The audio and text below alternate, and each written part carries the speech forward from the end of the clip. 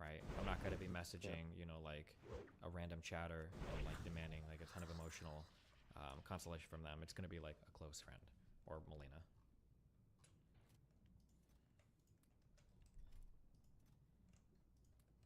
Yeah.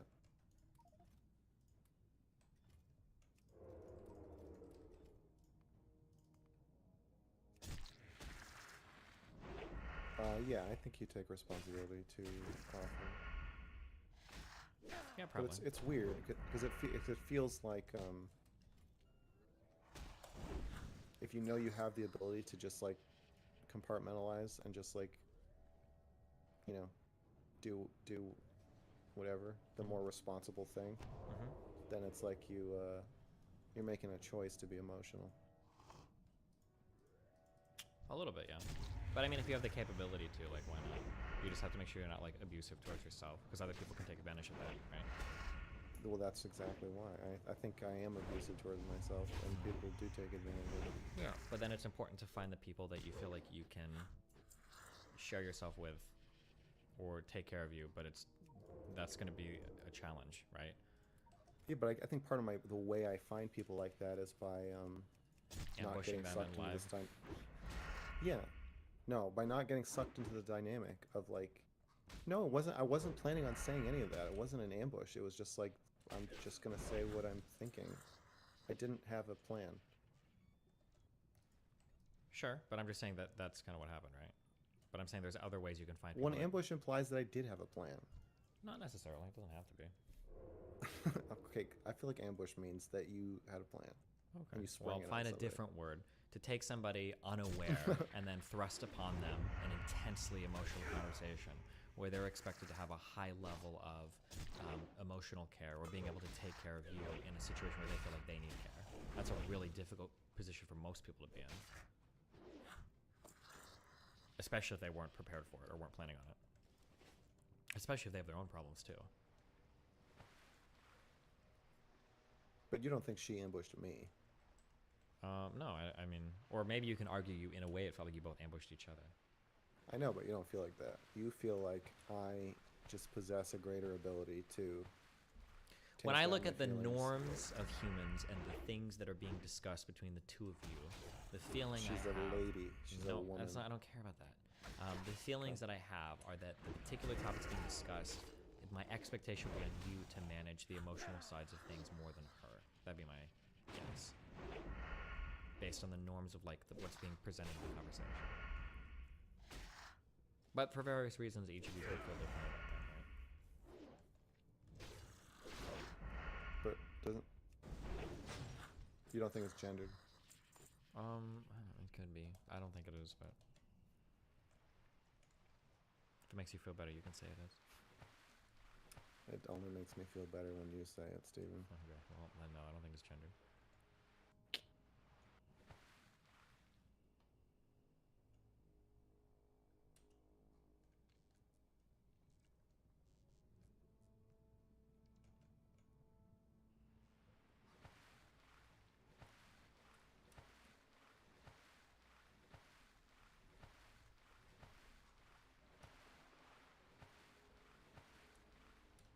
This is why I said it's not your fault that I got banned. Because you think I'm taking some huge emotional burn on myself that I'm just not willing to share with you. I don't even think you're aware of it. Oh, okay. Don't worry. A lot of people have said the same. That you think everything's your fault. No, that I'm engaged in some weird emotional repression. Oh, yeah.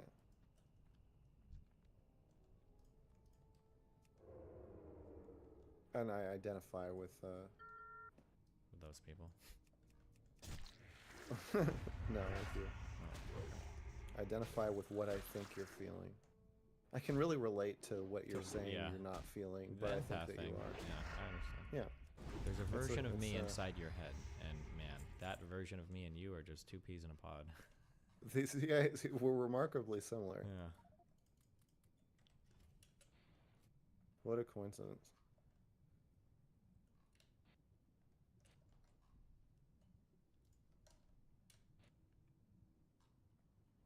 I know it's funny, but I really do think that. Okay. That's good. That's why it's only funny if it's true, Okay. or if I think it's true. I mean, Arguably, I was in that position 2 months ago where there was a person that existed in my head that was very empowering for me that probably wasn't a real human being, right? So, hey, I actually Yeah. perfectly empathize with those feelings, I know exactly where you're at.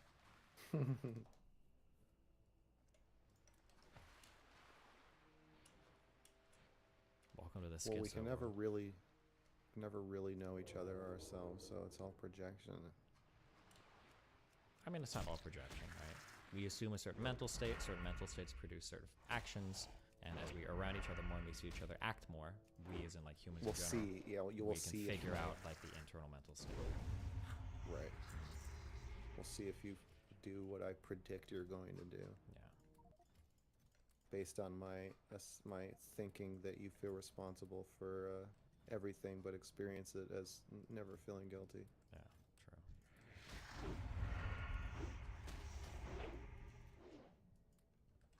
I feel your guilt.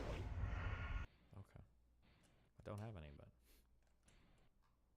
You do. It's just in my head instead of yours. gotcha. One day I'm gonna give it back to you, though, Steve. I'm gonna dump it right on your head. Gotcha.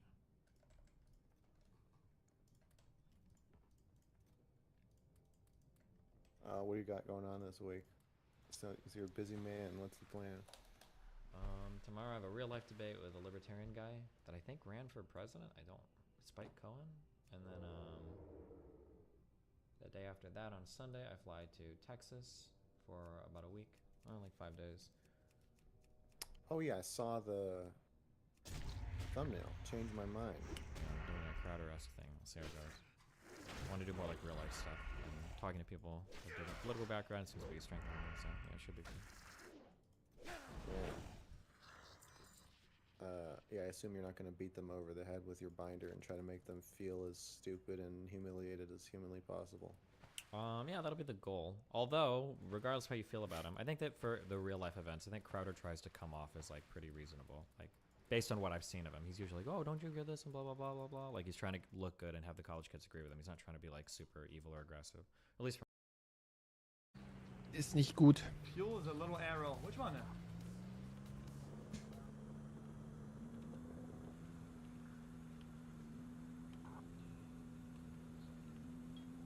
On the F.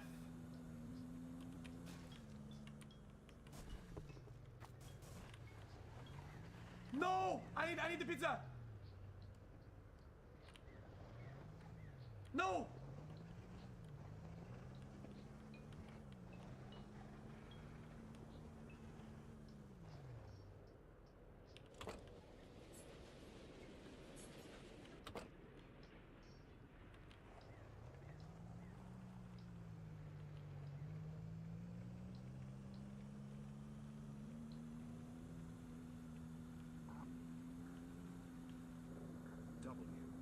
Oh, chat. I left some pizzas backwards, right? I could probably pick up the old pizzas that I have on the ground.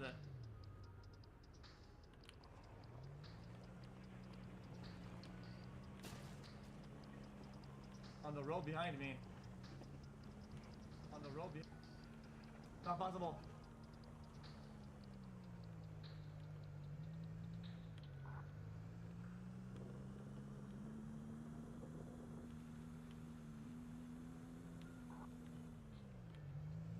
Yeah, chat trolled me, GG.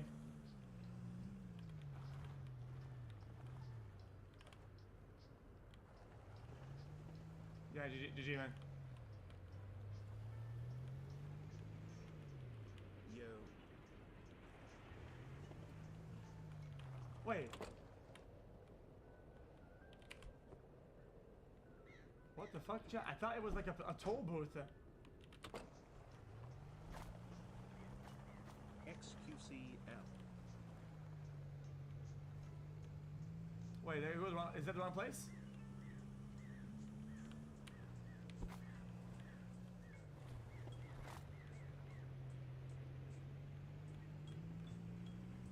No, I got it. I can't wait for the 10 pizzas I just ordered to arrive on time, hot and fresh. Surely they will be here soon. Hot and fresh, I'm starving 10 in this pizzas place. on time. Choose one or choose two. You're not getting all of them.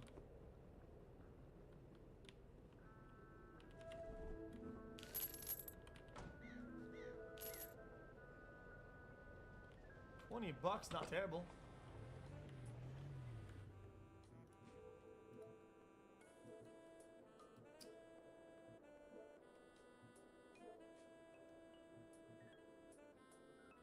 Oh no.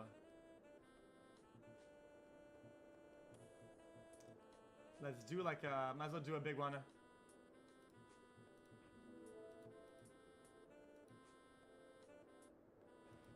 I took the wrong one. Why did I?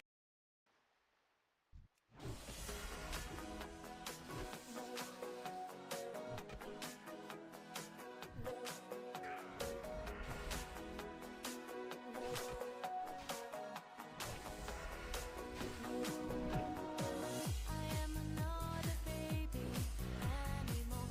I am not as innocent as before. I see it in the mirror, in my room, and I can feel it stronger in my soul. But I'm not so ready for this world. Now I see things I didn't see before. I need an explanation. Tell me more. Why I'm in love now? I don't know. How can I live forever? I don't know. Where can I find heaven? I don't know. What is going to happen? I don't know. Why I'm in love now? I don't know. I don't know.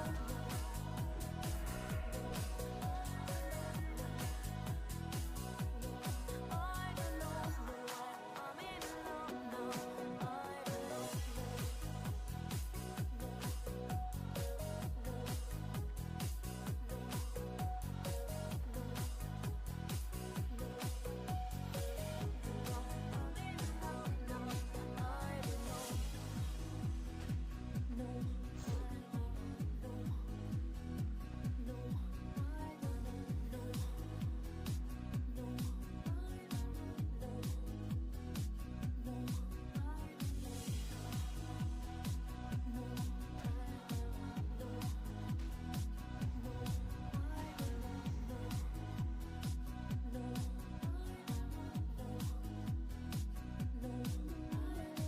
I live through my diary and I read down all my little problems.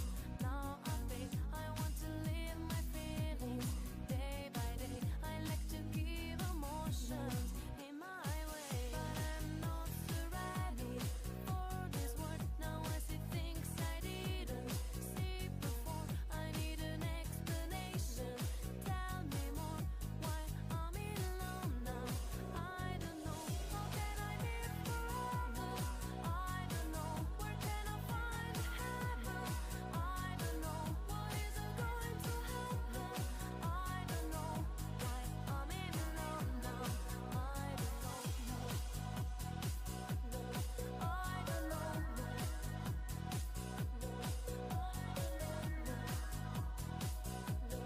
I don't know why I'm in love now. I don't know.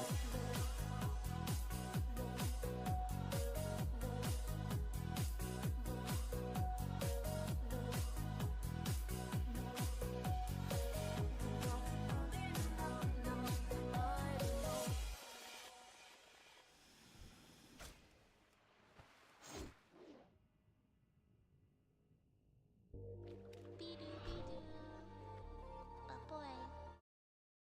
First box of Opus 13. I know what that is.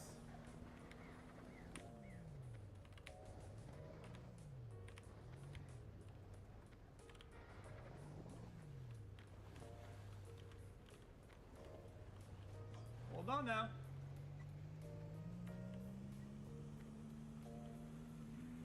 Yeah, if you had drones, it'd be way better. What if I land on the house?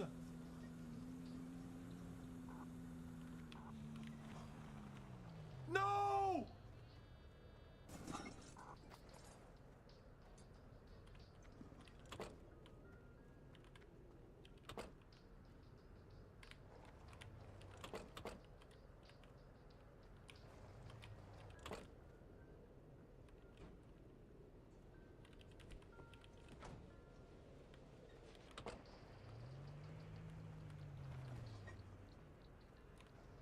Chat, there has to be a shortcut.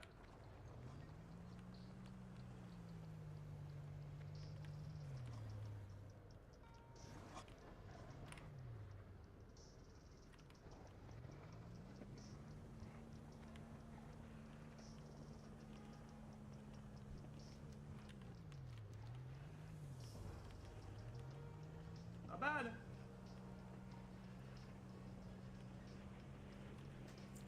That works.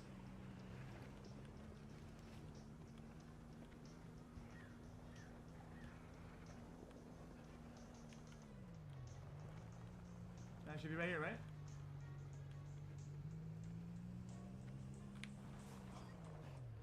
Did I miss it? Chase, actual real?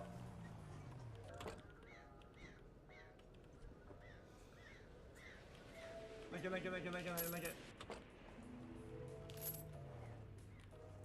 Okay, I was about done anyway with this game. That was fun though. I enjoyed it. It's kind of cozy, but it's not like... It's alright.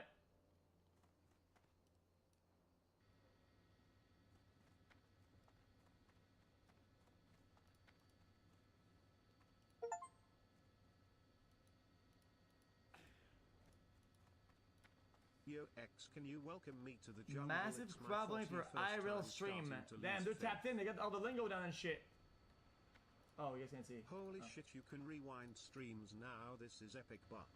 Chad, is there one that has audio on both ears? Because I'm about to get nauseous. Like I'm going schizo.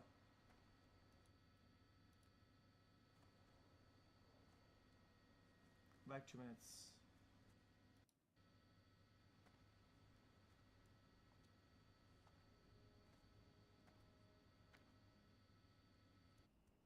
More?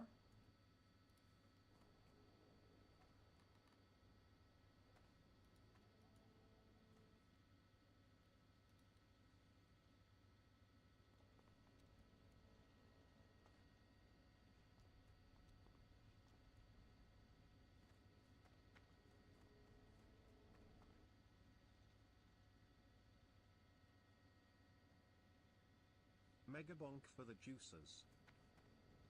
If those are compromised, they could create some of the effects we're seeing, and we've started going to the non-swing states doing? and finding the same counties that use those systems there, and we're seeing the same patterns even in places that aren't swing states, but they use the same systems. So that's really something as we go forward and publish more of that. It's not a question then of was this a focus around certain places, but as we've said, we're very concerned if it's tied to the machines. Chat, is there a It better, could have occurred almost anywhere these machines are used, and that's something that needs to be investigated. And that's the other half of our push, is we're saying, hey, statistics at the end of the day, it's not proof of anything. It is at best something worth following up on, and we've asked for investigations. We've been publishing these concerns so that we can get investigations.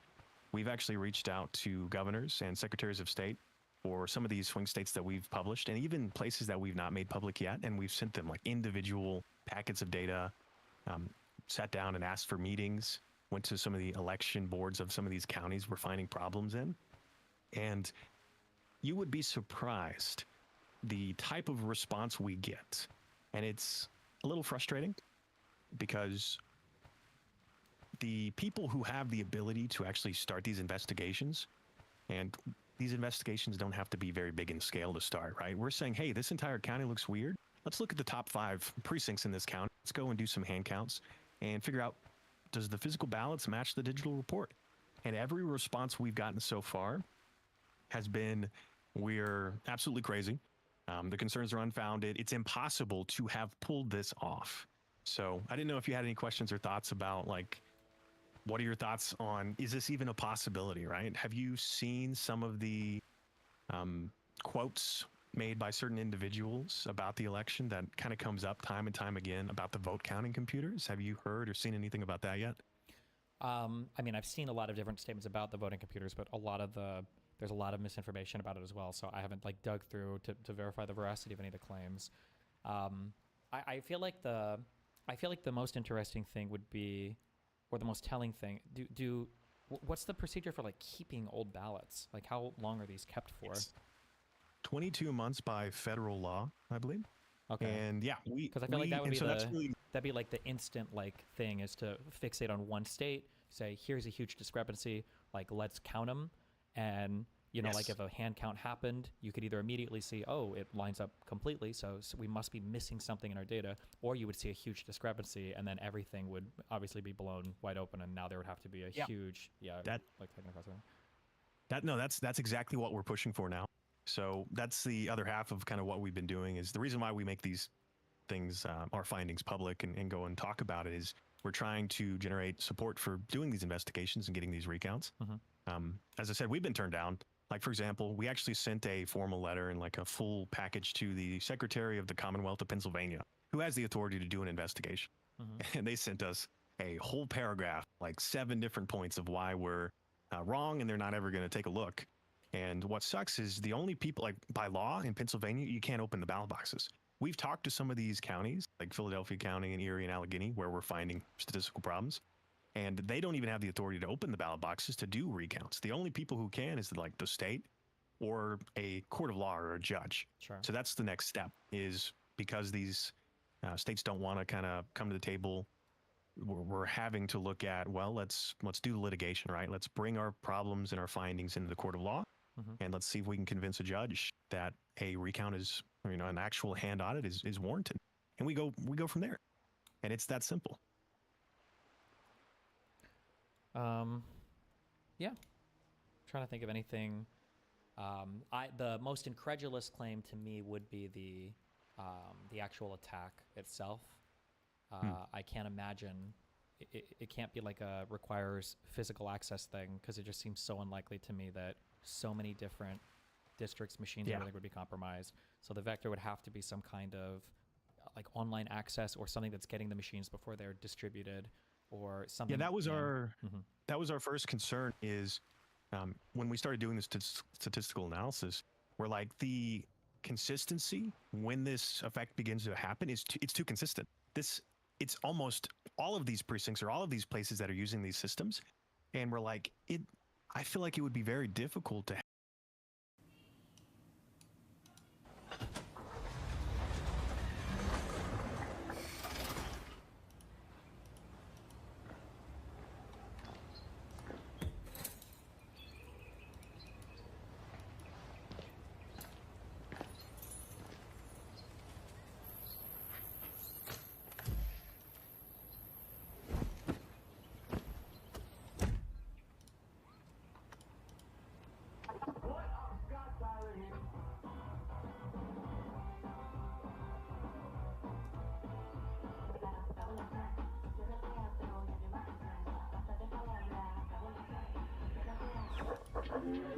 It's a cool teaser, I guess.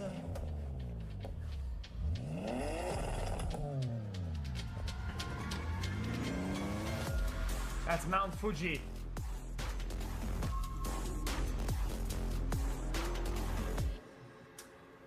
Shit, but what's different about this game, though? I think it seems not realistic enough. It's too arcadey.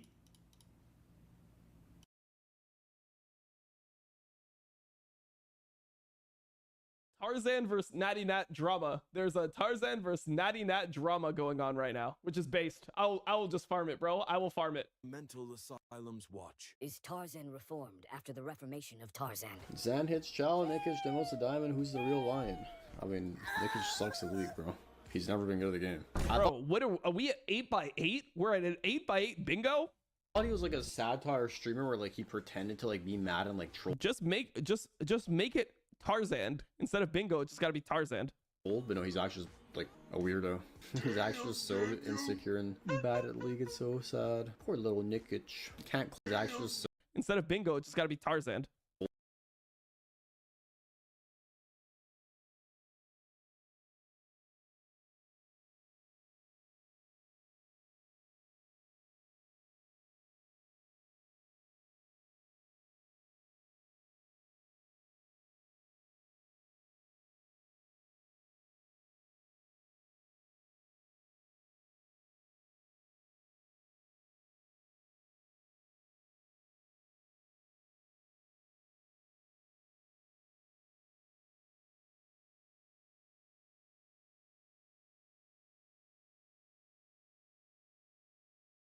old, but no, he's actually just, like a weirdo.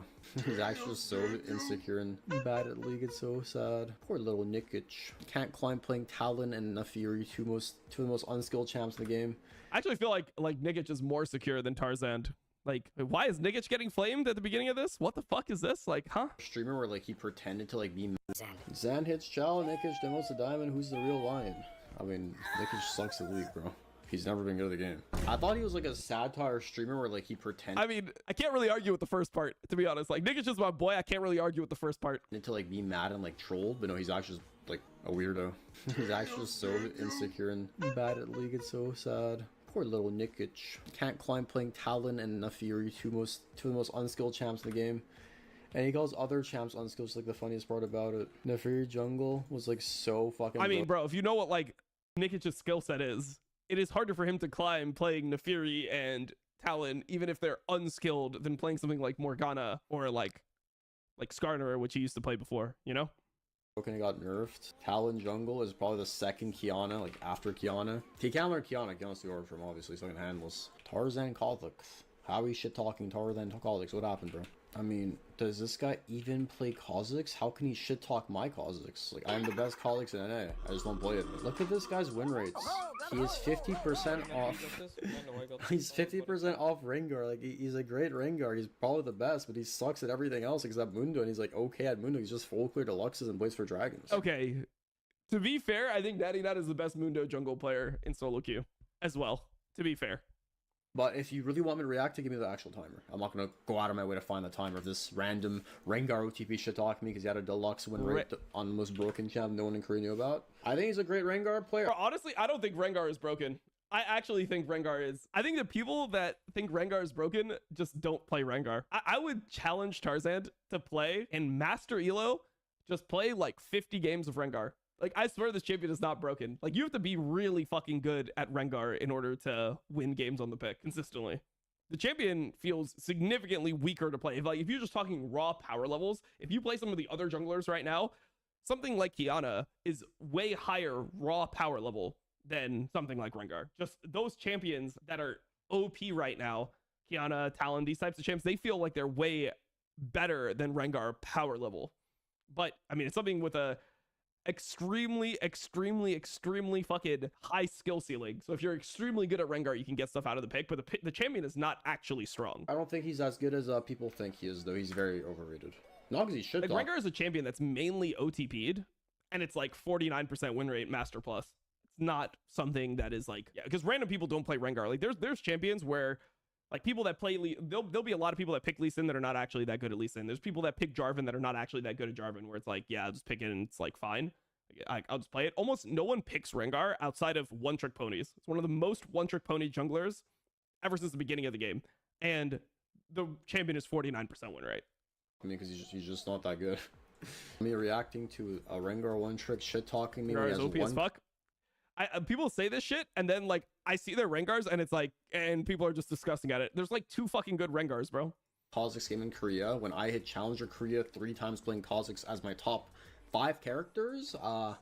Yeah, let me know, bro. If you want me to react to that shit, I got you. There's no way he goes around clearing on Kha'Zix and says he's doing a clean clear. I think this guy has autism, bro. I'm not. This guy doesn't understand social. Oh my. After the game, bro. Don't worry, after the game. Alright. I jokingly says this is like clean clear, and he's like, there's no way he says that. Bro, I know you want to ride the sheep mentality. You have like 5,000 viewers from like 300. Everyone hates me. Oh my god, my life is over, whatever. But like, you can't just like act like a retard on stream like that. It's just like weird. You did it before and you gave me a fucking F tier on your shitty tier list. It's okay though, bro. Winnable. I can't wait for when Shen Tarzan reacts to Natty Nat calling him a shit player, and all the Reddit incels. I hate this Tarzan guy. He is insufferable. Is that fair? No. Natty Nat's 10 times better than he'll ever be. I'm actually curious. Natty Nat's like, I mean, I do think Natty Nat is just a better jungler than Tar. Like, I think that Natty Nat has hit a level of play that, like, okay, so I do think that Natty Nat is not somebody who plays a huge amount of champions, but I don't think there's any champion that Tarzan could play if he went to Korea where he would have an 80% win rate at 1500 LP. And it's not because he's fanboyed. It's not because people are inting him on Korea solo queue ladder. It's just that he doesn't have that ability to dominate the solo queue ladder because he doesn't have any champion that he's that good at anymore where he could play at that level consistently in these games. Like, Graves is not in that great of a state. Like, I don't know, bro. It's just like, It's something that I think almost no one else can fucking do. Get an 80% win rate, 1500 LP. Professional career. Has That's crazy. this guy performed in any tournament ever? Who the fuck is Tournament ever? Wait, why is Tarzan talking about tournaments, bro? This guy has never been a pro player in his life. Buddy Esports? He's just a sub. He didn't ever play.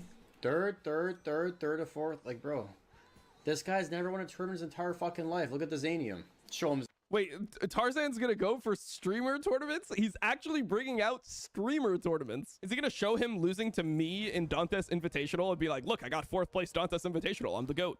Zanium, show him. First in Twitch Rivals team draft.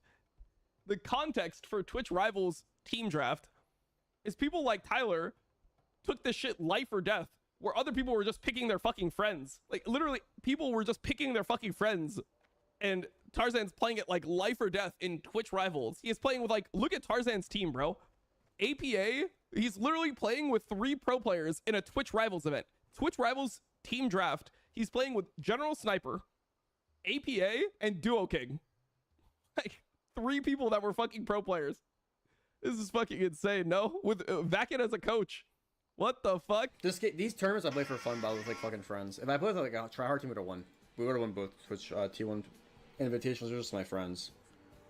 A white books has vanished, by the way. Wait. Just it's the same. He's literally like Scooby. This is Scooby. Y-Books is SKB. Scooby.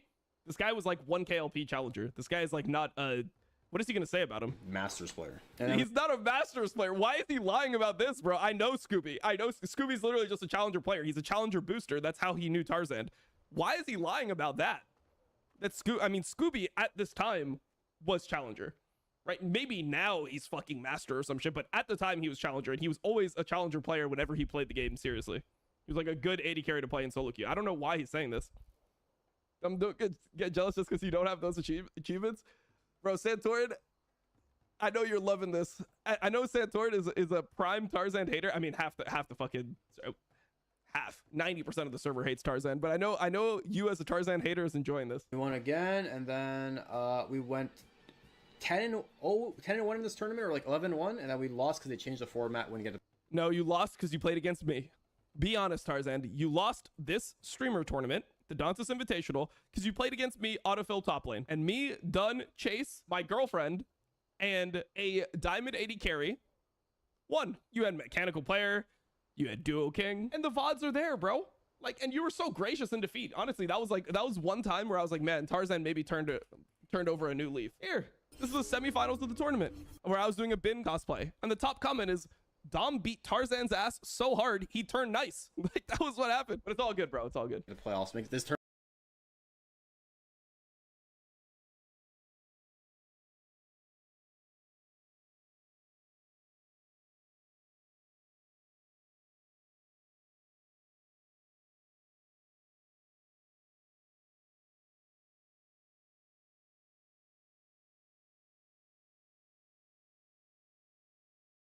tournament made 0 sense, by the way.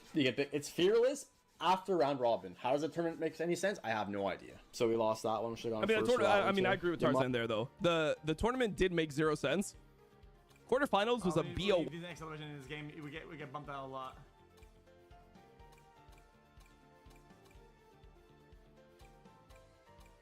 Wow, these are really good.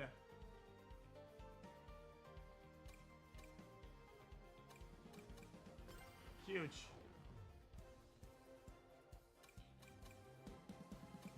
Expert. Can do. By Miku? I'll play that after.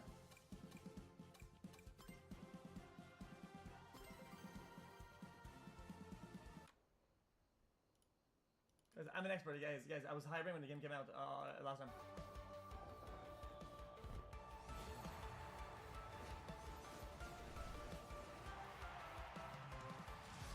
You may be strong. You can't do anything against Shut my up, moron. psychokinesis.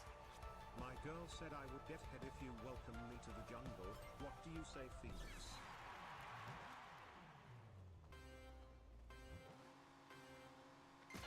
Wow, perfect actually.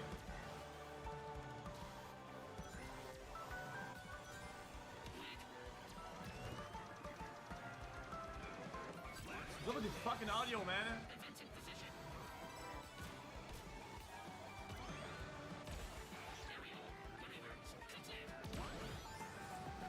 Oh my god, the audio.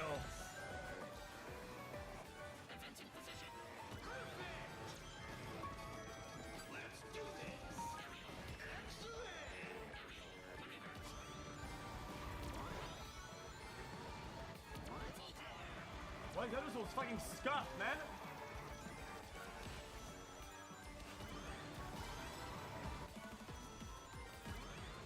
This audio is schizo as fuck.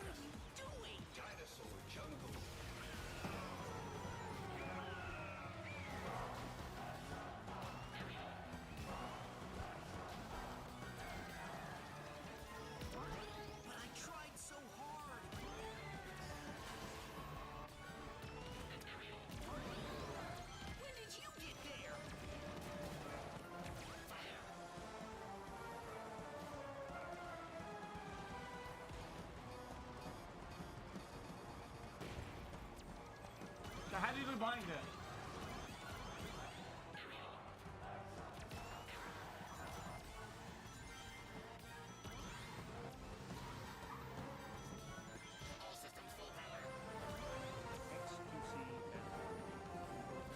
Yeah.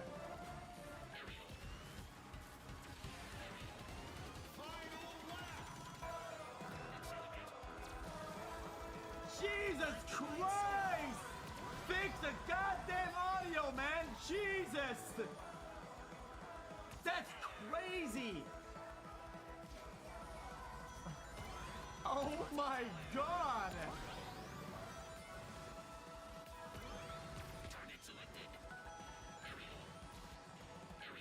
I missed it.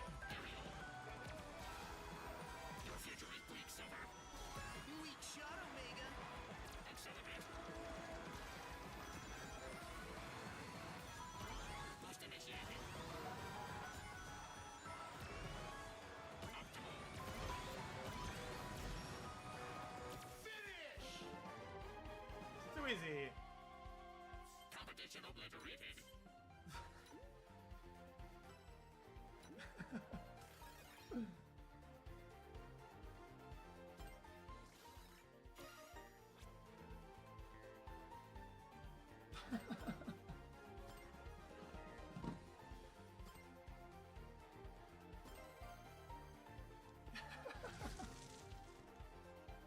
I can still fix this. This guy's fucking writing in a soap.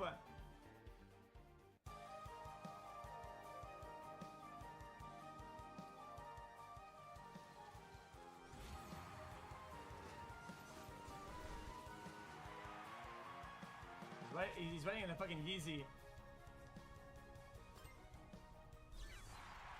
Wait, why am I in last place if I place first? Perfect again.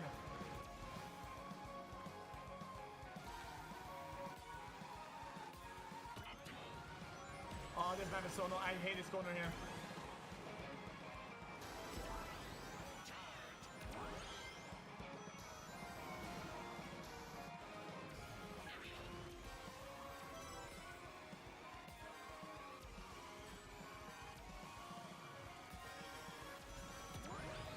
When did you get there? What? How am I not heavier? I have a massive truck and I'm a robot.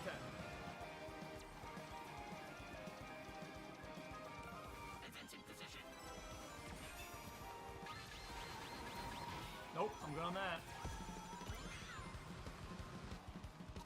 Random track. I say we go this way. A random track.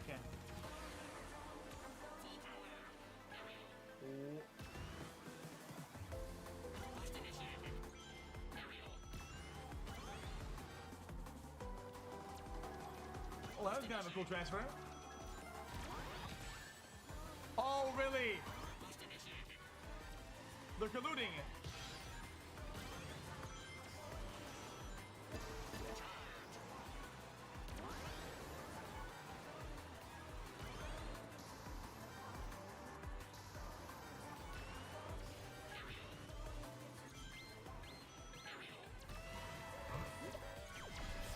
Huh?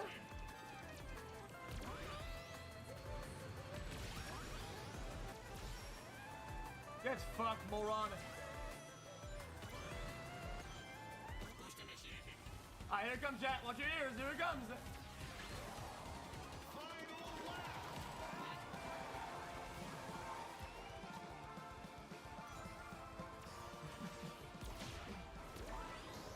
And I'm dead.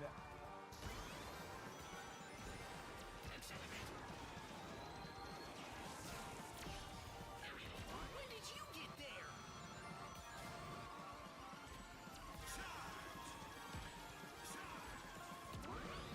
Hi there. I'll watch out here. All systems full power. See you next time. Let's go. Target neutralized. Advancing position.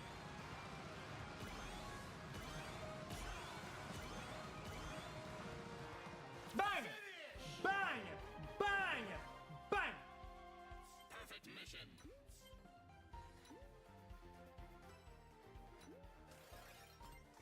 Wait, 5 coins equals 5 tickets?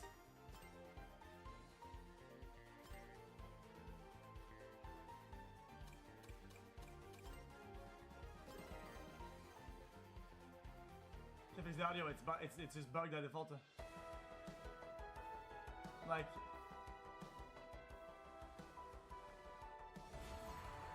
try things the last time it's not fixable. I'll play online and fix tutorial first.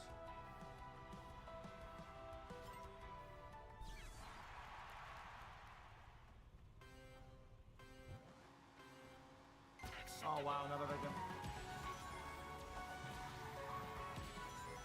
Accelerate.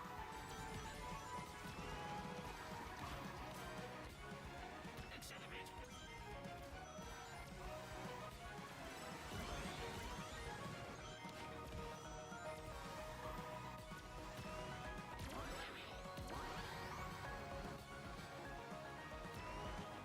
When did you get there?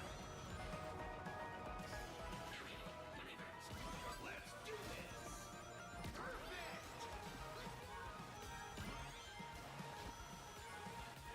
Perfect. When did you get there? When did you get there?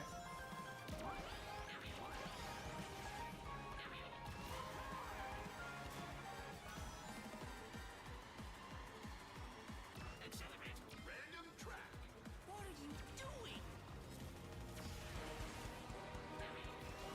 But I tried so hard.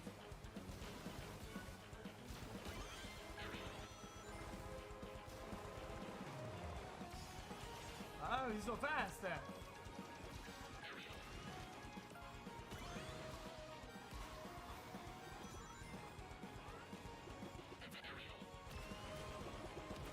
guy's zooming. Oh, there. When did you get there? What?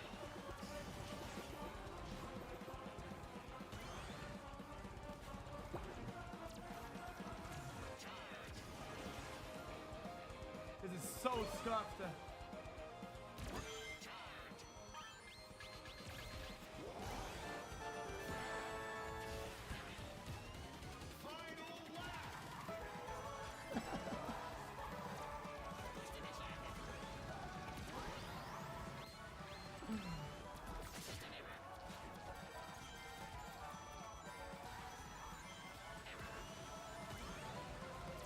That's All systems full power. Aerial. I'll adjust that for more action. Accelerate. See you next time. Aerial. Accelerate.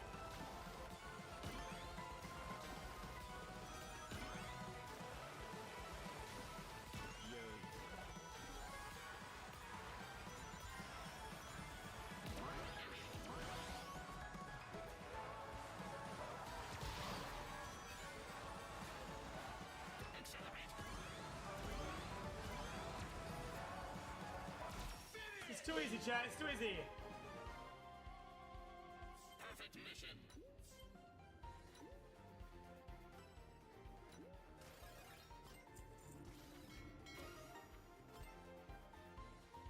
Oh, one more run again?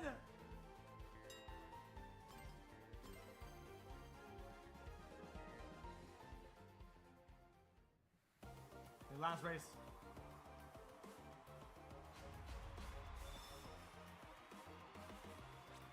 My laptop is melting trying to process the audio coming out this game. Mute. I mean, it's bugged. There's nothing I can do about it. What can I do about I it? think you could turn it up. I can't really hear what's going on.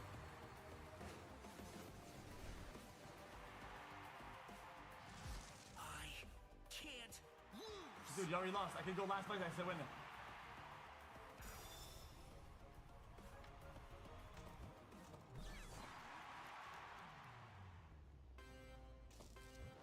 50-month XQCL, can I get a welcome to the jungle, please? Love your new merch, BGW. What's up, man? New? Is there new stuff? No, I don't think we have any new stuff. 5 years old. Love you, XQ.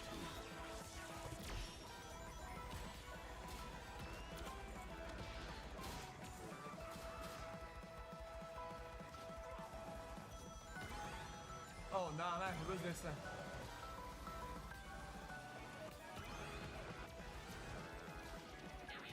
Gotta lock in, hold on.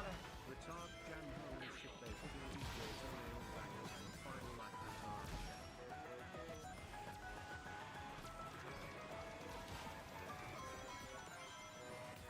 Boost initiated.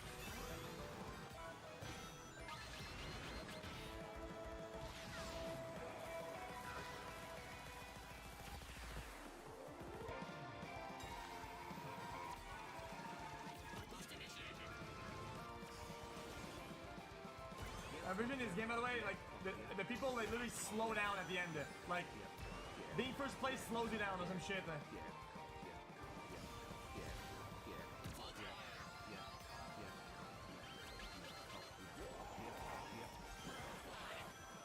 Dumbass. Okay, well. Accelerate.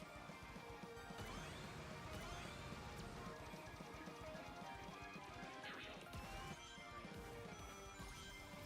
But I tried so hard.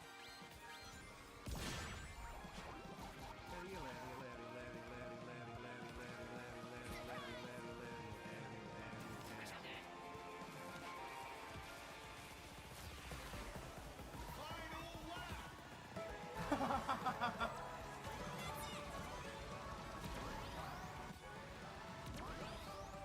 Aerial.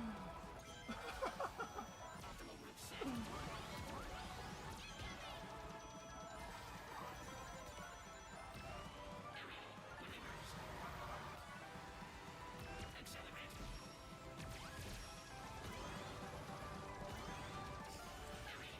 Maneuvers.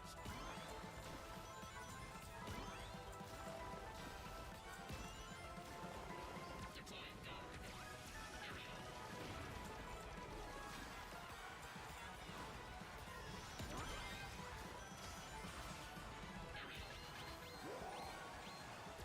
System reboot.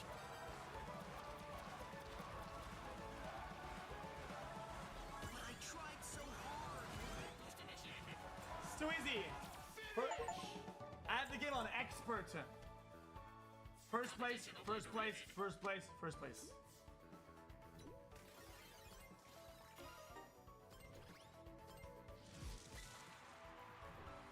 I did my best, though.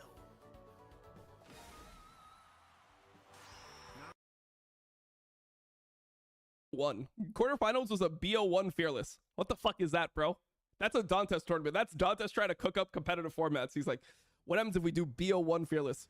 I played one game against Viper in the quarterfinals, and I played Udyr, he played Jace. He was like, I mean, he's just by far a better top laner than me, but in that game, I solo killed him. So I was ahead top lane, and kind of the way that tournament was set up is that like you had like one player that was like high challenger, and then you had like other players to fill in. So because Viper, Viper is supposed to stomp me, which the first time I played against him, he played Jace, or no, he played Aatrox. I blinded Malphite because we needed CC, and he played Aatrox, and it was completely unplayable. And the second game, I just played Udyr into his Jace, and he just didn't know how Udyr works, so I solo killed him, and then the game was just over. Like, he was playing with, it was him, Detention, Jaden, and some other people. That was his team. But it was like one of those tournaments that's mixed rank. So when you play a mixed rank tournament, it's like your rank 1 high challenger player better be beating the autofilled streamer in order to win, you know? Otto's rug pull. Awesome. I'm gonna do the same thing in my audience soon. Has this guy ever played a skill? You're such an Udyr pioneer. That tournament actually changed the meta. Hey, bro. I couldn't win with, like, bro, I'm not going to be playing fucking Jace versus fucking Aurelia matchups versus Viper, bro. I better be playing some Udyr. Shot champ in his life. I thought Tarzan was good. What the fuck does that even mean? He's been saying that. He's like rage baiting that shit for like years, bro. He's so weird. He's actually so weird. I thought Tarzan was good. I thought Nightnut could play a champion off Rengar Mundo, but I was wrong. My bad, bro. Bro, he's just good at one champ. He's really good at one champ. Don't get me wrong. He's just a weirdo, social climber. Perma shit talks me for no reason. I only talk good about him. Even he shit. I say he's really good at Rengar. He's just bad off Rengar. If he doesn't shit talk me pro, I'm gonna shit talk him back. It's just like, it's just cringe. How do you think I'm a bad player because of the Kha'Zix clip you saw?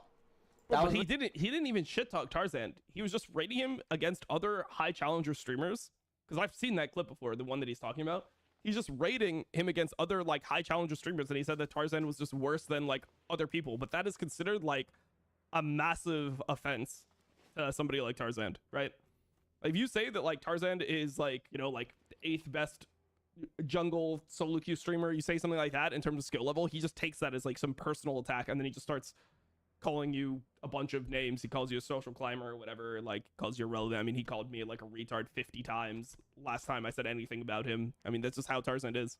That's why Tarzan, like, you can never be friends with somebody like Tarzan, because there is no like give and take in the relationship with somebody like Tarzan. He will like just flame the fuck out of you to the ground if there's ever any type of slight. He can't even handle other people complimenting you or saying that somebody else is better than you. Like when I played a bunch of like streamer tournaments against Tarzan, and when I would play better than him in a singular game, right?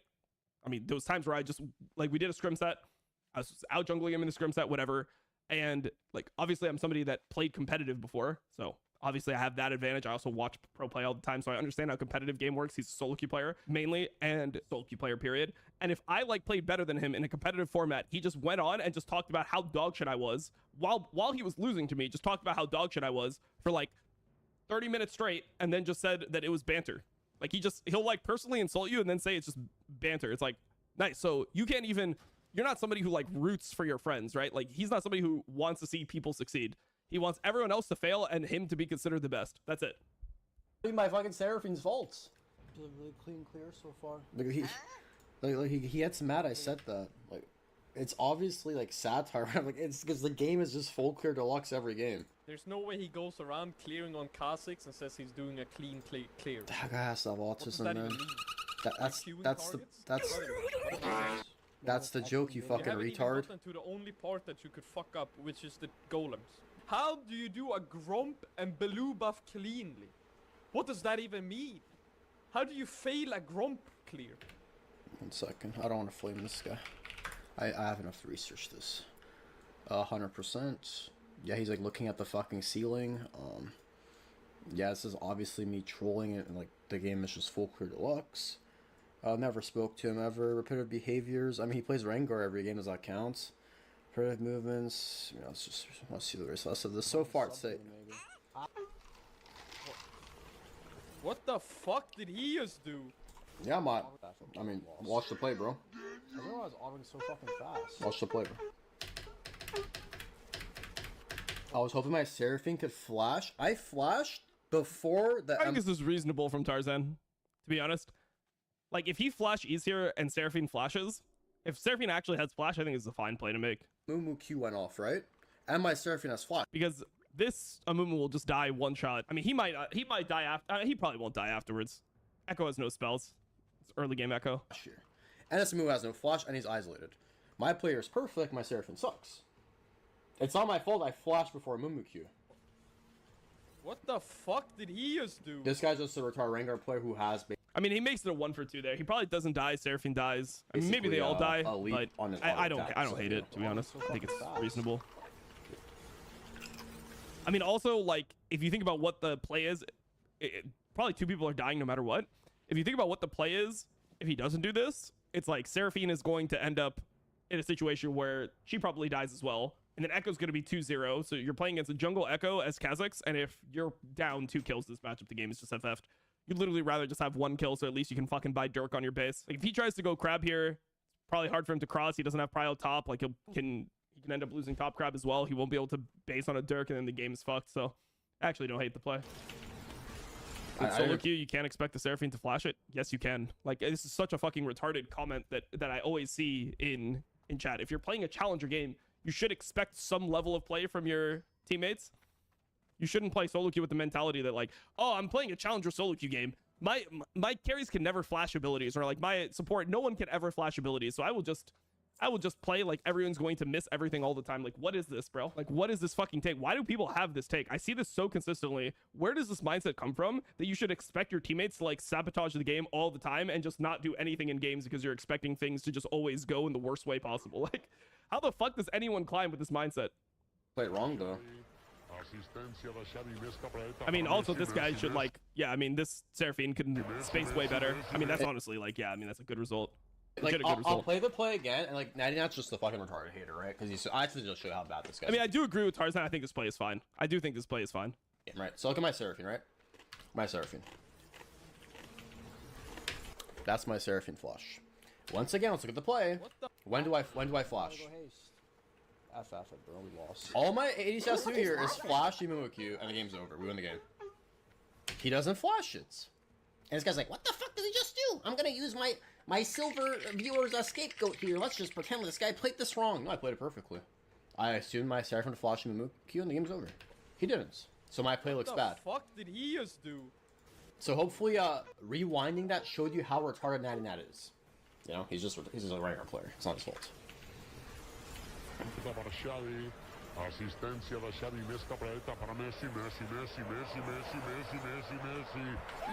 me see what he says. What could he possibly? It's a low master game, bro. Q out of my leap. Q out of my leap. Oh my! Is Tarzan actually bad? Q out of my leap. I think it's a fine play. I legit still think it's a fine play. I'm with Tarzan on the play being a fine play. It's just like, if you don't do this play, like obviously there's a chance he gets a kill. There's a chance that the Seraphine flashes, it's a 1-for-1. There's a chance that it's a fucking 2-for-1. If you just let this play get off and you don't do anything as a Kha'Zix into Echo, and then Echo gets like a kill or 2 kills for free, and you're just perma behind, you're just hoping that he makes a mistake. You're hoping that he just throws his lead. You're not actually, you don't have a play to make here. I thought he was good. What does that even mean? Q out of my leap. Like, I thought he was good. Like, I thought he was good. Hey bro, I thought you were good too, and then they banned Rengar every There's game. no way you go Q out of my leap after doing this. Q out of my... What is Q out of my... Does anyone know what that even means? That the Mumu queued out of your E. That's what it means. Brother, what do you think? Like, huh? Does he not understand what happened this play? No, bro. Come Discord and let's off stream, on stream, whatever you want. Tell me what the fuck you're even saying. What does that even mean? What he's saying? He used to be insanely good. What did I play was the best I could play it. I expected Seraphine to flash. He didn't. Q out of leap. Is he saying I should be Eing and then Qing mid-air? Yes, that's what I was gonna do. And then my Seraphine got hit by the Q, and I flashed before. Someone explain what this retard's saying, bro. I don't even know what he's saying, man. What is this? You type that. Brother, what do you think? Like, Where did I type Q out of leap? What does that even? I don't know. Bad? He was. Wait, did he actually type that? That'd be so funny. What? Q out of my leap. Wait, he did say it. Wait, Tarzan actually did say it. He's like, what the fuck does that mean? What is this retard saying? Q out of my leap? And it's like, wait, you just said that. No, it's too good, bro. It's too good. Okay. No, Yeah, it's so I base. typed Q out of my leap as in a moo. Okay. Yeah, I typed Q out of my leap as in a moo that came out of my range. I don't know what the fuck you guys are. This guy has to be like fucking rage bait or this guy's retarded. Wait, I don't understand what he's upset about. That's it. He just watched my video and said this guy's bad, and I didn't say why I'm bad. I'm watching Tarzan, watching some other guy watching Tarzan. Yeah, pretty much. So this guy's coming with spirit out his loss. I'm watching the Tarzan Natty Nat drama. Isn't everyone every day now? After you die?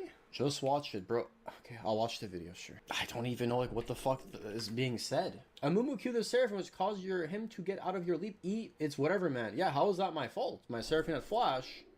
I don't understand what you're saying. I'm with how Tarzan on the play. I think that him flashing here is fine. I do think it's fine. Seraphine had flash and Mumu Q, and I flashed before Mumu Q'd. I expect him to dodge it. They gave him Q out of my leap. They gave him Q out of my leap. I got 0 kills. She got both kills. Yeah, that's literally what happened. I don't understand, like, what is being discussed here. Can someone tell me, is this guy retarded? Is he just baiting again like he did on his tier list? What does that even mean? Amumu queued out of my leap. Yes, and whose fault is that? Amumu has no... I think that you should wait for Amumu Q or Sarah Flash before going in. Solo queue. Yeah, I mean, the problem is if you wait there, though, for a second, then there's a chance that Amumu is not isolated anymore. Like, you have to be going directly when the guy flashes, or else the Amumu could not end up being isolated and then you just won't kill. Flash. I remember because of the early game when he died when my bot lane died level 1.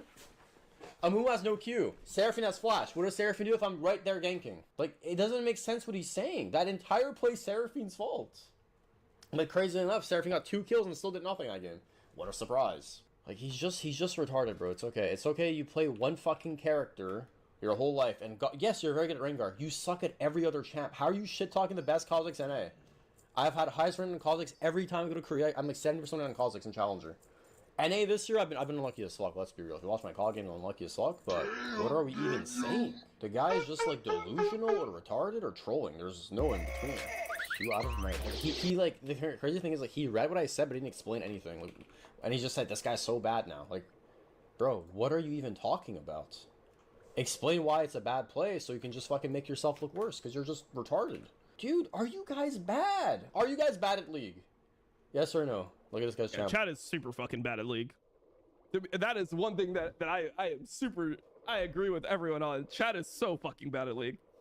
So many times where you'll stream this game and then you'll just get the most dog shit opinions on what should have happened in the game or like what you should have done that are just clearly wrong. It's like so obvious that people are not thinking on the level of like what is happening in the game. They're just like trying to reverse engineer what they saw on the screen and they still get the idea wrong, which is so crazy to me, bro. Like, how can you watch a solo queue game, watch a play, and then get the right answer wrong after it happens? You know, that's crazy. That is crazy. At least we can play tanks. That's really nice.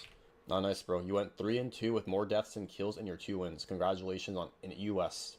You're the GOAT, man. The one game you had 7 kills and you had less damage. 70% in Challenger, but most games are won before high-low. Yeah, I mean, he still has a 70% win rate when he's in Challenger. Your support almost. Congratulations, bro. You're better calls. Like, sorry. Like, what is this dumbass talking about? I don't even know what he's saying. It's just like rage bait, bro. It's what it is. It's just rage bait. It's like very poor rage bait, but it's rage bait. Anyone above silver knows what he said doesn't make sense. Like, what does that even mean? He read what I said and said, this guy's so bad now. But he didn't even, like, say anything. I mean, just cringe. He just shit talks me because the community doesn't like me. Therefore, they'll just, like, whatever he says will, like, suck his dick. Can Natty not play any champ besides... I mean, I just don't think Natty Nat cares that much, to be honest. In Challenger Korea, I don't think so. Because I've seen him play Kiana. I've seen him... We'll have to see what Natty Nat has to say about the King of the Jungle, Tarzan. Talking Tarzan to Kha'Zix. What happened, bro? I mean, does this guy even play Kha'Zix? How can he shit talk my Kha'Zix? Like, I am the best Kha'Zix in NA. I just don't play it. Look at this guy's win rates. Imagine that you look at my Kha'Zix and you see a 21-4 against Showmaker himself. Challenger Bout. This guy was a... Where did Bout play? Bout played somewhere. Where did he play, chat? Where did Bout play? Was he HLE and he went to... Bro, I'll be honest, I've watched LCK for years. I have no idea about Bout. I've never heard of this guy. This guy played in LCK? Fucking Worlds. He was a sub. This is 16 days. This is probably like Kespa Cup or some shit because it's December. Dark Passage, HLE Challengers. He subbed in for 6 days as like a temp sub. T1 Challengers, T1 Esports Academy, HLE Challenge. Yeah, this guy, I've never heard of him. He played fucking HLE, bro. Like, brother man, what are you gonna say? Like, what are you gonna say? And I drop dick on them, bro. He is 50% off. He's 50% off Rengar. Like, why are we talking about my win rate off Rengar? Why are we doing that? We're doing that. He's a great Rengar. He's probably the best, but he sucks at everything else except Mundo, and he's like okay at Mundo. He's just full clear deluxes and plays for... Okay, I'm just gonna give you the real take here. So the reason why Natty Nat dislikes Tarzan is because I think that Tarzan embodies everything that Natty Nat thinks is like disgusting about a challenger player. If you think about what Natty Nat does, if you watch a stream, he's somebody who, I mean, he will assign blame to other people, but generally he is somebody who is highly introspective. He's always trying to figure out how he can play things better himself. And Tarzan is the king of like deflecting and blaming other people for things that happens. He never doesn't take responsibility, and then he just like flames everyone to a ridiculous level. So somebody like Natty Nat just doesn't respect somebody like Tarzan because Natty Nat's like, I'm better than you and you have more ego than me. How the fuck is that possible? You know, like that's Natty Nat's point of view. So I think that that's really just what it is. Okay, you can't say I'm okay at Mundo. I'm the best Mundo by far. Yeah, it's true. You can't say he's okay at Mundo. I mean, he was rank 1 playing Mundo at a point. If you really want me to react, to give me the actual timer. I'm not gonna go out of my way to find the timer of this random Rengar OTP shit talk. So you did get me there, but like, why are we doing that? Why are we saying random or Rengar one trick pony? I mean, to be honest, Natty Nat's just gonna be a bigger streamer than Tarzan forever now. Literally. I mean, he's just better. He's just a better content creator, to be honest. It's better to watch. It's very tiring watching Tarzan. You have to be in a very, like, I can watch Tarzan sometimes, but it's like, it gets old quick. You know, it's like, you're in a mood for like 15, 20 minutes. Hey, I want to watch some Tarzan. And like, you just hear him flame everyone. You're like, oh, that's kind of funny. And then it just like gets tiring and you turn it off, right? You're like, oh, I want to see him lose his mind. Like, that's the type of mood you have to be in to watch Tarzan. Natty Nat's just better to watch because, I mean, not only does he play higher rated games in general, but he also is just way more introspective. It's something where you feel like you can learn a lot about very specific things if you're in the mood to watch champions like Rengar, Mundo, these types of champions. He's very good at showing how to carry, and he wins a lot of games that should be like unwinnable by just having very good mental and being willing to cross map and make the best play consistently, even if it looks like it's not going to end up mattering. Like, he's very good at just being like, okay, this is the best play I can make. I'm just going to do it every single game. I'm just going to be consistent, and you know, if we lose, we'll lose, but I'll know that I've done the most I could. So that's just, it just is what it is. He had a deluxe win rate on the most broken champ no one in Korea knew about. I think he's a great Rengar player. I don't think he's as good as people think he is, though. He's very overrated. Not respect. He knows I'm good. That's fair enough. Natty Nat's like slightly overrated by fanboys and stuff, but he's not like, he's obviously really good in solo queue. It's just that people don't know what solo queue means. So people will take a player like Natty Nat who's like 2 tricking in Challenger, and I'll see videos like, is he like the best individual player? Like, period. It's like, no, I mean, people that play multiple different champions at this LP are better overall at the game than Natty Nat. But Natty Nat is very good at Rengar, right? And one thing that I think Tarzan said earlier that is true is that when you play a champion that other people don't really know how it works, you have such an advantage. I mean, it was kind of like the same thing, like on a much lesser level, but it was the same thing when I, you know, played Udyr to Challenger last year. Like, part of the advantage of playing a champion like Udyr is people just don't even know how the champion works. Like, they don't know what your double W does. They don't know like when you're going to be strong, when you're not, how many stacks you need to actually be able to like combo. So because of like the knowledge gap that other people have regarding Rengar, he has an advantage there, and that's like part of the climb. But it's not to take anything away from Natty Nat. It's just that like fanboys don't understand what solo queue means. He should talk to me because he's just not that good. Or in boss when entering Cyan and Korea. Yeah, it's very OP to just do something that other people are not ready for. So, like, if Rengar was meta, it would be much harder to climb to Challenger with an 80% win rate. Like, assume that it was never banned. Like, assume that we're not talking about just the ban rate of it. But if people were used to playing against Rengar every game, they understood like generally his cooldowns, his stacks, when like how he's going to play different situations at different times, you wouldn't be able to get this win rate again. Me reacting to a Rengar one trick shit talking me when he has 1 Kazakhs game in Korea, when I hit Challenger Korea 3 times playing Kazakhs as my top. Well, are you serious right now, though? Yeah, let me know, bro. If you want me to react to that shit, I got you. There's no way he goes around clearing on Kazakhs and says he's doing a clean has to be the worst thing to ever happen to League ever. I mean, I don't know. I'm of the opinion because so I came from playing Dota, like, and Dota in-houses, you knew who you were playing against, right? And when you play like a competitive game of League, it's not like you just randomly like go into a game. You're like, who are we playing today? Are we playing against fucking Genji, T1? Like, who are we playing? I felt like it was weird. I mean, it's something that people just accept now, but I think it's weird that your opponents are not visible to you in draft. Like, you don't know who you're drafting against. Whereas like in high rated games, I would like to be able to like ban out one tricks, and I feel like that would make the ladder more real in a way. If people like, that would be actually the skill of players as opposed to who can like abuse the ladder the most. But I understand why one tricking exists, but to me it was always weird coming from a Dota background where you just knew who you were playing against. Bro, this guy just understands social. Oh my. After the game, bro. Don't worry, after the game. I jokingly says this is like clean, clear, and he's like, I like that about Natty though. He can laugh at himself. There's no way he says that. Bro, I know you want to ride the sheep and was that a joke? I remember this. He did say he had a clean Kazakhs clear, and I was kind of flaming it. But maybe he was just joking. It just didn't sound like it. mentality. You have like 5,000 viewers from like 300. Everyone hates me. Oh my god, my life is over, whatever. But like, you can't just like act like a retard on stream like that. It's just like weird. You did it before. You gave me a fucking F tier on their shitty tier list. The thing is, when it comes to skill in League, I will just say what I see. Stop the cap. And I mean, that's what I've been seeing. So, you know, I always give people the ability to get better, and I'm not gonna hate you forever, and I don't hate anyone really. I just say what I say, you know what I mean? And when I did the tier list, I thought he was a F tier jungler, but to be honest, it wasn't F tier. It was just that tier was where he was. I don't know, in terms of League skill at the moment. React to the full video. It's comedy. It's okay though, bro. Winnable. I can't wait for when Shen Tarzan reacts to Natty not calling him a shit player and all the Reddit insults. This guy is the biggest Tarzan hater of all time. Honestly, that guy is farming me content. Hey, shout out One Shed. This guy is farming me. He's helping the Clips channel. He's I've a real watched one. some of his videos because people have been sending it into the stream. It's just fully a bunch of Tarzan hate. That's his whole YouTube. Like, that's his whole YouTube. I hate this Tarzan guy. He is insufferable. Daddy, that's 10 times better than he'll ever be. I'm actually curious then. That's like professional career and stuff. Has this guy performed in any tournament ever? Who the fuck is Ruddy Esports? He's just... No, don't disrespect my goals Ruddy like that. Don't disrespect my goals Ruddy like that. Hey, real one. Don't disrespect my goals Real Ruddy one. like that. I mean, I lost, yeah. We lost to all LR, I can't lie. That's the team we lost to. They were too good. They were simply better than us. And it is what it is. Chat, don't disrespect me. I'm gonna try one more time. He didn't ever play? Third. Weren't you almost a jungler? I was in talk with Kadril for a little bit, yeah. But they decided to go with Velja, which I'm very happy about. I think Velja did amazing, and I'm very happy for him. This guy's never won a tournament his entire fucking life. Look at the Zanium. Show him, Zanium. Show him. First. Which rivals, bro? That's so crazy.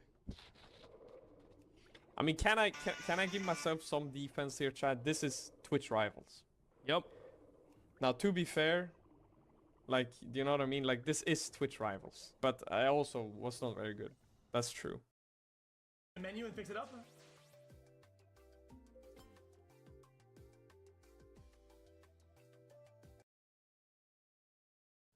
Especially my first time around, I wasn't very good. I also played this Aurora Cup.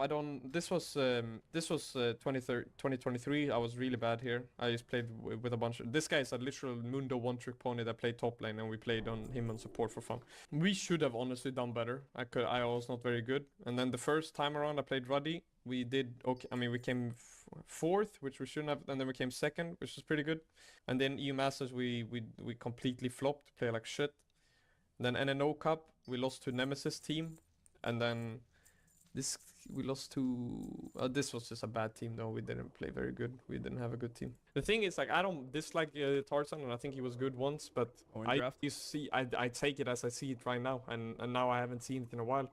He's gonna go Korea soon. I'm very excited. I hope he does well, and if he does well, then shit, then he's a good player again. And that's a pretty mature guy. I like Natty a lot, to be honest.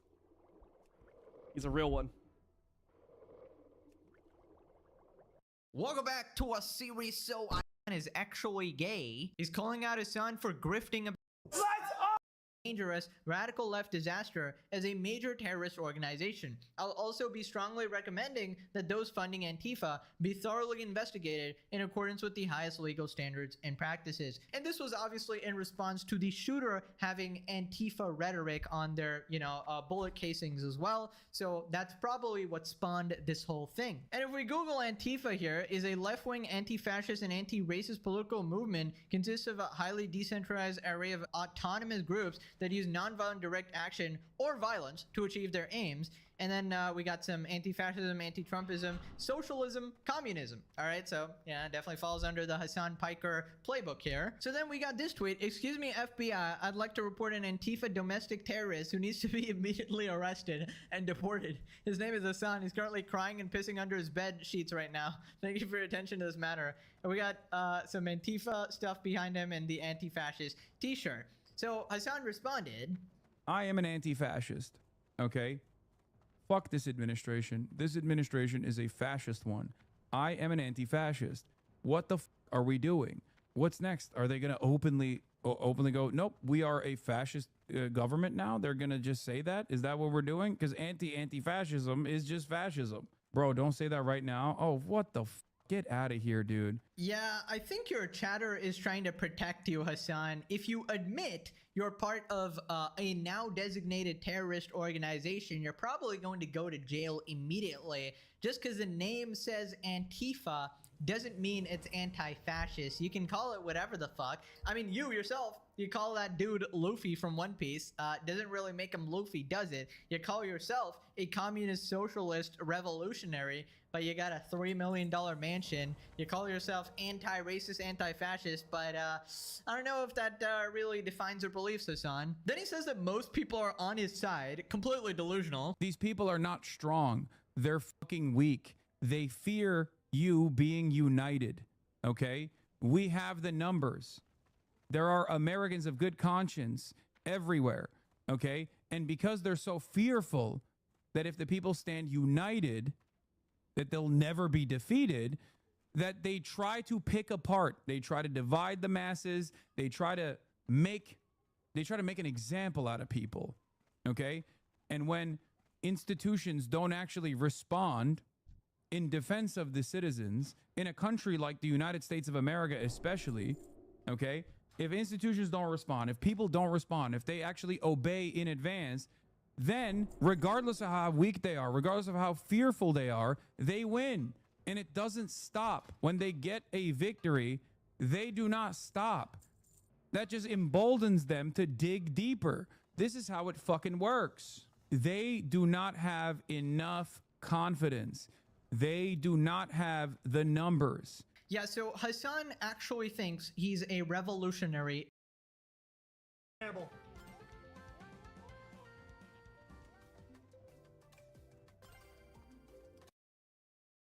Welcome back to the Philip DeFranco Show.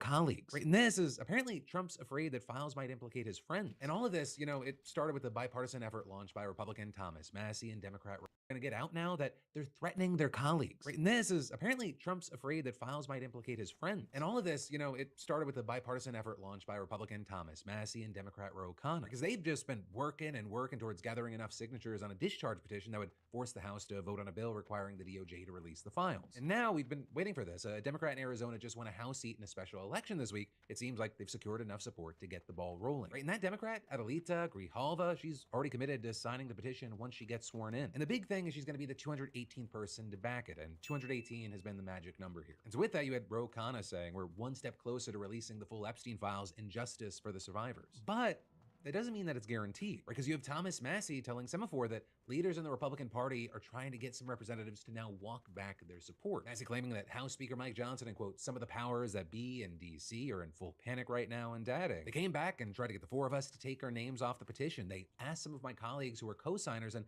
they actually threatened them politically, not physically. And that's huge because Massie, right, he's one of four Republicans who signed the petition alongside Nancy Mace, Lauren Boebert, and Marjorie Taylor Greene. And yesterday, you had similar reports coming out with sources telling CNN that GOP members were privately being pressured to withdraw from the petition. Also with that, you had CNN speaking to Boebert, who said that she hadn't faced pressure and will be keeping her name on board. But still, like, if you go online or you go on Twitter, you can see that there are clear tensions and divisions among the right wing and MAGA regarding bringing the Epstein files forward. Or just yesterday, you had Representative Clay Higgins slamming Massie for this petition, arguing, it's a shame what my friend Thomas has done, attempting to injure the Republican Party and ignore privacy rights of hundreds of innocent Americans who may have their life turned upside down because of his weird petition. Notably, that's a part of a talking point that Mike Johnson has been using over and over, claiming that the legislation, it doesn't go far enough to protect the victims whose information could be in the files. But Massie, he's not only defended himself against that claim, but said that Republicans, they need to just essentially get over it and brace for a vote. They're going to have a vote. I think they're coming to terms with that. I'm going to bet the speaker is probably going to hand out hall passes to some congressmen because this is an 80-20 issue. You know, with all this, I think it is worth noting that it's not going to force the Epstein files to be released overnight. This petition, it won't actually see any official forward motion until Congress reconvenes and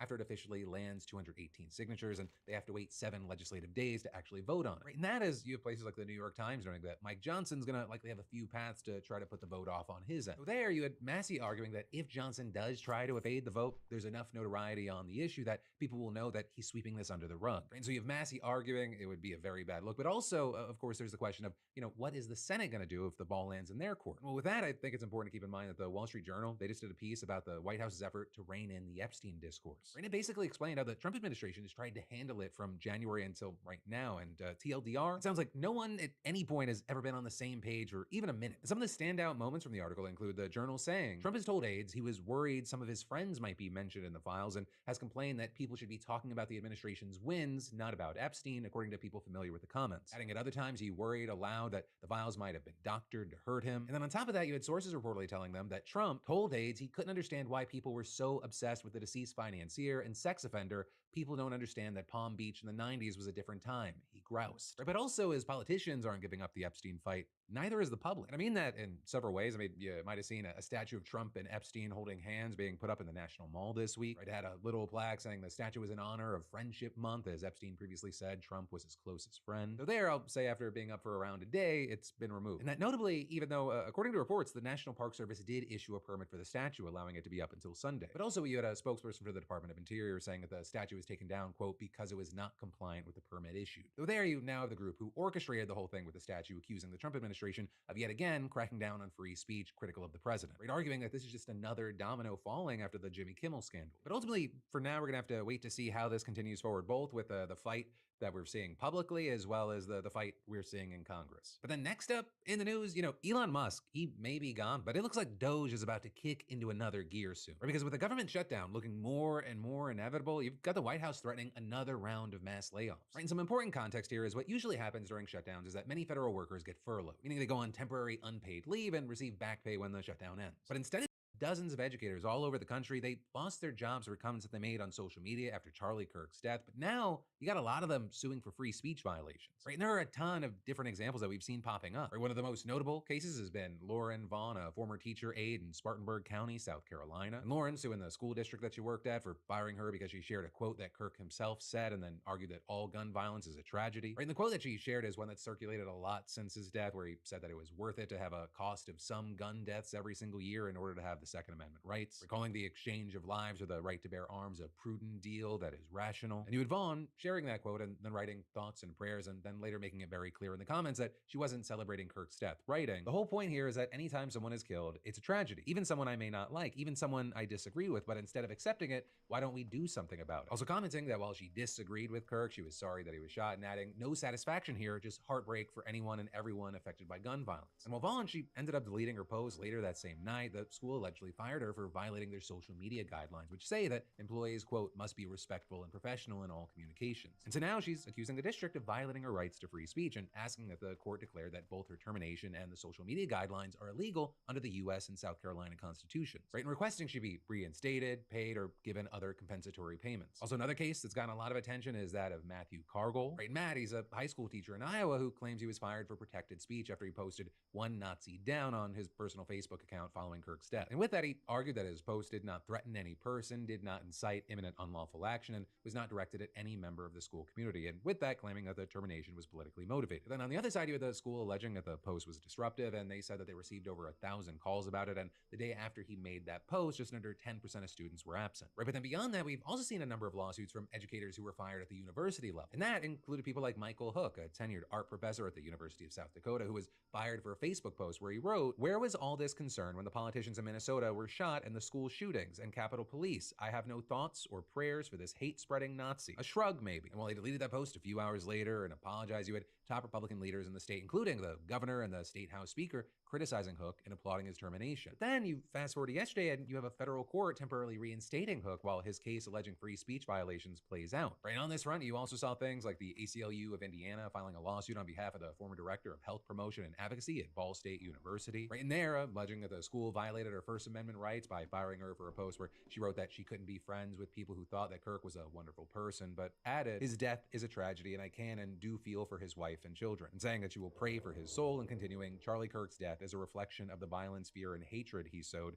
It does not excuse his death, and it's a sad truth." Right, but like the other cases that we've seen, you had the university claiming she was fired for causing a disruption. But a very big thing there is that you had the ACLU arguing that it was actually the people who politicized her message online who amplified the disruption, including the state's attorney general who shared the post. And again, a big thing is these are just some of the main examples that we've been seeing in news coverage. There are likely already other educators who have filed lawsuits, and there will almost certainly be more in the near future. But I mean, it feels like every day there's a few news stories coming out about teachers and administrators being fired over comments that they made. And it seems like that may be connected to Republican politicians and public figures continually pressuring schools to fire employees who post anything they deem inappropriate about Kirk or openly praising those who follow through. I mean, you even had a conservative PAC launching a campaign to expose teachers who made posts that they said celebrated Kirk's death online and encourage people to report them through an online portal. And so with all this, you have experts saying that these first suits that we're talking about, they're very likely going to be the key test cases for something that's going to be a much longer and bigger battle. Though also, I'll say, well, we're focusing on education today, that's not where it's been limited, right? We've also seen people all across the private sector losing their jobs after making comments about Kirk online. And again,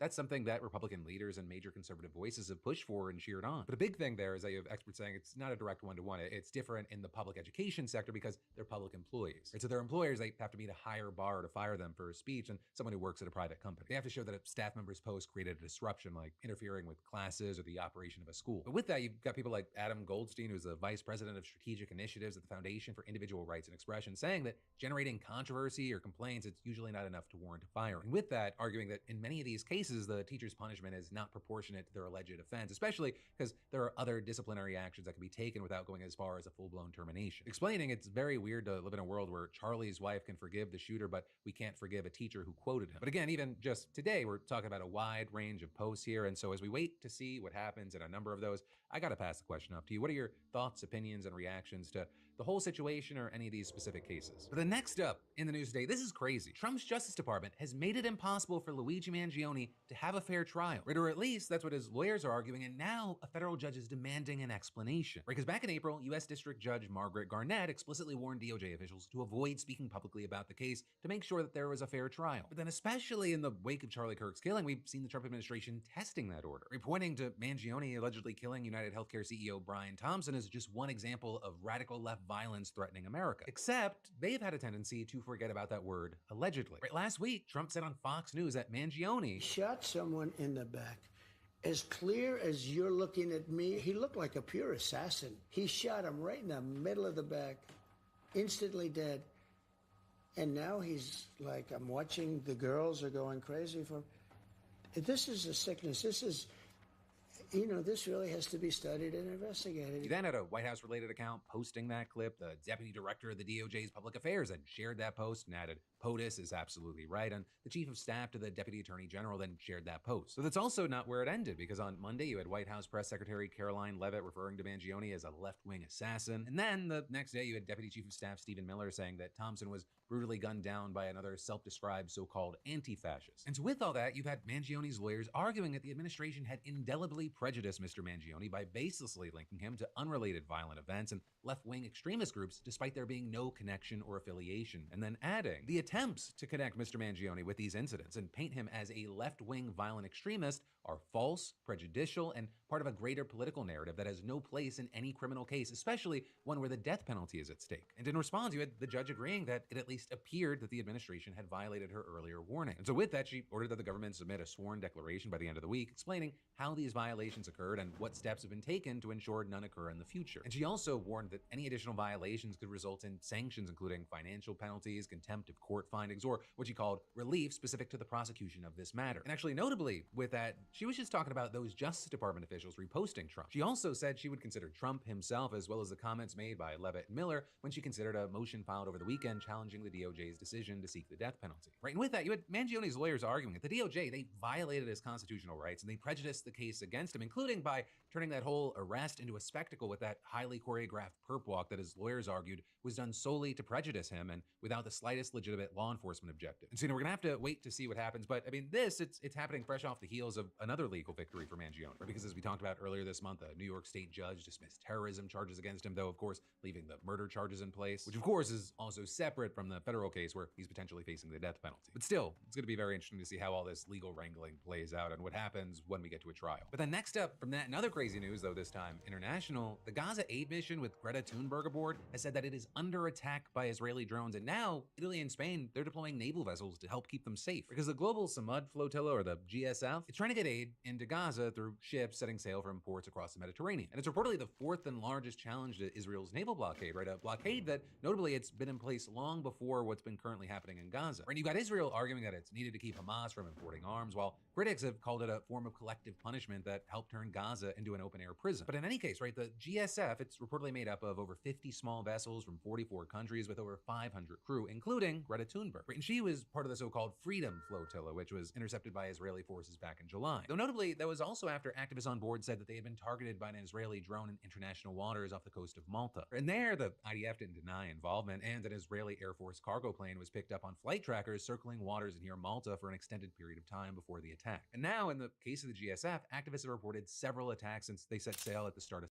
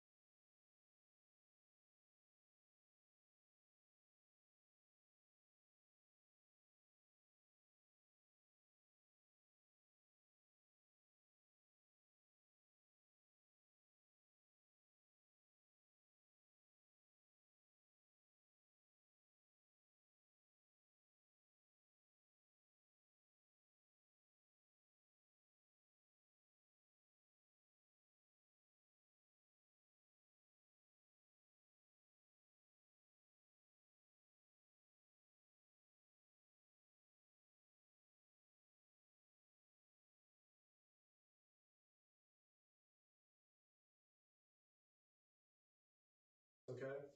After hearing her Miranda rights, Larissa agrees to speak with them. I'm sorry if I'm shaky. No, Honestly, you caught me when I was going to get my rent check, and we have no clue what this is about. And my fiance's mental retarded. And I know he's freaking out right now, and I don't want him to get arrested. John was brought into his own interrogation room right next door to Larissa's, where he was also read his rights. This, however, doesn't go over quite as smoothly. Do you understand each of these rights as I've explained them to you? Furthermore, yeah, I think so. I do have disabilities, so like I do have Is it issues helpful to read them? understanding. No, I can't read anything. I have like a third grade reading. I have horrible reading. Do you want me to read them again and slower? I think I understand that. I mean, I just have to. If something I have an issue with it, I just say it. So it's really important that you understand, so I'm going to go ahead and read them one more time. Now that I know that, I won't rush through them so fast. Okay? Yeah. Do you understand each of these rights as I've explained them to you? Yes, I have a question though. Okay. Do I have to state any of this stuff? Like, if I don't state anything or whatever, is my alternative jail, or can I go home? No, that's not how that works. Oh, okay. Yeah, this is the life. Okay, I thought it was like a thing. I'm like freaking out because I'm so nervous. No, it's not like if you don't talk to us. Oh my god, this guy. Oh man. Okay, that's why I'm like freaking out. What is? Can I ask? My disability? Like this guy's relieved, like he's going home regardless. He's chilling, like what? I don't know the exact statements, but it's like, and I don't get Social Security anymore right now because I'm in the process of trying to get back. But I have some kind of mental retardation. I don't know the exact terms. I have a hard time learning and comprehending stuff. You know, understanding. Why doesn't the government help with that? Things. Like at least give him a diagnosis, like. With this clarified, John agrees Early to on. waive his Miranda rights and speak with detectives. Deep breath. Okay. So, you mentioned that you didn't want John to get arrested. Why did you say that? He's mentally disabled. I don't. You don't get arrested for that. No, every time we've had problems, it's always been like fighting and something that both of us have been a part of, and I'm not making fun of disability. I just don't know. I just don't understand it. don't want him to go to jail because I don't know what's going on right now, and I can't take care of him if either one of us are in jail. He just Can't take care of John? Yeah. Okay. So you're just worried about him going to jail for something that you don't know about because just the way he is, or? Are you afraid he's in trouble for something? Yeah. What do you think? I have no clue. Why would I be here though? With Larissa beginning to calm down, the detectives gather background information. 35 She months. states that she's I employed worked at the so Big hard Five for sporting this. goods store in Everett, and that John isn't currently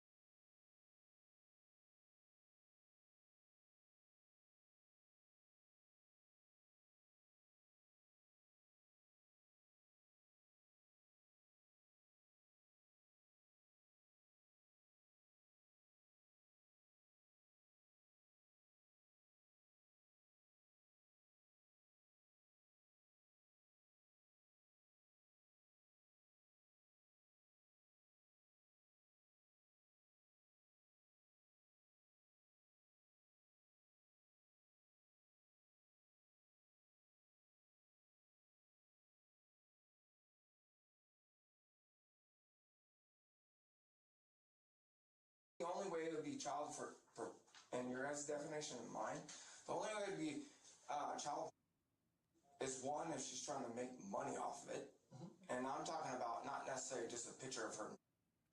I'm not either. Huh? What do you think Oh no, GG. should happen to folks who This are guy's into that, into like attracted to kids and acting on it? Acting on it definitely deserves something. Like what? Jail. Okay. It's not something I'm into. It's not something I've ever been into. I would never want anything on this. Okay. My whole family has been nothing but this kind of thing. I'm protecting my daughter.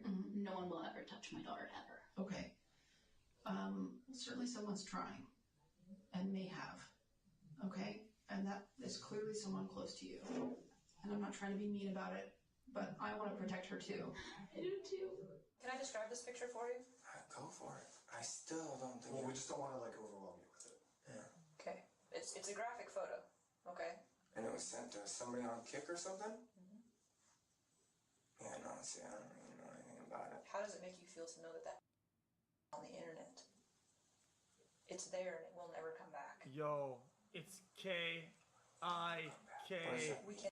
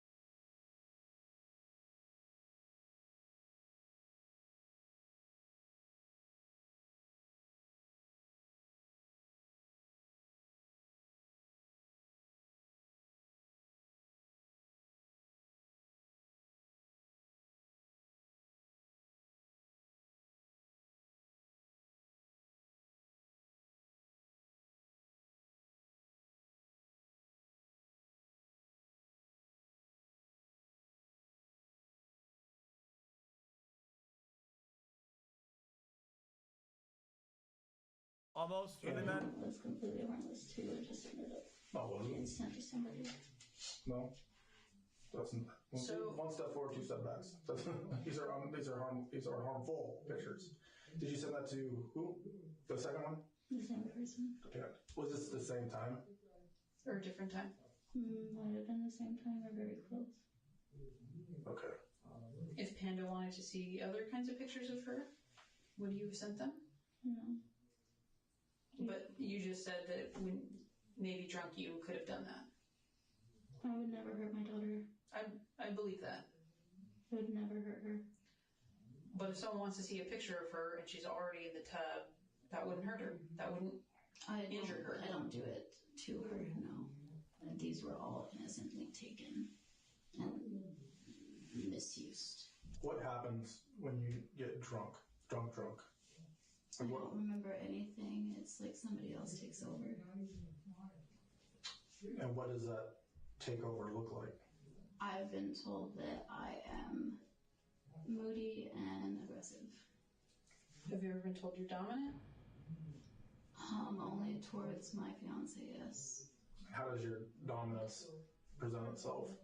Usually towards Irish. Explain that to me, if you would. Usually it's towards Irish. Sometimes I will have group chats where I'm commanding in those. It's an online text-based group chat where I basically command people to do stuff. Despite the gravity of the situation, John is adamant with his denial. I don't think that she's trying to sell content necessarily. Maybe content in other forms of me and her, or me and her in diapers, or me and her, or me, her in the bathroom maybe by herself. Yo! But me, or her, doubt it. If somebody's seen an image, or she shared an image on her, it was just communicating with somebody and she shared an image. I don't necessarily like it, but I know this has happened and I know it's gonna happen. So, exploitation is just kind of inevitability? Pretty much, in this day and age. While Larissa has been inching towards the truth about the images, she isn't quite ready to come clean just yet. I truly have a bad memory. Well, bad memory and being drunk are two different things. I have a bad memory, but I'm sober as could be. It's both of them. What a freaktard. So you're constantly blackout drunk and you don't remember things? Yeah. That's a bad combo. I know. I personally know I would never hurt my daughter, drunk or not. I believe you. But I might have taken pictures when I was drunk. The images don't show her in pain, I just want to be clear. Because your repeated statements to me is I would never hurt her. Yeah. And what I'm saying is, like, it's clearly illegal images. It's not ambiguous, right? We didn't like scramble up a team to come talk to you today because You should just let her talk. She thinks that it's not harming, right? And she got the classification wrong. When she let her talk about it. it was Let her on leak the whole defense. thing. Or it was a bathtub bubble bath situation. Why correct it? Now she's gonna Help say me less. understand, because I really want to understand No? to unburden you with this. I honestly, I don't remember taking the other pictures. If I took them, I obviously deleted them when I was drunk because I don't remember. Mm-hmm. I have no actual, before you said anything about them, I only knew about those two. Okay. But you don't seem super surprised. Because it sounds like it's within the realm of things that could happen during these blackout drunk spells. Yeah, I went to jail twice because of it with DV. Oh, with the drunkenness? Okay. That's why I'm not surprised. But I just... Does it bother you that you're doing that? That's an odd brag, but sure. I'm not that kind of person, literally. So what about now, knowing that Ruth's taking pictures of her, explicit pictures of her, and sending them? Well, that picture that you described, I would have to have more content. That's not enough information. That's about 2%. Because I would have to see all the conversation before the picture and all the conversation after the picture and any conversations he had with the person. So what's the, what, To what me, I context need is that an more. okay picture? In what context is Bro, that an these okay people are picture? so far gone. There's It's so just many like, different things. well, these guys are living like in the some underworld, like some parallel universe. It's crazy. This guy thinks That's the thing, it's me. he's talking It could be about his a friend. daughter, and this guy thinks it's like Sharing a picture. there's a good context So behind it. it's okay to send Possible. an explicit picture of your daughter as long as it's to a friend? That's, to To me, that's not explicit though. Remember? So you don't feel like you need to from that, is what you're Oh, no, what I'm saying is I'm gonna still continue precautionaries.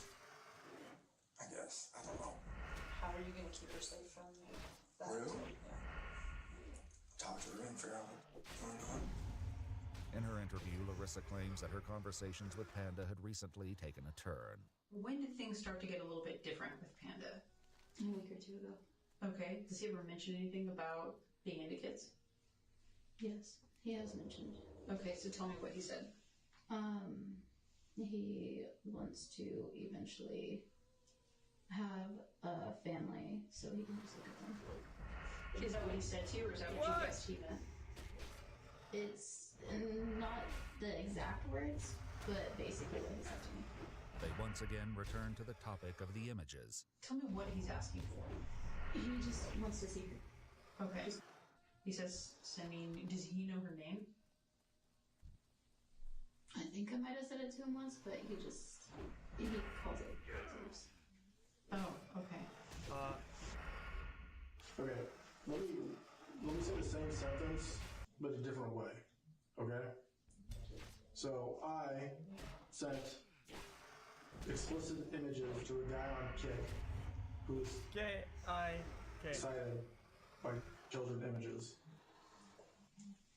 That sounds way dirtier. Yes, I understand how it sounds when you say It's the same thing, right? And the thing is that timed out. You guys are getting when I say it, autobotted. You guys are getting autobotted. what happened, right? But when you say it, it's like way down here, like, I don't see what the big deal is about all this stuff, right? No, I understand that. And that's kind of scary for me because it doesn't, I don't believe that your head's in the right space of what's actually happening. It probably isn't. I have DAD too. You can look at my medical records. I don't want to divert this and attack a group that doesn't need to be attacked. But I gotta be honest with you. The fact that it's like normality, almost like normal, and like, to the point of these, they're almost bragging about it, that their daughter was exposed to fucking furry men, whatever, in like parades like that is just that's just not okay, dude. Like, if you start normalizing things like layer by layer, like an onion, at one point, some things that looked extreme from afar, when you're fucking a lot of layers in, it doesn't seem that crazy anymore. Like, that's a problem. That's a problem, man. You have what? DID. What's that? I don't know. It's a personality disorder. It's different people in your head. Oh. But it's medically in your charts if you need to take it. Yo, I just don't. I don't care about the whole furry thing. I don't care. I think it's okay to accept and at least vocalize and say, yo, there absolutely is a major sexuality angle to it. Absolutely, right? Therefore, the extension of that, when it's sexual, should not appear on like public display when there's children or whatever. It's that simple. And if people say, oh dude, it's actually not sexual. Brother. I've seen the furrycon videos, whatever. Buddy, there's fucking weird ass furry dildos everywhere. Buddy, it's a major part of furry identity. At least for a lot of them. And that's fine. As long as you just do it on your own time, it's all good. I don't really know much about it, that's why I was asking. I don't care. But you can see how that's concerning, right? Yeah. Okay. That's the kind of hurdle that I'm trying to get past right now. Because they're not innocent, and it is a big deal because you're sending to some guy on Kick. Okay. Chat, if you're at an age of consenting adult and there's a place at 18 plus, whatever, blacked out room, only adults go in, and people want to be fucking T-Rex, the cockmaster, or whatever, they can be whatever, I don't care. Why would I care? All party, that's cool. That's cool that you have other people that you like same stuff as you. I don't give a shit. You can be Optimus Shaft. I don't care. But the main problem is when you're exposing others to the public to, you know what I'm saying? So let's start off with I think people were what you're real doing, with that though. and then they get worse because the people that you're sending it to, they're aroused by them. I understand that. With Larissa admitting to sending the images, the detectives with John attempt to confront him.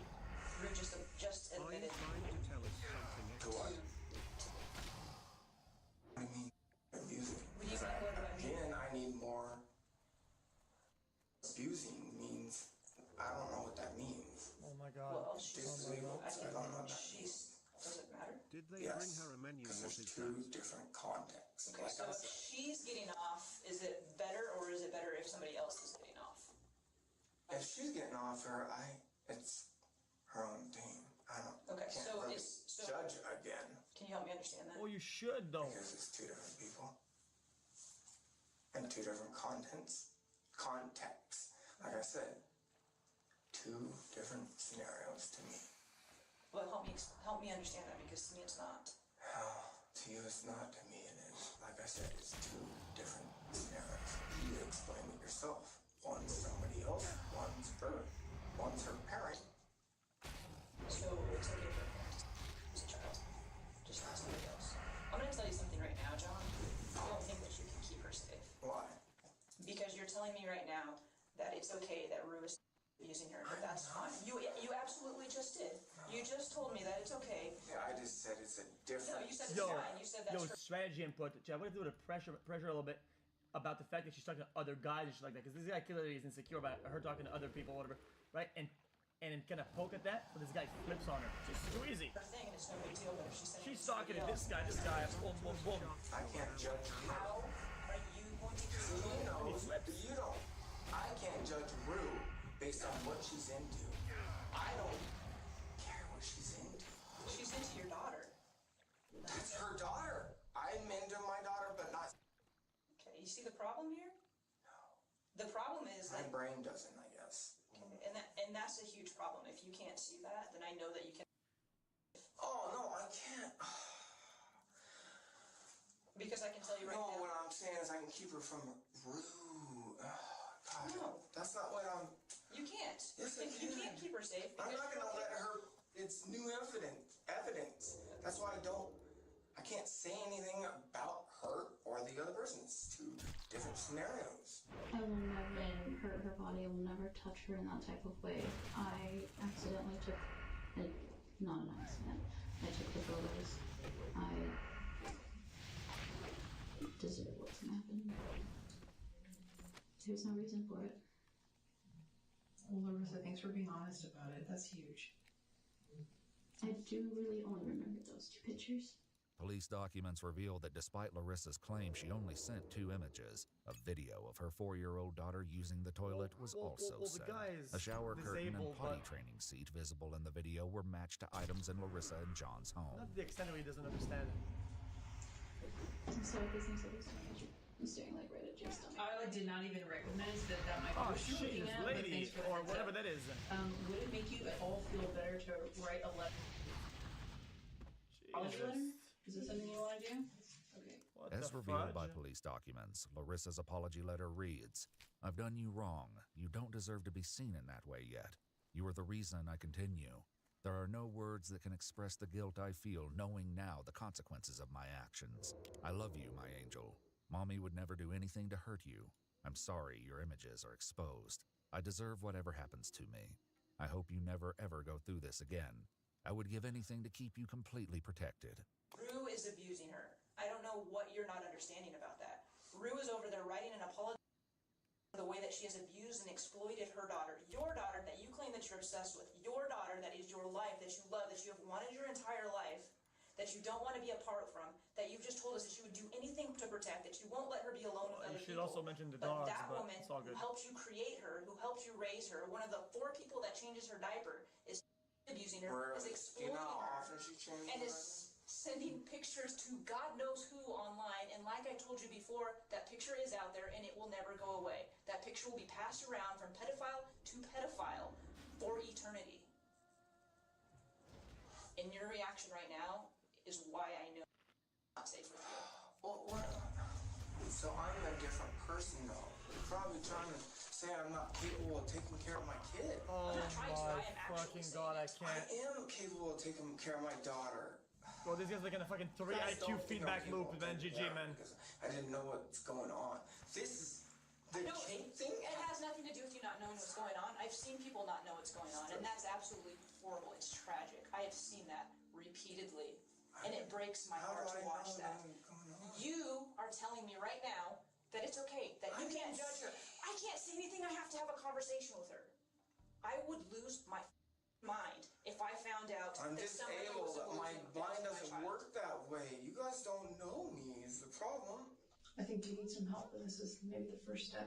Would you agree with that? Is there anything else that you want to let us know about what's happening that we didn't ask the right question or? I told you everything I know. Truly, I'm sorry. She doesn't deserve this. I didn't see it before, but I basically put her in my shoes prematurely. I didn't touch her, but I still hurt her. And I didn't realize I did. Yeah, I mean, that stuff is exploitative. I know you know that now. Santa or treadmill locate. And you may have had an inkling for it and not fully understood. I don't know where your head was at during those chats, but for sure you can't be doing that. I'm not interested in kids. Do you think if tonight didn't happen, you would have sent out more images like this of your daughter? Oh, come on, bro. Drunk, blacked out drunk or not? That's Gap. No, I'm just kidding. That's Gap. With him anyway. That's Because he Gap. was talking about his mom too much. After this horrific reveal, the detectives with John That's share an why. update about his daughter. That's the Taken into That's the protective bridging custody. point. That's She is the with line. CPS and she's going to be placed somewhere safe. Okay? She is not going home with you. She is not going home with Rue. Okay? That is not going to be a thing that happens. All right? I don't know what the future looks like. Okay? I am completely removed from that. But I can tell you right now that CPS will get a copy of this report and they will get the transcript of this interview if they ask for it. My problem is I don't know things that you think you guys know. And that's a problem. That's I'm not saying that I can't. She can't protect herself. She's relying on you and her to protect her. No, I am. I'm saying that's it. I don't see what I'm talking about. Is I don't know how to explain that I know how to protect her. You can't. Yeah, it is in the You loop. can't explain They won't get him out of the loop. My brain doesn't know how to explain it. Yeah, But that I mean, doesn't mean I don't know how to take care of my daughter. Yeah, if he thinks that if somebody does something, whatever, and his daughter's involved, well, he can't judge them. He can't judge them. It's not him, and it's somebody else. He's like Explained it plenty well, actual zero IQ Following this loop. confrontation, the detectives attempt to wrap things up with John, but this proves to be a challenge. Do you certify or declare under the penalty of perjury under the laws of the state of Washington that your statement is true and correct to the best of your knowledge? This guy's brain is decent much absolutely dented zero. How so? Because you guys are trying to take my daughter away for stuff I didn't even know was going on. I'm asking you about the statement that you made, though. It was the statement that you gave me Yeah, true? but I wouldn't have done any of this without knowing, Okay. without a lawyer. But was your statement true and correct? That's what I'm asking you. I don't understand a lot of it. The conversation we had, I don't understand a lot of The it. things that came out of your mouth, were you telling me the truth or were you telling me a lie? I wasn't lying, but I don't understand it. You don't understand the things that came out of your own mouth? Some of them. Okay. Which ones do you not But understand? it's just because I don't know how to explain them. Okay. You guys are making it. All right. My head, you guys are. Listen to me. I have to finish this Oh question. no, the brain cramp. As Larissa's Not a interview also cramp, nears no. an end, she has a final question, one which shows where her concern lies. Not that I actually need to know the information I want to know, but how long was something like this? No. No. But you didn't put you in jail for the rest of your life? Don't. That's what's Time is forced. now It's automatic. 23:03 was the rest of the statement. Soon as I walked away with my daughter. Alright. I'm gonna take you back upstairs.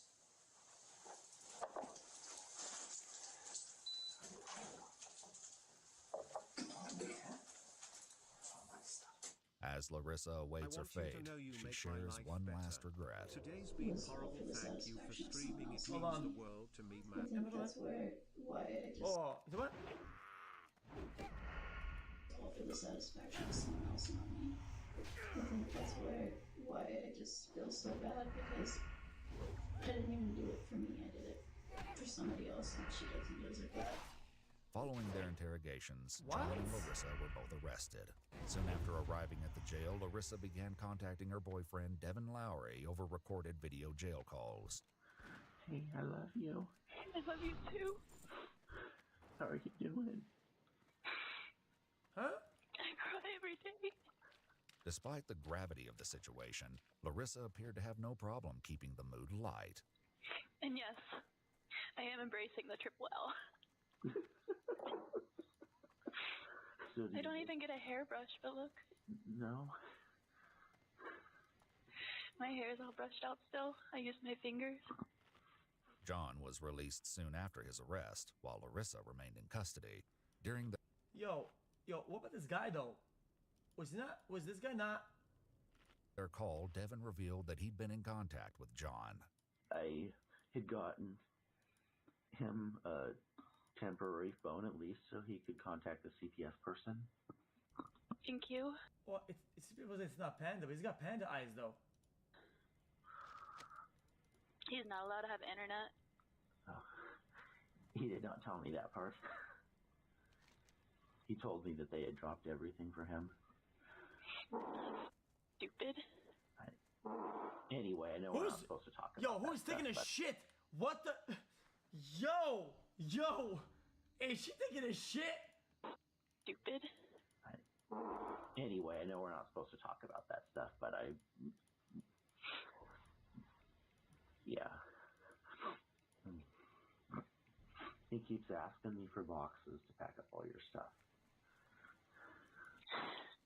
Oh no, By the end of it's her her interrogation, fucking Larissa had apparently known that her relationship with John vacuuming. was over, as she asked the detectives to return something to him. It's just history, so Yeah. he's not gonna want me after this. Following his release, John headed to the police station to collect some of the items that had been taken from their apartment as part of the investigation. I'm keeping this. We have this stuff.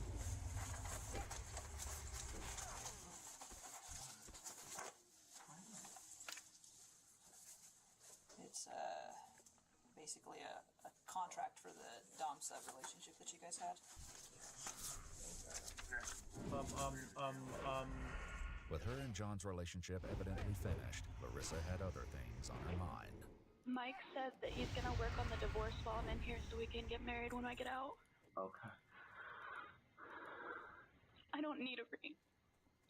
I know you don't. I did not even think about it at all until RC said something, and then I was like, RC, well, technically she's supposed to give me one.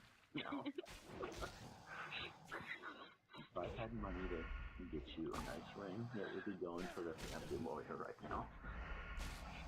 I don't know how I got lucky enough to get you one. Dude, it's an onion ring. Chat, he's got the panda vibe though. Like I'm telling you, the guys in the log. I'm just saying, like. I don't deserve you. Yes, you do. I would do a jailhouse. How is it not though? You, if I could. Though it's unclear what exactly Larissa told Devin about why she was in jail, it appears that the story was altered from the one she revealed during interrogation. During their call, Devin shared what he discussed with his mother about Larissa's situation. I was kind of telling her, and I told her, I was like, yeah, you remember how when I was little, you had a picture of me and another friend of hers had 2 kids about my age, splashing in a No! No! You had that same picture of me, and she's like, yeah, and then she's like, I totally could see how something like that could happen. So, yeah, she totally is like, yeah, I see how you could get messed up for something that's innocent. Over the next few weeks, Larissa and Devin managed to maintain contact, and during some of their conversation, she made her feelings towards John known. Do not try to contact me unless it's about my child or getting more of my things. Tell you how much John screwed me over. The majority of their conversations, however, took on a much different tone. But hey, I had a good dream last night. Oh yeah? You were in it. Was I? Normal or naughty? Both.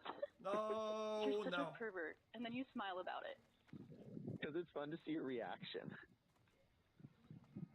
No! I miss my tongue Chat, ring guys, I because can't have it it on was my screen. fun I can't have it on my whenever screen. I fucking can't watch people, this. It'd be like, So, fun note, which I don't think we've ever did before, and I'm demanding it. You've never French kissed me. I've never French kissed anybody. Well, let's change it when I get out. As long as we can change one other thing too.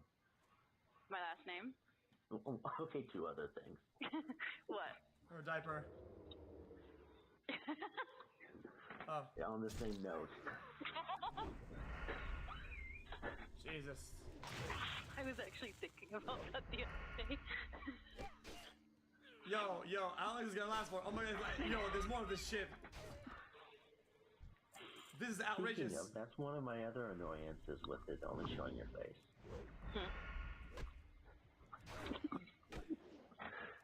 You're a dork. I mean, I'm sorry, but... You're a man. Yes? There's one thing I've been craving. What? You. You'll have to do old school and draw your... Holy shit.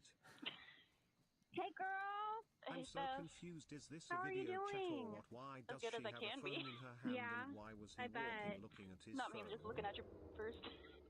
I mean, they're kind of hard to not look at right now, so I don't blame ya. I can't see them, but the boys are over here. Hi, guys. Your mom tells me a lot about you. Your kid is entertaining. Oh, this one back here? Yeah. All right, well, you have a good day with your kids. All right. See you soon, hopefully. Hopefully. It seemed Larissa had a new perspective on her situation. You're not a bad person. Sometimes you just do bad things. It gave me hope. According to official records, Larissa Jordan was arrested on suspicion of... Yeah, but it's doing bad things that makes you a bad person, though. Like, what? What kind of logic is that?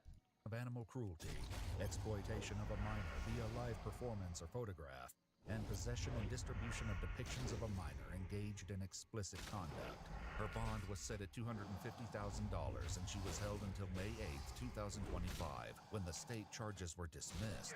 And according to court records, she was released from state incarceration. No! She was then promptly arrested on federal charges. Thank Larissa fuck. is now being indicted for the production of explicit material involving Jesus. minors. She's also accused of distributing, engaging in communications with others that involved assaulting children What and a soliciting twist. images of a father abusing his 4 children. She's currently awaiting trial. Stop showing In like June that!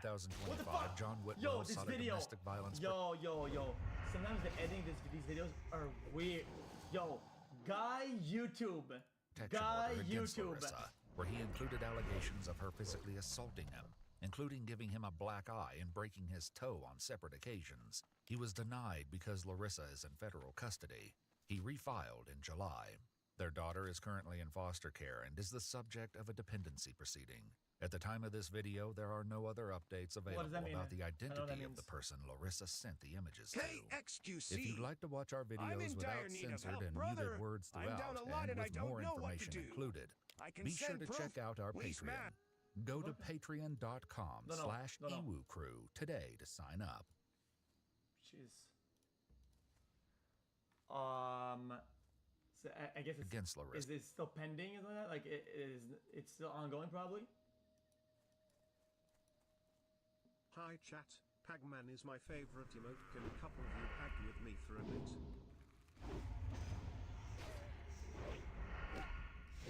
We're playing pictures of other people too. I can't move my mouse. I think I'm out of battery. I'm gonna hack. Hold on.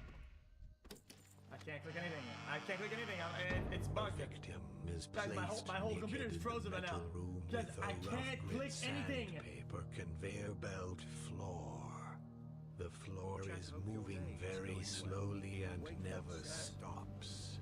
The victim would have to walk constantly to What is this? avoid being scraped. The victim will tire and pass out, and the conveyor would pin him against the wall and start scraping his flesh. This will wake the victim up and keep him in agony until he bleeds out days later.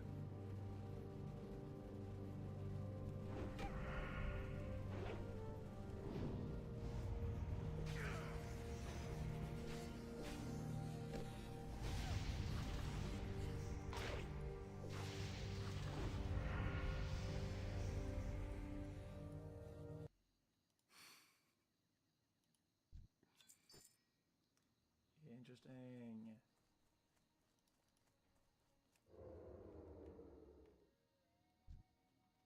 This wouldn't work because she has 500 pounds of blood protecting her. Oh, okay. By all that is holy, I summon fish. By all that is holy, I summon fish. By all that is holy, I summon fish. I'm right here. I know you Oh, mods.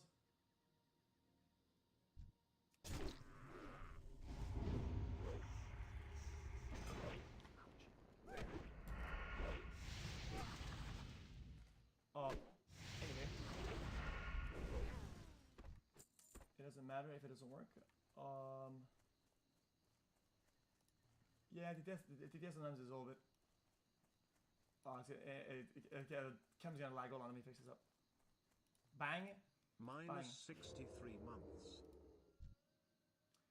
They buff calcium. Chat, one run. One run.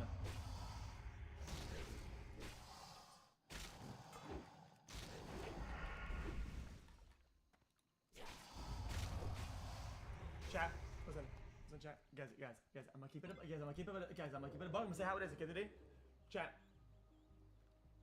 I'm gonna do power hour early today, chat. Just one because I didn't sleep we're going for a mega run today. Today's the mega run day. Okay, did I beat the game? Oh, I didn't beat the game. XQC, you should adopt that little girl, you bees. I'm not adopting fucking nobody. What the fuck is this guy?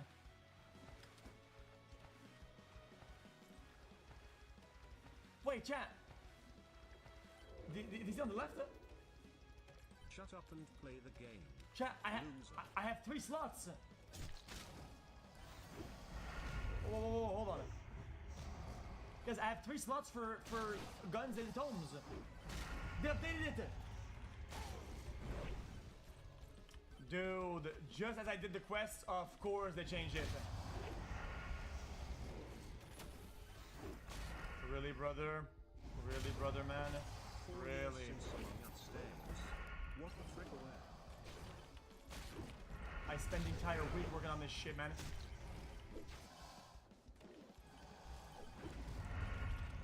Chat, how did it? Chat, they made the mouse movement a little bit weird, no? It's a little bit slow. My mouse feels like it's slow. It's like smoothing it.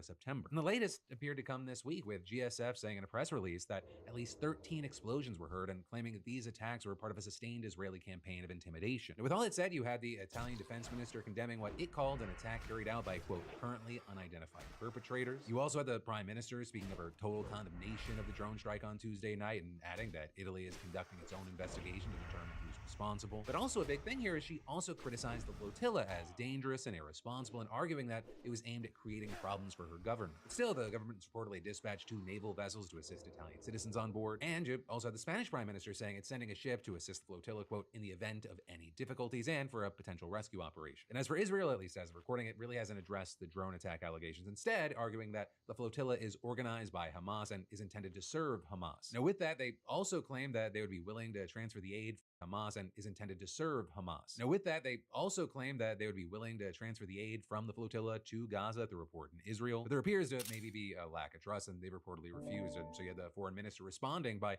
accusing the organizers of pursuing a violent course of action, and adding, if the flotilla continues to reject Israel's peaceful proposal, Israel will take the necessary measures to prevent its entry into the combat zone and to stop any violation of a lawful naval blockade, while making every possible effort to ensure the safety of its passengers. And so we're gonna have to wait to see what happens here, where this ends, hopefully not with anyone getting hurt. So of course, with that said, that's not the case inside of Gaza, where the Israeli military has just ramped up its ground offensive into Gaza City. And with that, you're seeing reports that they've killed nearly 100 people throughout the territory yesterday, including 55 people in Gaza City alone. Right, and all of this, it's playing out after last week an independent United Nations inquiry concluded for the first time that Israel has committed genocide in Gaza. But then next up from that, we've got to talk about how Donald Trump is ready to offer Argentina a multi-billion-dollar bailout to help his friend Javier Milei stay in power. But to start things off, an important important thing to know is that Argentina's economy, it has faced crises for decades. When Javier Milei inherited that economy, he started implementing radical pro-market reforms and harsh austerity measures that have reduced inflation. But that's also involved major cuts to wages, pensions, education, culture, and public infrastructure. Right? And so with that, you've seen his policies sparking mass protests, and lawmakers even recently voted to overturn his vetoes to restore funding for public health and education. And all of that while also his popularity has been helped by the fact that his administration has been racked by corruption scandals. And so what we ended up seeing is Milei's party losing a key provincial election by a landslide earlier this month. With that then also resulting in investors pulling their money out of the country, worried that he's no longer going to have the support that he needs to keep up his business-friendly agenda. But despite all that, Milei, who campaigned on making Argentina great again and has lavished praise on Donald Trump, he's had one good thing going for him.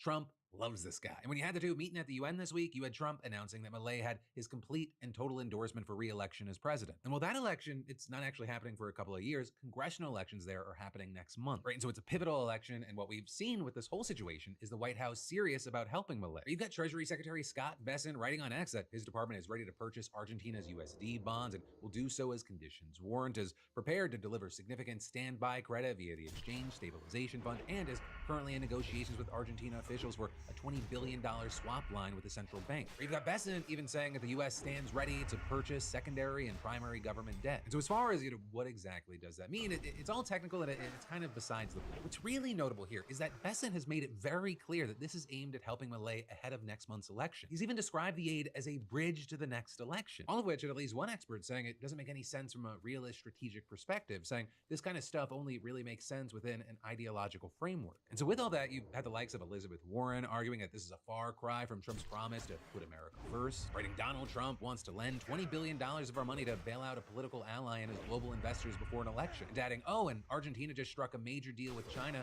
that crushes American soybean farmers already suffering from Trump's tariffs. And actually, you also had the American Soybean Association criticizing the Trump administration for the very reason Warren said. But then beyond that, you've had experts saying that this whole situation, it's just another example of Trump's approach to foreign policy being largely based on whether he likes the person in power. You've got a former senior U.S. State Department official and expert on Latin America explaining. You see a stark contrast between how the U.S. treats leaders who are perceived as friendly versus those it perceives as unfriendly. But adding, the definition of friendly is what has changed. It is not as much a state-to-state relationship as we might have seen in the past. It's more about personalities and individuals. But largely with all of this, it's going to be a waiting game to see what happens in next month's elections in Argentina. Right? Does this actually affect it? What does it look like in the months and maybe next 2 years? Regardless of which way it goes, it feels like something big is brewing. And that, well, it brings us to the end of this video, though you've got even more just a click away. Or you've got a brand new mini-sode on my podcast, In Good Faith. We had Josh Shapiro on today. Or you can just click or tap right here to watch the newest Philip DeFranco show that you haven't seen yet. For better and worse, there's always a lot more to learn about. And hey, I've got links to both of those in the description down below, whether you want to listen on Spotify, Apple Podcasts, YouTube, or wherever else you prefer to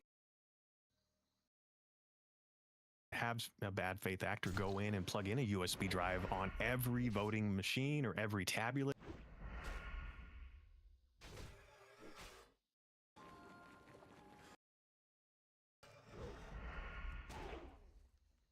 For brain health, transport into the brain. Individuals with cerebral full practically what do these sentences mean, right? Like if you think about, like, he constructs sentences that grammatically work, but they're meaningless statements. I think there was a name for these. I forget, like a Geiger statement. It's not that, but something like this, right? Like it's practically a fact. Only reason why I am bringing this up is because we try so hard to not be portrayed as this. Sure. And we don't do this shit. And so what I hate is like the idea that like these instances of these things happening can be used against us, and nobody else in any other space online does anything like this. They don't confront the fact that the community is even like it's not getting like, it's not terrible right now, but it's just like we're kind of snowballing into where like there was like 3 posts about Kyla this morning within like 2 hours of each other, and every I know, but there's like this. I just don't know how to. There's just like this very weird and annoying trend. And maybe it's better now that I'm kind of more operating on my own, because now we can just say fuck everybody else. I don't like this like duality of my community is simultaneously the scariest, most horrible fucking community online, but somehow everybody also just feels comfortable, like relentlessly shitting on me and being insane with regards to me. I don't know how people can have both realities here. Like the idea, like, fuck, I'm not trying to be mean to anybody, okay? But like, when I'm like, I remember when I was on a show when I'm with like a train wrecks, and like whenever train wrecks would complain about like, oh, you don't know what it's like to be canceled by so many people or like attacked by so many people, like train wrecks. What are you talking about? Like, I'm still banned from Twitch. Like, what are you talking about? Or hearing Hassan say shit like that, like, oh, like I'm the most like persecuted person. Like, bro, I've been banned from Twitch for 3 years.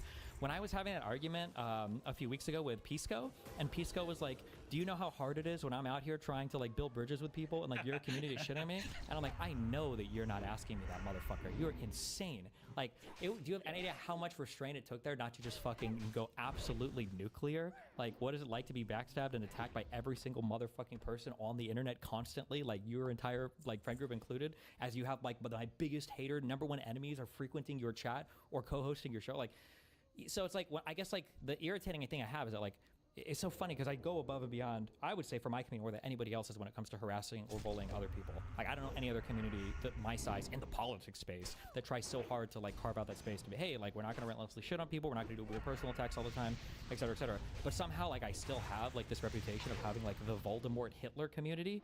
I don't know. Like, at that point, I'm like, fuck it. Like, if I don't care as much, I guess, yeah. Like, I still tell people like, don't go overboard and shit, but I'm not going to so proactively, you know, try to cuck out to everybody because it just feels exhausting and stupid. And that's where I was just basically trying to get you on the record of saying things like, you know, when Erudite posted that reply to your tweet about saying that it was like the Nazi at the memorial, that it was like a Nazi propaganda, whatever, and she posted like that so edgy or whatever, and then with like a thing with Wednesday Addams, like, I instantly saw that was a meme, and like, so for me, I think like what you're talking about, where people are being absurd or attacking you and doing those kind of things, like, that is very much something that I think should be pushed back on. Well, wait, what do you mean by saw that was a meme, or what do you mean by that was a meme? So I think it's here. I'll send you the link. So this. Well, I know what it is. I remember seeing it. Oh, it's very much that she's not like calling you out for saying that. It was just like a meme. I feel like it was. I feel like it was a minor call out. No. I don't know. I'd be interested to say. I mean, I don't like. I'm not personally offended by it. I mean, like, at this point we've argued back and forth. But like, if she felt the need to come up, or if she wanted to come up and like ask the question at the TPUSA thing, right, and question me on my rhetoric, which I understand she disagrees with, along Soypill, and then is also doing it again at her tweet. I don't know why I would just assume that this one is like just a meme. I feel like it's probably her genuine opinion, yeah? I mean, it very well could be, but like, I guess my thing is like people flying off the cuff on like the smallest stuff, as far like, which I think is different than like if somebody is like, Destiny's fucking retarded for having this opinion. And anybody that would have this opinion should honestly be just excised from us altogether. Like that's an understandable, like, when people start to go in that direction. But like, I mean, some of the comments that were on this were just like, yeah, some of the comments are unhinged, especially for whatever reason. Kyla brings out like some of the most unhinged comments. I don't know why. Yeah, but yeah, there are definitely some comments are unhinged. Yeah. And so that's my whole point is just to say to people, listen, like, when the Soypill stuff and the Erudite stuff at the event happened, like, all that kind of stuff just was able to fly. We had multiple threads about it. People talked about it. It's fine. But like, when we're just like attacking something that's like super small, it just becomes where it's like, this isn't what we should be focusing the energy on. And like, I'll get replies to like me trying to like kind of tone it down in the comments, and people will be like, we're in the middle of a fascist takeover, like I talked about before. And I'm like, dude, like, people are getting just a little over the top with it, to where like some of my responses have been like, you should probably just get off Reddit, because like, this is like, people are getting unironically like radicalized in the political climate that we're in, and I think that they're getting radicalized in a way that is not great towards people that should be given a bit more charity, I guess, than others.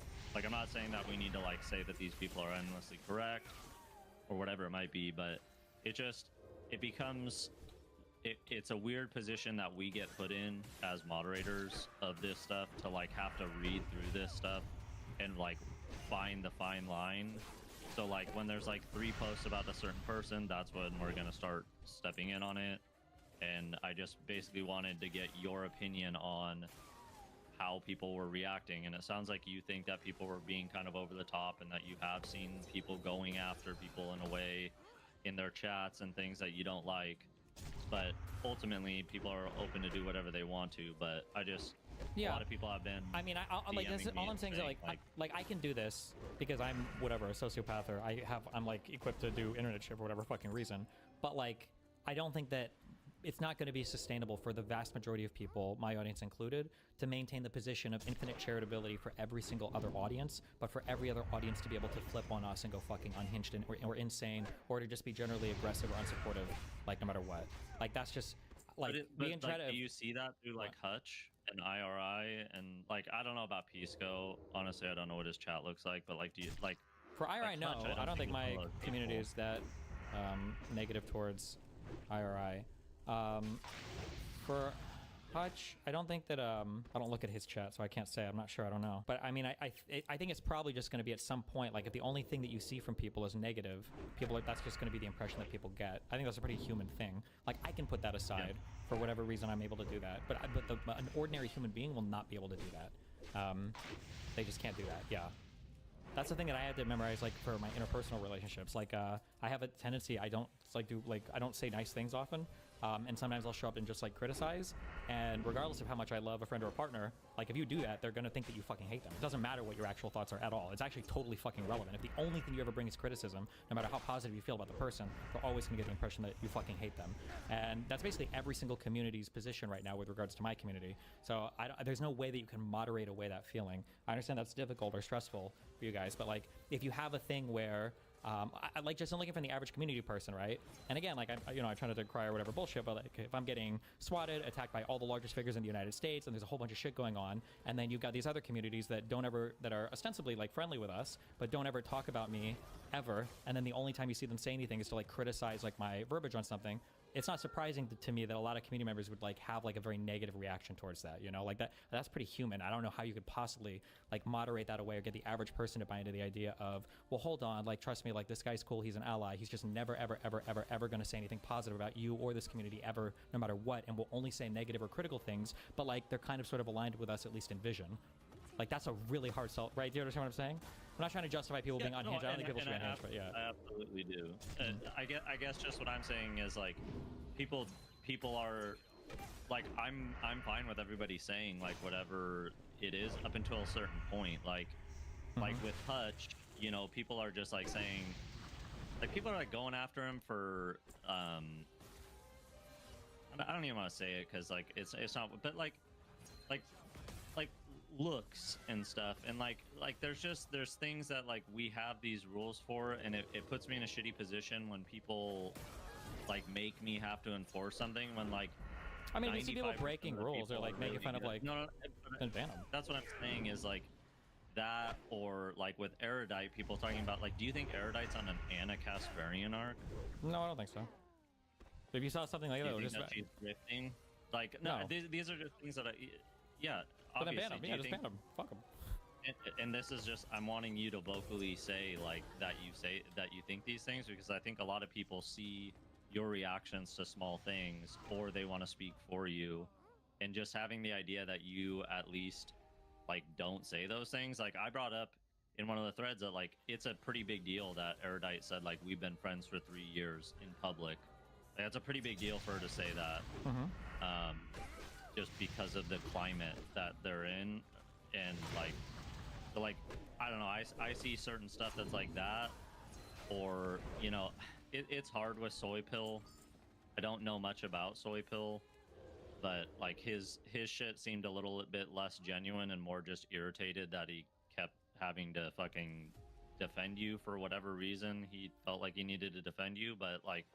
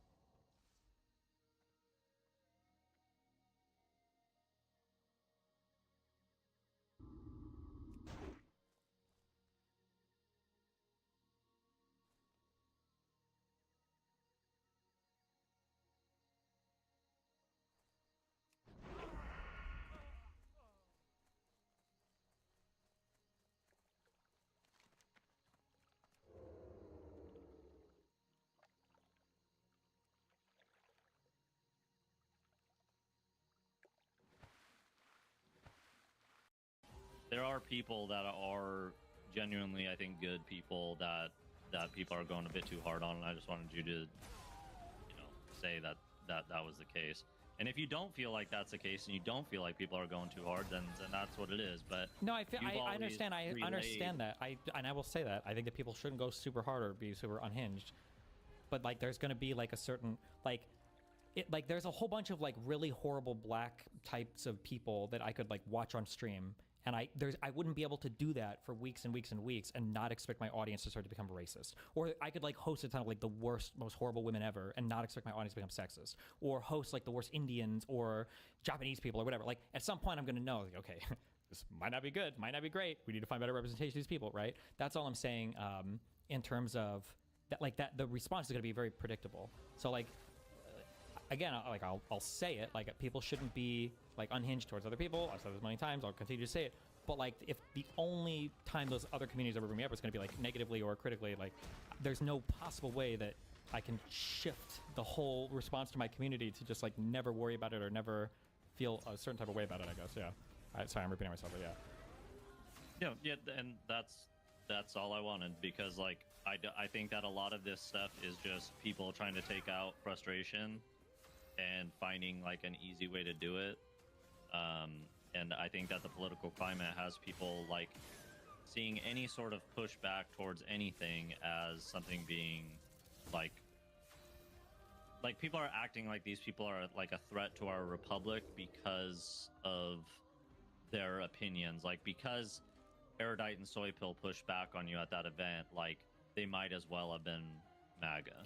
You know what I mean? It's not like, so much that. Well, it's, you have to like I don't know if you're I don't know if your dad is alive or not. Okay, I'm not trying to personally confuse my dad is alive, okay. And he is a conservative. Sure. Like, imagine your dad just like died of lung cancer, and like you call a friend and you say that, and your friend's like, "Oh man, that sucks," and your friend's like, "Man, yeah, didn't he pick up smoking from you? Man, that sucks." Like, if he just like says something like that, and he doesn't mean it that bad. Like at that particular point in time, I imagine that would probably, to an ordinary person, that would trigger the ever-living fuck out of somebody to like imply, like, are you saying I fucking killed my dad? What the fuck kind of comment is it, right? Like, they might not have meant it in the worst way. They might have been the worst kind of a thing.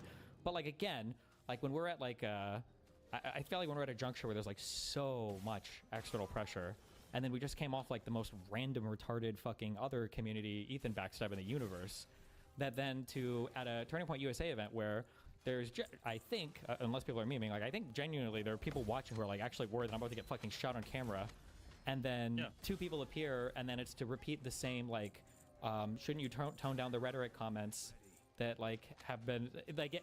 I imagine at that point, like that would, I just feel like that's always, there's no way that you could get the community to not respond incredibly negatively to that. Like that's always going to be like, people like, wait, what the fuck? Yeah. And I agree with that criticism, and I said it multiple times, like in the threads that were on there. Like, I understand that it wasn't a perfect time or anything, but it was just that extra step that people were going where they were like, we need to excise these people. These people are not our out. And it just, to me, it just seemed a bit fucking.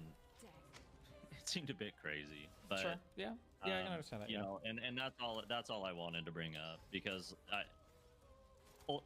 ultimately, I think that you don't want what you deleted a couple of threads today because it was getting crazy. And so ultimately, I just wanted you to be able to say, like, you know, there is a limit to what people are doing. And the way that people generally respond to if it's just me saying it is that I'm simping for Kyla.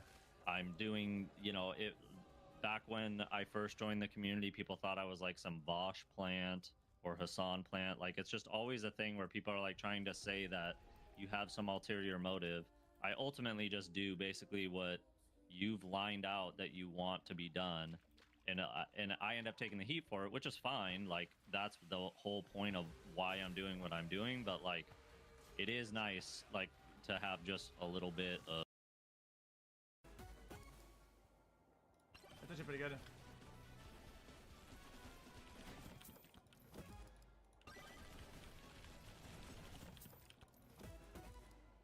That's huge!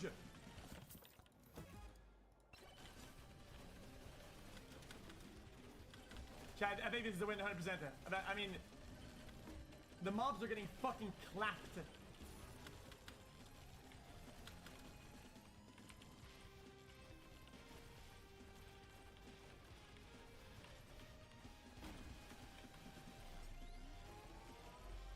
Right?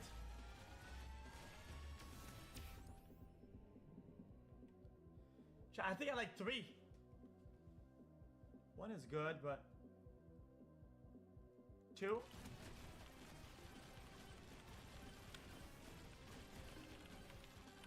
We're hitting a lot of max losses though. I feel like difficulty run over there.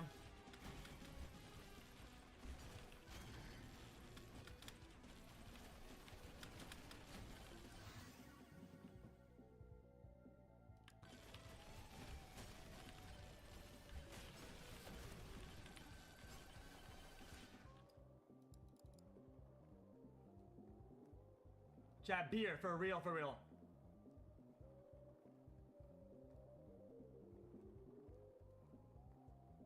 Three?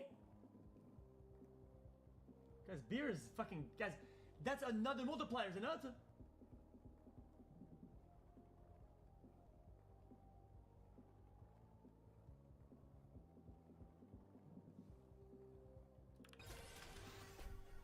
Fuck it.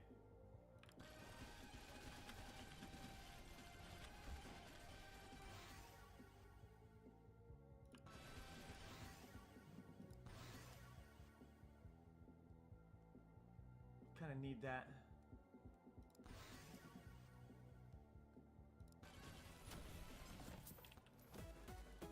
Oh my god, that's actually really good! Yes!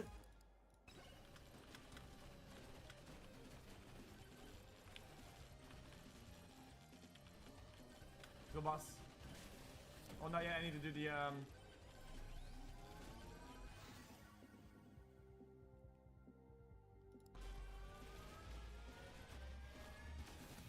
there's more above me.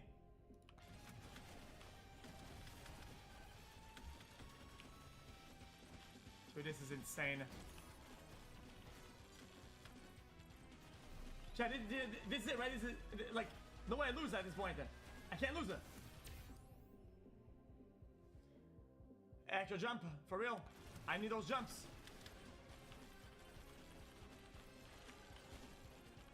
What's under me? Wait, what is under me?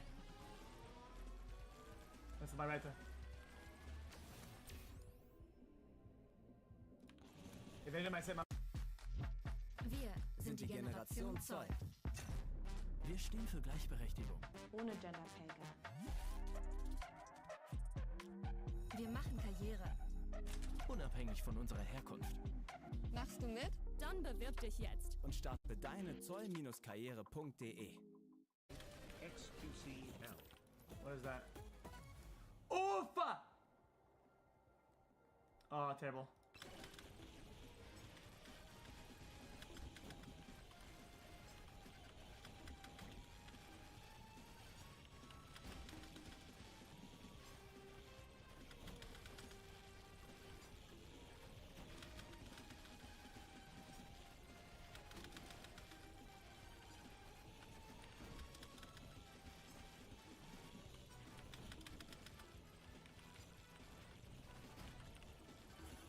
Damage is good, just stop being a hater.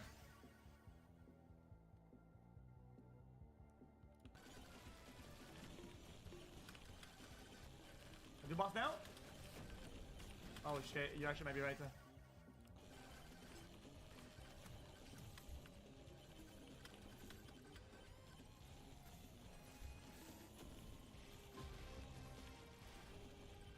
Oh, I'm clapping. Oh, that's not the boss.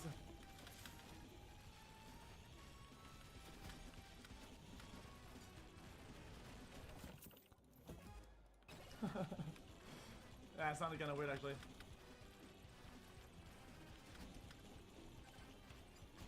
Ouch.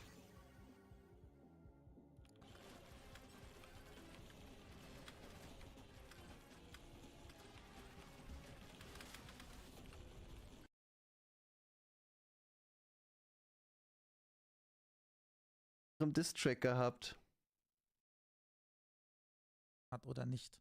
So, jetzt ist das Ding, das ist ein sehr diskutables Thema. Auch auf TikTok in den Kommentaren habe ich das gesehen. Sehr viele Leute haben Videos gemacht, die für Mert gesprochen haben oder sogar gegen Mert, gegen dieses Argument gesprochen haben, weil es aus der Einsicht ist es, okay, Werbung machen ist was anderes wie privat konsumieren.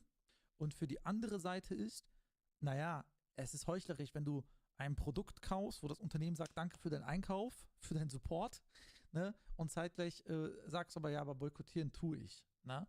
Aber, und jetzt kommt der nächste Punkt, nur jetzt auf diesen Punkt, diese Monstergeschichte machen wir gleich.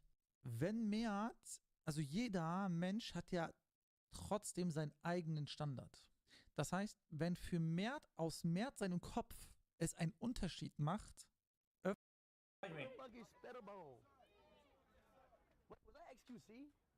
Really, bro?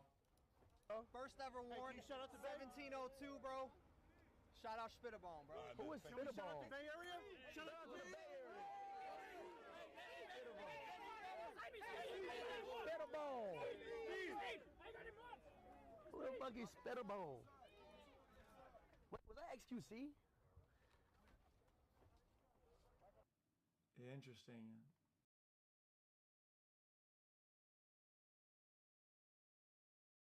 I'm not, by the way, I'm not accusing her of. Hi X, I love you and my bussy is throbbing when I watch your stream smile.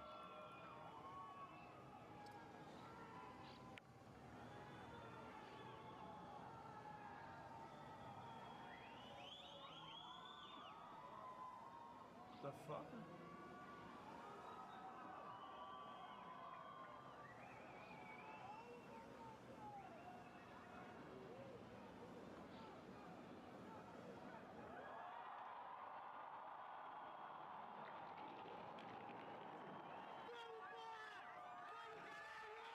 That's insane.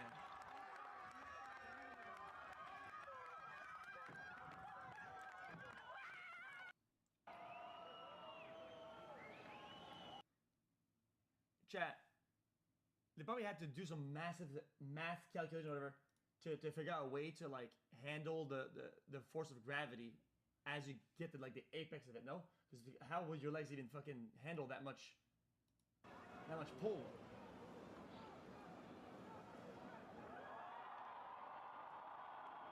Oh yeah, it's pretty reasonable of a curve.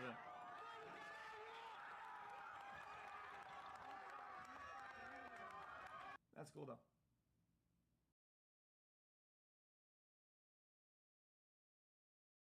As it turns out, rigged election. You know, he knows about rigged elections better than anybody.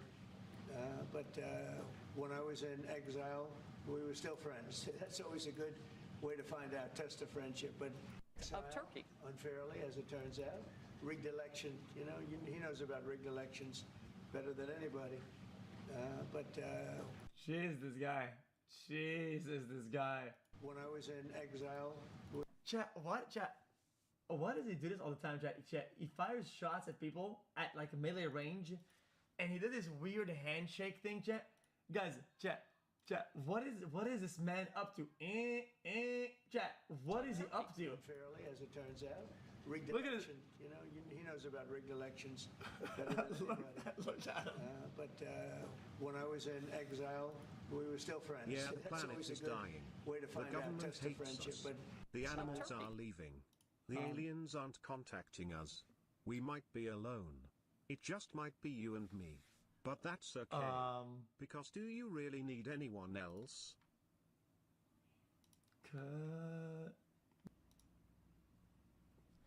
Executive order, paving the way for U.S. ownership of TikTok, which is not 80% owned by American investors, with Oracle among the owner. Controlled by a board of directors with extensive national Is that good? security and cybersecurity credentials. In Detroit partnership with the U.S. human? government, I think Oracle it will will be serve so as different of a TikTok's playthrough trusted this time security because of provider, how much and they will AI has independently monitor the safety and data security of all U.S. user data on TikTok's platform. Americans' data will be stored securely in the United States without access from China.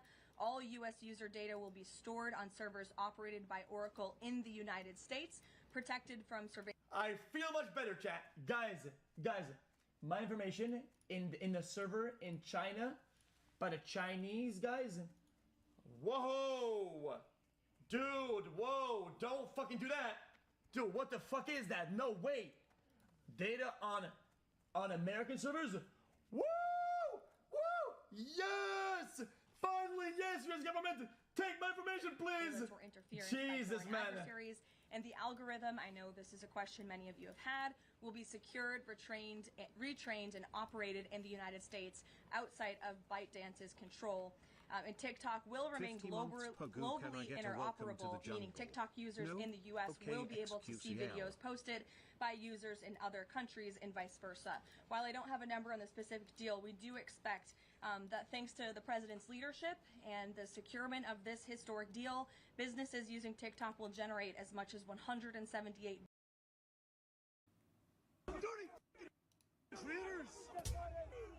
Ow, ow, ow. England is on the brink of civil war. They're not here to... Chat wasn't any fun, chat. We need to remember who we are. We need to remember where we've come from. We need to look at our forefathers and understand what they gave. Yeah, they need to let more boat people in. Like one that a couple of them broke into my house. Really? Yeah, I'll swear that. No. England went and robbed the whole world. It's about time they paid some of them poor people back. All right. Electric out here. Unbelievable. Unbelievable. So many people here. Honestly, pure chaos. I don't think this is controllable at a certain point. Look at this. Chat. Yeah, what is the UK doing here? We're being invaded, and they're waiting. 70 months when they're strong enough. We are seeing the boats becoming more crowded. There are more people on each one of them, and that's one of the reasons government sources say that the numbers are increasing. The silent majority will be silent. Chat, guys, I was about this the other day. If this is the country of the UK, right, and like this is their waters, right, and if a boat is here, they have to take it, right, and they have to like get all the people on it right now, and now they have to like accept them, whatever, right? Why don't they patrol like right here, make sure that people don't get past this red line, so they don't have to do that? Why don't do they not have a coast guard? Can they not just fucking put like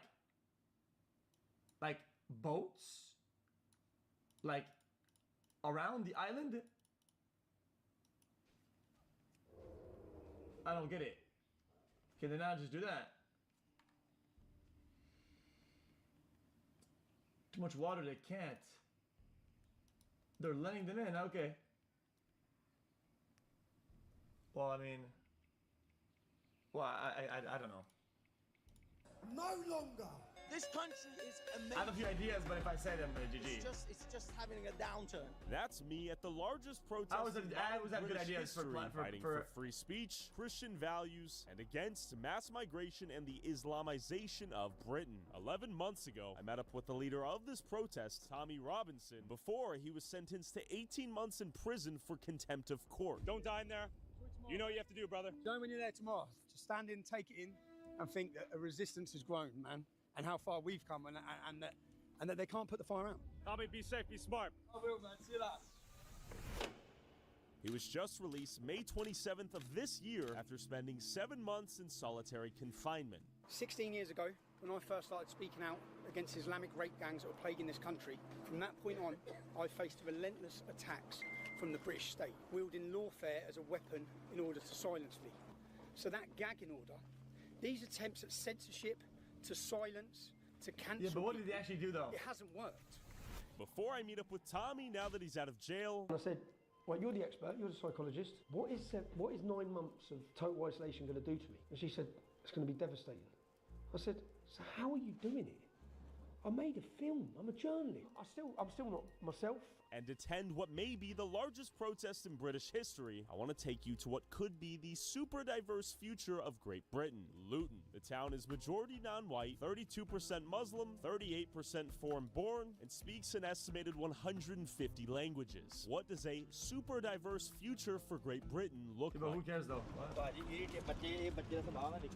You will hear many different languages spoken out here. Quick survey, where are you from? I'm from India. Bangladesh, brother. Okay. I'm Kurdish original. Okay, are you Nigerian? How long have you been here in Luton? 4 years. Oh my goodness. Are you okay? Are you okay? It's very slippery, be careful. Is he mad at her? Why is he mad at her? She's all right? Okay, you just got mad. Yeah, why did you get mad at her? She fell down though. You gotta make sure she's good. Okay. I'm from Texas. Hey, sorry, man. No. I see your Raiders hat. I just thought she fell. I want to make sure she's okay. You're getting mad. I was like, come on, bruv. Okay. How do you like Luton? Not bad. India or Luton? India. India? Yeah. Why did you come to Luton then? For upgrade their future. How was life in Luton? Shit. Yeah? I see you dancing over here. You having a good day? You want to bust a move? Okay. My man. Top man. My man, how are you today? Champion. Champion. Is life good for everyone here? No, just me. Just you, my man. Luton is like Hanslow. Yeah, sure. That place there. Is it dangerous out here? No. It's Okay. not dangerous, but the people here is not working. Just they want to take from benefits and things. Yeah, everyone loves each other, to be honest with you. Everyone's happy, everyone gets along well. I've been living about 22 years. Does everyone get along? No. Do you want to move out of here one day? Yeah, 100%. What's the biggest reason? Immigration. What do the actual English natives think? No one likes it. Yeah. What do you reckon, Luke? He's too shy. See, no opinion. I know what that means. Yeah. Diverse location here. Do you guys feel like you can't really speak out on that sort of thing? Yeah. You're over it. I fucking hate it. Yeah, I've been in Luton like 11 years. Say like a mix, less than whites. Say like more Asian, Pakistanis, Bangladesh. Okay. Kashmiri, European, mix of European, Romanians. Romanian. I see. Okay. Chat, I have a horrible take. Not really take it. It's more of a question, chat. Guys, if there's too much illegal immigration and it's quantifiable and they don't want to do the things to stop it, like fuck it, and it's so much, why don't they just put a freeze on legal immigration? Because everybody's going the other way around anyway. I mean, what? No, guys, you're just talking about the boats. This is that legal too? The boat? That's legal? 50 months. Okay. Nice little place. Yeah. Quiet, comfortable. The Asian, Pakistan, yeah, that kind of people, yeah. It's really nice, and I like it. Do the Indians sort of stick together out here, and then Bangladeshi, and then? Indian is a big, big community. The stayed together. I think that the sort of the self-segregation has massively reduced. Does everyone get along? Yeah, sometimes not, but... Oh yeah, everybody gets on well together, yeah. They have a lot of shops up there, and they sell some really good food and fruit, and I go up there and get the fruit, and... You like your halal? Yeah, I love it. We did have some clashes between certain groups and some minority groups about maybe 20 years ago, 15 years. Like the EDL? That was mostly it, yeah. But it's gotten much better. I think it's much safer than people give it credit for. Okay. You meet people around here, they're nice, man. Once you get to know them, they treat you like family, you know what I mean? So it's not as bad as you think it is. There is halal food is everywhere. Yeah, There are a lot of Muslims. I'm getting the same. I think this is also dog. I could be wrong. I feel I'm getting dog whistle vibes for sure. I feel like illegal immigration isn't massive numbers like they make it seem to be. Like it could be a lot of boats compared to legal immigration. It's probably a small percentage. What percentage is illegal immigration compared to legal in this country? Mathematics, guys, stats only. What is illegal immigration percentage compared to legal? This is 5%. 5%. But ask Grockington.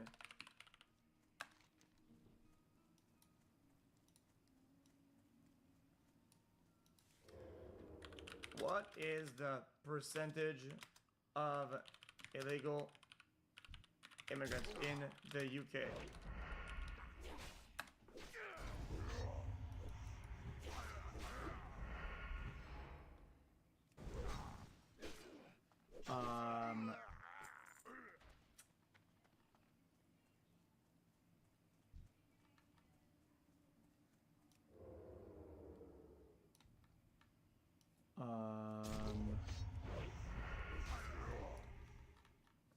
So in short, in one short number, what is it? I can't read. 1%? 1%?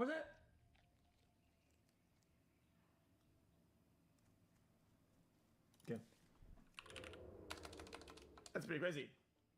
That's pretty crazy. 1%? People, like, let's give it a bucket. Yeah, they should always stop things that are not legal, but 1%.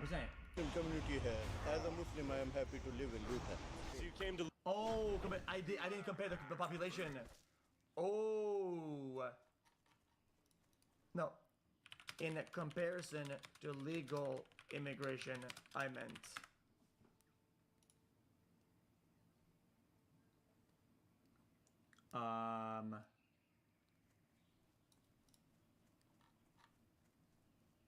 Jesus.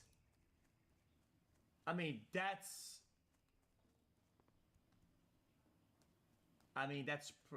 pretty bad.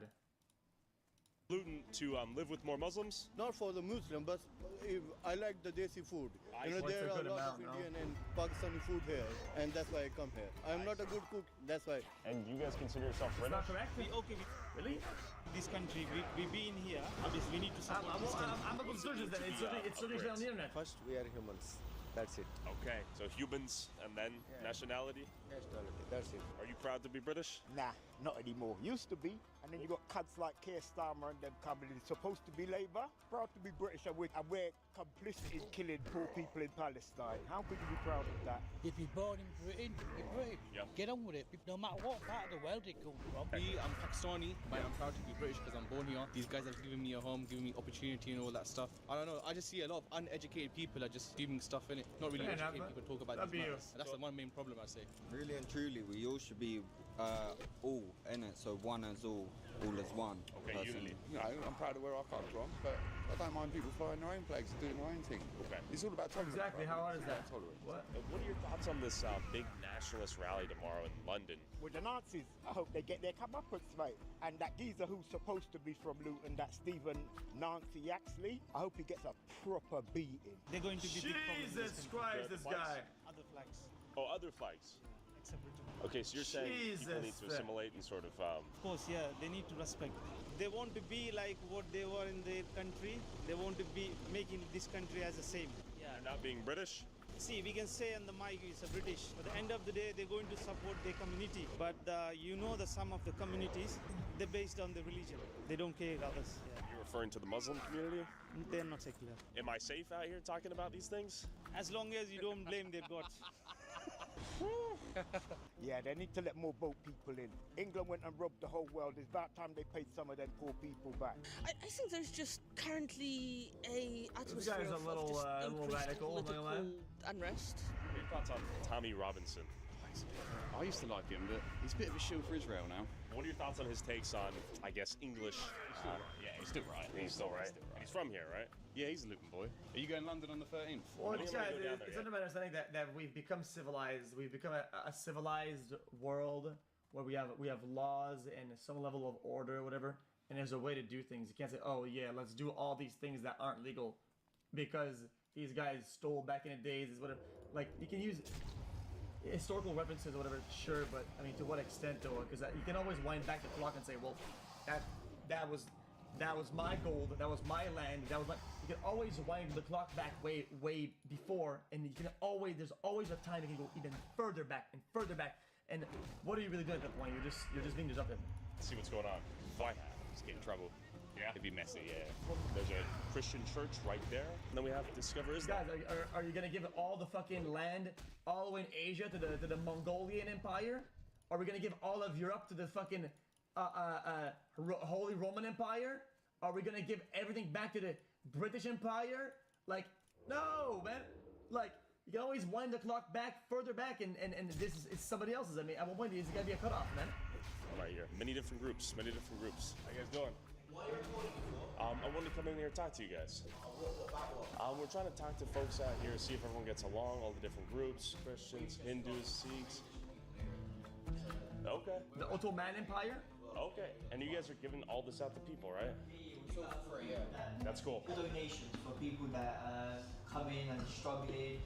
We do food bank on a Saturday. Today we're doing curry kitchen as well. Okay.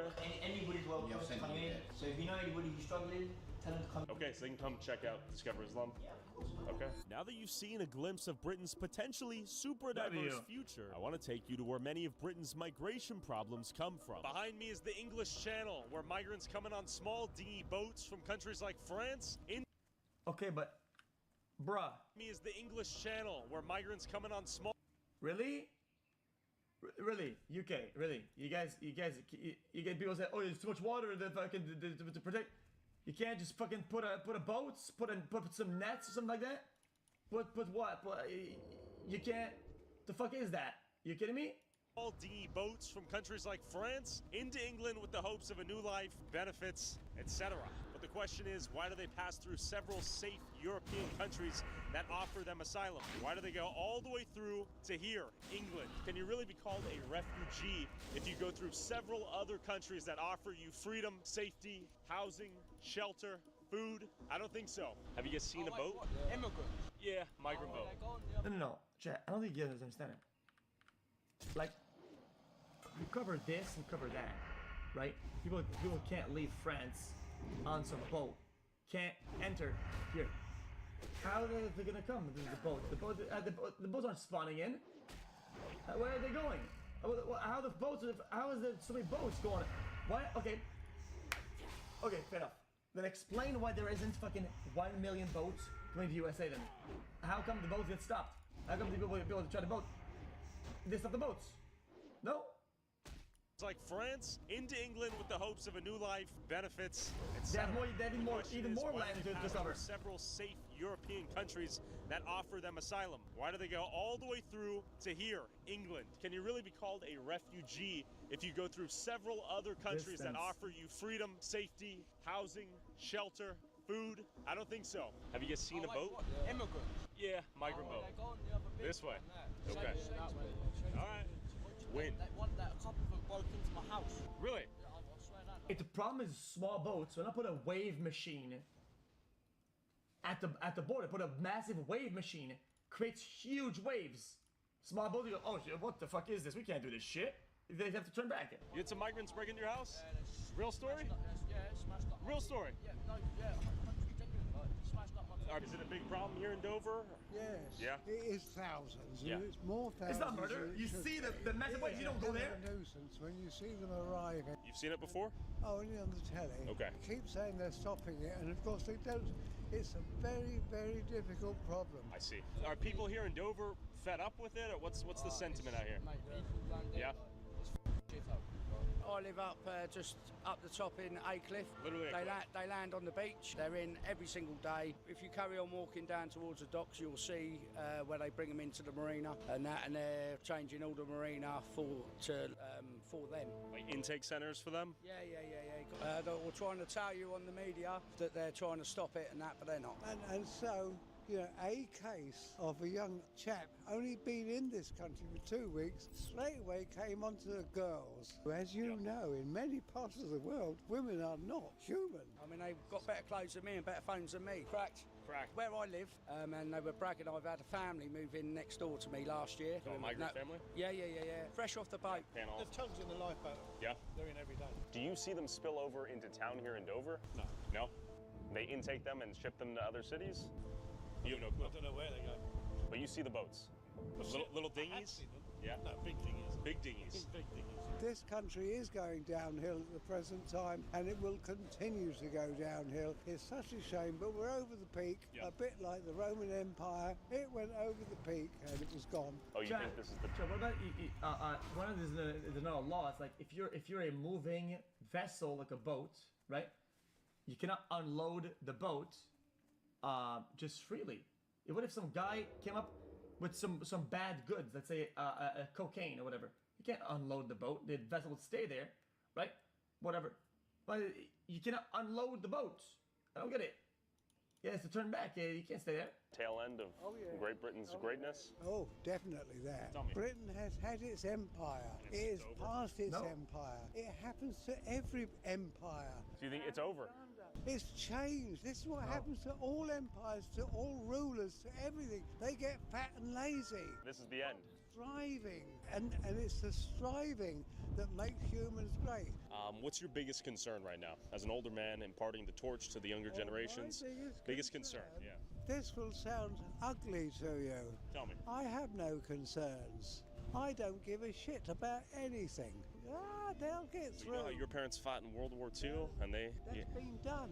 It cannot be changed. They sacrifice for the next generations, right? And it seems like there's some indifference from the boomer generation, at least in the United States. Some apathy, arguably. That apathy has been generated by their own parents, by this generation's parents. They got it wrong because their parents got it wrong. All after the war, everything was different then, and there's a great sigh of relief, and now everything's going to be wonderful. And they transferred that to their children, and they to their children, and that's where we are right now. You don't care what happens next?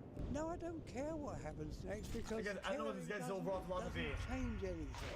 So I met up with one of England's loudest voices pushing back against mass migration and fighting for freedom of speech and for Britain to reclaim its national pride. I'm glad you're alive, sincerely. I really thought that was a weird moment. I was like, man, I met this guy, now he's going to go get killed in prison. Lots happened. I'm still here. You're still here. Because I wasn't sure if I would be when I was leaving you. To watch the entire interview with I'm skipping the whole thing. A lot of people out here. We're going to push through and penetrate through the mob. Look at the sheer scale and scope of these flags right here. British flags everywhere here. About to get, I think, loud and we're about to move. Is that being a pussy? How many people do you think? Yo, how about give us a breakdown of actually what this guy say? Whatever. Bro, an interview of some guy, dude. We have this all the time, man. We have this all the time. Like, you can skip through it. I don't see any fucking. Any data, any whatever, it's just him talking. Come on, bro. We'll be here. Come on, bro. I reckon we're going for 2 million. Rape of Britain, rip Peter Lynch. Keep our girls safe. They're taking the piss, we got fuck them off out of here. Get them out, get them out. We've had enough. Dude. Jay, you guys act like I'm new to the internet. I've seen this, I'm not saying this is what happened over here. Okay, I'm saying I've seen a lot of cases, it's this. Oh, guys. UK guy gets imprisoned for a meme. Come on, man. Really, dude? You're gonna put him in jail for a meme, dude? The meme in question, I'm gonna bomb your house and catch it on fire, you piece of shit.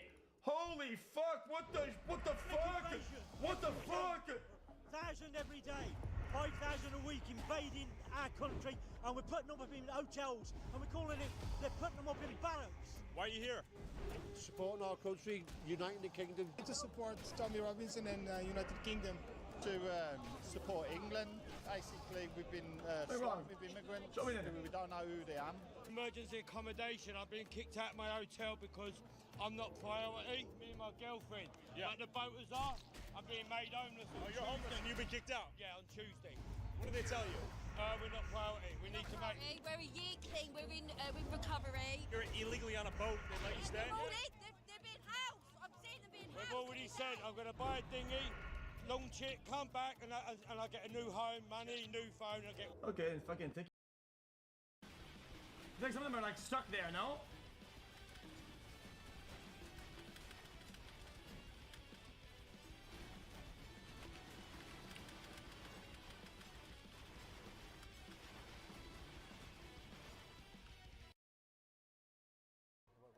Twitch thrives off of AFKs. Oh my, she's making a fortune cookie. Try one. This is like seeing like unreleased music. For you. Oh my god. How's it? Good? Good. Wait, I'm actually seeing somebody making a fortune cookie. Like Andrew, not you. You speak. Let's go. Hold on, wait. Can I make them? No, you gotta write a sexy message for When I write a sexy message. Sexy message. I would write Write a message to someone or to someone that you want to say. So it's gonna be a trust random your instinct. No. Write to someone. What do you want to say? I want to say. Tell me. Okay. You know how to play your game. Okay. You are the creator.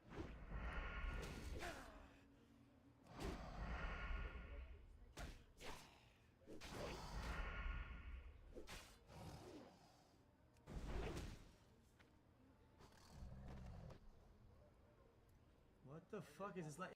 I can do about like 10, 15 of them. 15 in a minute. Yeah. Do you need a glove? Yes. Watch me. No gloves. I need gloves. Watch me first. Okay. So get 100%. Okay? Slower, man.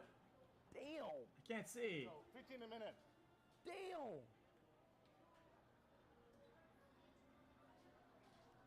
That is somebody else's fortune, right?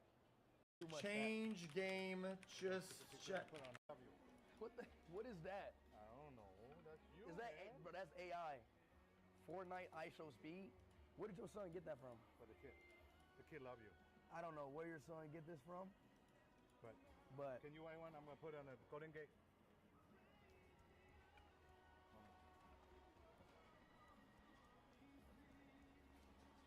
Yeah, that's already listed on eBay. It's already listed. It's already listed on eBay.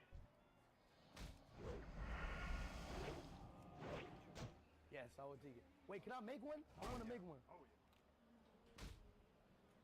Gloves. No gloves.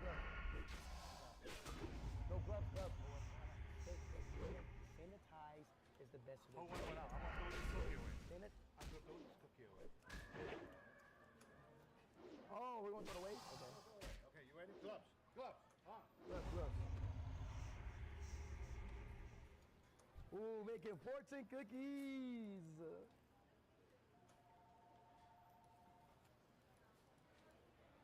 Put that bad boy on chat. It's in a minute. Boom. Oh.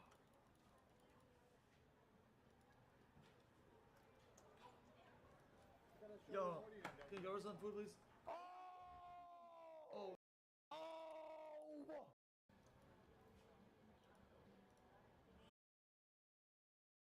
Take your ID. Loser. Alright, take your ID, take your shit. Fucking $1 billion in economic activity within the U.S. over the next 4 How much? Businesses using TikTok will generate as much as $178 billion in economic activity within the U.S. over the next 4 years. So what's that? What's the U.S.? Oh, U.S. Oh my God. this is great news, not just for the millions of American youth who use TikTok. Their data will be safe and secure with this new deal. They'll continue to use this very fun app. But it's also great news for all of the small business owners who have really been able to make a living off of the use of TikTok. Time to go to jail for memes. Buggers. Don't worry guys, the people that let your social security number get hacked will protect your data. Hey Felix, I saw the No Pixel announcement just now. I wanted to congratulate you as a part owner. I'm very excited to see you play with your friends like Jolie Paul, Bogdan, Dooney, and Officer Mendoza Backcheck. Another month, still a juicer. MAGA-related content prioritized. I always like MAGA-related. If I could, I'd make it 100% MAGA-related. It's actually a good question, but I would, yeah, if I could make it 100% MAGA, I would, but it's not going to work out that way, unfortunately. No, everyone's going to be treated fairly. Every group, every philosophy, every policy will be treated very fairly. Thank you. Mr. President, now that Oh, I mean, he's making a joke. I mean, it is what it is. I mean, it's not fucking. You get crazy mad about that. do you want to see the algorithm suggest more MAGA-related content prioritized? I always like. Chat. Unless it happens, I will complain if it happens. Like I complained when Elon Musk started fucking having his shit boosted up onto the front page during the election. Yo, let's keep it a buck. Yo, chat, listen. I'm not some conspiracy theorist. I'm not. Okay, but everybody understands. His shit was bolstered to the front page over and over again during the election, especially during the stretch of time where it was kind of important. So, I mean, dude, these things matter. I'm just saying, don't act like it's not happening. It's not like, well, it didn't happen. I know, it's a private company. It's a private company. He owns it or whatever, right? You hear that? I'm not saying that. I'm just saying, let's not say that didn't happen. Conditions in anticipation of tomorrow's PlayStation 3 launch. It marks a new era in gaming with lifelike graphics and motion sensing controls. Teacher Shirley Engel is live outside Best Buy in Burlington tonight with some die-hard gamers. Good evening, Shirley. Good evening, Nick. Well, the lights are out and the doors are closed at this location, but just check out this lineup of customers just waiting for the crack of dawn. That's when 21 PS3 consoles will hit store shelves, and despite the weather, they say it's worth the overnight wait. As the Can I mercury get an unban drops, in not kick even the check one day? plastic My tarps can girlfriend fend and I off the broke up cold. and you're the But the only mood thing remains keeping high me among going. these 21 gaming enthusiasts, We got a little tent set up here with umbrellas So and such. and they still have to pay for the payoff, up to $700 a piece. For a couple days now, they've been waiting out front. They know what's available. They know what's there. They know what to expect. And at least they're going Chat, let's keep it a buck. The PS3 was a piece of shit. to get one unit. If you're not one of the people lined up right now, good luck getting your hands on one of these. There's only 40,000 PS3 consoles being shipped to Canada. And when you divide that among the thousands of retailers from coast to coast, only a handful will go to each store. Without the Xbox 360 chat, you're not in chat. Without Xbox 360, without Xbox Live, you don't have a microphone on your head. You don't have headphones. Without Xbox Live, you don't have multiplayer games. You don't have love. You don't have your brother. You don't have your family's not even there for you anymore. If money's The no Xbox object, rallied you us could together. go on eBay. But buyer beware. The highest bid tonight was nearly $10,000. What they're going to try to do is use a little bit of momentum to build during the Christmas season and beyond. But Sony has some competition. We're here to award you with the first Wii in Canada. Burlington's Cheryl Donnelly won Nintendo's latest console That was in a me. random draw. Her 5-year-old son will play before any... Chat, I bought it on the day of release. It was cinema. And back in days, oh my god, I can't. anyone else in Canada. I just said, I won, and I was telling him, and he was like, and I'm gonna get it, so he was pretty excited. Nintendo's Wii hits store shelves on Sunday and retails for nearly $400 less than the PS3. The gaming experience on our system versus our competitors is very different. Guys, But it'll still be a chat, I'm guilty of something, chat, guys. I'm guilty of something, chat, and I'm afraid of telling chat. And I think you guys are gonna bully me forever for this, chat. tough decision for those willing to endure the elements. Believe it or not, some of the hardcore gamers don't decide. They're standing in line tonight to pay $700 for the... I had this game, I had Zelda, okay? I had bought Zelda. And then my friends really wanted to come at my house to play it with me or whatever. Because they didn't get it. And I bought Zelda, brand new Zelda, Twilight Princess. We go back home. And dude, guys, they really wanted to come. I said, you can come if you want to, but I'm playing this game. I didn't want to share with them. I didn't want to share. And they sat there with me at my house on the couch, for 6 hours after school watching me play, right? And it's, chat, I didn't want to share because guys, I told them I'm trying to go play. They just wanted to go watch or whatever. And he asked me if I want to play, and chat, I give him the controller at the part I know for a fact he would not be able to beat because he doesn't know the controls. I gave him the controls at the spot where he would die because he said, "Oh, dude, I'll give you one life." And he got flapped. I got the controller right back. I set him up. Chat, I set him up to fail, and he failed. I still gave him a chance, though. I still gave him a chance to succeed. But it's not in the best scenario. But chat, because I told him I wanted to play the game. Sony PlayStation, and they will be back in line 48 hours from now, paying another $300 for the Nintendo. That's what we mean when we're talking about hardcore gamers. And make no mistake, this is a very organized event on the part of the stores. These customers will be given numbers at 6 o'clock tomorrow morning, and that will give them priority over the number of PS3 consoles that will be available. That will mark the beginning of the gaming wars. Nick, we're sure to see lineups like this for the launch of Nintendo.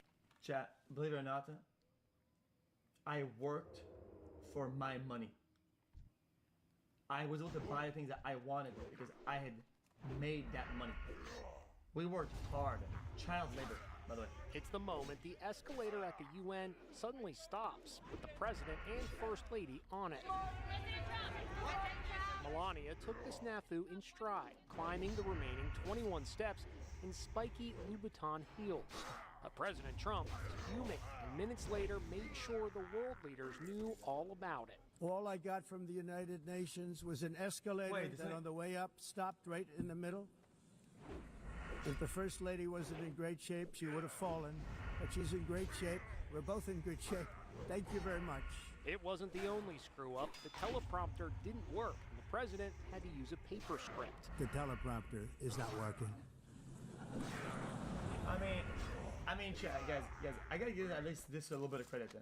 For how many other speakers during the before days, weeks, teleprompter failed for? I mean, how many? Probably under 5, under 3. Really, dude? I can only say that whoever's operating this teleprompter is in big trouble. And in another bizarre moment, the president of France was prevented from crossing the street because President Trump's motorcade was about to pass. Everything's in frozen right now. There's a motorcade coming. President Macron actually called Trump directly. Guess what? I'm waiting in the street because everything is frozen for you. With the world leaders gathering here in New York for the 80th anniversary of the UN General Assembly, the Secret Service says they've thwarted a plot that could have disrupted cell phone service across the nation's largest city. The Secret Service raids uncovered 100,000 cell phone SIM cards and 300 servers. It can send out 30 million text messages a minute. Dude! At least put a few Twitch accounts on this. If put it on my stream, at least what? You're gonna use this for what? For do some put like 10, 15,000 on my stream. How hard is it? Jesus It can Christ, send out 30 selfish million asshat. text messages a minute. Encrypted, anonymous, which means that it could theoretically text the entire nation in 12 minutes. The Secret Service says the plot, which is reported to have originated in China, could have blocked every phone in New York. Oh. What? How the fuck did we get here? Also, chat, look at all these cheeser viewers. 300 servers. It can send out 30. Uncovered Look at all that. 100,000 cell crazy, phone no? SIM cards and 300 servers. It can send out 30 million text messages a minute. Encrypted, anonymous, which means that it could theoretically text the entire nation in 12 minutes. The Secret Service says the plot, which is reported to have originated in China, could have blocked every phone in New York. How? Spoke with cybersecurity expert John Bandler. If a cyber criminal or a rival country wanted to initiate a cyber attack like this, it seems like the UN General Assembly is the perfect time, right? It would be disruptive. We do need to remember that hostile nation states every day are planning cyber attacks against our country. Yeah, but what would that do though for this event? Are they just trolling? They're just sabotaging the whatever and just DDoSing the shit, making shit lag or whatever, like making it hard to do?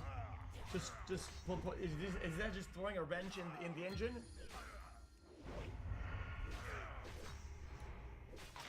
Jeffrey Epstein. Jeffrey Epstein. Tommy G. Interesting. Microsoft to terminate the Israeli military access to this technology after uncovering mass civilian surveillance system violating its terms. Oh. What are the extent of that?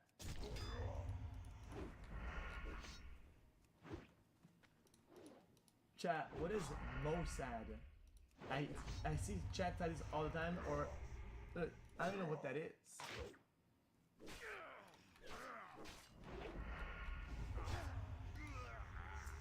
They are doxing Ray Kai.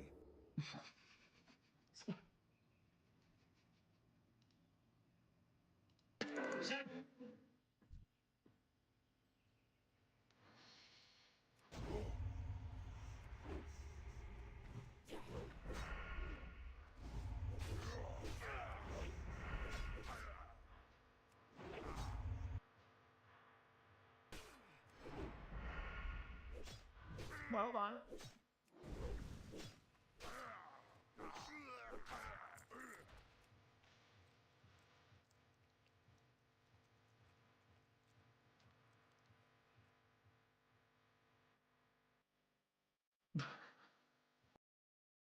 Of cheating on him or anything like that. I'm just being silly. I don't think.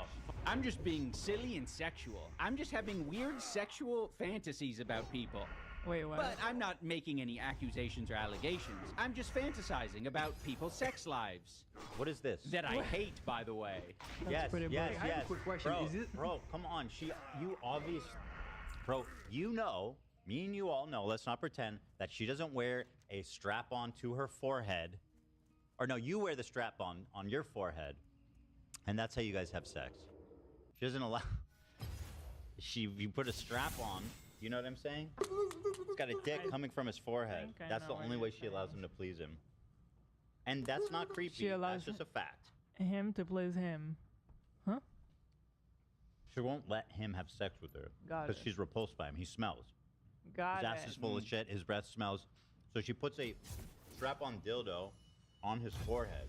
Okay. So the only way they can have relations is him doing this. Listen, whatever works for them. I saw you going a different way with that. Yeah, I it thought didn't you were- end up where I thought it was going. I thought you were going to say, I'm not making it sexual. No, I am. And I'm not making it sexual, and it's not weird at all. I don't think it's creepy. I think it's funny, and I think it's funny also that you're so like caught up on the fact that like you can't make fun of our sex life. You can't do that. You can't do that. Strap-on harness. What up, bitch? Strap-on forehead. Suck my ass, bitch. You suck my ass, bitch ass. How about you look into my butthole? Why would I want to look in your shitty butthole, idiot? Jews. Jews, yeah, I know.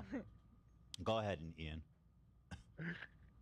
I love how you can't do that. A lot of this just breaks down to you can't make fun of me for that. Go ahead. Anytime now. Go ahead. It's not brutal, Hila. Oh, Hila. Uh-oh. Here's a soundbite. Shut up, Hila. Great. Sounded like you didn't mean it. You got that, Zach? I did pull that, but I feel bad playing it. Like, you know, I pulled Yeah, it. yeah, you can't play that. Were you crazy? No, that's Play it. It would be I highly need situational. I but need it could Ian to definitely- give a stronger one. Like it sounds like he's not giving it his all. You know? Yeah. Shut up, Hila. Yeah, it's like what? So we have him doing Shut Up AB, Shut Up Hila. It's good. We're going to have one for everybody. Shut up, baby. Shut up. You have nothing to say. It's not brutal. Another part of the H3 shit is that soundboard. Really? You have nothing to say. Bro, hold on. Hold on.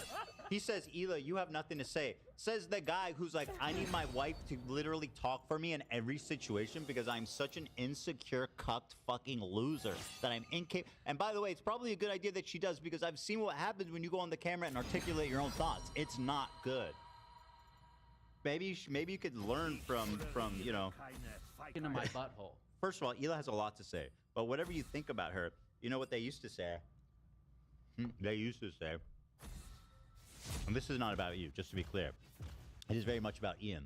It's better to be quiet and thought to be dumb than to open your mouth and remove all doubt. Truly, truly. Truly, Ian. And he's so bad at this. He's Shut not. up, Hila. Yeah, he's so bad. I have so many Shut up. thoughts. This is a lot. You have nothing to unpack. say. It's Yeah. not brutal. Same. Another part of the H3 shit is that soundboard. That extremely anti-Semitic soundboard. What? That they pop open with every now and again. I think they had Moist Critical saying some like out of context shit. That was, You can't do that! How dare you? You guys, you can't make jokes like that on your soundboard! He's not lying though. That soundboard has a swastika sword on its wall. Right. Damn you, Jews! Yeah, that'd be really bad. I don't know. I legitimately don't know what is going on with him. Like Snark brain. It's so I don't. what?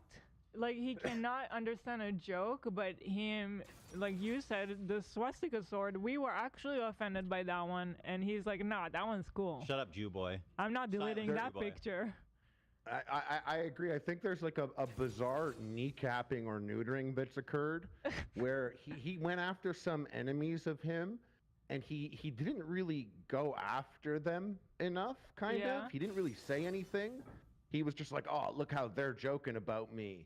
But he Yeah. could have really gone in on them, but the stuff he would have done would have been too mean. Like he would have been worried of offending the people that he's trying to appease, maybe. Yeah. So he was like neutered in his approach and made a video that just kind of highlighted people that don't like Dunking him. on him, and it being didn't- funny, yeah. making good points, dunking on him, and being like, you can't do that! And then and then it was like you're watching it, you do a video about it, and then Nicholas the Oreo does a video about you doing a video about it, and then it's like Pino this been like Casino. 10 hours of content that's just Yeah. like basically highlighting people that are ripping into him, and he didn't take this opportunity to rip into them, because a lot of the stuff that he would probably want to say, you would be worrying about offending the people that you're trying to please. I think and he's so it's in this incapable. weird halfway space.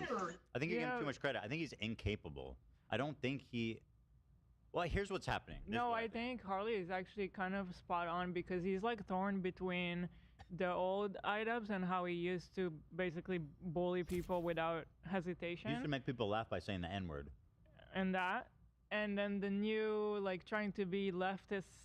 I don't know what he's trying to be. White Hassan. But He says he's trying to be the yeah, white Hassan. he's trying to be white Correction, Hassan. the whiter Hassan. Whiter Hassan.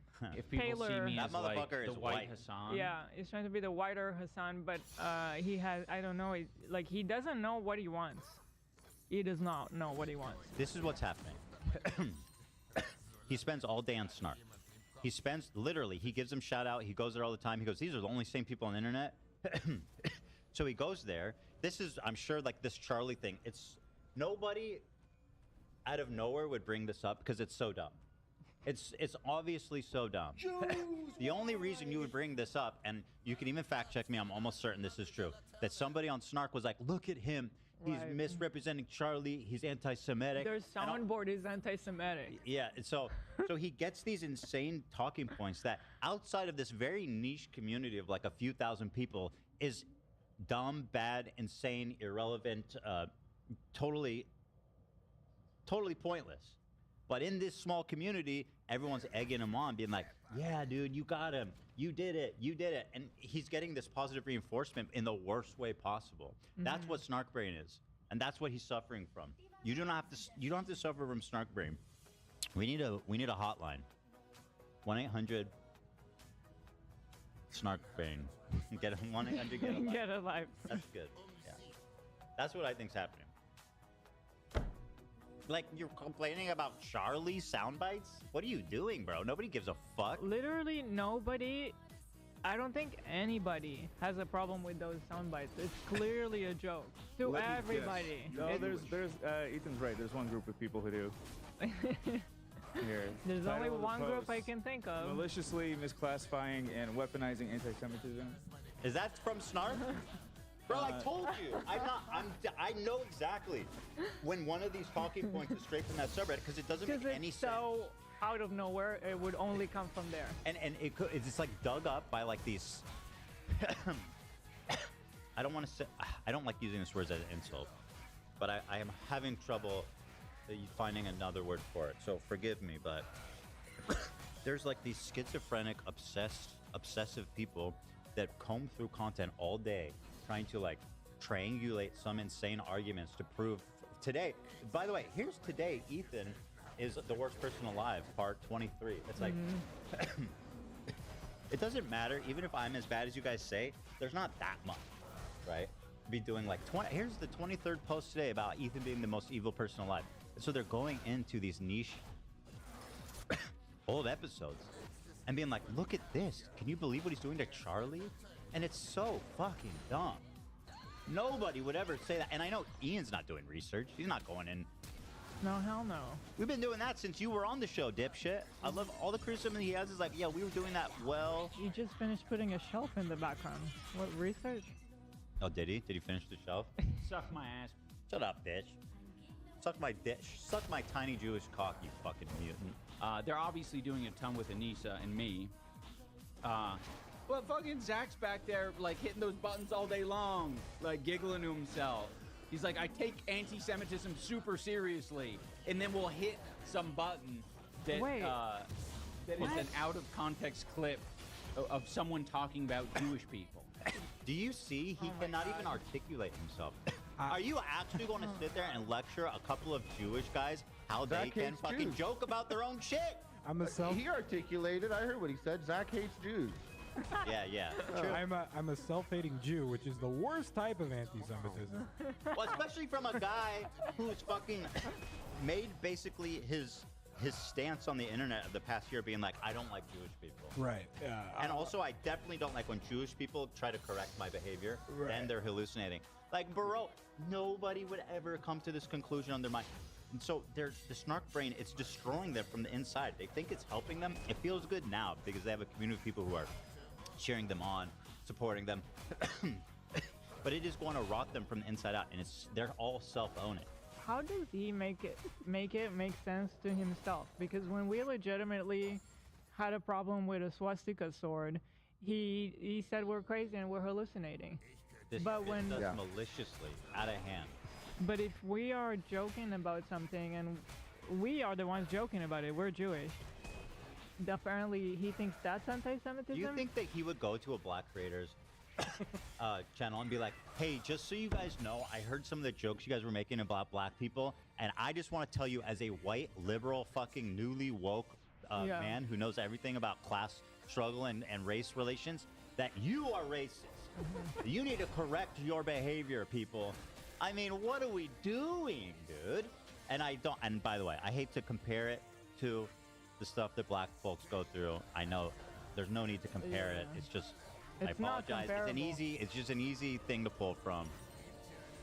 Right. He sounds like, he's Canner iDubbbz over here, Rabbi iDubbbz. He's like, it's anti-Semitic. You self-hating Jew, it's anti-Semitic. You play those sounds.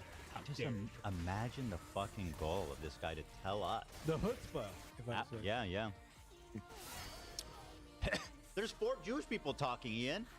Me, Harley, Elon, and Zach. You got a problem? You got a problem with what? 4.5. 4.5. Dan hasn't really participated that much. Yeah, he didn't say anything yet. Not in this part. I wasn't trying to throw you in there. Thing is, it's not to put too much stock in that. Oh, you don't want it? Come on, you don't want it? Oh, I put all my stock in my half. I put all my stock in my half. So thank you very much. Are you self-hating Jew, Dan? You're gonna say that on Rosh Hashanah, then? You put a little half and half in your coffee, Dan? There's no winning play here. There's nowhere to go. You guys checkmate. You guys touche. iDubbbz watching. Careful what you say, Jew boy. All right. No, stupid. It was a content cop. He called me stupid. He called me stupid, you guys. That's literally what these are the retorts that he has deployed. Stupid. No, stupid. You can't make fun of me. It wasn't what you do, which is a nuke. I don't do nukes. You do nukes. What you don't know how to nuke, bitch. Me about some people's reaction to the video is because I think I actually had some of these fucking fence sitters message me or like leave comments like after the content cop, and they were like, man, this would have been so good if he didn't bring on like Hassan and Frogan. And it's like, no, I'm fucking on their side. I believe in the content that they're making and the messages they're putting out. Not everything, obviously. Just as they don't that's support pretty everything important. that I say. Well, hold on. That seems like an important asterisk. Hold the phone. He's like, I support everything they do, except for the, What the fuck kind of not statement is everything, obviously. Content that they're making and the messages did you guys see that? Not everything, obviously. Just as they don't support everything that I say. But with the issue, I think that might run into trouble there, buddy. Yeah, you have to support everything they say. Mm-hmm. I need examples. What is it you don't support that they say, Ian? Then primarily takes with them. I'm fucking on their side. They don't deserve this harassment. Ethan couldn't fucking let it go with Hassan. It's like, do your own shit. No, instead. By the way, what? This narrative that I can't let it go with Hassan, I've honestly barely talked about him ever since the Charlie Kirk thing happened. You can talk about him as much as you want. No, I know, but I'm just saying I've kind of made the conscious decision to lay off a little bit because things got so fucking heated. Yeah. It's just like if you go to talk about everything. If you go to his TikTok reshares, oh god, hundreds of the most insane Ethan psychotic conspiracy hate videos, non-stop. I would be fucking humiliated to have that be on my reshares. To be like, I would actually be afraid of looking like obsessed. But this man, he talks about me on a daily basis. He says I'm trying to get him killed. He's doing all this types of shit. He's on Twitter. He's sharing shit on TikTok. This whole narrative of me, being some one-sided attention is crazy. Meanwhile, he's the one bringing me up as a valid military target. Yeah. Sorry, what? Yeah, I don't want anyone to harm Hassan or anybody in his life or anybody. He brought me up in that conversation for no reason. I wasn't even related to the topic. Yeah. It's fucking sick. But then what? If I respond, then I'm obsessed? No, of course I'm going to talk about it. Well, I haven't even been responding. That's the crazy part. I've just been kind of letting it all slide for now. Yeah, you support most of what Hassan says, but the 10% you don't agree with. I mean, you could say that. I could probably say that of Adolf Hitler. Let's just say he's like, love roads, love public transportation, love social programs. I love, let's get industries going, all good things, formalize education. Except there's just one little thing I don't like about Hitler, which is that he wants to kill a bunch of people. And he's super racist. Those are small, but those are like minor details, bro. Minor. The funny thing is that that's exactly like why this whole thing is happening right now. Ian is like hasn't paid attention for years, I feel like, but Ethan had a show with him, and for the most part they did agree on everything until they couldn't agree on like 5%, and then this whole war started. Yep, that's a great point. That's a great point. I bet you that 5% difference that you and Hassan disagree, of that 5%, I would assume, I really believe it, that he would more likely side with a lot more of your 5% than Hassan's. Right. If there was actually a conversation to be had and to go through it, right. It's just, that's how, because that's how it is for me. And like, I'll be honest, like, I don't know, obviously that's how I think. That's just more normal. That 5% that we're talking about Hassan is fucking crazy. It's, Yeah, like, it's like shockingly fucked up. It like fucked me up because that was a guy I watched a lot of, and I saw that 5% come out, and I was like, holy shit, this is crazy. 5%. I do wonder how much of that he would agree with. I don't know anymore. Yeah. For a lot of people, I'm fine with just saying I'm quiet. I'm quiet. I'm a little quiet guy. Like, I'm fine with that. But it's one of these things, like, I'm hoping to reach more people by using a characteristic that they might want to describe themselves as. Yeah, but Stoic is you ever like, heard of show don't tell? That's a much... Have you ever heard of show don't tell? That's what they say. Good authors show. They don't tell. This motherfucker's like, if I tell you I'm stoic, then you'll believe me, despite the fact that I cry and shit and piss and complain about every stupid little fucking thing that comes up in my life. Bro, you are a baby. But Jesus, also, you gotta let that stoic word go, man. does he not understand the definition of it? I don't- Because he's acting like stoic is just quiet. Yeah, I don't think he does. I don't think he understands the definition of it. Presumably, I mean, if he did, he would know it's not a great describer for him. I would describe him as cowardly, shallow, A whiny little bit. whiny, bitchish. You know, those are more accurate. Suck my ass. So fuck you, iDubbbz. Smelly balls. How about you Insecure. look into my butt right now? Brush your teeth, stinky. You need to get more so we can have a full-on insult battle. Nicer thing to say to like the average man than saying, "Oh, your husband's a little quiet guy, isn't he? He's quiet." Like, that's like for someone who converses and is social regularly, like this is a very obvious thing. I ain't trying to like He's social, guys. pad my ego or whatever. Like, you can call me a little quiet guy. It sounds like you have a problem with it, the way you're saying it. You're absolutely but right. like I'm not. Nobody cares that you're quiet. You can be quiet. It's just like it seems so obvious that. Oh no. Your insecurity and your introversion has been hijacked by a fucking nefarious monster, right? Yeah. And I am a 2015 social justice warrior. For good reason. The guy did a humongous. So, okay, this one's a little cut up. Because I thought I had a really good insult. I said he's acting like a 2015 social justice warrior, like Zarna. And he does that. He goes, you can't joke about humongous what? But then he goes, yeah, I am. He's like, yeah, I am. So what? Yes, yes. You're absolutely right, Ethan. I am a 2015 social justice warrior. For good reason. The guy did a humongous joke. The horror. That's what's wrong with his face. Miss Mermaid in the chat said, as an adult performer, we generally want people to fantasize about us in that way.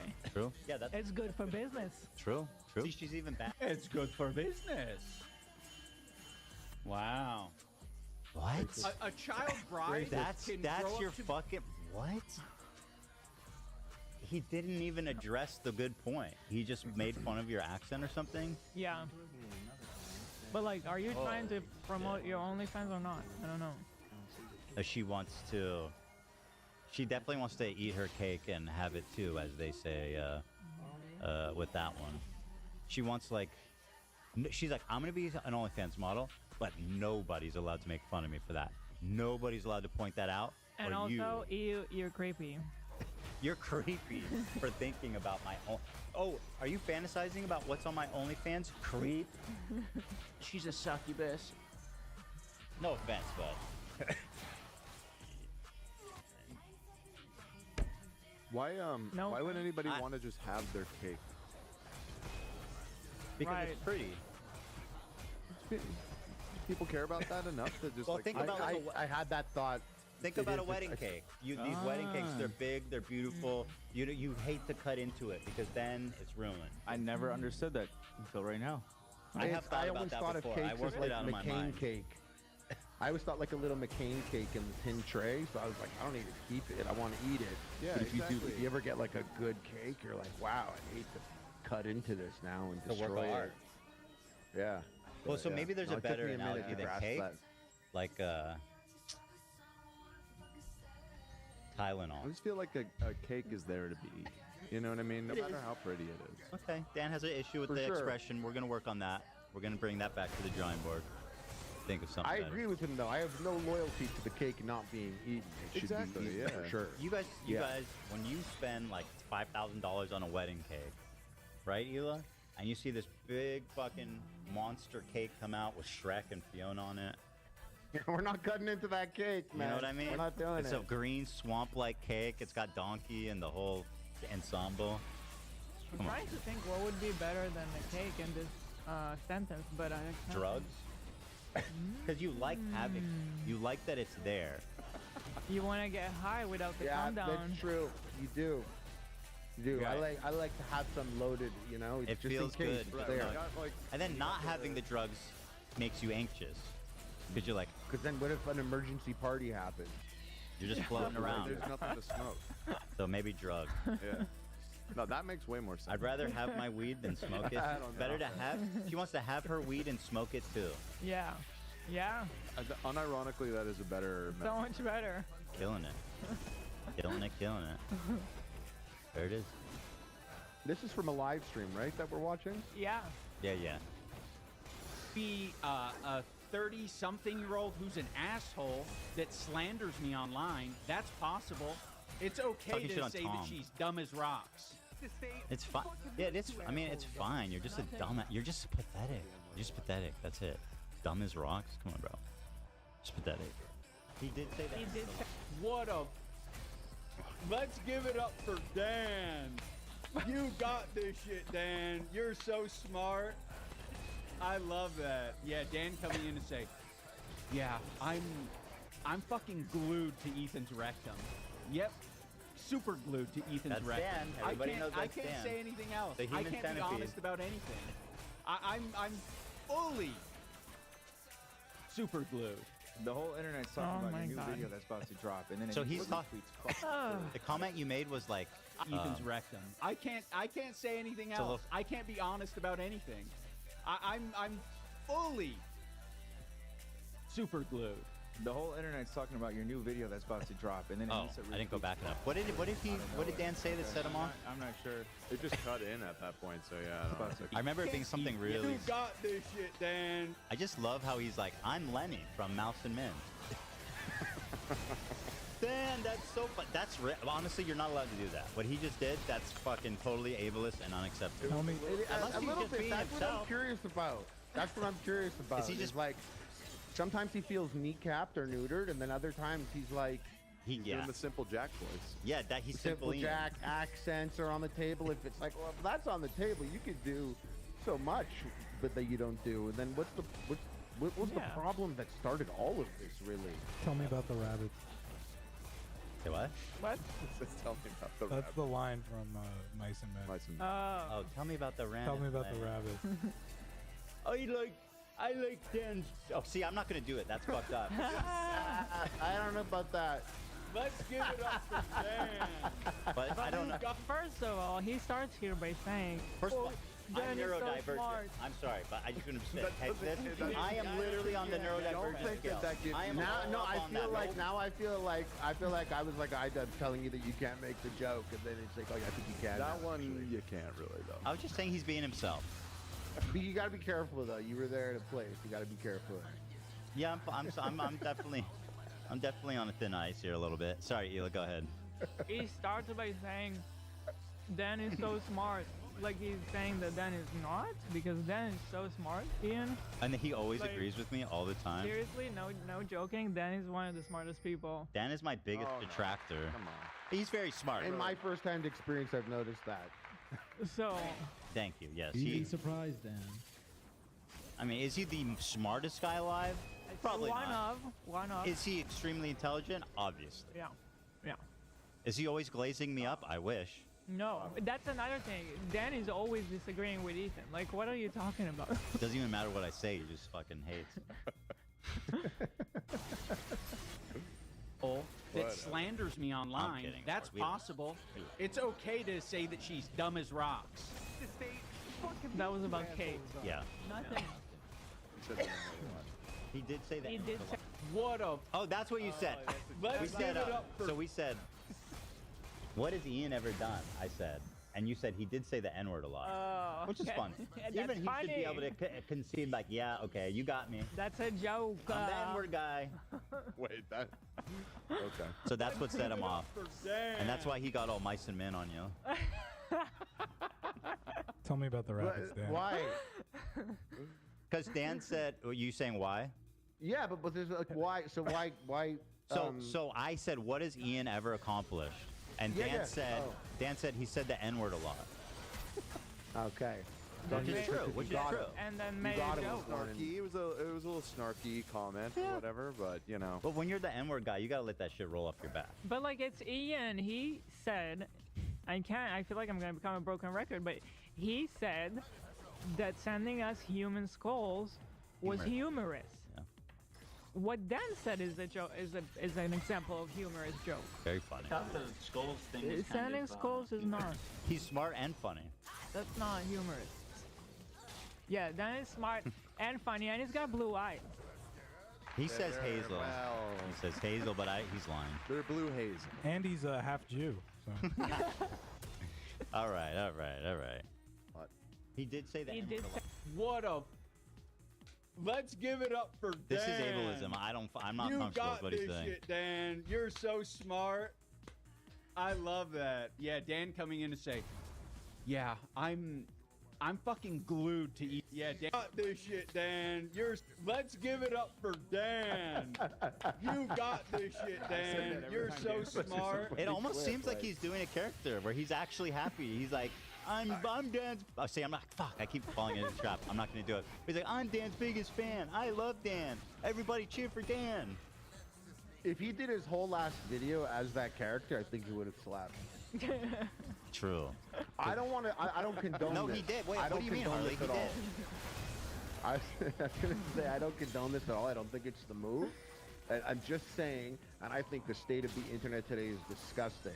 Yeah. But if he did that bit and brought back the N-word, did the video, I unfortunately think it would pop off. Yeah. And that's how messed up the internet is. That'd be Sign of the times. Yeah. Yeah. There's your idea, Ian. I I'm love that. not Yeah, suggesting Dan that coming in idea. to say, yeah, I'm fucking glued to Ethan's rectum. Don't Yep. think too hard. You can Super literally glued to see Ethan's the fucking rectum. sparks coming out of his I ears. can't say anything else. As his I can't be honest as his about anything. unoiled gears churning I'm like fully as he tries to collect the thought. super glued. The whole internet's talking about your new video that's about to drop, and then Anissa retweets "fuck the crew" out of nowhere. Okay. True? What'd you say to that? Please, just know. Fuck the crew. Oh, he's like, yeah, okay. Just gloss So over he's the like, or- yeah, no, I'm a giant asshole and fuck the crew. So what was the concern trolling about the crew in the beginning? Like, well, It was, and he's proving that it was just that. yeah. They never cared. You know, they never cared, and it was always just a ploy to wedge us against each other. Fuck the crew. You know. I love this girl. Just for Fuck the record, the you guys. crew. Other thing, you said they came on to talk shit for $5,000. They didn't. You're wrong. Oh yeah, the other thing that reminded me of is when he was like, he's like, oh, Kate invited me to Thanksgiving. I never wanted to go to their dumb fucking Thanksgiving with their dry turkey anyway. It's like, oh, so you always hated them and looked down on them. Got it. It's crazy. Suck my ass. Shut up, bitch. Ugly. Gold tooth. Give me your gold tooth, bitch. I'm gonna pawn that shit. You can actually pay some bills. What the fuck? Screw you. Die on that hill. I don't. The getting paid and talking shit. That happened. Okay. It doesn't like. I don't think it really doesn't matter the order for me. For me, it doesn't matter. Okay. If they want to play that game, like I'll agree that they didn't go on for $5,000 for the sole purpose of getting $5,000. They Okay. went on, I think, to talk shit, and getting $5,000 would be a nice cherry on top. See, no, Maybe they had no idea what was gonna happen. You're doing it again. They didn't have. There was no cherry on top. There was no sundae. There was no pretense of money exchange at all. Again, the only Is that reason what he's saying there? Yeah. Yeah. No, that's not true. Yeah. No, that was never a thing. That was I spoke to them. That was a surprise to me when you did that. Well, Chill I didn't move, by know the he way. sipped them. I only found out during that interview. Yeah. Yeah. You know? Yeah, I know, but I can guarantee that that was not a thing that ever happened. I didn't realize he was saying that. Yeah. Well, so he he's says actually it- being more fair than he was before. He was like, they were paid to go on there and talk shit about me. Yeah. The cherry thing was super good. No, it wasn't a cherry on top, Nate. Unrelated. No. Please stop interrupting. Nate, For fuck's Nate, sake. It's not the time. you think you know better than me on this? You want to say something cool in Spanish? Sure, go ahead. Yeah. Yeah. He cooked all the food. You didn't That's English. say buen venito. Buen venito. You're done beef Me tartare? llamo Eitan. Buen venito. Press primo número dos. Not bad? Are you okay? I don't think so. I don't know. They were clueless. You can read between the lines and know that they were doing this for, their own benefit. $5,000 or not to promote their shitty boxing brand, whatever. It doesn't matter. It does The point matter. is they're going on to shit talk us, and they also want to get benefit out of it. What benefit? Right? No. $5,000, promote their brand, whatever. It doesn't matter. This is But that doesn't mean that anything they said was wrong. Like, who cares why they came on? I actually address the shit that they said about you, you goofy fuck, you stinky, shitty asshole, fucking good for nothing. Ox hogging. Ox hog. Good for nothing. He's a good for nothing ox hog. That's right. Oh, what are you gonna go to the gym and put on a? What is it? He was said to have put on. Ed Sheeran. Ed Sheeran. You gonna go to the gym and put on Ed Sheeran? It's not Sheeran. Whatever, shearing these nut hairs. Yeah. Yeah. Want to be sending you? Suck my ass, bitch. Shut up. Fuck you. He was greasy as fuck. You were right. Like, Okay, hold on. There's a part on when he's talking about the time that I really need, where he goes, it all happened virtually simultaneously. The man does not know what cause and effect is. He doesn't understand how time works. He literally hits me with the time is an illusion. He goes, oh, it doesn't matter if they were paid to come on the show. Time is an illusion. That's literally, he does that. Might have a point, Ethan. Well, let's hear him out. He might. Ed Sheeran these nuts. What is it? What is his name? Sheeran? Shearing? How do you say it, you guys? Sheeran. Yeah. Sheeran? Shearing. Shearing. It's not really that funny. There's an A. Oh. Sheeran? Oh, Sheeran? Yeah, No Sheeran. G though. You're hitting a Sheeran. G at the end. You were like Oh, shearing. yeah, shearing. I like that better for him. He could apply, or even his hair looks like it hasn't been washed in weeks. Well, I mean, let's be real, dude. It's just whatever. It's just whatever hair. I'm not styling it per se. If you want to say greasy, I'll let greasy fly. He didn't That's crazy. Loving coffee. Oh, loving coffee from a loving wife. Loving husband. Oh, in Comb your hair and make sure that it is loving. Oh, it is lovely. Thank you, kind wife. Do take care of it. Oh, husband, I'm going to send you notes in your also- live chat and get upset when you don't read them.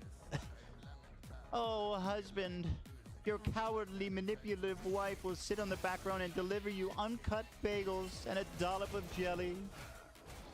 Ah, yes, love comes in many sizes and shapes.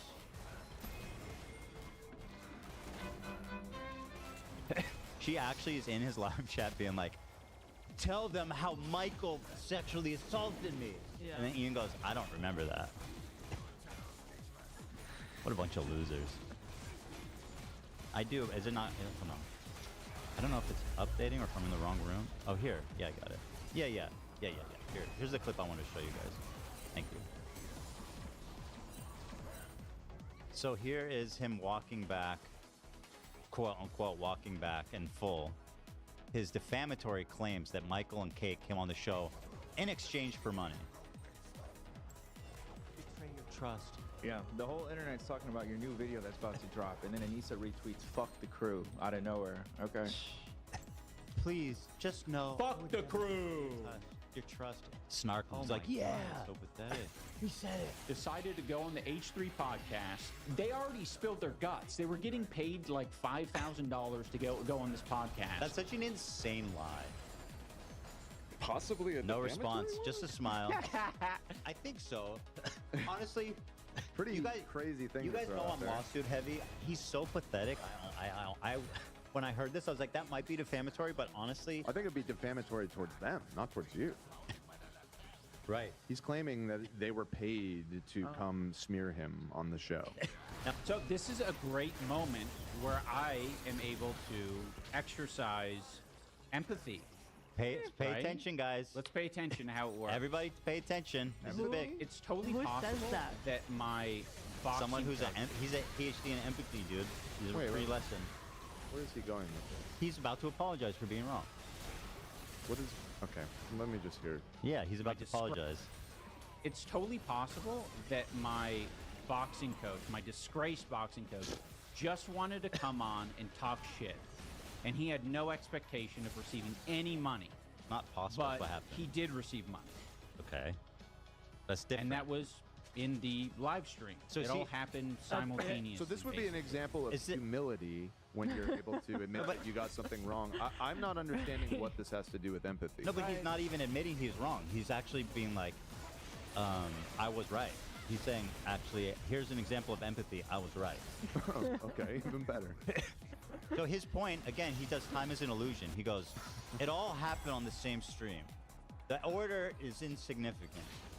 Okay. Well, he's right that time is an illusion. That's correct. I mean, that part I'm actually totally with him on. Okay. But even if time is an illusion, do we care about causality? Yes. We do. You only care about it from a certain point of view. Maybe he's a time backwards time traveler. I do care about what you brought up, that is not even empathy necessarily, that is more humility. But it's not humility either. He doesn't do anything And then he also doesn't do the humility. He goes on and expresses some empathy, but so far I'm not hearing where the empathy enters. Good. Let's find out. He's gonna impress you. I Everybody am pay able attention. to exercise empathy. Mm-hmm. Right? No. Let's pay attention. Pay how attention. It works. Pay attention. It's totally possible that my boxing coach, my disgraced boxing coach, just wanted empathy? to come on and Yeah. talk shit. And he had no expectation of receiving any money. But he did receive money. Okay.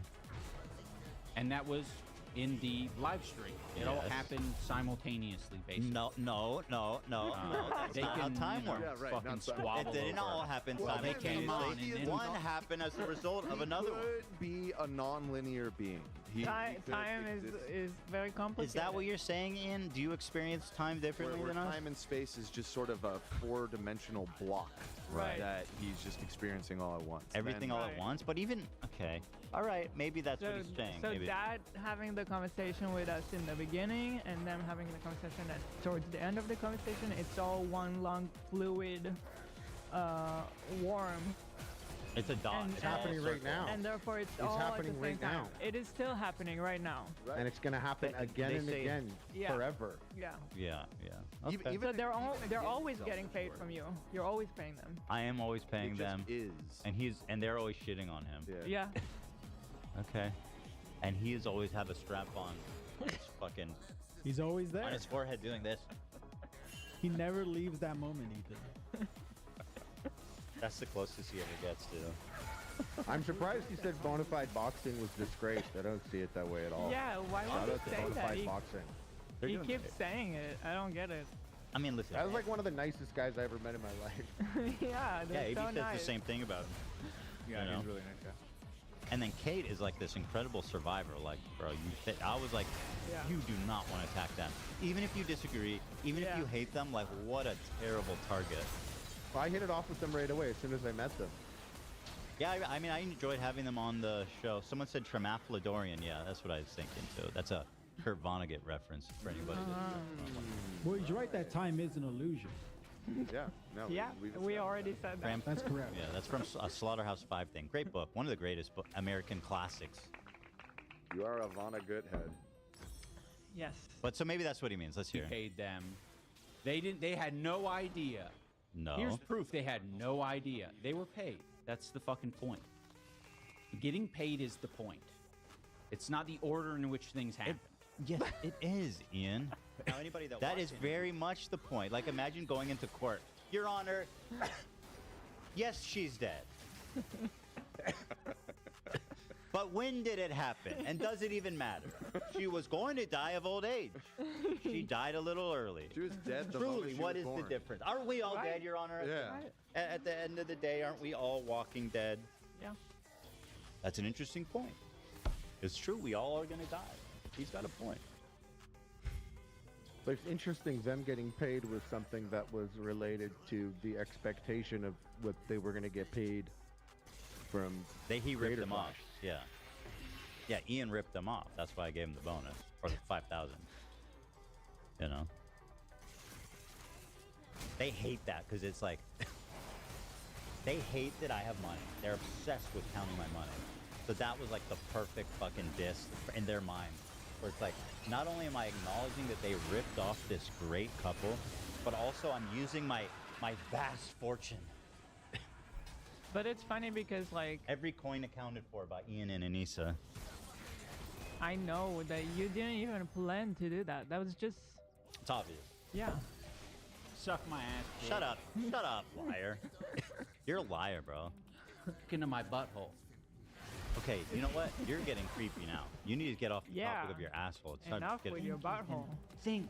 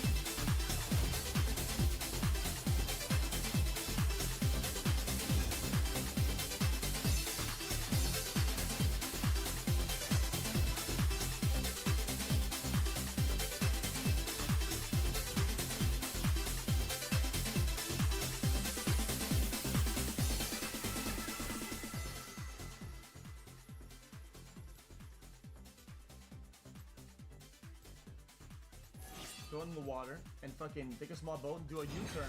Go out the water, U-turn, and then come back in. And then you get all that. What about it? Too easy. Well, everything.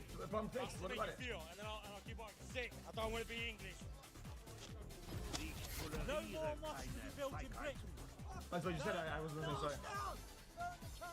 Down. Get rid of them. We don't want no more mosques in this country. Oh.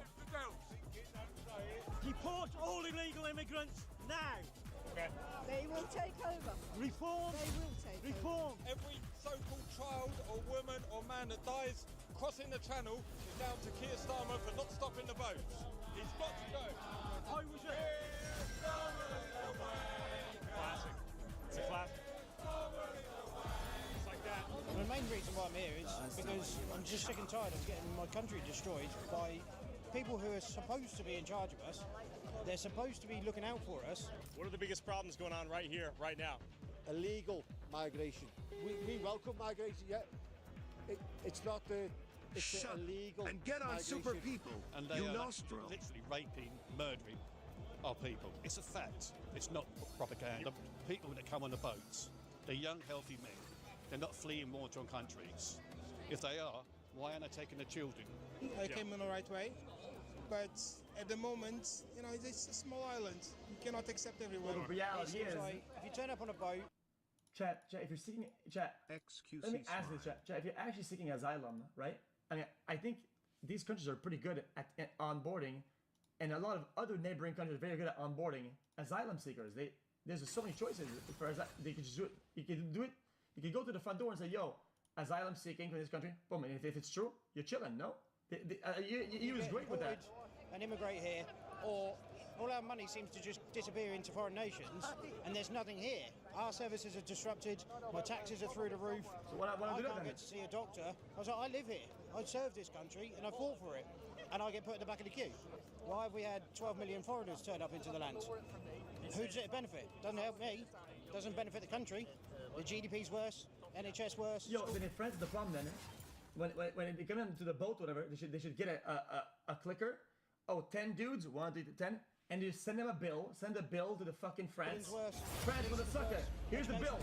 10 people, motherfucker. We charge you guys 250,000 per people.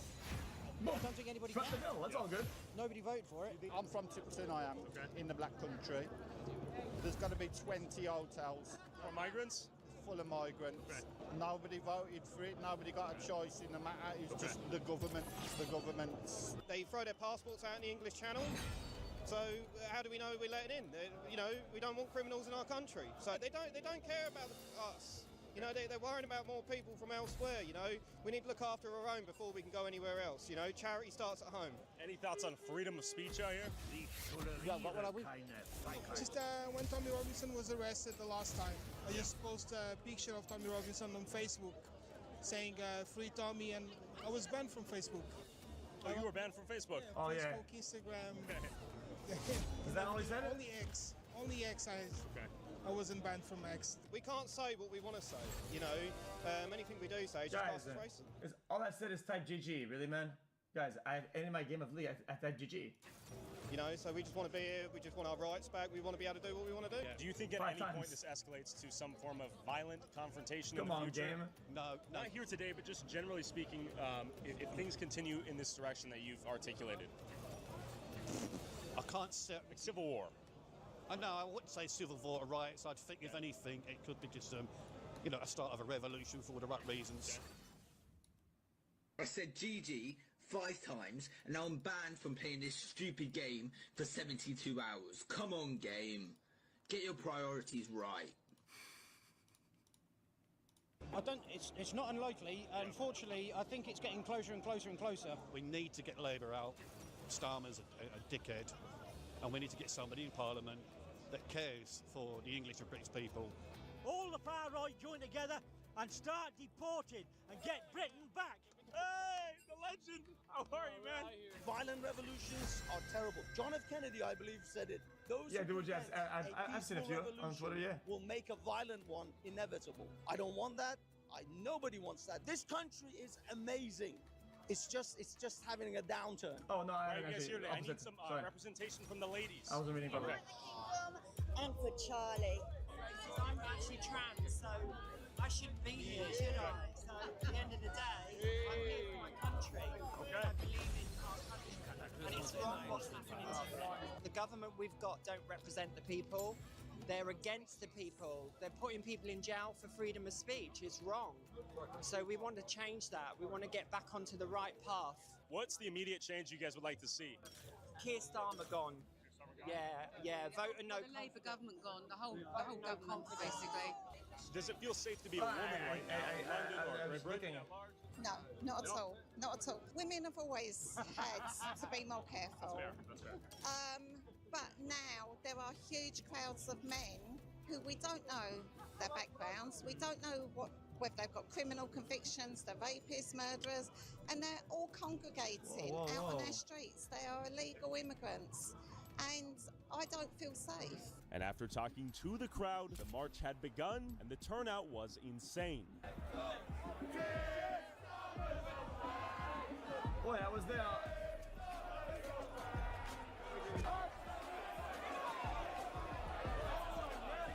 Chad, the problem is that, yes, some of these guys I have, the main component of the argument isn't incorrect, but they use it as a vehicle for other prejudices that they have to make some really like bad points, bad statements. It's just kind of annoying. It's annoying because sometimes the main component is correct, and it's like, oh, okay, yeah, that makes sense. And then the extension of that and the language they use is awful. It's like, okay. Oh, I made my way through the march and wanted to speak to the anti-fascist counter-protesters to see what they think about the British nationalists. Last time, things didn't end too well for me. I'm not all right. I'm not all right. All right, I'll walk away. Let me walk away. Let me walk away. Huh? Nazi scum! Off our streets! Nazi scum! Okay, all right. Hey, I'm a non-violent guy. Why do I have to turn off? Where's my freedom of speech? What have I done? All right, the march has begun. Look at those flags. Look at the scale of it. Mate, why are you here today? Right, to bring the passion of England. We're all here for the same reason. We love it. We love the flag. We love the people. Yeah. We're having it back. And I see the shirt says, "Stop the ball." Are you allowed to drink in the street in the UK? Freedom of speech, Freedom mate. of speech? Freedom of speech. And what about you? Freedom of speech and veterans. You're a veteran. Yeah. Well, the primary outrage here seemed to be about the loss of freedom of speech and mass migration. There were countless other topics people came here to protest for. Screaming from the rooftops that this is damaging children, it's damaging, women's rights, because it allows men identifying as women to enter their spaces, including sports. But it's also a war on the truth, a war on reality, and a war on freedom of speech. So I'm doing the best I can, going up and down the UK. Right. I've been assaulted, they throw soup on me, I've been smacked in the face. We all need to pick up the baton that Charlie's dropped. We need to fight for our faith, fight for our family, and fight for our freedoms. Do you think those things are being threatened in real time here? Beyond a shadow of a doubt, they're being threatened. And anybody that says they're not needs to wake up and smell a coffee. The lines are awake, people in the UK are awake. Obviously, Charlie Kirk, you guys are in America, you felt it there, but also we do as well. It's a similar culture. I think across the board, we know that freedom of speech is under attack in the UK. Lucy Conley, Peter Lynch last year dying. I think people now know that they need to speak up and be counted. What was his bias? No Tommy's shot. out here, looks like. We got Dominique, Tommy. Is that the Poland guy? I give him respect though. Wait, coming out here in is that the Poland Prime Minister? Despite what's going on, U.S. lately. That's crazy. Me and Nick Shirley over here are getting work. All right. Oh, man, sort your shit out. Yeah. He needs to sort his shit out. Get on, man. What's the biggest change you want to see? All these boats stop. It's a joke. Send them back. It's not even England anymore. It's madness. So say what's up. England. Government is not acting right. We need to show it. Wait, he's not going to visual, really? We outnumber the government. If they screw up again, then Free England. Come on. Stand up for what you believe in. Be smart, kids. We want some fairness in our system. We don't want immigrants prioritised over British people. We don't like the Starmer government. We don't like the socialist government. We don't like the way British citizens are being abused and being downgraded. People being arrested for tweets. Okay. Talk about the shirt. The shirt. It's, no, show the tweets now. Ancestry, and I actually bought him this shirt as a present. Yeah, and I'm very I mean, I think Israelis and Jewish people are the most intelligent and the most inventive people, and they're under fire from all sides, and they're protecting us from. So we don't believe there is a genocide in Palestine. Well, we There want is the genocide that would happen. Also, I didn't even realize this. Look at this. My God, I thought you. Oh, yeah. Hey, can I see your flag? I didn't mean to interrupt. Yes, thank you so much. So we have a Israel British flag. Look at this. This is. So we have a Israel British flag. Oh, so it's like a hybrid. This is some turnout. I didn't realize there was a second half to this. Look at that. My God. Question for you, sir. I see many flags on you. What are you out here, I guess, fighting for? I am the sheriff of Western civilization. I'm here to secure my people. That's all I have to say. Alrighty. Whatever the hell that means, I respect it. Everyone and their British mother. Wait, hold on. Civilization. I'm here to secure my people. That's all I have to say. Alrighty. MAGA hat in the UK. Whatever the hell that means, I respect it. Everyone and their British mother was out here. Alright. Electric out here. Unbelievable. Unbelievable. Wow. So many people here. More people than I've ever seen in one place in my life. That's fucking insane. What the fudge? Feel your strength. You are part of the tidal wave of patriotism that is sweeping across this country. Human bulldozer right here. He's making away. Alright, we're gonna escape. Holy shit. That was dense. Can I get out of here? How am I gonna get out of here? I'm gonna get stuck. I was trying to move through. What's up? Come on now. I just want to push through. I feel bad because we got lady cops out here. We're right in the thick of it. I mean, this is expected. What are you guys thinking? How are you guys feeling? How you guys feeling? Can I get out of here? I'm trying to get a Red Bull. No? Chat, if the government cares a lot about like protests or whatever, chat, why don't they have certain like holidays, like 3 times a year or something like that? One times per quarter, right? It's a holiday, no work, right? So people can go and protest. Opportunities for people to go out and protest whatever for their cause and whatnot. No, isn't that kind of smart? I don't even know what's going on. I can't keep up. They're pushing you guys? You guys are pushing them? Young lads right here, right in the thick of it. I don't want to get punched. Just look at this though. What are your thoughts on this? I think I'm cooking with that idea. Yo, check, it's mad, but dude, 4 days a year, you get no school. I mean, you'd love that. I'm sorry. 12-year-old girl got her flag taken. It's terrible.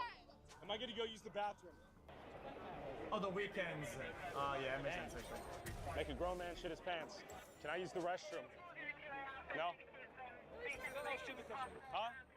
That's a stupid question? How is that a stupid question? Can I take a piss? I gotta shit my pants? I'm an absolute clown.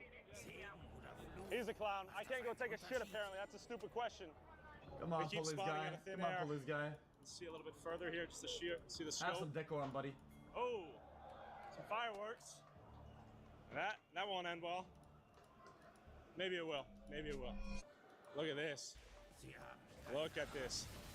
Well, he's I right, keep trying to buddy. escape so I can get a bite to eat or a Red Bull, but endless.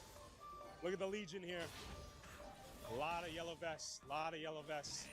But chaos hasn't broken out yet, so they're doing something right. We're gonna push that way. But I don't get it, chat. Are they stopping him, chat, because it's an illegal gathering, and then they want to arrest them, so they block them? Try to get into the counter protest. Hopefully not get stabbed. So why are they blocking them? See how this works. We got all these police, the left wing are the poison of this earth. Cops here. I mean, cops everywhere. Now there's massive. Now they're gonna come in. Trying to control. They're gonna try to push through. All right, now the brawl's about to break out, it looks like. They're pushing back. Cops are pushing back at him. These might get a little tense. All right, he's about to get beaten, it looks like. All right, that is, he's done for. They're going in. It's a 10v1. It's 10v1. Pure chaos. Honestly, pure chaos. I don't think this is controllable at a certain point. Look at this. Look at him. Jesus. I mean, I would want to be a cop. Look at this. Ready? They call them traitors. Major boos. They're getting booed left to right. Look at this. That's on my Jets on. They're going to push through big time. Big time. Look at them go. But they had, there's 100,000 people and they had 6,500 couples. It's crazy. Listen to the booze. There's not love for them right now. They're getting shoved around. They're pile driving through. They shoved you? I think they shoved them. Yeah. Oh. Just be peaceful, buddy. So I think the police are protecting the other side. I'm not sure what's happening here. Palestine action down there. So they're trying to stop the police. Yeah, he's drunk as fuck. Okay, so there's convergence right now. What are your thoughts on the police right now? I think they're traitors. Traitors, why are they defending them while letting them in? Is that what's happening? Yeah, they're defending lefties who want them all in and everything. We want to keep our country safe and keep them out. So they're coming towards us and letting them win. Oh, so they were coming towards you guys? Yeah, they've just Let them win. Okay. And they've left them? Yeah. Okay, show me right now, yeah. Because I'm missing context. I'm trying to figure out what's going on. Yeah, show me what happened. You see them charging and everything. It's like a terminal ad or something. Yeah, that's them coming this way with coppers This out. guy cooked. Yeah. How you doing? What are we doing? We pay your taxes for what? For what? For what, mate? Our kid got murdered and you're doing nothing. You're really never calling you. Yo, what the fuck? Gage. Chat. They have body cams. What is he? This fucking bullshit camera. What is that? Is that a streamer cop?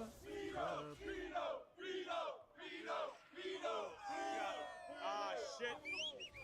He's making a fucking montage. He's gonna get tested. Oh, shit.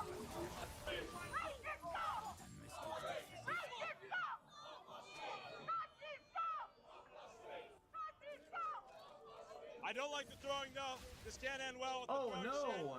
Wait, so they have two protesters at once and they're both against each other? It's like a teams. This is terrible. How you feeling? Very infuriated with the state of the place. You know exactly what's going on, and you know. Well, as long as it's peaceful, I mean, everybody can do whatever. We're coming out. He won't even let him talk to him. He was consenting to that. Just be peaceful, man. Of course. Wait, they won't even let him talk to you.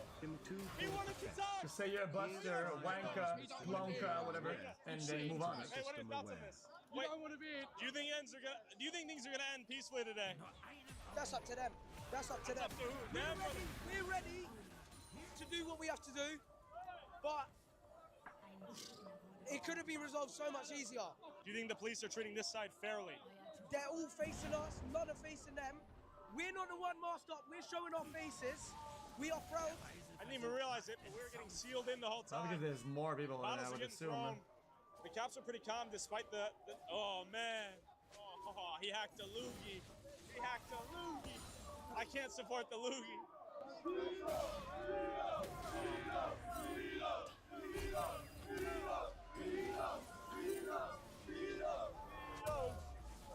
Is this how it rolls out here? Is this normal? It's not normal. Usually they keep them separate, but I think today Tommy Robinson's bought thousands, hundreds of thousands that the police can't control it, and it just shows you. I'm imagining this police people, like it's just annoying.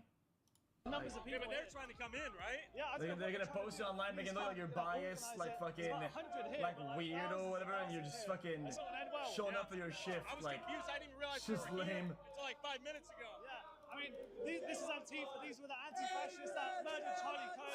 These people don't have any brain cells. They want the right dead. These people will kill you for having a different opinion. And things eventually turned violent.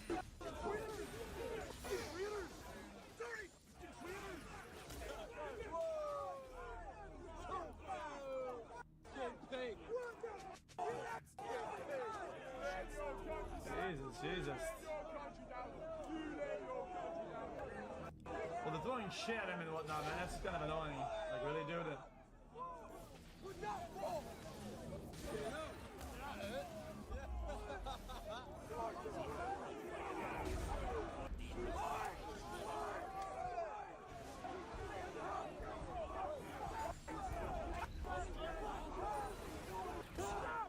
I mean, it's awful. I mean, being violent is just awful.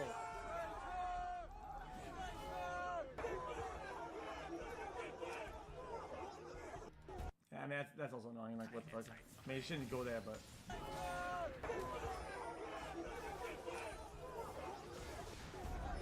Good thing they included subtitles for the locals that speak the 3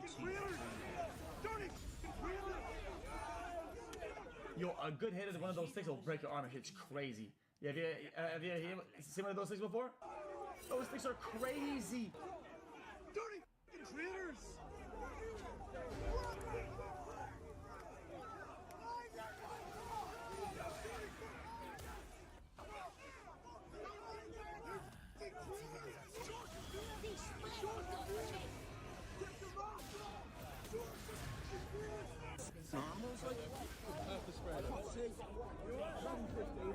What did I do?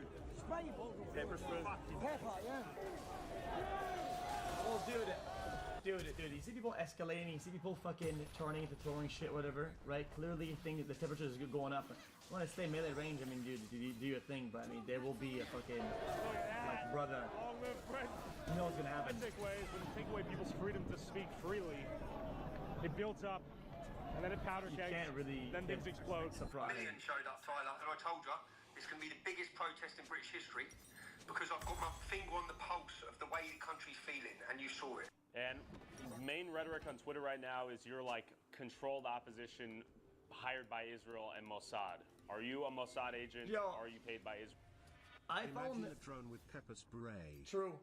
Like a sprinkler. Yo, chat, iPhone is developing a new technology. You can have your phone, like whatever, how you're normally using your phone, and be on FaceTime, and it catches a nice angle and it fixes the thing. Nobody likes doing this shit. Oh, yo, hi, mom. Like, bro, it's fucking lame. It's annoying. I don't like doing this shit. If Israel wants to give me some money, I'll take some. Nobody likes it either. I'm not paid by Israel. We wouldn't have been begging for this at the last event. The funny thing is, for years the word was racist, extremist, Islamophobe. That was used to silence you, yeah? Because no one wants to be labelled as that. Now it's Mossad. Now it's simple. You work for Israel, Mossad. Because there's a massive movement against Israel that's happened. People are, in our country especially, the left and the right are joining together. As well as the Islamists, they're all coming together. So the easiest answer to rebel what's happening is Israel's doing it just like after every terrorist attack, Tyler. So literally I face that all the time. Do you know why that is, Tyler? I don't hate Jews. I believe that if there's 55 Islamic nations, why can't the Jews have one? Especially when it's historically their land. I'm not against that. When I declare, people say you're a Zionist, I believe in the homeland for the Jewish people. Yeah, I do. And I've not got a problem with that. Okay, so you're pro-Israel, but you're not paid by Israel. You're not Mossad. You're not controlled opposition. I'm not paid a penny, not controlled opposition, none of the likes. Yeah, I strongly oppose Hamas. I strongly oppose jihad, and that has brought me to the conclusion that Israel has a total right to defend themselves. Understood. Thank you for the clarity. So, another protest coming soon? Another rally coming soon, working on the dates. So, it's going to be next year, but it's going to be bigger, louder, and better every time. Okay, we'll see if you can top that. Tommy, thanks for your time. Cheers, bro. See you later, man. See you, bro. The turnout for this protest was damn near historic. It seems like Britain has reached a boiling point. Will things end in civil war, or will a change in political leadership be enough to satisfy the British public's hunger for change? Only time will tell. How are you doing? Chat. I watch more like left videos on some of these issues. I like to watch some of these because these are pretty. I think they're a little bit dog whistly, clearly a little bit biased, more on the right. I like to open my eyes and stay in touch with what people watch, what information is out there. I don't mind it. Right? I don't approve of the message. I don't approve of the wording. I just watch. Get me fuck out of here and take me to Moscow. You feel me? Felix, you were doing well in your school and in the Socratic setting. You ask better questions than half my classmates. Really? Yeah, okay, yeah, a Socratic setting, is that Socrates? Like the philosopher?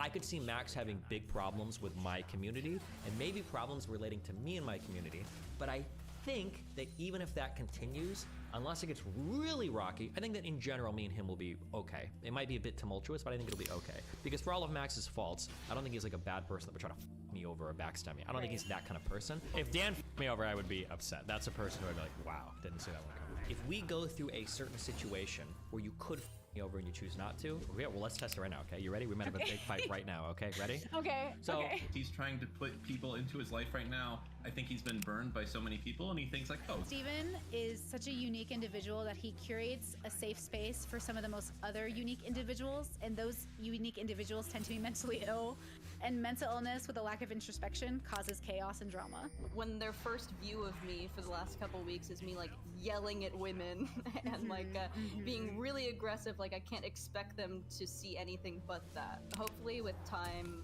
Wait a second. Hold on. Wait. This is actually my fault. No, I don't think you explicitly said it, but my. So I did it. Okay, so stop playing stupid. Hold.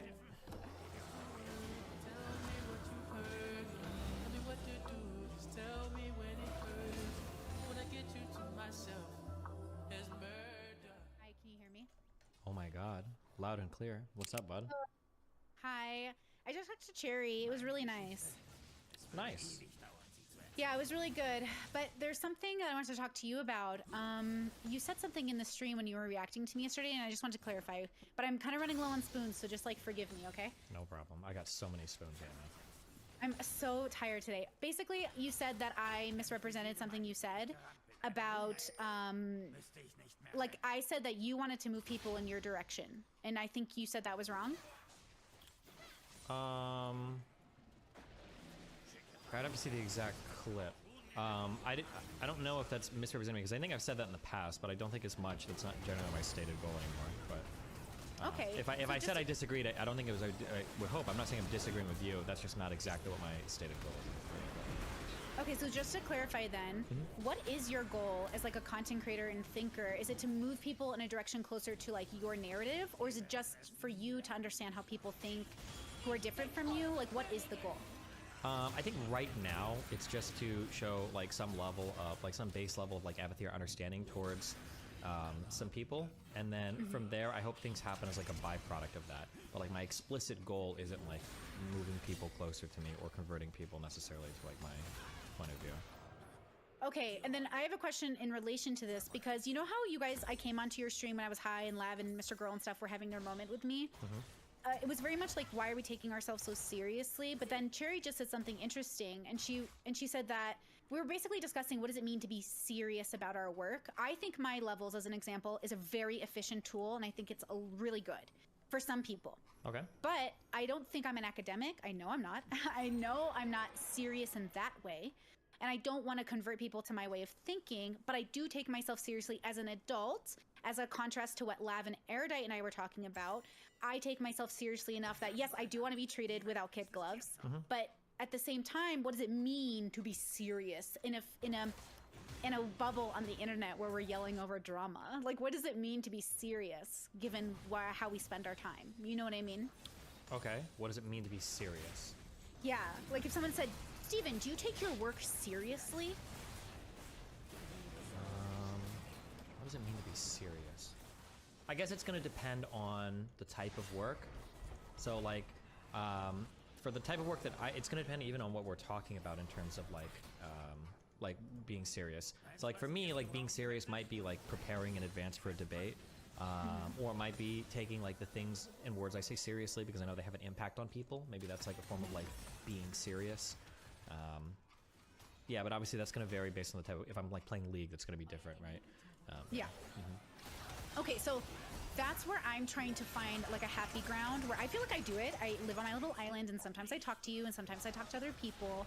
But my goal is to share ideas that I think are useful and helpful to people who they are useful and helpful to. And to move off of that. So I think I take myself very seriously in certain capacities. Like I take my job as an aunt very seriously. Okay. Right? As a YouTuber, I take the job of it very seriously, like showing up, being productive, trying not to be such a boomer on stream, which does not happen. I take my calls very seriously, right? Making sure I'm on time, making sure I'm present. But in terms of how I'm impacting the global world, it feels very silly to say that I'm very serious about impacting the world. That feels childish to me. What do you think about that? Well, the words that you're using sound aggressively outwardly pointed, but I could agree with you. It just depends on what you mean by that. Because in one sense, you could say, it feels silly to me because I don't feel like that's the type of impact I aim for, or I don't feel like those are the types of conversation I have. So it's kind of silly to think of it that way. But then in another way, it could sound like what you're saying is that like anybody on the internet that thinks it can have an impact on people like that is silly or wasting their time. Oh, yeah. No, I don't believe that. Obviously, I think that you have great impact in your local communities, in the world, if you are a global like influencer, I suppose. Obviously, people impact the world in different ways. I just know I am not looking for global domination. Sure. I'm trying just to be a good local kind of positive. So maybe I can take myself seriously in that. But then at the end of the day, like, I'm just a fucking content creator. Like, how serious can we be? I'm not actually sure. Like, I'm just trying to get people to get along during Christmas dinners. You know what I'm saying? That's my kind of goal. Sure. But I mean, like, when you say, like, how serious can you be? It sounds like you're not talking about your mode of operation. It sounds like you're talking about, like, the topic where serious is, like, kind of some weird adult version of, like, this is a serious topic versus, like, I'm sure you can seriously take the topic of, like, how to get people to be nice at Christmas dinner, right? Right. Okay, yes, that is true. And the vibe would change depending on how we tackled that issue because it impacts people's mental health. You could say that going to Christmas at my mom's could literally like trigger me to the point of suicidal ideation. So like maybe it is a very serious, you know, in that way it's very serious, right? Yeah. I guess I'm having a little bit of a disconnect, I suppose. Like, you know how Max was telling Cherry that like, oh, like, or he was upset with you for not taking her mistaken accusation too seriously because it really could have impacted his reputation. I don't understand why he thinks he can care about that when he goes around saying such shit about other people and he doesn't think about the implications of what we have to deal with when he says shit like that. Well, to be fair to Max, I don't think Max makes like sexual assault allegations towards other people, right? I mean, no, though my flirting with him was a little too strong for his taste. Sure. Right? He said it was kind of rapey. Yeah. Hold on. Just a really quick question. You guys. Yeah. Not for you, I'm sorry. Oh, fuck you. I don't know why these lubricant barrels are going in here. I don't know what's causing it to load. It should never be happening. It's only when it's less than 240. And when I check here, I've got over 3,000 barrels being sent by this signal. What the fuck is going on? Okay. So you're asking me, like, how can Max be upset? If you make it a little broader, like, how can Max be upset when people make accusations about him when he says, like, really ridiculous stuff? My belief would be that Max is probably thinking, like, well, if people are getting mad at me because of, like, the serious topics that I grapple with, that's okay. But if people are getting mad at me because of fake sexual assault allegations, then people probably wouldn't be okay with that, right? Yeah, but I mean, that's what I'm trying to say. I'm trying to say that Max himself, like, we all have to deal with backlash from sloppy content creators. I had to deal with it when Max was sloppy with me. I had to deal with it. So I guess I just like, yeah, take it, like, suck it up, bro. We all have to deal with this and we do it to each other. I don't know if everybody does fake sexual assault allegations to each other. That seems to be a little bit. But she obviously, just like when it's kind of like I could see in that moment why she panicked and thought that's what was happening. Yeah, of course. Right? So I can like be like, okay, no big deal. It was a mistake. And like Max, it's a mistake, but also I guess I think Max, like, also some people on the internet, not just Max, want both. They want to be able to be provocative and still not have consequences. Like, it's like Ethan Klein. Ethan Klein said the most horrendous thing about Ben Shapiro. And then he goes, what? I'm a Jew. And I'm like, okay, yes. And that is, yes, we all understand it was a joke. I watch Ethan. I know he's outrageous. But at the same time, why would you even think the thought? The thought itself was such a negative, awful thought that I'm like, why are you acting like you're not trying to be provocative? And why are you shocked that YouTube banned you when like everyone's on high alert for anti-Semitic issues, right? Like, why would he say that? It's kind of like this cognitive dissonance that's happening in adult content creators that I feel like our job itself is turning us into such, like, I think we forget that it's not that serious, but I guess if you want to start going around canceling people, now we have to take it seriously. Yeah, and I think that was the main issue with Ethan, why people are so critical of him, Yeah. is that it seems like he was kind of like championing this type of culture to some extent. So now when it comes back to bite you, it looks kind of bad for you to be like, wait, well, hold on, I was just joking, or I didn't mean it that seriously. And it's like, what if Steven Crowder had made a comment like that? Like, how would you feel about it, you know? And he'd probably be fully on board with canceling Steven Crowder for it, you know? That's what I'm saying. The lack of consistency is so difficult, but I think it's because we don't actually know why we're saying the things we are. Like, I'm, you know, hardcore about freedom, blah, blah, blah. I'm all about try your thing, live in your bubble, do your thing. But I think that that's I think that's what I told Cherry. Look, at the end of the day, we don't know what we're doing on this planet. We're trying our best to figure it out. And through that trial and error, we make mistakes. It gets messy. Sometimes we genocide a whole population. But that's what humans do. Like, humans are one of the most trial and error species I've ever understood. That's what I understand us as a species who tries its hardest to trial and error. We do what we think is right, but we fuck up most of the time, but we're trying. Like, I don't know that I need to become consumed by the inconsistency of people's actions unless it directly harms me. But I find like people try to get the, they try to preemptively go on the attack, which causes the craziness to amplify. So like, why do you think you've been having so much drama on your channel lately? Does that make sense? Like, does that, I'm sorry, I'm having like 20 thoughts. So just, yeah, I was gonna say that's a little separate from what you were just saying. sorry.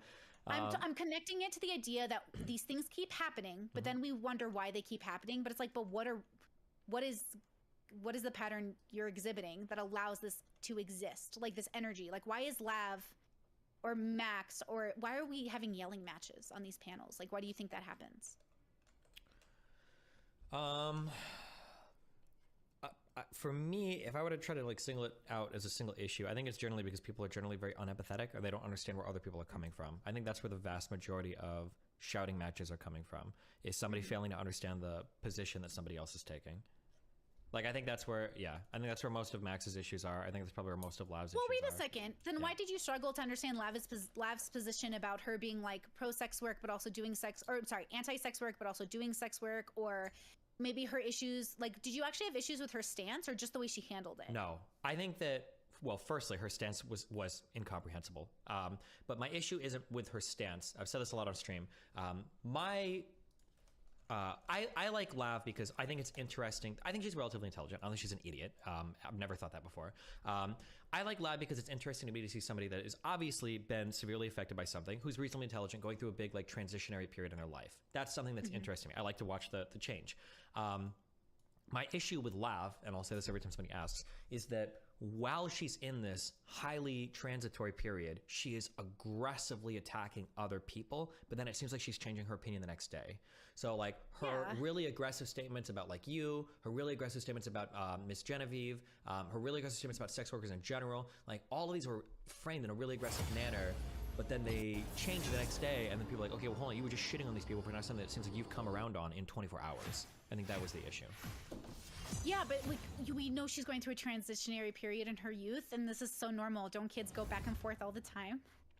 Yeah, but if you're gonna be really aggressive while going back and forth, people are gonna fucking destroy you. Probably rightfully so. As they should. No, yeah, exactly. As they should. So my goal, For sure. yeah, but I wasn't destroying. I wasn't usually attacking her on that. I was usually just kind of like asking her questions and kind of like poking and prodding. It wasn't until she started to kind of, I think, shit talk me on other platforms that now it's like, okay, well, hold on. I think I've been fairly charitable towards you, but if you're gonna be aggressive towards me on other platforms, well, now I'm gonna be aggressive when I have you in front of me, right? So that's kind of where our little blow up came from yesterday. Yeah. How are you? Okay, I'm gonna ask you a personal question, but you know, answer how you want. Yes, coming from Twitch, you had all these like fallouts.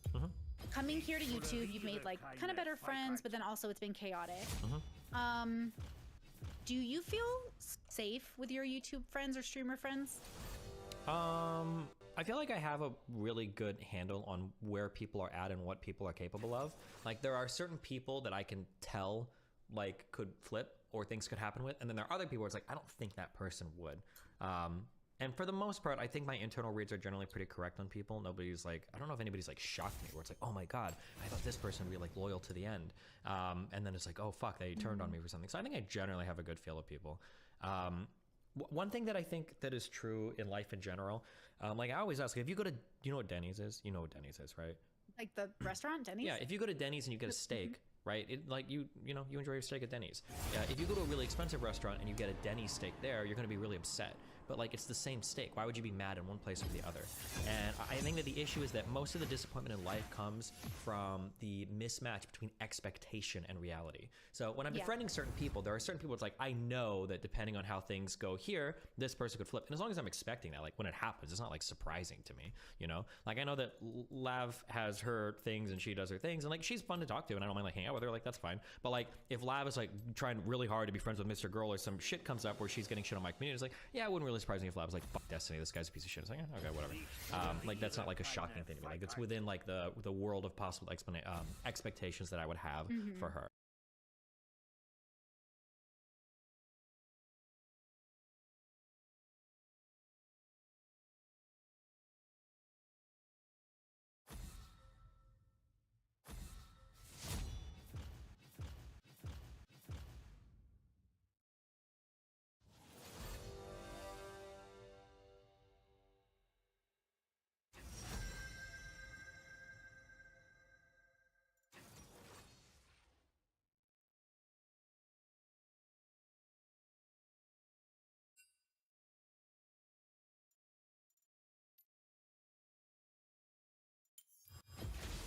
Da ist aber jemand scharf.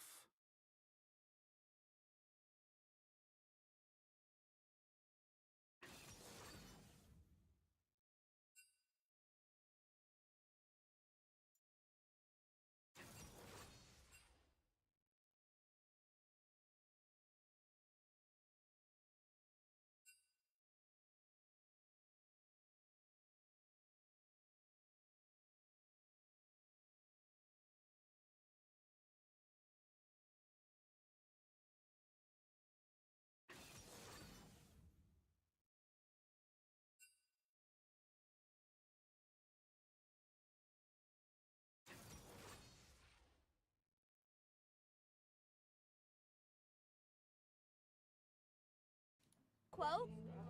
He said this about the death penalty. He wanted public executions, and I think it's very ironic that he got publicly executed. Too many people are feeling bad for him. I think we should respect his beliefs. He didn't believe in empathy, so I think we should respect his beliefs and not have any empathy for him. What was your emotional reaction like when you found out Charlie Kirk was assassinated? I broke down crying. I was at work, unfortunately. I went into a room and I cried. I called my parents. I mean, he's had such an impact on our lives. I felt like from a religious standpoint, he just helped strengthen our faith. And from a political standpoint, I felt like I should... Something I noticed, okay? Hey, yo, don't get mad at me for this comment. This is something I've noticed, and it's true. Don't believe me, it's not true. Is that I've watched Charlie Kirk from like a way back at Jubilee. I've seen his travel throughout his career. Not a lot of big figures endorsed him. But after he passes, everybody acts like he was their best friend. Saw him every day. Though this guy's a great friend.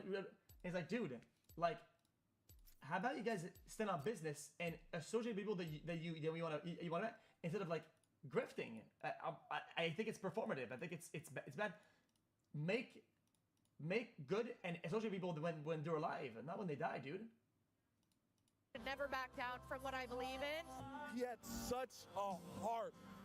Such a heart for... It's not wrong. You brother. You act like I haven't been paying attention. I've been watching. The black community. 25% of black youth were raised by a single mom. That's the #1 issue happening in the country, and it's not because of systemic racism. He just wanted people to be better, to recognize the full potential, to stop with the victim mentality and walk in greatness as he knew that we can. Charlie Kirk is the 13th disciple. What do you mean by that? Well, the disciples all died bringing people to Jesus. They were martyred bringing people to Jesus. So now Satan's dancing and thrilled, and I'm telling people, if you voted for the Democrats this last election, you voted for the cartels. Have you always been so religious? No, because when I was in Vietnam, I was killing people. And I couldn't understand what the hell was going on. Why would God allow this? If people are crying about Charlie, why aren't they crying about the school shootings? I'm an educator. I have been trained to die for children. We're supposed to jump in front of the gun, counting or not counting gang violence. What would you say resonated the most with you about his messaging? Well, the message of hope. Wait, she said fucking what? For children, think about the school shootings. I'm an educator. I have been trained to die for children. We're supposed to jump in front of the gun, counting or not counting gang violence. What would you say resonated the most with you about his messaging? Well, the message of hope, even though things may seem bleak, we have Christ, but also he kind of like the way he lived his life, like how he got married early and how he talked about having kids, really resonated with me because I think a lot of that is a solution to a lot of the problems and the Those were last words today, but how does that play into this? challenges that we're facing here in America. He was Jesus on earth. He was like a living AI where you could go and ask it a question and it will respond to you, but with God. Prodigal son. Absolutely. None of it happened before. Remember Absolutely. that. Thank you, Charlie. Good seeing you again. What's all your dogs' names? Red, blue, green, pink, butterfly, Brooklyn, bagel, binky, brownie, Bambi, peanut. We really like the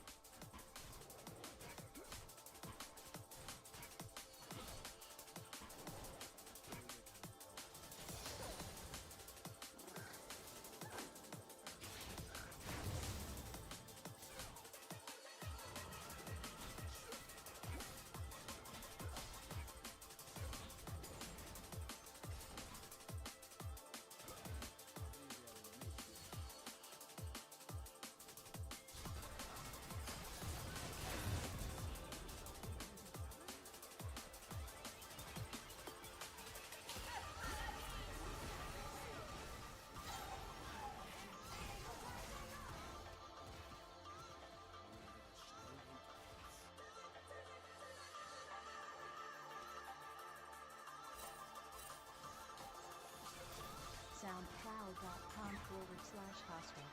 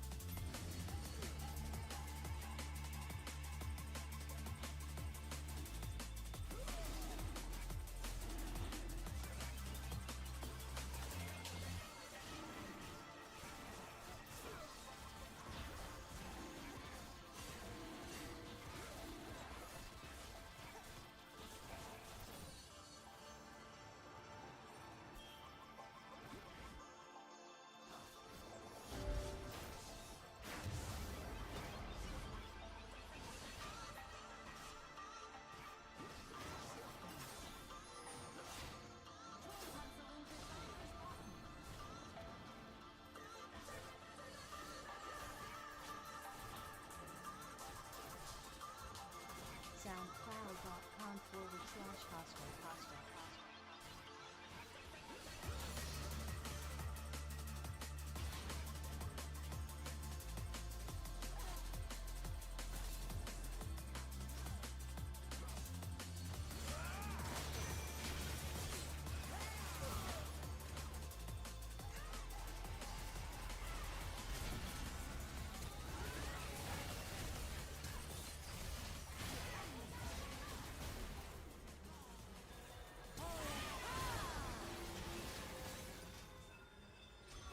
You have seen in this page apathy, indifference, inappropriate emotional reaction or smiling when asked about loneliness, general graciousness of posture, the lack of ambition and initiative, with no real plans for the future, hallucination, but her memory and orientation are intact, and she was quite confused.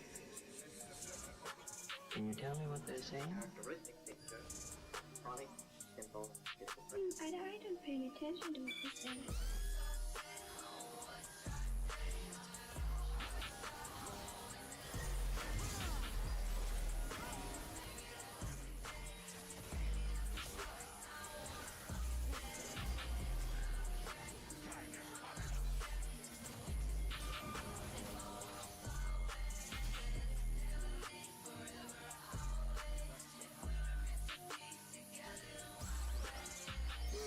I told you another time that sometimes you hear voices talking to you, can't see the people. Does that happen often? Yes, I think it's all day. All day? Yes, Howard.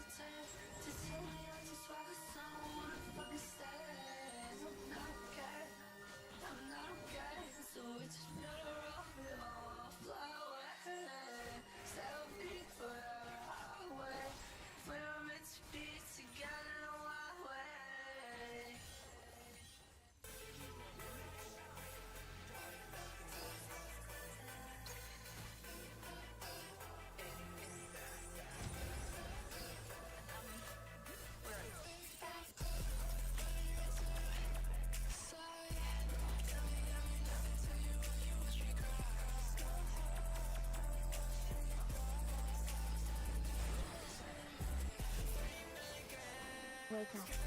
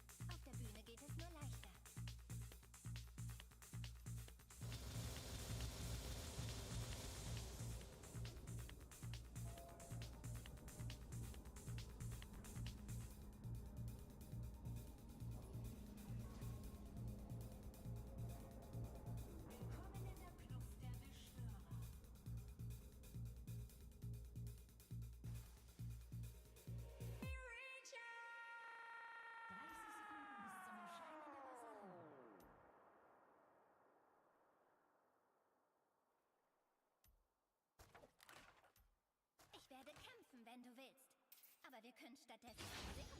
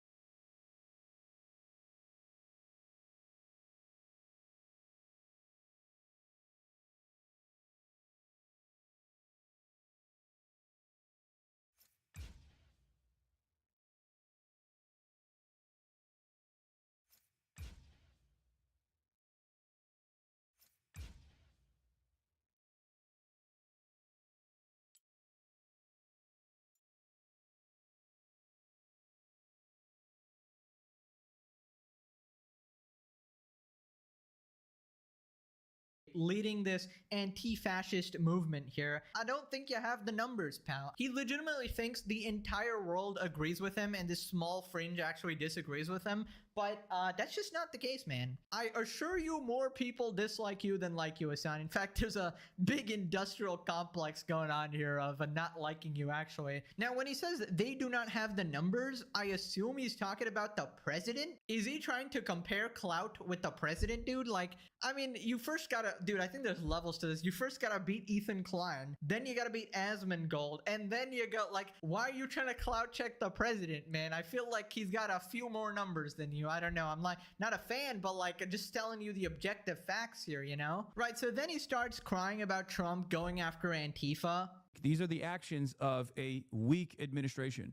These are not the actions of a strong administration. If they were strong, they wouldn't feel the need to stamp out any sort of discontent. If they were strong, they wouldn't feel the need to try to put the fear of God in your hearts, in your minds, in your soul, to stop you, to make you think twice before you engage in any sort of anti-fascist action, before you engage in any sort of demonstration, because they are afraid. It is upon all of us to make sure that we don't stand down, okay? Today will be the easiest day for you to express your discontent. Tomorrow, it will get harder. And the day after, it will be even harder than that. And the less we express our discontent, the less we express our frustrations, the more this administration will feel emboldened to do more of the same. Yeah, you're still allowed to do demonstrations or non-violent demonstrations or whatever. You're just not allowed to engage in actual violence and block roads, block babies from getting to the hospital, throw Molotov cocktails and shit like that, right? Or you know, shoot people. It doesn't really matter if you call yourself whatever, anti-fascist, whatever. I can call myself God, Master, Overlord of the universe. It doesn't really work like that. If you're trying to kill people or cause violence in the streets, obviously people are going to ask for it to stop. Hassan is basically admitting that he wants more terrorism here, right? So let us be violent in peace, guys. Let us be violent and just kill you and overthrow you, essentially. Now, the thing is, he's very close. All he needs to say is that I, Hassan Piker, am part of Antifa, and that's all you need. Because if they're a terrorist org, then you can lock them up ASAP, right? And you know, this entire time, I have been Hassan Piker's biggest defender regarding the terrorist accusations, because everybody calls him a terrorist. I'm the only one who goes, no guys, he's actually a terrorist supporter. He himself is not a terrorist, but now he's making it very hard for me. Now he's like, hey guys, you know, this organization which was just designated a terrorist org, and then he goes, I'm anti-fascist, like, are you actually a part of that? So maybe bro is finally embracing the T word, you know? Maybe he's actually going like, guys, this is me. So somebody tweeted, President Trump has officially designated Antifa as a terrorist organization, finally. And then we got this account, where Antifa, we are 10,000% anti-fascist. We deplore fascism. Seems like it's a bad thing to be anti-fascist under a fascist. They're admitting they're fascist. Antifa isn't a group. It's a defense mechanism. It only exists because fascism exists. Good to know you're part of the group wearing masks and terrorizing cities, and good folks. Don't do it in my town. It'll be FAFO kind of night. You're thinking of ICE. Lol, nah, you're just a bunch of dorks. We got Nux responding, hey guys, I'm thinking of starting a movement called Kill the H-Man, where we go out and kill H-Man. Anyone that I don't like is considered H-Man. Anyone that I disagree with is considered a H-Man. What do you mean this is terrorism? I guess that makes you the H-Man. Yeah, so basically a lot of back and forth regarding this group. Calling you Nazi fascist is not that they actually believe you're that, it's just marking you as an acceptable target for violence. Marketing 101, call them a Nazi, hope someone murders them, celebrate the murder, both sides should condemn violence. Alrighty, update from Future Pegasus here. It is official, Trump signs executive order labeling Antifa as a domestic terrorist organization. Section 1, Antifa as a terrorist threat. Antifa is a militarist, anarchist enterprise that explicitly calls for the overthrow of the United States government, law enforcement authorities, and our system of law. Uses illegal means to organize and execute a campaign of violence and terrorism nationwide, and blah blah blah blah. Basically, they are now official terrorists. Tectone responds, Hassan on necking himself watch right now. Legal Mindset now add the foreign terrorist organization designation. Destiny and Hassan L. And we got the cockroach meme. Hassan hardest hit by the news. He is absolutely devastated. F far right or far left psychos, let us live in peace, you degenerates. You aren't revolutionaries. You are annoying as frick. Actually true. Moving on to attorney Legal Mindset, talking about the Antifa situation, giving his legal analysis. Basically, he says that they are being funded by foreign entities, so they could be designated a foreign terrorist organization. In the criteria, and let me get through these criteria here. The group must be foreign, right? Engage in terrorism and threaten U.S. nationals, national security, or foreign relations. So let's go about group must be foreign. That's the origin, right? Or originated in Germany. So it's got a foreign origin, right? That's part of it, and it has many foreign members. And the other thing too is, this is huge. Foreigners such as Canadians, and once again, remember, Canada is a foreign country. The federally funded, the state-funded Canada Anti-Hate Network is aiding Antifa. So we literally have a foreign government. And once again, Canada is very much engaged in radical left activism. I'm sorry, I know a lot of Canadians. I love a lot of Canadians. I love Canadian friends. I love you guys. But the government of Canada is very much sanctioning a lot of extreme leftist beliefs, right? Especially what will be considered extreme leftist by American standards, right? So that shows that there is a strong foreign tie here. So we can, I believe, meet this element. And at the very minimum, you could say, okay, the foreign elements of Antifa, right? Those can be designated if you want to try to split those off. But I think you could do the whole thing because it's very loose and decentralized, right? And that's similar to some cartels, to some mafias, etc. And that's a good comparison because we're going to show you that's exactly the type of groups that have been designated as terrorist organizations this year, which means even if you're an American, if you're helping Antifa, you're done. So in this way, even if we just designate the foreign elements, Antifa within the United States that is helping outside the United States, we get all of Antifa. You're freezing their money, you're stopping them from working, and this would absolutely shut down a lot of the most extreme violent action in the United States. Right. So basically, Antifa is cooked. It seems like the decision is justified as well based on that analysis. And anybody who's been sort of donating to them, helping them, are also cooked. The eyes are on Hassan Piker, who is devastated right now. Obviously, he loves radical left-wing violence and terrorism. He eats that shit up for breakfast, openly declaring himself an anti-fascist. And obviously, Hassan is trying to muddy this whole situation, saying that,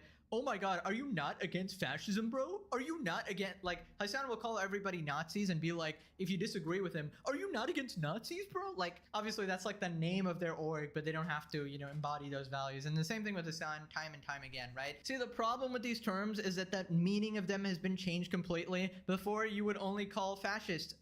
Now, everybody who you disagree with is a fascist, right? And that's because of the woke morons like Destiny going around, iDubbbz going around, just branding everybody as fascist, right? Moving on to Hassan starring in his favorite role, pretending to fight Nazis. It's a lovely pastime of his.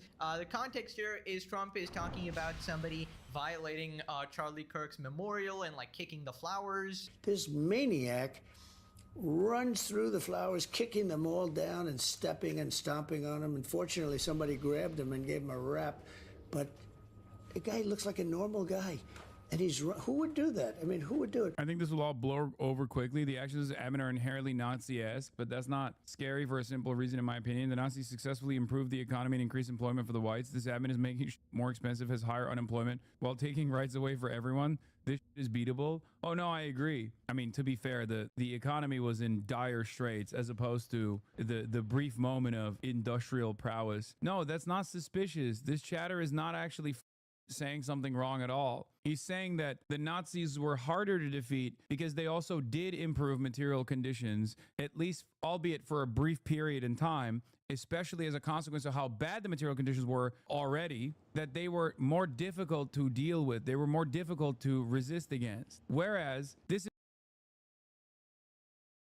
Ian made a video titled Coming Clean, where he doesn't come clean about anything. He just chooses to respond to obvious trolls. And even with that in mind, in the clips he replies to, he still looks bad. And then Ian goes on a podcast with a therapist and gets extremely real with him, which is a profoundly stupid idea. He of all people should know better than to go on a therapist's podcast and vent about his very real problems on a public forum like that, because people will use that information against him. If you're going to be a hater-ass bitch, take it the full way. Take responsibility for having the opinion that crying online is pathetic and weak. What makes it pathetic is you spend 2 whole videos concern trolling Ethan, siding with people going after his wife, his family, encouraging false CPS calls. Like, yeah, you cried on camera, but you were really just projecting about how it's affected you. It's really hard to be a couple online and see people attacking your partner. There is the fat one and his cohort who are listening to Anissa describe, like, essentially having a hard time online, seeing people mock and make fun of her dad with Alzheimer's. They were laughing at my dad for getting sick on some of these forums. What did you think? What did you think with that? Because you shared it online? Yeah. I mean, like, that's what people are gonna do because they want to get a reaction out of you. This is how the internet works. It shouldn't be, but that's how it is. The whole time, he is not saying that he is a perpetrator of bullying her. What he's saying is that other people are doing that. But he is doing it actively. Yes, he's concerned trolling you. Many of these people are, but are we supposed to feel bad after what you've done? You've asked for this. Creator Clash's most viral fighter dad is talking about how he's broke and has been asking Ian to box him at a Misfits event. It's a natural storyline. They could both get a bag and make up some of the money they've lost from Creator Clash, but Ian's having none of it, just calling dad names. Don't want to give him my attention in general. Like, I think he's been an asshole. So him. Ian followed up this terrible video by doing a live stream responding to his boxing coach, where he calls Michael and his wife liars while lying the whole time. For some reason, this stupid fucking loser and his dumb as rocks wife decided to go on the H3 podcast. They already spilled their guts. They were getting paid like $5,000 to go on this podcast. They didn't go on there knowing they would receive $5,000. Ethan offered it to them when they complained about not receiving a bonus from you and hearing about how Kate fights to end child brides in her free time. I want to say here that I, the capitalist, will once again be ponying up for the right cause. It is not right that he stiffed you guys. I'm going to be sending you guys $5,000 for the bonus that you never got. Whoa. Oh my God. Because he should have never f***ed you guys. And if you think Ian's video is bad, wait till you see his live stream. I watched all 6 hours. It's him constantly playing victim and acting stupid. Let me throw you a curveball here. Anissa, semicolon. Anti-Semitic? This shit's crazy. I cannot believe, like, it is so fucking gross. So gross. Why? Why would you ever say that? Because Anissa was calling Ethan inbred and you posed with a swastika sword. Everyone's silent. That's not a fucking funny joke. Every video is silent if you have it paused. I'm not kidding. The second he unpauses it, everyone laughs. Jewish. I would say, probably, in a way. How insane is that? This guy? I think that's what $5,000 can do to a broke bitch. At this point in the stream, they weren't even offered money yet. I hate to break it to you, but if you pose with a swastika sword, defend ranking Ethan as Jewish brand hummus on an Arab tier list, and your wife is echoing Hassan calling Jews inbred, some people might start thinking, these guys are a bit anti-Semitic. Maybe they got some anti-Semitic tendencies. Go to the old city so I can get my fucking shit pushed in by some of the most inbred fundamentalist hicks. Genuinely, all of the most hateful rhetoric is coming from Ian and Anissa and all their weird orbiters. Anissa is interacting with a guy who looks like Millhouse, and he just runs streams calling AB and Uncle Tom, saying he's not a real Arab. You work for a fucking Zionist who fucking spews Israeli propaganda day in and day out. You are an insult to Arabs, you piece of shit. You little fucking dog. You little weakling. You betrayed your fucking people, bro. And we gave you so much fucking grace. They're just being racist towards AB because his boss has ever so slightly different opinions on the Middle East. What's hilarious is Anissa does OnlyFans, whose CEO has donated over $11 million to a pro-Israel group. But Anissa gets no smoke, it's only AB. They twist themselves into pretzels trying to get out of it. I mean, you can make the point that the CEOs, the OnlyFans CEO funding the ADL, or if they're funding politicians to make them pro-Israel. Like, but obviously, like, it's different. It's like working for a corporation that like supports, like, it's like That's how she makes her living, bro. Like, what can I say? It's really not that different at all. There's a million other platforms Anissa could use. She could go work a real job just like you've suggested for AB. They're acting like there's some sort of nuance there when there isn't. I'm sitting here watching hours of streams, fact-checking every outrageous claim that's made. It takes forever to sift through all this information. I'm sure many of you at work meetings or university lectures know what that's like. That's where Plaude Note comes in. With a single press of a button, it captures everything. Audio, your thoughts in the moment. The app generates transcripts, summaries, chapters, even mind maps, so you can easily revisit exactly what you need. And if you need a review about a dying hat, defends Anissa. You betrayed your people, bro. And we gave you so much grace. AB, is that what you want? You want war with your own people? You gonna get it, buddy. Man, Anissa's half Lebanese is doing a lot of heavy lifting here. Meanwhile, AB being half Arab, traitor. Like, what is happening? Is he gatekeeping, advocating for Palestine? Didn't AB raise over $100,000 for Palestinian children? Did we just discover Arab Nick Fuentes? AB recently did a segment on Anissa and Ian, saying she's been pressuring him and Olivia to quit the H3 podcast. Directly blackmail? I don't fucking know, but it's like, leave your job, or we're gonna talk shit about you and you can't respond. You can't respond to it. You just gotta fucking take it. So I don't know what that is. By the way, they wouldn't do that. Like, to think that iDubbbz and Anissa would like leak private messages between them and AB speaks volumes of like how little AB knows them. And then, as if it's an act of God to always prove these people wrong, Anissa immediately posts on Twitter proof that she's been pressuring Olivia, who works for Ethan, to quit her job. She tweets, "Here's the horrible messages AB is referring to." It's Anissa saying, "Hi Olivia, I know things have gotten really messy, but I'm too old to allow a man to bully women the way Ethan is. The only thing I care about after everything I've gone through is protecting women, including myself and you. Listen to how manipulative this is. I know you're in an abusive, toxic situation, and I love and care about you as a person, but I have to set a boundary for both of our sake. I hope one day you see that it's out of real care and love. When I saw you chiming in, it did hurt me. I hope you understand, and I hope you put yourself and women everywhere first. You're a smart girl. You just have to believe in yourself." What an unhinged message. She's saying that Olivia is being abused by Ethan, no reason to believe that, and that Olivia should quit her job to help save other women.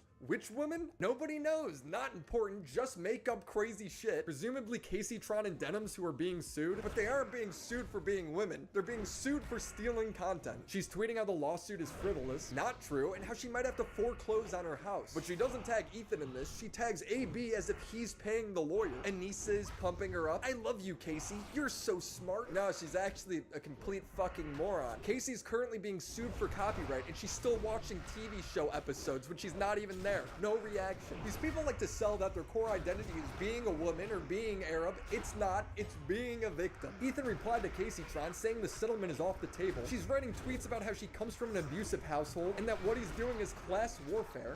I come from poverty, drug abuse, and domestic violence. So I'm sorry that I do that. What are you telling me? Okay, that sucks. I've had firearms pointed at me defending my mother from abuse. Privileged people like Ethan AB. Why are you trying to weaponize this horrible trauma you've been through against me for something you did? You stole my content maliciously. Remember? You wouldn't be getting sued if you didn't steal my content maliciously. I'm sorry all that traumatic stuff happened to you, but that doesn't mean you get to steal shit because you have trauma, right? Like, I'm sorry, that's just not how the world works. Base? And it wouldn't be an H3 drama if Denims didn't get involved. She immediately hopped onto the premise that H3 employees should quit their jobs over Palestine. She does not care. I have to leave my job. She's drawn her line in the sand because she has the right to tell me how I provide for me and my family. Let me be clear. I don't care Israel, Palestine. I don't give a the world compared to my family. And so this is why they're trying to say, like, no, I was not saying I don't care. I was saying that, like, none of that matters compared to my family. Like, I will take a paycheck working for anyone, regardless of their political stance, because my family matters more than anything else. That's what I was saying. Okay, but how is it wrong? She gets mad over AB making a lot of money. And also, this is an insane weird thing to share. When there's videos of you doing a fucking $4,200 house apartment tour. I'm gonna say Palestine and Israel, and I only take the money for my family. Anyways, $4,200 LA apartment tour. Let's go. Look at my $4,200 apartment tour. Woo!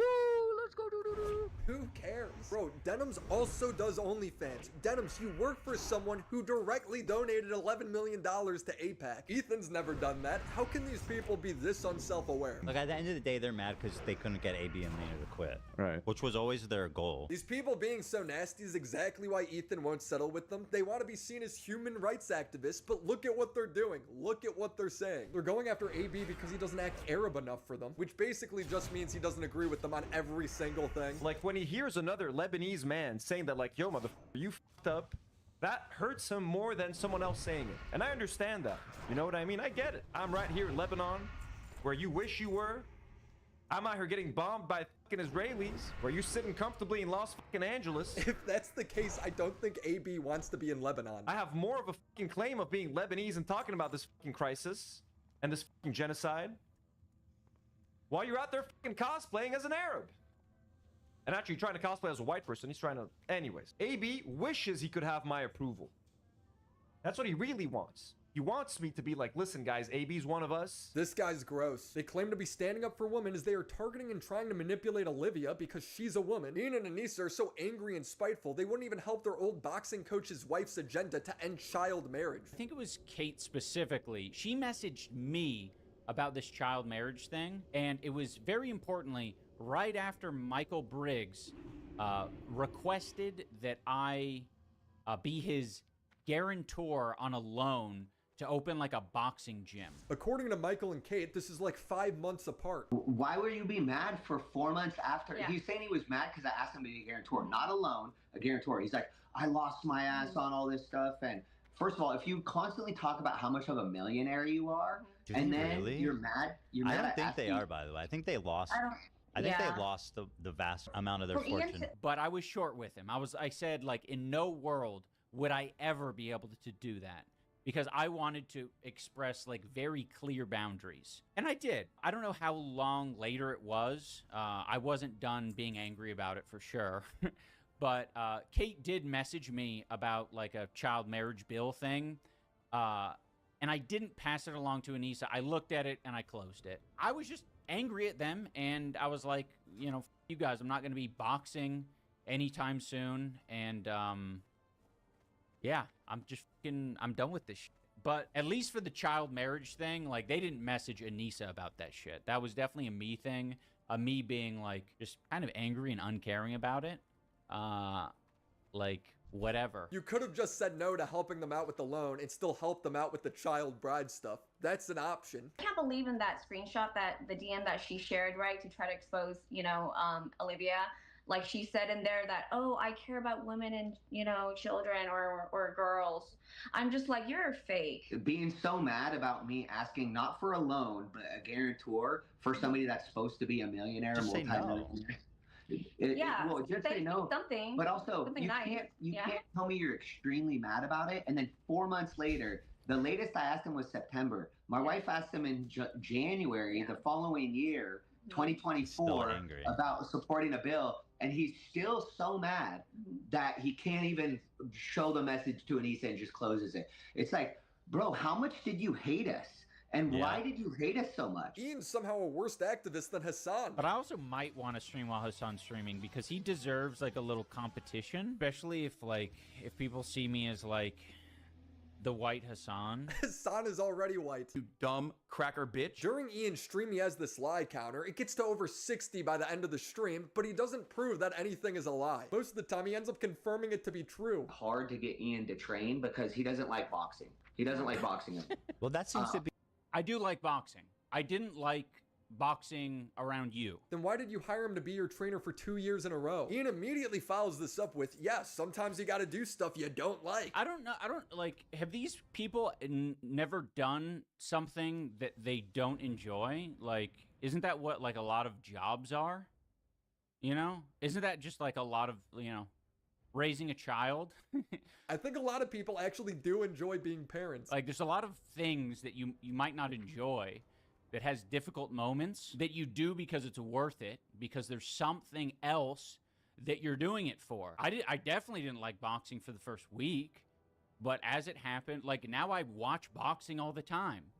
I'm gonna watch the fucking Canelo Crawford fight this upcoming Saturday. Yeah, I like boxing. Nobody is talking about if you like watching boxing. They're talking about you training. But yes, fucking nasty piece of shit like you make me not like it as much. He was talking about how you didn't like boxing while he was training you. You're making it sound like he was telling the truth. Michael describes how he was almost fired for talking to Ian too sternly during a sparring session. Ian completely crashes out over this. Did you say he cried? We had to have a meeting. So after that, he was crying. We had to have a meeting. How ridiculous is that? Men aren't supposed to have emotions, especially not sad emotions. It should only be anger. Emotions should only be anger with men. He's so mad. And afterwards was horrible because then we went back to the hotel and then they were eating at Denny's and they said, we need to have a meeting. So I have to go to Denny's. And they pretty much then talked about how they were going to have to fire me because I reminded... Okay, we gotta update the lie counter. He just adds an arbitrary amount of lies every few minutes. We gotta be at around in maybe 27, I think so. Oh, brother. Yeah, so Anissa and I do like Denny's. That is something that we are guilty of. We love Denny's. But yeah, he said I had to go to Denny's. He had to go to Denny's. If you're hosting a meeting at Denny's, that means he has to be there, right? If you noticed, Ian is really into defending Denny's. He rewinds the video to try and show Michael lying, but it's over the smallest detail. He was crying at the gym afterwards, and I said, and he's framing this in such a way. I was able to keep it together in the gym. I was actually crying not outside the gym, in the car, away from the gym. I was like, oh, okay, now that I'm away from people, I'll let it rip. I wasn't crying in the gym. I was crying outside the front door. I was in my car with the windows rolled down. It's just not relevant. You told him you would replace him if he didn't adjust how he talked to you. Now, Ian denies this. They pretty much then talked about how they were going to have to fire me because I reminded Ian of his father when his father would yell at him as a kid. We never used the word fire. We never used the word getting a different coach. We never used anything that would imply that he was going to be fired. But it sounds like the rest of that is true. Now, Ian's coach did respond to parts of this live stream, but the meeting wasn't recorded, so it's up to you on who you want to believe. They were like, oh, we weren't going to fire him. Dude, you told me you were going to have to find another coach that could talk to you properly if I didn't change how I talk to you. The most insane allegation to come from Ian's stream is Anissa claiming that Michael was a creep to her. She started off by writing in Ian's chat, he wouldn't stop hugging me. It was really upsetting. I tried to push him off and I cried. iDubbbz, can you explain why I was crying? Now, Ian is on live stream reading this chat and he's like, yeah, sorry, Anissa, I don't remember any of this. Being able to... Anissa, you can come here and explain it if you want, because I don't have a fucking recollection of it. And she replies, nah, it's fine. And also just... The story is Anissa changed the music at the gym, she got confronted on it by a different coach, and then she cried. Anissa felt embarrassed because this guy, you know, it felt bad that, you know, he came in and just like kind of changed the music. And then Michael just went into his own like weird explanation. How did this fairly mundane story turn into allegations of Michael being a creep? Michael responded and he seemed shocked by it. She was mad that I wanted to change that Patty changed the music because I wasn't even the one that did it. Once again, I'm nice. I probably would have let her play that stupid shit. So Patty wanted to change the music, does change the music. She gets upset, starts talking shit about Patty. I stick up for Patty and told her music was 12-year-old emo music. As soon as that happened, I literally turned around because I was like, okay, let's do our pads. I was going to put her gloves on. She runs to the bathroom. By the time she comes out of the bathroom, she's bawling. She tries to leave to go to the car, and I see her go to the front door, but she realizes she doesn't have the keys to the car. So she has to come back. At this point, she's already crying. She's super sad. Once again, they don't know what the empathy is. I see a woman crying and I'm going to feel bad. I go give her a hug because I'm like, hey, I'm sorry that you're crying. I didn't hug her to the point where she started crying. I felt bad, so I gave her a hug. She was crying. And I said, yeah, she was bawling. So I hugged her. That's a crazy, malicious lie. The way she told that story is nuts. She's crying from the aux thing, and then she's making it sound like she's crying because you're like squeezing her and not letting her go. The fact that Ian tells the story pretty much the same way Michael does makes me feel like she's lying. Yeah, I did have empathy, and I went to hug her because she was a crying woman. You know who didn't try to hug her? Ian, because he has no empathy for his wife that's crying. He didn't even. You fucking remember it. You remember it. He doesn't. I remember it perfectly. I tell Ian, I'm like, dude, I'm like distraught. I'm like, I didn't mean to make her cry that bad. Ian's like, don't worry about it. It's not a big deal. I repeat, these people are so gross. Went after Ethan's kids for the CPS stuff, defended and laughed at death threats when skulls were sent to Ethan's house, implied that Ethan was abusing Olivia, and now this creep allegation against Ethan's boxing coach. But these people aren't just metaphorically gross, they're actually gross. They're talking about how Ian doesn't shower and he's sending pictures of his tongue to his boxing coach because he's afraid he's going to get sick. It's like, yeah, brother, toothpaste, hygiene, soap, it goes a long way. So he would smell so bad that when he comes back in the afternoon to train, he doesn't shower in between his sessions. And so like the coaches that are training other, members there would just like look at us with the weirdest face, like, and Michael would try to take Ian to the corner where there's not a lot of members of the gym so they don't have to smell it. I tried to take him to the open doorway for the first event where he was talking about getting tonsil stones. Yeah. And he was saying he was going to get strep throat because he had tonsil stones. Ew. And I said, Ian, tonsil stones don't cause strep throat. Tonsil stones are because you're not brushing your fucking teeth. And so he was like, oh, okay, hygiene. Like, it's tough. I'll give you the stinky. The stinky is okay because honestly, I was a little stinky when I was training for boxing. I'm not going to fight it. In between going to the first boxing session at the start of the day and the next boxing session at around like 4 or 5 o'clock, I didn't always get to the shower. Look at it! Look at it! Look at it! So I will accept the stinky label. I'm ugly and I'm proud. Good. Yeah, fool. Like, you need to brush your teeth and use like. Wait, hold on. That shouldn't be something you need to hear from your boxing coach. Brush your teeth. Yeah, it's almost as if I didn't need to hear it. When it's so crazy, it almost doesn't seem real. It's because it's not real. It's a lie. Okay, so it didn't happen. But then he immediately admits that it did happen. He sent us a photo of his tongue. And she said, oh, I think he might have like bad breath and it's causing. Tonsil. She said tonsil stones. Hold on. Why did she send you a picture of his tongue? They thought it would show us that he was gonna get strep throat. Yeah, so he couldn't. And I'm like, because they were trying to say he's gonna get sick before the event, and it can happen if you train too hard before. Yeah, again, I think they're essentially just saying that we were worried about me getting sick. Like, we were really worried about me getting sick because I had been, avoiding it for a while. So it was scary. It was scary that maybe this event wouldn't, go well. Why are you guys sending pictures of your tongue to your boxing coach? Like, what's he supposed to do about it? But we weren't training too hard for him to get sick. Yeah. Well, it doesn't matter. You can get sick from fucking anything. You don't need to be training to the point of exhaustion for you to get sick. But you weren't sick, so why are you doing this? A lot of the stories the coach tells, Ian denies. Like I said, he said, she said stuff. But some of the things Ian says just gives me a headache. One time we ended sparring, and afterwards everybody's hanging out. And she walks up to Ian and she goes, "You're hungry." Yes. And then so they had to leave because Ian was hungry. I mean, tell me you're not married without telling me you're not married. Ian, everyone here is married. AB's married, Ethan's married, Michael's married, even I'm married. It's not normal for your wife to tell you when you're hungry. Are you 5 years old? Does she change your diaper too? I just want to ask him if you've always been shitting your pants. The biggest criticism for Creator Clash 2 was that it was a charity event that raised no money for charity. They were allegedly $500K in the hole before the event took place. He's like, our brand is at stake. We're $500,000 in the hole right now. I wish I knew that. I wish I knew that at that time. I think a lot of the fighters would have liked to have known that. Anissa gets on the mic and she's like, actually being $500K in the hole was an awesome accomplishment. We were way ahead of the first Creator Clash. I just want to because I'm the one who was seeing the back end. This part of it really pissed me off with Harley saying we would have really liked to know.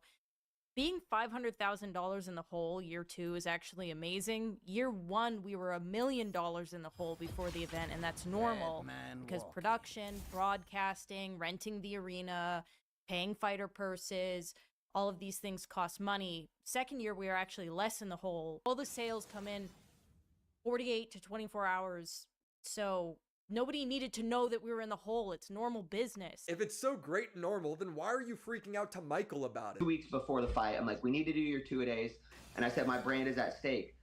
Well, he went and told Anissa that I told him my brand was at stake. So the next day she comes into the gym super mad and she's like, our brand is at stake. we're $500,000 in the hole right now. Ian's stream is very ticky-tacky. You focus on one word and then act like the entire statement is a lie. He's getting offended over meme sound bites. She said too much dumping in here. You guys, stop. This is not what podcasting is.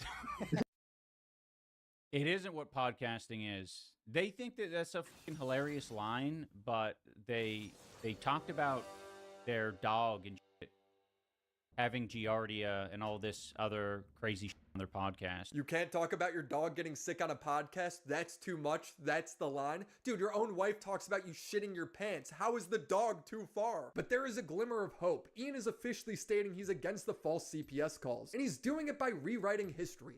CPS getting called on Ethan is not a good thing.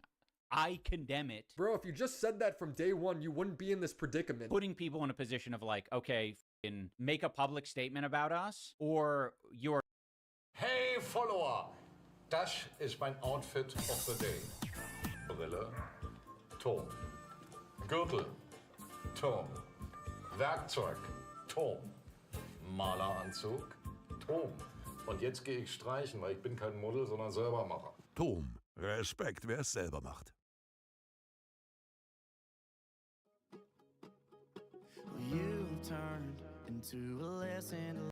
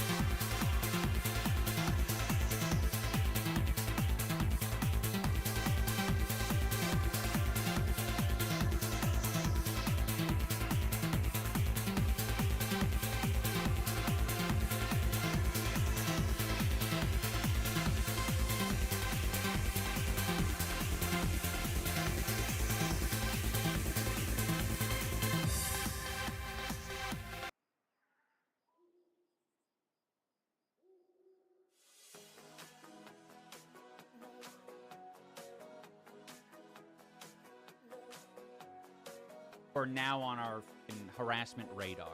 It's fucked up, and people ignoring like that wasn't what was happening is so stupid. That was happening very obviously. Our podcast got bombarded by his viewers. You guys should be happy with any viewers you can get. Are we all just supposed to forget that you supported the CPS calls? You said you're glad you didn't defend them. To be honest, I'm very proud that I didn't immediately jump to Ethan and Neela's defense, because when you look into the story, it actually looks a lot for Ethan and Neela.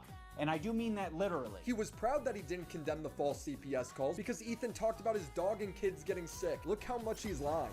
CPS getting called on Ethan is not a good thing.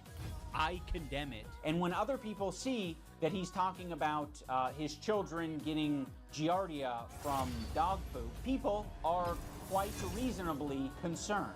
And so, yes, anyone who's seeing that content might be concerned enough to call CPS. These people are champagne activists. Yeah, we care about children. Ethan's children. Meanwhile, they're ignoring supporting a child marriage bill. They falsely accuse the coach, lie about him getting paid to talk bad. Pressure Olivia because she's a woman. Pressure AB because he's Arab. What about this is activism? You're just trying to make your former friends unemployed. Ian describes himself as a very stoic person. It's very obvious. I thought more people would be able to catch on. I am quiet, stoic, not talkative. Actually, you're too talkative. Feel free to shut up. There are still people accusing her of cheating, accusing me of being in an abusive relationship. None of this is true. And there is no evidence for any of this except, like, I guess body language experts coming on and being like, iDubbbz is being stoic here, therefore he's in hell. That's a very funny word to use to describe your role in your relationship, since the definition is someone who endures hardship without complaining. But then again, I wouldn't describe any of these people as stoic. These people are cry bullies. They cry out victim as they hit you, and then they all come together and pat each other on the back. Dad has since been challenging Ian to a boxing match, saying it would help them both make up lost money from Creator Clash. I talked to Misfits,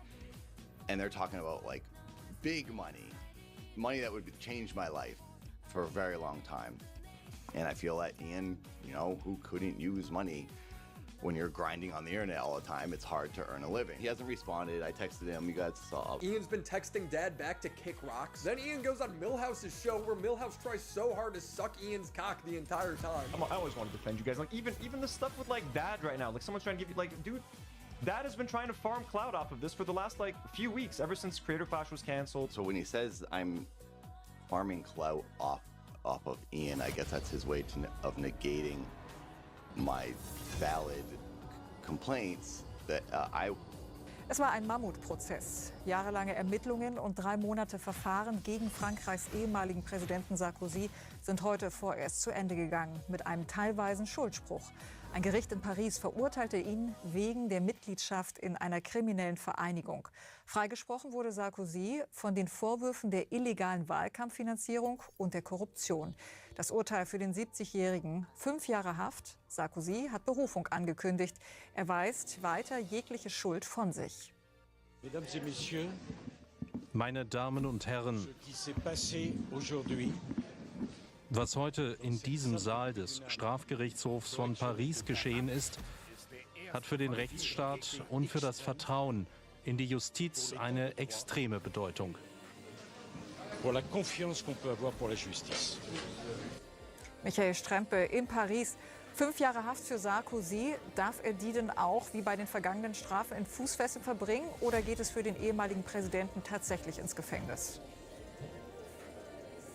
So wie es aussieht, geht es diesmal für ihn tatsächlich ins Gefängnis. Zwar nicht sofort, das hat die Richterin gesagt, dass er nicht sofort im Anschluss an die Verhandlungen abgeführt wird, aber in den nächsten Monaten. Und das bedeutet, er muss auch in Haft, bevor ein Berufungsverfahren, was ihm ja möglich ist und was er auch schon angekündigt hat, bevor ein solches Verfahren startet. In Frankreich ist das möglich, diese sofortige Haft anzuordnen. Und das hat die Richterin getan. Ob dann, wenn er in Haft ist, aufgrund seines Alters, er ist ja mittlerweile schon 70, dann doch Hafterleichterungen und möglicherweise auch wieder ein Hausarrest ermöglicht werden, das kann man jetzt noch nicht sagen. Aber so wie es aussieht, muss er als erster Präsident der französischen Geschichte wirklich ins Gefängnis. In vielen Punkten wurde er freigesprochen. Dennoch, wie begründet das Gericht dieses Haftmaß? Es ist ja genau das, was Sarkozy auch so wütend macht, was man in dem Statement gerade auch gemerkt hat, weshalb er die Justiz auch so angreift. Man hat ihm nicht nachweisen können, dass er tatsächlich Geld von Gaddafi bekommen hat. Man hat ihm nicht nachweisen können, dass er mit Geld aus Libyen seinen Wahlkampf finanziert hat. Aber das Gericht sagt, was man nachweisen konnte, war, dass dieses Ziel verfolgt wurde, und zwar organisiert verfolgt wurde. Da sagt das Gericht, das sei eine, auf Deutsch würden wir eben sagen, kriminelle Vereinigung, die Sarkozy da mit seinen engsten Vertrauten gegründet hat, dass die späteren Minister, auch Brice Hortefeux, Claude Guéant, engste Vertraute von Sarkozy, in Libyen waren, sich mit Vertrauensleuten von Gaddafi getroffen haben, ist unstrittig. Sie sagen, dass sie da in alle Falle gelockt worden seien, aber das Gericht hat dem eben nicht geglaubt. Das Gericht sagt, das Ziel war ganz klar, hier Geld von einem Diktator, der dazu auch noch für Terroranschläge verantwortlich war, Geld zu bekommen. Das sei eine besondere Schwere der Schuld, deshalb diese Strafe. Sarkozy hat alle Vorwürfe bis zuletzt abgeschritten und ist nur teilweise schuldig gesprochen. Wir haben es gehört. Gibt es bereits eine Reaktion von Sarkozy, beziehungsweise wir haben es schon gehört. Wie hat er das denn aufgenommen? Also das, was er jetzt gerade hier gemacht hat, war im Grunde eine Fortschreibung dessen, was er auch während der verschiedenen Prozesse, es laufen ja mehrere Prozesse gegen ihn, das hier war mit Abstand der schwerwiegendste, was er immer wieder gemacht hat. Er hat gesagt, das ist eine Kampagne gegen ihn. Das sind politische Gegner, die wollen sein politisches Erbe zerstören, die wollen ihn persönlich beschädigen. Und das war eben auch das, was er gerade jetzt hier gesagt hat, man will mich jetzt unbedingt im Gefängnis sehen und dann gehe ich eben erhobenen Hauptes dahin. Das ist seine Geschichte. Gleichzeitig ist auf der anderen Seite auch zu beobachten, dass hier in den Reaktionen einige gesagt haben, es ist schon richtig, dass die französische Justiz jetzt auch hart durchgreift, auch gegen Leute an der Spitze, weil das Ansehen der französischen Politiker ist in der Bevölkerung momentan sowieso auf einem sehr, sehr tiefen Niveau. Aber genau da nochmal nachgefragt, für Sarkozy ist das Urteil ja eine weitere Niederlage in einem seit Jahren andauernden Kampf mit der Justiz. Wie sind die Reaktionen in Frankreich auf das Urteil und was macht das auch mit dem Ansehen des ehemaligen Präsidenten? Naja, er kämpft jetzt eben darum, indem er sagt, das ist ja hier nur eine in seinen Augen linke Justiz, die eine Kampagne gegen mich fährt. Tatsächlich kann es gut sein, dass er dabei auch Unterstützung von der ganz rechten Seite bekommt, weil der Rassemblement National ist ja mit der Justiz auch auf Kriegsfuß, weil Marine Le Pen aus ganz anderen Gründen ja zur Unwählbarkeit verurteilt worden ist. Auch das wurde sofort in Kraft gesetzt. Also er selber sieht sich als Opfer und erzählt auch diese Geschichte. Und es wird sich in den nächsten Tagen wirklich zeigen, wie sehr diese Erzählung verfängt. Also ob die Franzosen glauben, dass sie tatsächlich eine parteiische Justiz haben oder ob sie überwiegend sagen, nein, wir hatten halt korrupte Politiker. All right. Yo, these guys should just give up, man. This is awful. Oh! Oh no! Right into cross traffic, and the driver loses control. What? Right the hillside there at a major intersection. That's awful. That's actually awful. And the driver is now shoot him! Just shoot this guy! What a fucking loser! Yo, tase that fucking. Are you kidding me? I see a tower right there. We could choose the loot again. Remember the good old days, Chad, when we used to choose the loot? Wait, is that what I think it is? Hi, Felix. Did you forget about me? Are you too good for me now that you're rich and famous? I don't know what I just listened to. I don't know what it is. I don't know. I never heard it before. I don't know what it is. Chat, we're gonna go through 5 submissions, Chat, for the for Aiden Ross events. Hold on, Hello. Hold on. Let me put you on screen. Let me put you on Very screen. blurry. Hold on. It's very blurry. Should be better. Bro, you look like Lamont. Experienced fighter, unique. Not sure about the details. Is this guy real? Hold on. Hold on. Holy shit. Hold on a minute now. That's not him. That's his opponent. Really? Ah.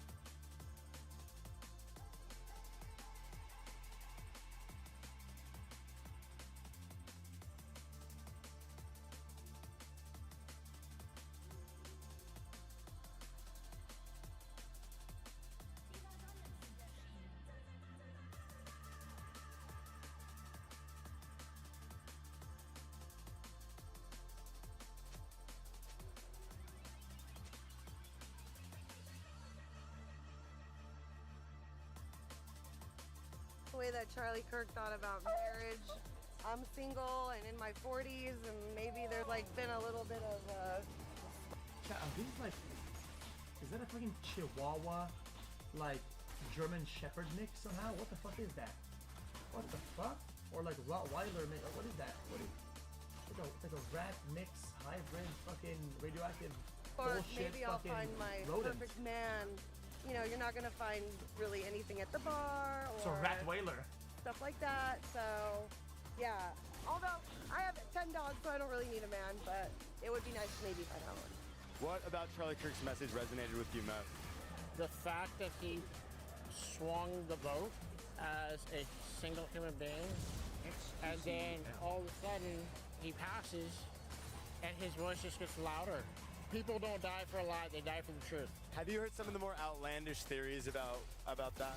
About why he was assassinated? Yeah, I have, and I don't care. Totally. Where do you think the Republican Party goes from here? Goes from here? Yeah. Oh, it increases. The Democrats know they were losing, and all they have is the murder and violence. And I think what makes this kind of worse is now Nick Fuentes is like up next. Elon Musk, you weren't born here. Milo, you're a Jew and you weren't born here. Candace Owens, your husband, wasn't born here. Go the fuck home. That's what happens when I think you take out somebody like Charlie Kirk. Now you get like Nick Fuentes is now the next guy up. I'm the realest Nick on the internet. That's in the middle of my generational run. You took out some dude who was laid back. Yeah, yeah. I think he needed more context to that. When he said he's up next, I was like, dude, what the fuck? Oh, politically correct in like a Republican sense. Now you got this Mexican white kid who's like, we need only white people. You know? Yeah. Where do you think the future of the Republican Party is going to stand? It's going to go along the Charlie Kirk route, I think. So I don't think, if you think about Nick Fuentes, you don't really see, I don't think he'd be pulling a crowd like this. It's not to say anything against Nick Fuentes and like bashing him in any way, but like Erica Kirk has been named the new CEO of TPUSA, so we have that, and I think she will do a really great job. Another person that's more maybe closer to Charlie Kirk in my mind, maybe might be like a John Doyle. And I would like to see Trump. Yeah, but people forget these figures, they live off the farming, TikTok, farming, social media. They're like farmers. They farm and get it. It is what it is. I mean, Don Jr. and Eric and JD Vance and Barron the whole one day be basis of president, and maybe even my own nephew one day I'm be wrong, president. whatever. I can see it. Is farming. I am actually really energized seeing all these people here to worship God and to worship Charlie. I think it's beautiful. I'm holding back tears right now. Did you guys know Charlie? I know that the floor seats are like friends and family kind of deal. We did not know him, but we saw him all the time. I mean, we're like what, stalkers? Why do you think Charlie Kirk was assassinated? Oh, I would really base it off of basically what the Tyler Robinson said, where he said that he thought that he was spreading hate in that sense, which, in my opinion, like, yes, like, to some people who might not have maybe the best worldview, or maybe like who are just in a bad place, might think that, because maybe Charlie Kirk might seem like he's actually, you know, berating you for the way that you are, you know, living your life or things like that. I was born as a man, and now I'm a woman. Okay, no, but you don't become a woman just because you dress like a woman. My mom's from Mexico, my dad's from Syria. So when she came here, did she know she was breaking the law? She was like, I think 17, but yeah. Did she know? She probably not. Okay. Therefore, you should go back to your country of origin. If you knew that you were invading somebody's home, I don't have sympathy for you. I feel like it was for religious reasons. I think there are people that don't feel comfortable in his faith and him going Nah, that doesn't really make sense. No, that doesn't make sense. But it's all good. out speaking, and there's a religious revival going on. He was touching people. He was getting out there. I mean, I think we became tolerant about things that were not correct. I feel like we have a generation that doesn't understand what this nation... Well, at what age, okay, and then give me the exact age at which you know what you're doing, and you know that you're breaking the law, and you know that you're doing something right or wrong. Give me the age exactly. Give me the age. Nobody's gonna give me the age. If you were just gonna type a bunch of random shit, some 80s, some whatever. Fortunately, the last to put the foot from the ground, and for most states and for most shit, it's gonna be like 18. It is what it is. Like, can't really. If it was up to me, for some things it'd be something, for other things it'd be other things. But It was built on. They don't understand their rights. I think, unfortunately, when you pull God out of regular day life, you start to let evil in. They were wrong, but they didn't want to accept it, so they killed him for it. Yo, yo, yo, yo, yo. What is up, brothers and sisters? It's not that you don't do a crime when you're under 18. Is that okay? Then if you apply that to age of consent, then what? And then there's don't go there. Don't go there. Well, you can't have to because you have to establish a basis. And the reality is that if what is something like statutory R word, right? If somebody is not of age, it's statutory. What? It is. So what do you have to go for? What I said makes very much sense. You have a certain view. You have to apply across the board. Andrew Callahan, Channel 5 News. You guys may have noticed that I'm actually not in this video, because during the Charlie Kirk Memorial, I was actually down in Mexico shooting for Canal 5, an all Spanish language original content channel. I shot 4 different videos in 1 week down there, and I just got back today, the day after the Charlie Kirk funeral. So I'm over here right now at Apache Junction Hotel, my favorite motel in the West. But the point is, and most important, say it once again, in times like these, staying as far away as possible from the... Hold on. Okay, hold on, Chad. I don't want to get you mad. What are you saying that? Oh, this person is 17. Okay, they know what they're doing if they're crossing the border or whatever, right? But then you take somebody. Let's say somebody's like 17 and they want to sleep with a guy that's like 50 years old. 50 years old. Okay, this is wrong. 100%. Are you gonna tell them?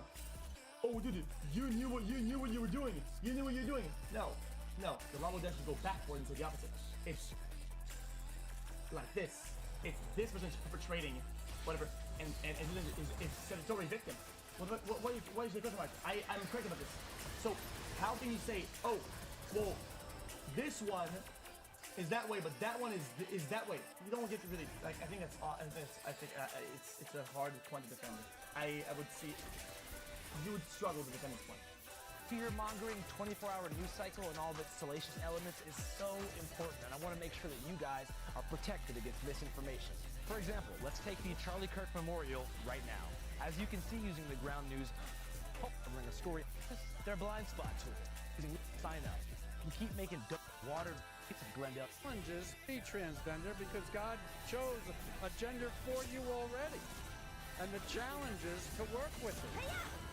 Not throw it away or think you can judge them.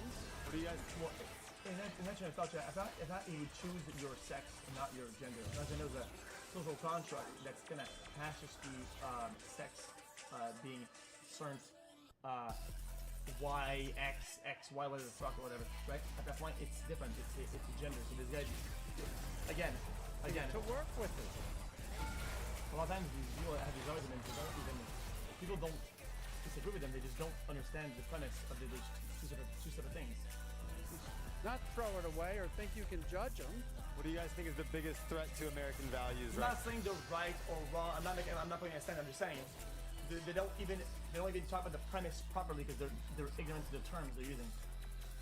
Islam. Very good. It literally tells people that you can have 4 wives and beat those wives. And also, the Prophet Muhammad had a 9-year-old wife, so I don't think that... Guys, it's that simple. It's that simple. Let's say you're talking about a weapon, right? A weapon, let's say, right? Weapon can be what? Can be up to a knife, a car, whatever. It's like it could be a bunch of shit.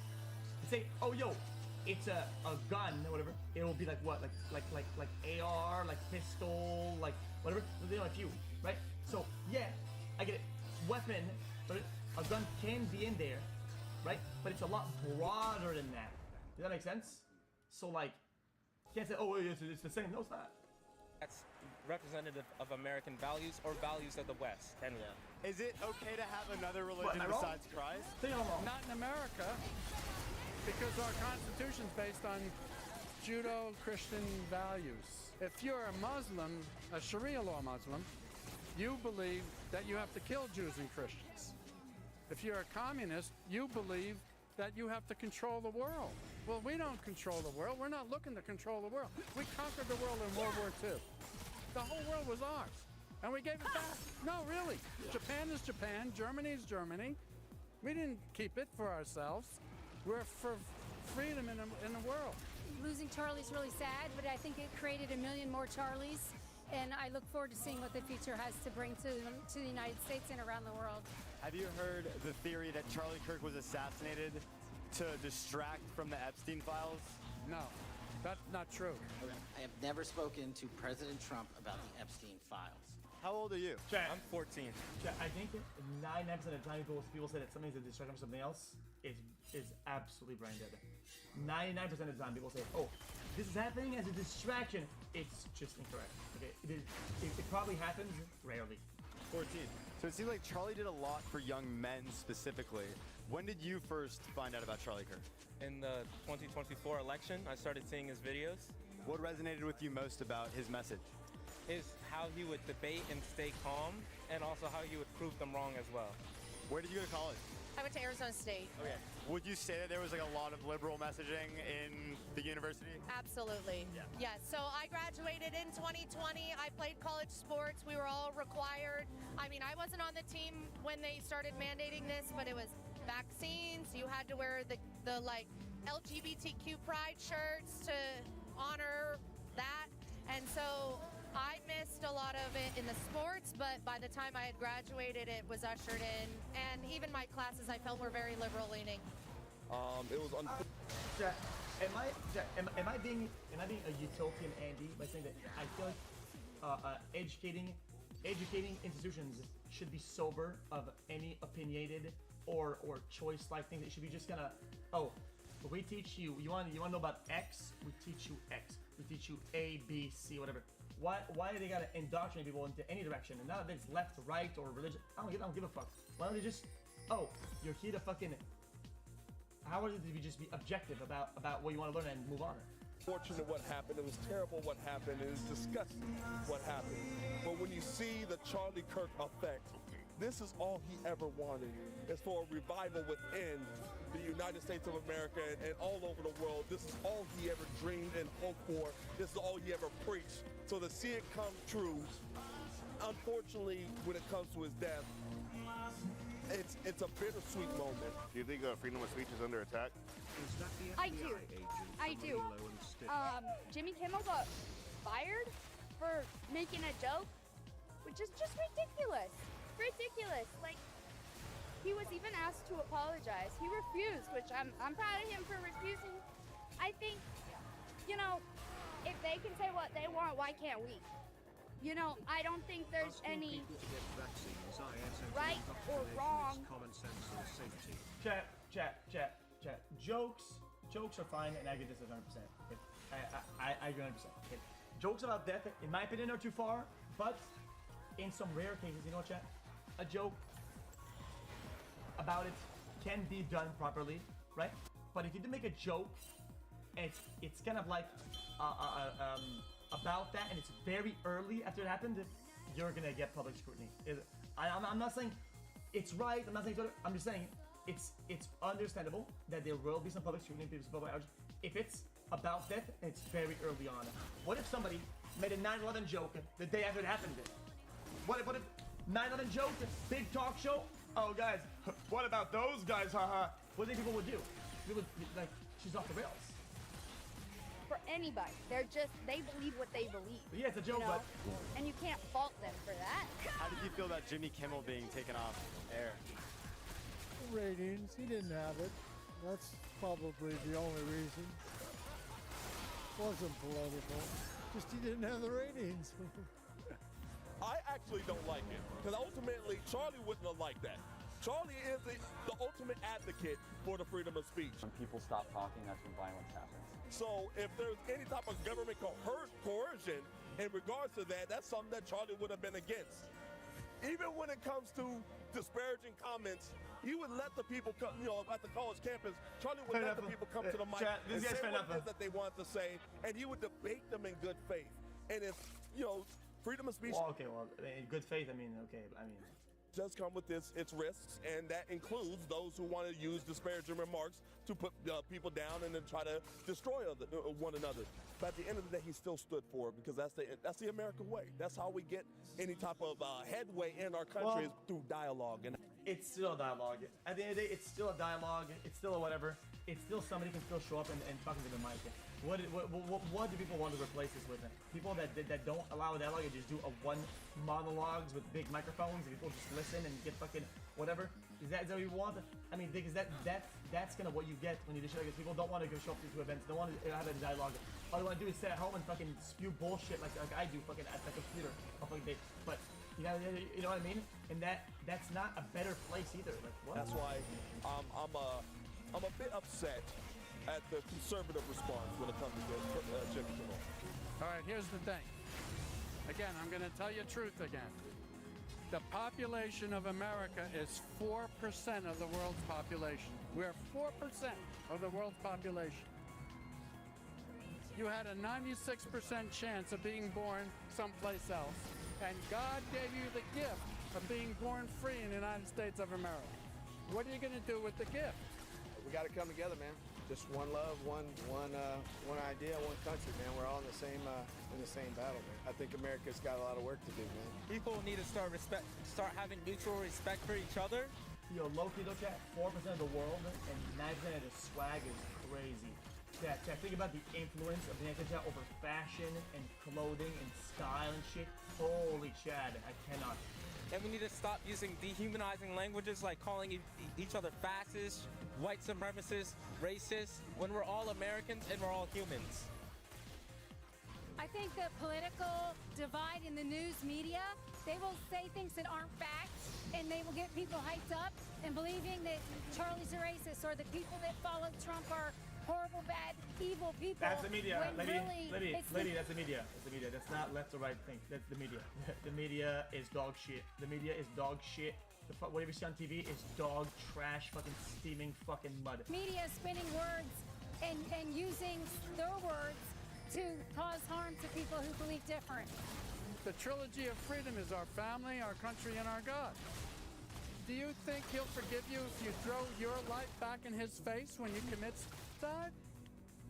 That's a greater sin to me. By spitting in God's face, how's that going to work? How's that going to go? Carry the pain.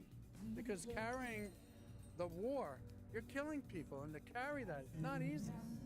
It works on you, and especially when you're 20, especially then. So I'm giving you insight as to what post-traumatic stress is and how we're trying to deal with it on the VA. I do woodshop therapy to help me. Keeps me busy. You see?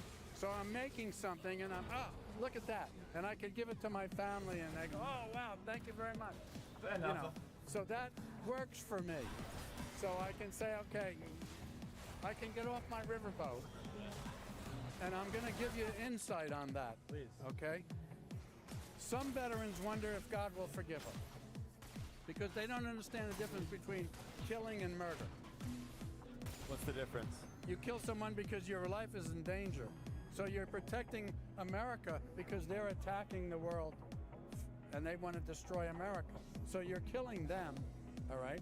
But murder is, I don't like that guy. I'm gonna. Well, Chad. Well, I'm not gonna make assumptions, but Chad, what if you were back in the days in the role you were drafted to go to the war? You have to by law go to the war. You go to the war, right? You have to. Otherwise, you get what? You get deserter. You get penalty. You go to jail. Whatever. You have to shoot people. It is what it is. I mean, it is what it is. Plan on taking him out. There is a difference in See that the sense. difference? No. Yeah. Okay, so that's the difference. All right, y'all. The event is over. Trump ended it. Honestly, it was pretty good disappointment on Trump's end. We had some really good speeches in there. Obviously, Saddam couldn't get in. He has a face condition, so I had to go in. I think we found an answer to autism. How about that? How was it outside? It was cool. You know what I mean? There's a couple little like arguments. Come right here, dude. I'm not Come scared right of here. nobody but Jesus. Jump over. Jump over. Jump over. Talk your shit. See? Talk shit. Jump over. Talk shit then. Jump over. Jump over. You would rather jack Jump up a over. girl in the phone booth than I'm fuck saying me. talk shit. You spread nothing but Charlie didn't die for this. Stupid you are. You know, Yogi Berra said it's hard to make predictions, especially about the future. The Westboro Baptist Church came. Who? Who's Yogi Berra? Is that the guy with the honey? Yogi Berra said it's hard to make predictions, especially about the future. The Westboro Baptist Church came there, right? The Westboro Baptist Church did come. That's pretty cool. Charlie Kirk was a fake Christian. God still hates him. That's pretty sick. I saw Kyle Rittenhouse inside. Oh, yeah? Yeah, I tried to ask him some questions. I wanted to ask him if, like, he had any sympathy for the shooter, given, like, his history. That's true. What? But, yeah, I mean, everyone thought I was Andrew, so I had a good time. I don't think. Honestly, inside was, like, it was, like, a very loving environment, and then the speakers got to talking, and it was, like, war cries. I hate my opponent. And I don't want the best for them. I'm sorry. I am sorry, Erica. Father, forgive them, for they not know what they do. You have no idea. The dragon you have awakened. You have no idea how determined we will be to save this civilization, to save the West, to save this republic. America was his home, and he was willing to die for it. Corporatism mixed with Christianity and like vague religious identitarianism, just kind of all wrapped up into this one thing where like the enemy is evil. You have nothing. You are nothing. You are wickedness, you are jealousy, you are envy, you are hatred. You are nothing. And yeah, I don't know, it was a super strange thing, but everybody was really nice, like, you know, to us, which is cool. I know that people were like hella chill with me as well. Yeah. But other than that, I mean, it was fun. It's hot as fuck here. They keep saying Charlie Kirk's in heaven. Lucky him, he's not in fucking Phoenix, you know what I mean? It's hot as hell out here. Channel 5 live worldwide, Hollywood and Vine. Fuck the authority, Channel 5 News. Channel 55. We don't fuck with customers. 5 is the best.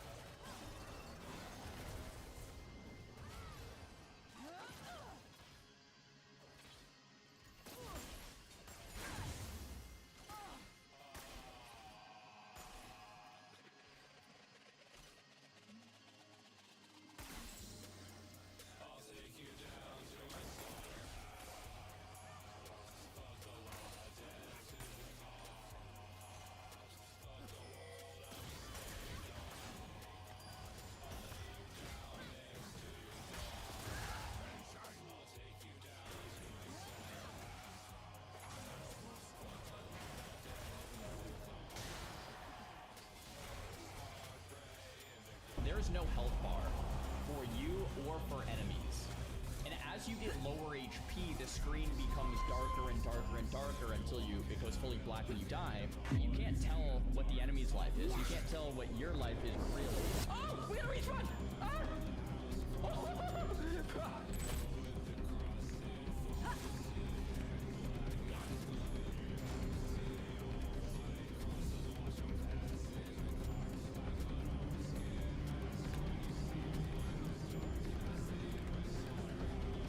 There's the fence.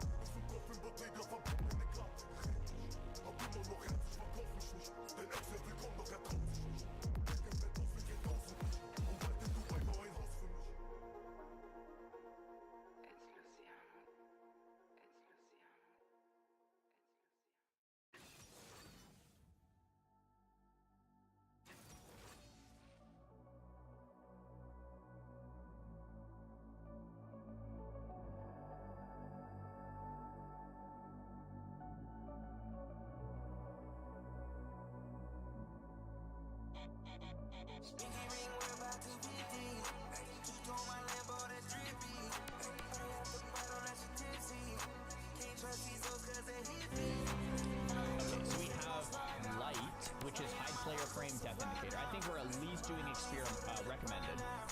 Hide target frame, nameplates, tooltips, dazed effect. That's good. Group health, nameplate health indicator minimap, custom buffering. Yeah, all of this seems good. I think I'm gonna do recommended. Pets die permanently. I think I'm gonna start with recommended. I've gotta say, like, this already makes the game feel so much different than it ever has. It's like, oh, there it is. There's the quest. There's Questy. Okay. I mean, I don't mind this, guys. I feel like I kind of like this. Oh my gosh, okay. So what percentage of health am I at right now? Check lowest health. Okay, ultra hardcore. Lowest health reached 74%. Okay, so the first like black on my screen is at 74%. So 75 probably. And then the next one's probably 50, the next one's probably 25, the next one's dead. Okay, so this is probably 75 right here. Not knowing the enemy level is gonna be the hardest part. I agree with you. I think there's like three things to make this really hard. The first one is not knowing my own life. Makes it really hard. The second is not knowing the enemy's life. Makes it really hard. And then the third thing is not knowing the enemy level. Makes it hard. Dude, oh my gosh. I don't know, man. Bro, I'm gonna die today. There's no way. There is no way. Imagine all these are red mobs. You literally, like, bro, I have to play this game like I'm a complete noob, I think. Yeah, like, going into caves is probably like an actual no-no. Like, normally on hardcore, I try to do all the risky stuff, but I think on this character, I have to play like Grayson. You know what I mean? Like, just don't do anything. I'm trying to think if I actually could do no action bar. Dude, Parlita invites you to join Risen.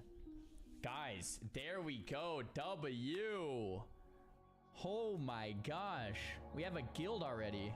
Ultra Zaryu, Ultra Gooner, Ultra Panda. Pika's already, okay guys, Pika is already starting. Okay, let's see if we can get the guild leader here. Is that crazy to ask for? We need a couple officers for invites, because like there's no way we're sending that. Oh, he actually has a good point. He says, do you want a character that won't die for G leader? Are you kidding me? This guy thinks I'm gonna die. What? I'm not, dude, I don't plan on dying, by the way. What? What is that about? You want to hide action bars? I have this setting enabled, but I don't think it works. Either it's bugged or it doesn't work in Northshire, so we're going to find out soon here. All right, so now we're going to go get Millie's Harvest and some head from K-Rock. Then I quit RuneScape. So I said earlier, I am going to take a break from RuneScape. The start of this challenge means that I will be taking a break from RuneScape. Does that mean I'm quitting forever? No, but for now, until another time. There we go. Your last paladin made it to Red Ridge? Guys, we're not talking about the last paladin. We're talking about this paladin. And this paladin isn't gonna die. Alright, let's go. Dodoko? Dodoko, where are you?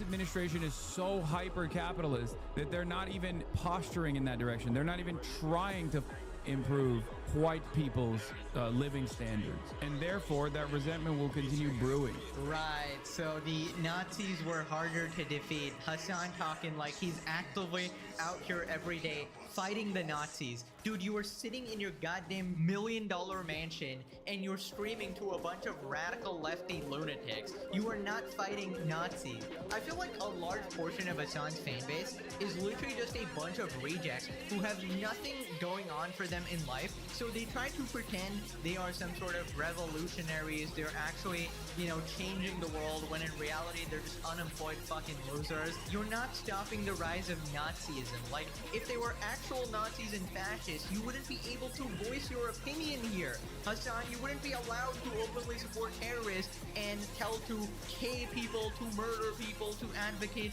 political violence on your enemies, because if they were actual fascists, you would be in prison 6 years ago.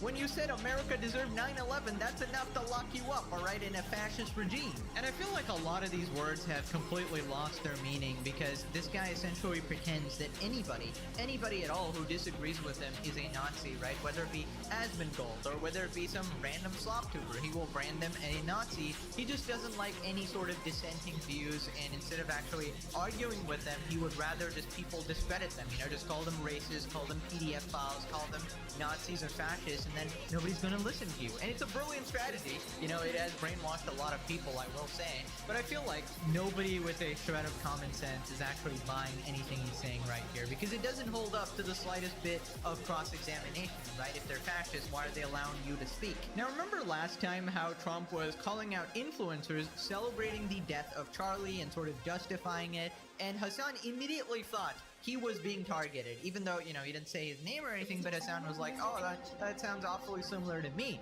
So now he's trying to sort of play into it. Understand that this is not a bit. I love MAGA. I'm a big MAGA fan, and I would like to not go to prison for being a Twitch streamer and all of the things that you might have heard beforehand about how I'm a leftist or whatever. I would never be a radical loony leftist. I am a radical loony rightist. That's right. I love Donald Trump, the president. Please do not arrest me, sir. I'm a big fan of all of your policies, including the tariffs. A real turning point for me, as well as everybody else. Listen, they always say I was attacking the Democrats to make sure that you win the president, sir. And all of those liberals, they were right. That's what I was doing. That's what I was doing. That's right. A wonderful servant of God and country and Trump. More importantly than God and country, Trump. Trump is my master. I am his servant. The crowd sizes were so big, and they weren't even there for Charlie. They were there for you, sir. Clearly. Okay. You think we're safe, guys? Yeah, so Hassan's entire career now is built off some phony premise that everybody is after him and it's for no legitimate reason, right? Hassan is just this guy trying to, speak regular politics and everybody's after him for absolutely no reason. Somehow this guy is the sole revolutionary. Everybody's so afraid of, his rightful ideals. Dude, nobody cares if you hate Trump or if you're left-wing or if you're right-wing or whatever the hell you are. Just don't be a terrorist dick rider and justify violence. It's like, the bar is so low. It's really just not that hard, man. Also, for the love of God, I'm speaking for even your own fans at this point. Can you stop that fake ass laugh? Holy shit, that is so goddamn cringe. That needs to be like a soundbite. Right, so then Hassan says that he never actually celebrated the assassination, but then immediately acts like Trump was singling him out because he did say influencer or whatever, and Hassan is one of the biggest leftist influencers, obviously. I mean, he didn't celebrate it anyways. What? Does that even matter? You think he gives a I also don't yell at people for pronouns or whatever either. None of it matters. None of that matters. What? He's just gonna claim it regardless. Every single thing he says is a lie. Yeah, he was talking about mischief and destiny. You're not the only influence in the world? Exactly. That's what, I don't think that it's just directed in my direction. I think he was talking about like what he is going to do to commentary people, like whether it be people like Jimmy Kimmel all the way down to online content creators for sure. He said influencers and commentators. So I do think that while, Elon Musk and Twitter has become a complete hole that hyper focuses on whoever Elon has in the crosshairs, whether it be me or even Destiny, I'm sure that he just means like all these other people. Laura Loomer said your name is not unreasonable to think you're on the list. Okay, stop. I think you guys are exaggerating. It's not me. I'm sure it's a lot of people. When he said, the names, nobody knows my name, dude. What do you mean? I'm washed up Andy, irrelevant. You guys are crazy. Stop. Yeah, so he's really struggling here. He can't even decide if he should pretend whether Trump was talking about him or not. Because he wants it to be him, right? He wants Trump to be talking about him because that means he is so important and it feeds his narcissistic ego. But he also doesn't want Trump to be talking about him because he has that fear in his mind that he's legitimately going to get arrested. Now, most of the time, he's just, playing up to it. He doesn't actually believe anything's going to happen to him, so he starts, playing wolf, like, oh, the administration is going after me, the government is going after me, these slop tubers are working with Trump to get me arrested or whatever, random ass conspiracy theories or whatever, right? Buddy is sipping on that ice cold moron juice, obviously. He blew in from Stupid Town, obviously. Now, he's kind of like, wait a minute, it's, I don't know, Elon Musk was talking about me, Donald Trump Jr. was talking about me, and they're good friends of Trump. So he's kind of like, wait a minute, are they actually going after me? He also designated Antifa a terrorist org, and I was wearing those Antifa shirts. I'm boldly declaring I'm anti-fascist here, so he's a little bit scared, but he also wants to hold on to his fan base and everything, so he's a little split here, that's my guess. Now, because I'm actually fair, I will be honest, Hassan was not actually stupid enough to explicitly celebrate the assassination. Obviously, we covered Hassan's response to it. Initially, he had that sort of fake shock and disgust where there was not a single tear actually shed or anything like that, and then immediately went back to the propaganda of finding a million ways to justify his murder, saying that he was a hateful person, right? Now, the question remains, is Trump actually aware of Hassan's existence? Now, it's very hard to avoid this absolute fucking cockroach, considering he is at the top of Twitch here, because Asmon's on a break, obviously. So, I do think he's actually aware of him. I don't really want Trump to actually go after him. I just want existing laws to be applied. Like, when Hassan complains about, they want Twitch to deplatform me.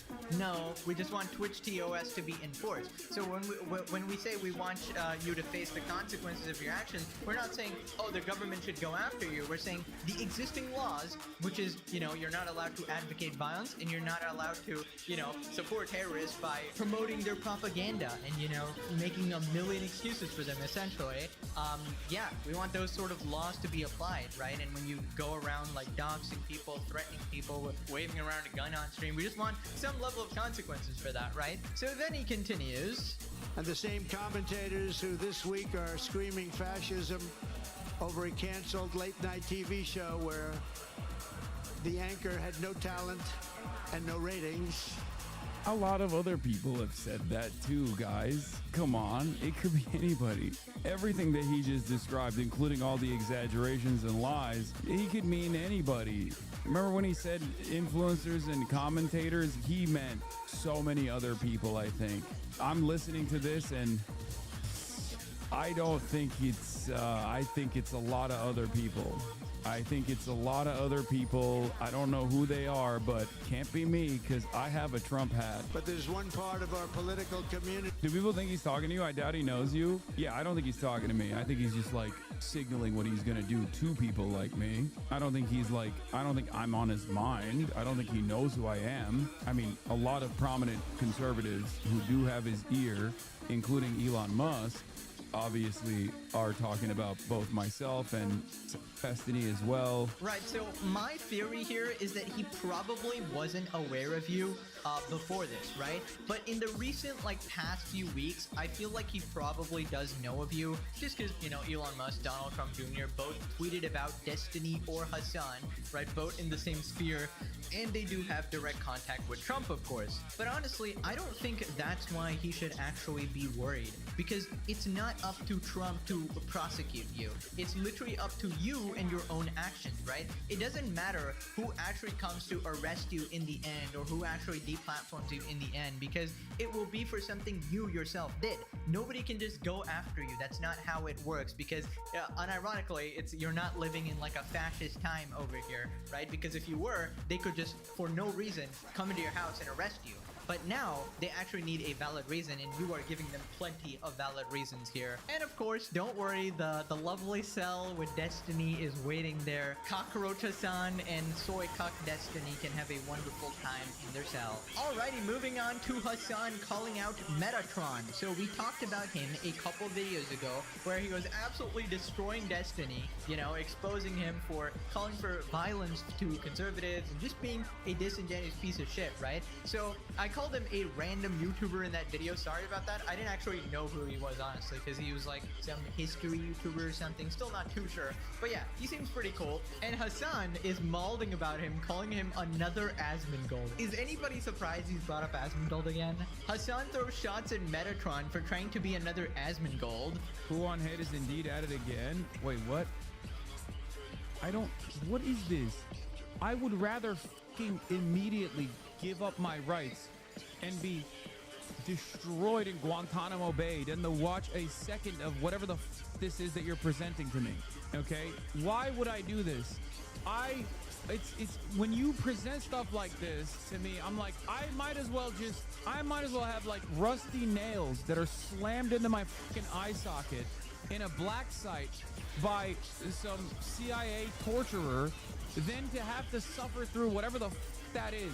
Do I care about another greasy little freak who is trying to fill the shoes of Asmongold, talking about shoe on head leaving the left for the 11th time? Are you fucking insane? I don't care about these things, man. Fuck all those people. I think a simple no would suffice.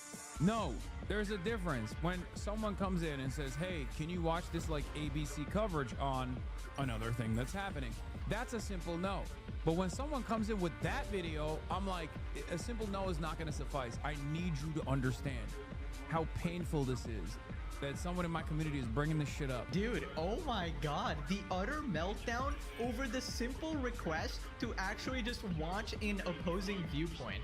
And you know the best part about all of this, the funniest part about all of this, is that he obviously watched it beforehand. Because Hassan, how would you know what is actually in the video if you didn't watch it? And Hassan always does this, he always pretends that he hasn't watched the video that he's complaining about. He did it with Willie Mac, he says, oh, I didn't watch this video, but then he knows exactly what's in that video. He does it with slop tubers. I never watched these goddamn slop tubers. But here's exactly what they said at 15 minutes, and here's the exact thing they said that I'm responding to literally the day after they posted about it, right? So it just makes no sense. It's actually so sad. You know what this actually means? Because Hassan streams like 10 hours a day. This means in the remaining time, he's not even enjoying his life. He's not even like relaxing or anything. He is spending the rest of his time watching slop tubers and watching other YouTubers making videos critical on him. And it's like, oh my god. And the worst part is that he's watching all these videos and ignoring all the criticism. Like, you know, I would respect you for actually watching the like opposing viewpoints if you actually incorporated anything, changed your behavior a little bit, or at least admitted you watched it. But no, he's like, no, I don't even watch it, but it's stupid. I don't even know what this link is, but it's horrible, guys. It's horrible. Who is this YouTuber? Never heard of him, but he's horrible. Also, of course, he calls him another Asmongold. Oh my god, bro. Everybody in the world to this guy is Asmongold. He took a literal break, and still, Hassan is non-stop mauling about him all the time. What is wrong with this guy? Terminal ADS, Asmongold derangement syndrome. Immediate first response, Hassan, get in the SpongeBob meme. Bro said, I'd rather be tortured. Lamau, and we're supposed to take his hot take seriously. The theatrical outrage is outrageous, I say. Dude, this guy is like always acting like, oh my god, I would rather this happen than watch these videos. You're watching the videos, dude. We know you love it. We know you absolutely love any sort of attention. Metatron, congrats, bro. You got the narcissistic loser to notice you. Only a matter of time before he calls for violence against you now, probably. Moving on to Terminal Degenerate Destiny. Now, last time, we talked about how he was beefing with Hassan. Basically, a chatter said that they should unite forces, and both of them immediately had a meltdown. How dare could you compare me to Destiny? How dare could you compare me to Hassan, even though both are extreme radical lunatics who both advocate political violence? That's why they compared you. Basically, Hassan was making a bunch of gay jokes, you know, his usual frat boy mentality. Destiny hypothesized that Hassan might be in the closet over his excessive use of gay jokes directed at people he doesn't like. Yeah, these people will claim to be so woke and so LGBT friendly, and they make all these jokes like that are clearly derogatory towards gay people. So like, I don't know, buddy. Not half as many as you, sir.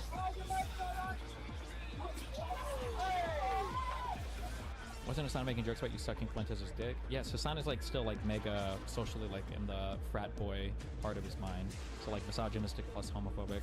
He might actually be gay actually, the more that I think about it. I considered this the other day. I wonder if Hassan is gay.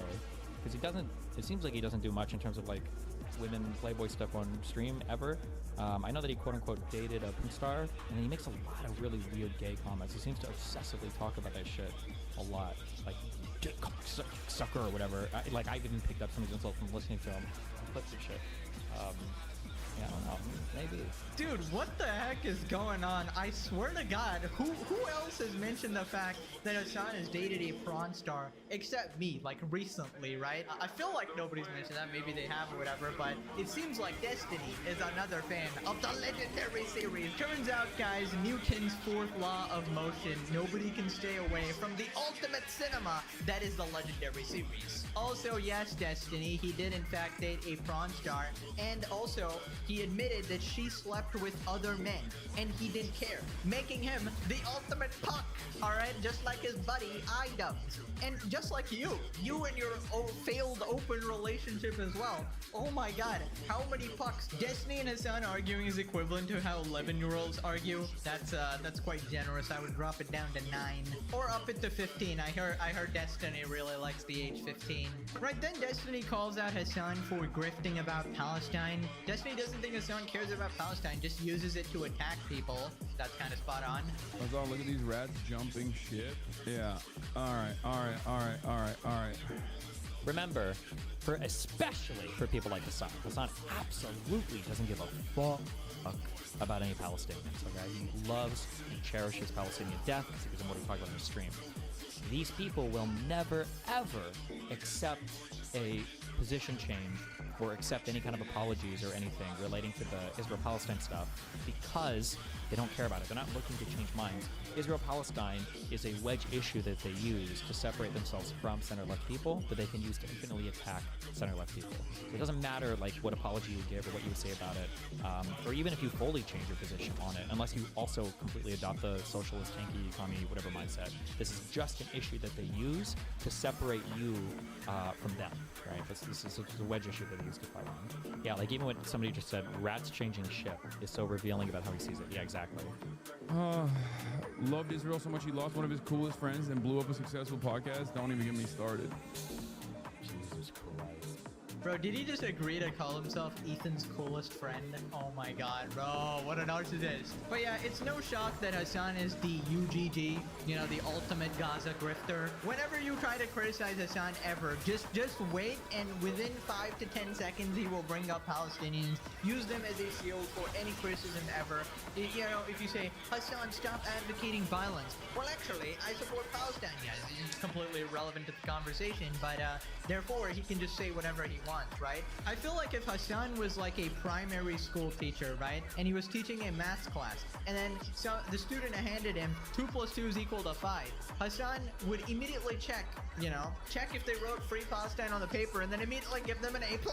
All of the facts of the situation are irrelevant. You just need to get the maximum amount of virtue signal points, and he obviously is using this war as the ultimate grip, right? Anyways, remember how Destiny got demonetized for 90 days on YouTube, sort of like removed from the program, right? And then he has to reapply. Well, here's an update. Destiny talks about his YouTube plans while waiting for demonetization appeal. What will happen to YouTube? Are the edited videos going to stop?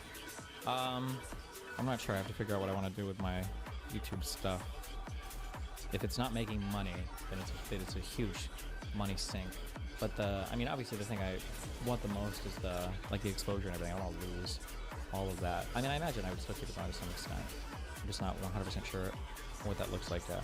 But I'll wait for, I guess, word back from the partner guy, and then after that, if we don't make any progress there, I'll probably do a tweet to see if I get a review of it that way. And then if they say no for that, then I just have to decide what I want my monthly investment to look like in that. Does it also impact your surrogate channels? Yeah, if you're demonetized on YouTube, you can't make money on any channel. Yeah, I love how there's like zero thoughts of actually apologizing or admitting to any wrongdoing at all. Just like, oh yeah, how do I get out of this situation? It is actually pathetic, dude. I mean, we'll see what happens, but I won't be surprised if this guy gets completely nuked off the platform, because it is definitely against TOS to be advocating violence against half the country on multiple occasions, and that definitely makes you a threat, right? But I feel like he'd improve his chances if he just apologized and said that he wouldn't do it again, right? And maybe, you know, we actually don't even know why he was kicked out. Maybe this wasn't even for the political violence. Maybe they just saw his like PDF file type behavior and were like, yeah, we can't have this degen moment around, right? They didn't actually give him a reason. This is a common issue with YouTube. They don't actually tell you why a certain thing happened. Now click this video to cure your brain from the NPC virus and gain some common sense, gain some actual reasonable thinking skills. Subscribe to Pegasus. Thank you. Okay, thanks for watching. Bye-bye.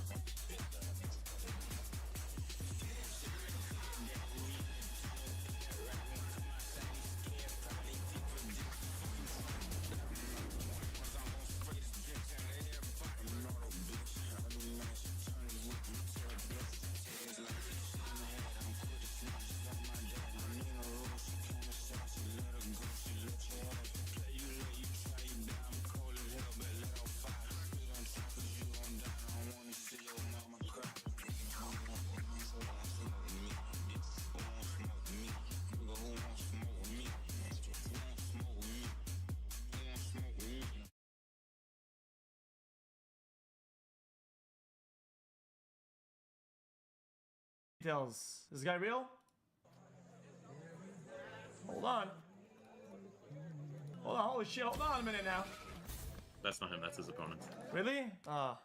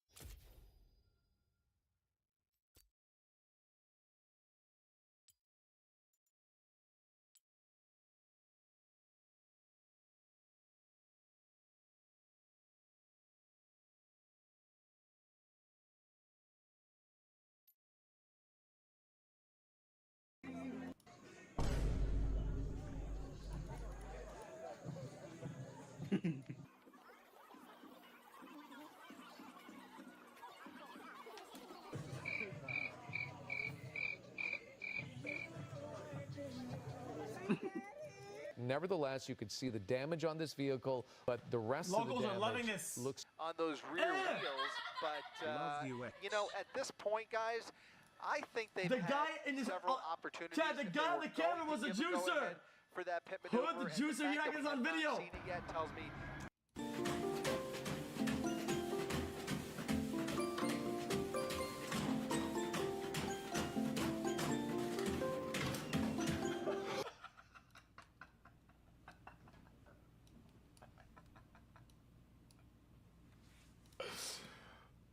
Jesus, that is crazy. That's absolutely out of pocket. Chad, what about games with friends? Any friends online today? Maybe someone wants to play. Hey, listen to this. All right, let me hear it. Among Us lobby? Chat, watch this. Chat, if it's not me asking, watch this. This is what you.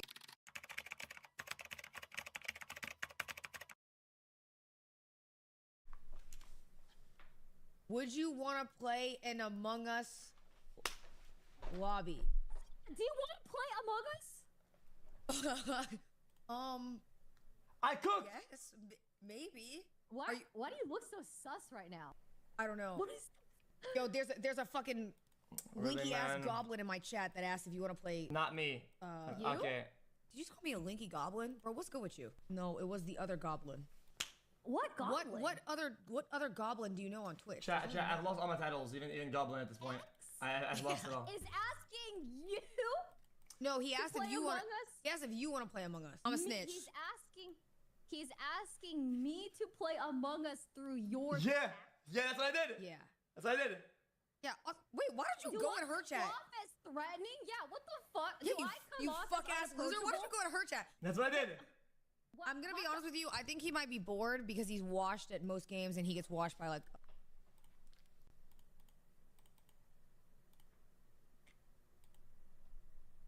Really, dude? Oh, there he is. Dude. Muffin.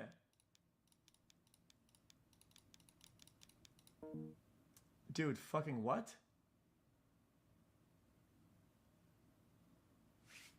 What the fuck?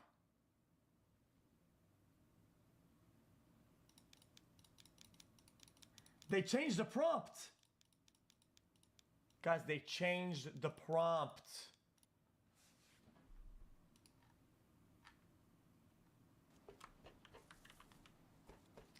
So what if you have to drop down while Okay, I'm gonna go gamble. Ask this guy. Yellow. This is the easiest yellow out there, by the way. Alright, then if I put all in on yellow and I lose it all, then what? Then I'll refund you. People call me the yellow prophet. I know it's gonna be yellow. Pinky swear? Yes.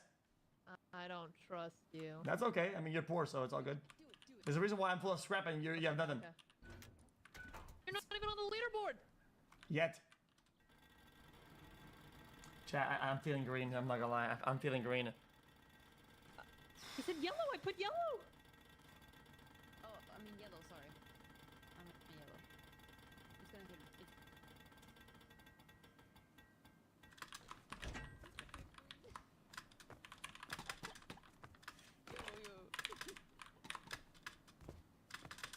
Lag. I'm gonna. Lag. Yeah, about that refund though. Lag. Okay, chat, I did say I'm feeling green though. All I did do is tune in for my on-stream advice, not the in-game advice. Everybody knows that not to fucking trust what I say in the game. Like, they're against me, so I mean, obviously I'm trying to sabotage them. My real advice was green. I said that. I'm not a false prophet. That's fake news. Jesus Christ, man. They're not gonna hit me mid-air, right?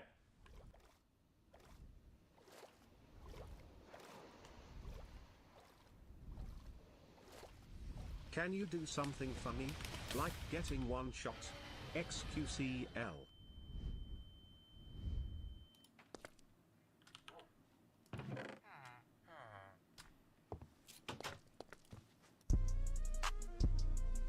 Boy, that's actually me. Chat, that is literally me. Hello chat. Did it? Boy, that's actually me. Chat, that is literally me. Hello chat. Did X do Silk Song yet? Did I miss it or he just didn't play it? Chat. Thoughts about the drip? Tough, no? Fuck you. No socks. Yeah, but you can't be at the computer with socks on. Bro, there's a study that says that people who are at the computer with socks on are almost 600% more likely to let another man fuck their wife. Did you know that? It's a real study. I don't have the link to it. I read that last week. 600%. Can you check? Can you imagine that? 6 times. I find that to be a crazy statistic. What's up, Bray? What's good, guys? What you guys doing? What up? I don't know. Hanging around.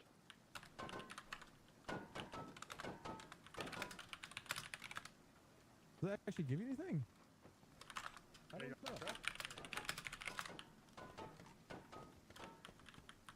The hell? It's actually kind of crazy what they have in this. Like GTA. Messed up. I messed up. Damn. Hey, Ray, come try it. We'll try? Hold on. We need the 5 head. This one here in the middle. Put it in your hands and press E on the middle one. Wait, put what in there? The piston? Whoa! What the hell? Can't do it. I can't back out once a minute. Where? What's happening? Ow! Ow, ow, ow.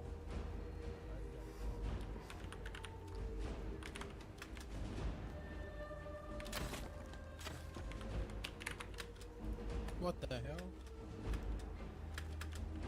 Hey, back up!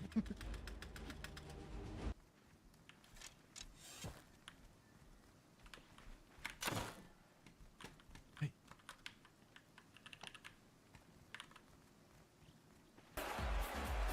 Chat, is that good? That seems good to me. Walk out, please, please, please. Yes, walk out. Yes, that's a big one. That's good, chat. That's gotta be big. Yes, that's massive. Boom.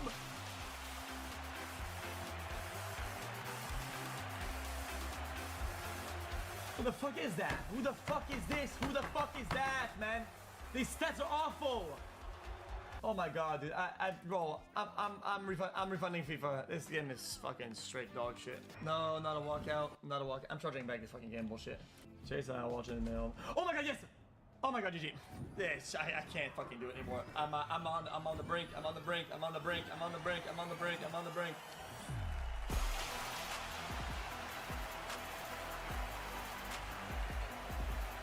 peeps. Holy shit. 87 average. What? Forward this. Having a try. I don't get it. I don't get it. This guy is fucking trash. Comes in. This is what they've been looking for, the counter-attack. Now, this has to be. Oh, yeah.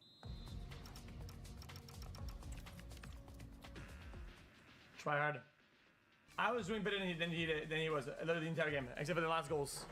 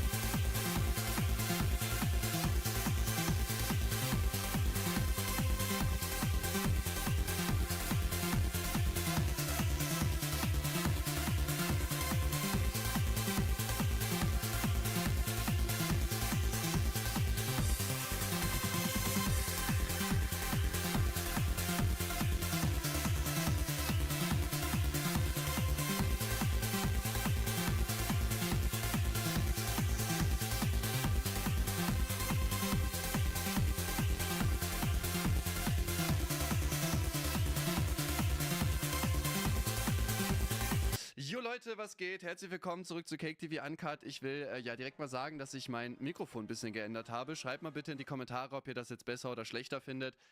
Ich finde, es klingt natürlicher. Irgendwie, Timo findet das nicht so gut, aber der will auch immer irgendwie basslastig und eine komplett veränderte Stimme. Der nutzt ja auch Autotune, weil er nicht singen kann. Und ja, wir reagieren heute auf Kürtschow. Der hat nämlich ein Kritikvideo, beziehungsweise eine Kritik-Reaction gegen mich hochgeladen. KuchenTV, wir müssen reden. Und ja, da gucken wir einfach mal rein, was der so gesagt hat, ne? Nerdikus, das sind alles meine Mitläufer offensichtlich, ne? Man sieht es. Hä?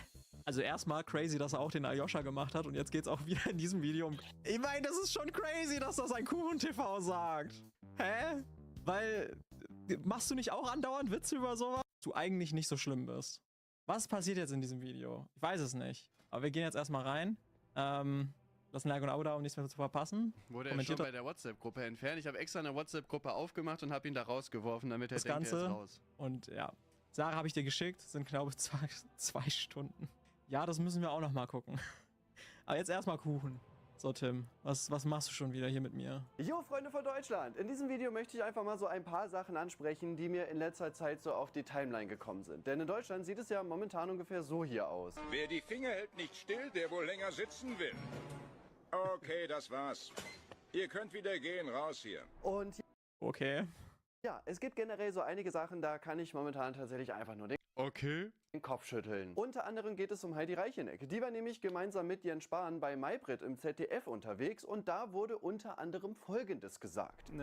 Geführt auf ihrem Parteitag. Das ist im Kapitalismus übrigens genauso, aber sei mal dahingestellt. Auf ihrem Parteitag wird unter Applaus gesagt, es sollen Millionäre erschossen werden. Wir stellen uns mal vor, auf einem anderen Parteitag würde sowas gesagt werden, was hier Wurde das wirklich da gesagt? los wäre. Es freuen sich heute Ihre Mitarbeiter, ich glaube sogar einer aus Ihrem Bundestagsbüro, darüber, dass es dieses Attentat in den USA gegeben hat. Das ist ein Umgang mit Andersdenken. Okay, sie sagt zu beiden Sachen stimmt nicht. Okay, ich bin gespannt. Ja, jetzt kommt's, Digga, mal gucken. Und deswegen will ich Okay, diese beiden Sachen stimmen also nicht. Fangen wir einfach mal mit der Tatsache an, dass während einer Konferenz der Linken gesagt sein soll, dass man Reiche erschießen muss. Und ja, das Ganze stimmt tatsächlich nicht. Ich meine, ansonsten würde es ja auch irgendwelche Beweisclips geben. Oh nein. Oder gibt es den vielleicht sogar? Nach einer Revolution und auch wenn wir das 1% der Reichen erschossen haben, ist es immer noch so, dass wir heizen wollen. Warte. Moment, ich muss den Clip noch mal kurz hören. Warte. Das Video ist ewig alt. Oh, warte. Oder gibt es den vielleicht sogar? Nach einer Revolution und auch wenn wir das 1% der Reichen erschossen haben, ist es immer noch so, dass wir heizen wollen. Wir wollen uns dann immer noch fortbewegen. Naja, ist so. Wir müssen mal von dieser Metaebene runterkommen. Nee, stimmt, Heidi. Also, okay, aber also so krass geklatscht wurde jetzt nicht. Es gab einen Klatscher. Ja gut, dann ist okay. Also das geht schon eher nicht so, ne? Also finde ich sehr, sehr schwierig, das zu sagen. Das war 2020, okay. Ja, ist auf jeden Fall nicht oder? aktuell. Das ist schon mal okay, aber trotzdem. Ei. Da hat sich jemand wirklich einfach irgendwas ausgedacht. Fairerweise... Es wurde gesagt und es wurde applaudiert. Dankeschön Das für die Ausmaß wurde nicht genannt. True, ne? Aber 2020 ist halt schon eine Ecke her, ne? Das war eine klar übertriebene Aussage, auf die sich Konservative seit Jahren stürzen. Dabei hat sie das komplett ironisch gesagt, um sich darüber lustig zu machen, wie Leute die Linke von außen sehen. Ja. Weiß ich jetzt nicht, Digga. Keine Ahnung.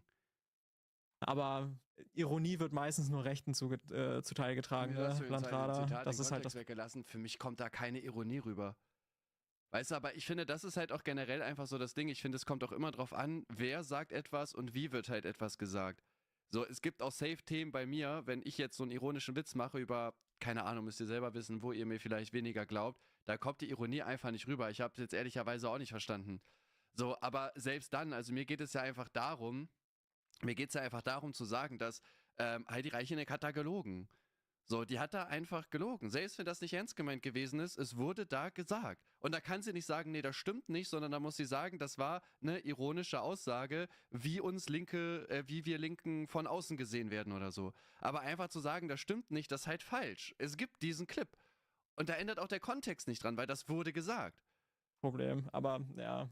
Muss man zugeben, das Ganze ist aus dem Jahre 2020, also Na gut, immerhin. So schon ein bisschen älter, aber eine Lüge von Jens Spahn ist das halt einfach auch nicht. Die zweite Aussage war, dass sich ein Mitarbeiter der Linken aus dem Bundestagsbüro eventuell darüber gefreut hat, dass Charlie Kirk in den USA... Und es war meines Wissens nach auch nicht auf einem Parteitag. Ah, okay. Ah, schwierig, ne? Schwierig. Clip-Arbeit, schwierig. Aber ich meine, vor Kuchen habe ich auch gelernt, ne? Weniger Recherche, mehr Ertrag, also... USA letzte Woche erschossen worden ist. Laut Heidi stimmt auch das nicht und auch das ist einfach gelogen. Felix Schulz, Populist in Chief, hatte dieses GIF nach dem Anschlag gepostet. Also ja, kein Plan. Für mich... Oh no, anyway. Ja, aber was hat Jan Spahn dazu gesagt? Warte mal. Werden, was hier los wäre. Es freuen sich heute Ihre Mitarbeiter, ich glaube sogar einer aus Ihrem Bundestagsbüro, darüber, dass es dieses Attentat... Okay, aber das ist jetzt nicht, also das Meme ist nicht, ich freue mich darüber, ne? Digga, komm. Also ja, es sagt jetzt vielleicht nicht explizit aus, mega, dass der tot ist, aber warum postest du, wenn jemand erschossen wurde, extra ein GIF, um nochmal allen klarzumachen, ja, es ist mir egal.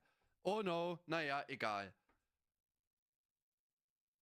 Also Digga, jetzt komm. So, also es ist doch klar, dass das offensichtlich halt irgendwie so ein indirektes Freund ist, ansonsten hättest du einfach deine Schnauze halten können und hättest gar nichts dazu gepostet, anstatt zu sagen, dass es dir egal ist. Also weiß ich nicht, ey. Da können wir uns jetzt aber auch schon drauf einigen, oder? Hä? Oh no, anyway? Das ist doch kein Freund. Das ist einfach nur so, ja, okay, ist halt passiert.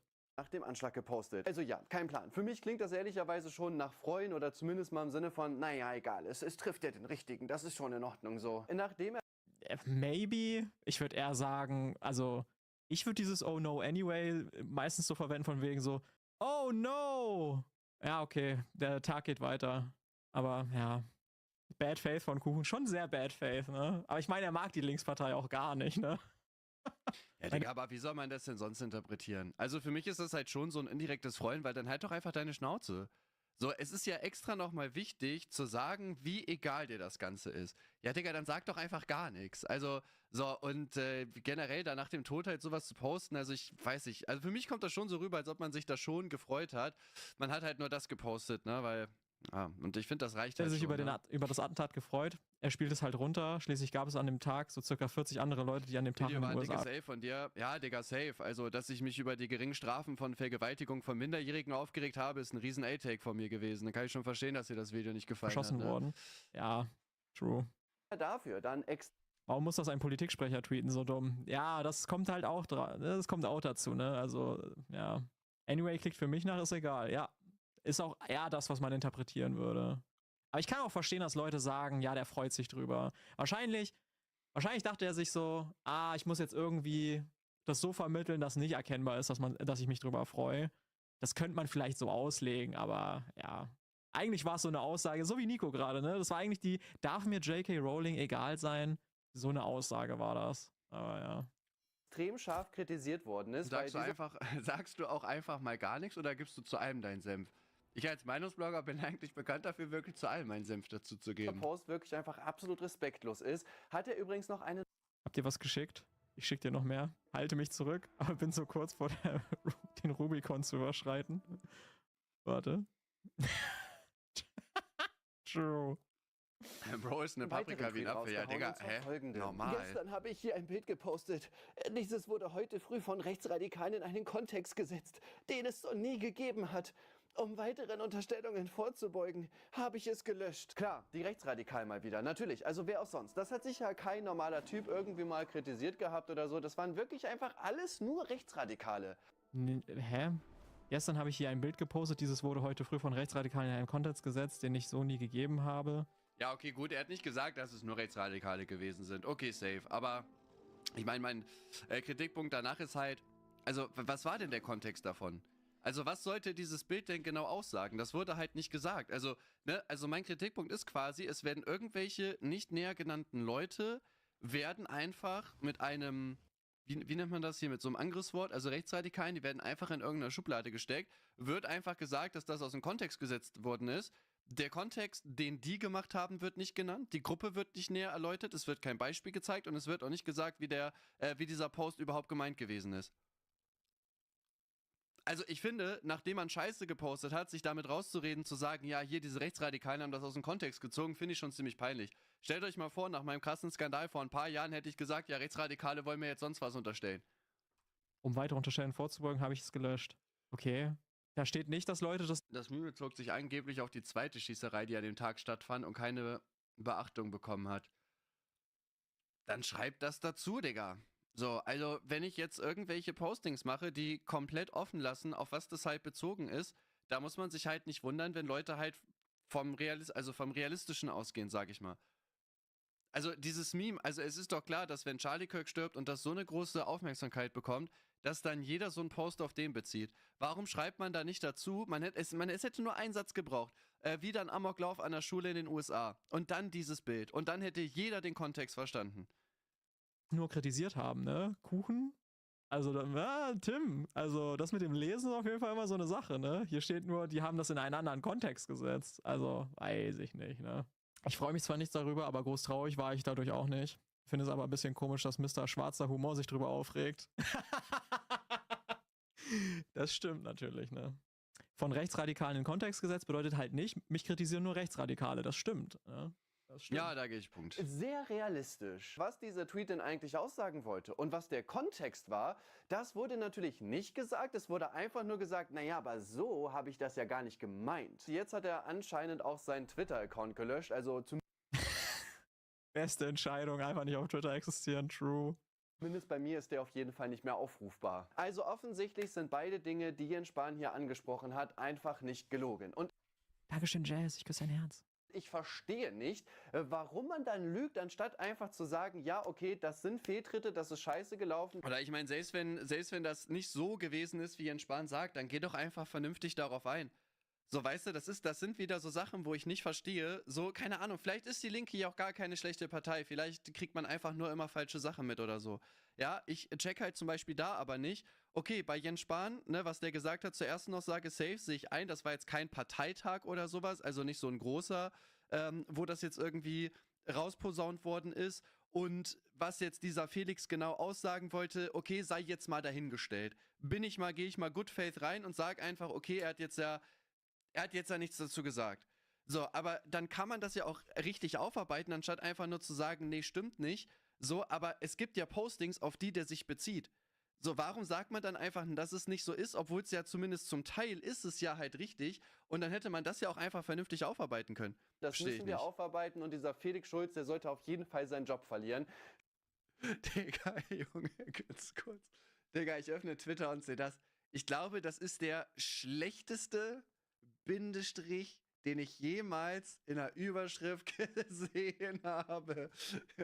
Junge, ey, was zur Hölle. Stattdessen wird einfach gesagt, nö, stimmt nicht. Ja, so geht also ehrliche Politik, liebe Linke, ja? Solche Sachen halt noch.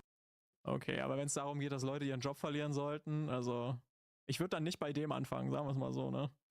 Zu verschleiern, zeigt für mich halt eher, dass man solche Attentate nicht nur nicht schlimm findet, sondern ja, vielleicht sogar so innerlich sagt, so ja, das ist schon gut, dass der Typ nicht mehr da ist. Heidi.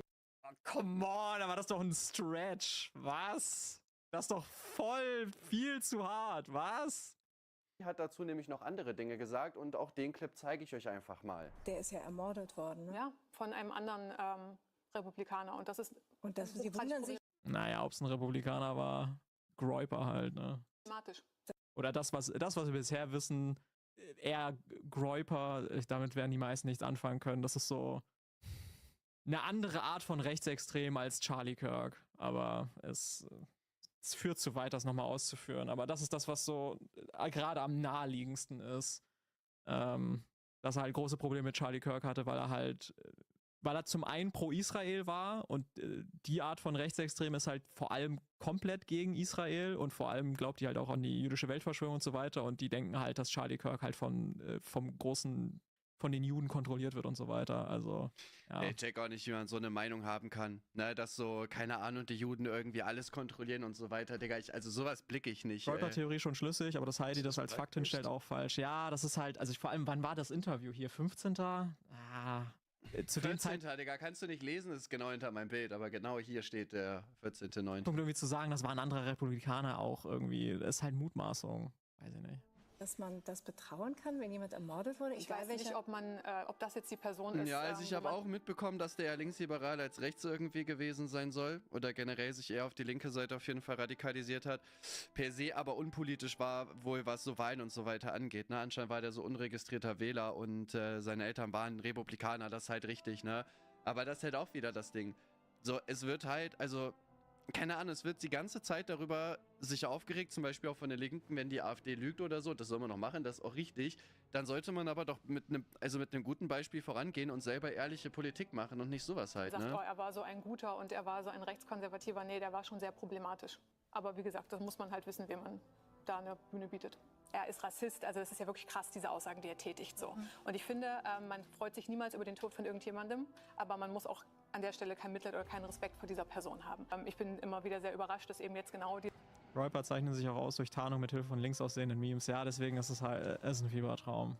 Dieser ultrarechte Nationalist an vielen Stellen so betrauert wird. Also ich bin eher irritiert davon, dass zum Beispiel eine junge Union da so einen Trauerpost schickt. Okay, Cats, Digga, also dich blocke ich auf jeden Fall weg. Nicht, weil du mich kritisierst, sondern, Digga, also jetzt irgendwie so einen dummen Troll reinzuhauen, während ich auf Entzug bin. Also du möchtest mir sagen, das ist mein schlechtestes Video seit 2014? Bruder, ich habe Videos gemacht, wo ich richtig krasse Sachen zugegeben habe, wo ich irgendwelche Skandale hatte. Ich habe früher irgendwelche krassen Witze über den Islam und so weiter gemacht. Und weil ich da in einem Video ein bisschen die Linke kritisiere und 2, 3 Sachen, die mit Flüchtlingen zu tun haben, ist das mein schlechtestes Video. Bro, troll bitte wen anders.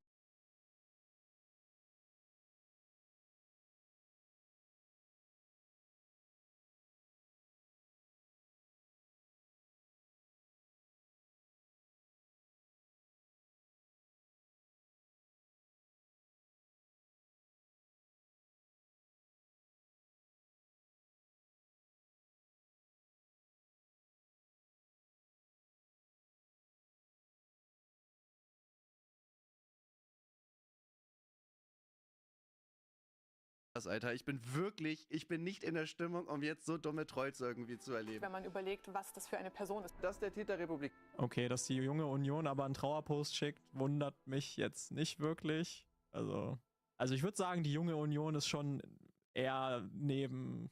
Also ich würde schon sagen, dass sie mit vielen Positionen von Charlie Kirk was anfangen können. Oder mit einigen. Mit vielen ist auch übertrieben. Weil der hat ja teilweise wirklich, der hat schon hart auf die Kacke gehauen, ne? Ich würde Heidi hier zustimmen. Im Großen und Ganzen, ja. Ich glaube, dem, was ich nicht zustimmen würde, ist wahrscheinlich so... definitiv schlimmer als das Nutella im Gesicht-Video beispielsweise. Das, was viele Leute... Oder Dinge, die ich ABK an den Kopf geworfen habe und so weiter. Kaya Strove, danke halt so, für den so, 3 Monate im Voraus. Ich glaube, viele Leute legen das halt als Feiern des Todes aus, wenn man halt einfach nur sagt, so, ja, ist mir halt einfach egal. Aber da kommst du irgendwie nicht drum herum, wenn du das einfach, also das... Was soll man denn sagen, wenn man es halt nicht, also... Mir tun die Kinder leid, mir tut die Familie leid, das Umfeld, so, dass sie das auch miterleben mussten und so weiter. Ich finde, politische Morde sind scheiße, aber ich kannte den nicht. So, keine Ahnung. Ich finde es auch merkwürdig, dass Leute, die noch nie irgendwie mit dem in Berührung waren oder die noch nie seinen Content geguckt haben, dass die jetzt auch so krass bestürzt sind. So, das ist auch irgendwie weird. Also, weiß ich nicht.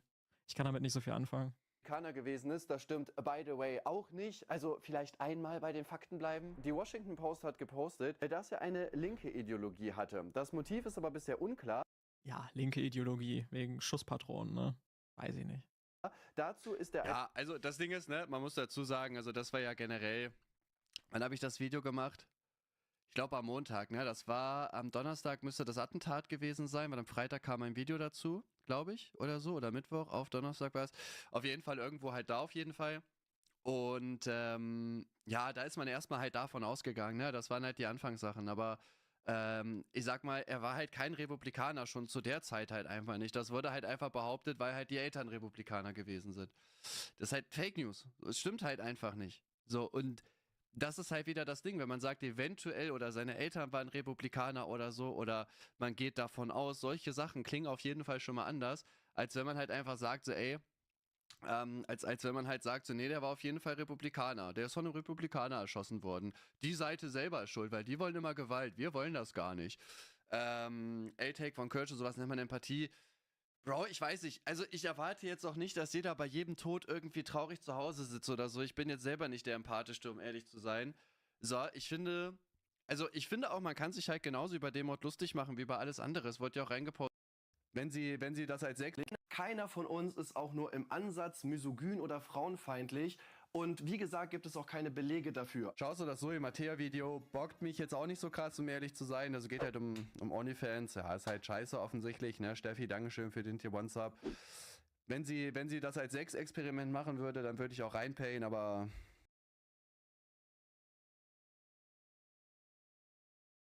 Das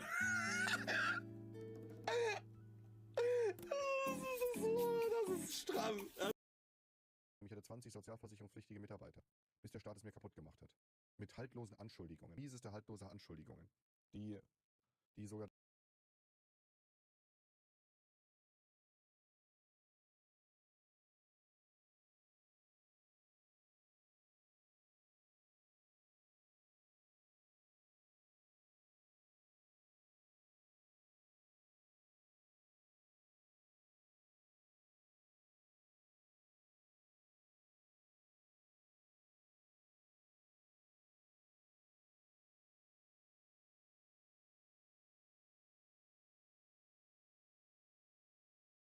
sozialversicherungspflichtige Mitarbeiter, bis der Staat es mir kaputt gemacht hat.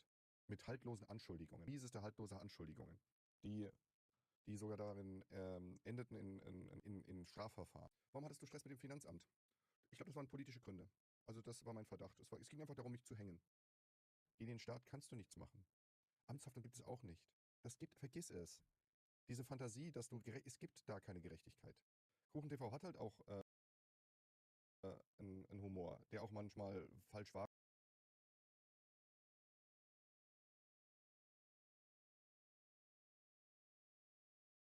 Genommen wird. Schau, er hat auch... Nicht die ganze Zeit, aber ein paar Mal mit dem Z-Wort angesprochen hat. Also für die, die es nicht wissen, er hat halt gesagt, die haben halt so ein bisschen über das Wort geredet und Karl hat die Gelegenheit genutzt, um halt Kilo das Wort an den Kopf zu werfen und alle waren so ein bisschen, bitte? Flashback. Oh ja, ich muss euch auch eine Story erzählen, ne? Also krass, wir wurden auch krass bestohlen in Bulgarien. So, da wurde einfach eingebrochen bei meiner Tante. 3.500 € wurden gestohlen. Das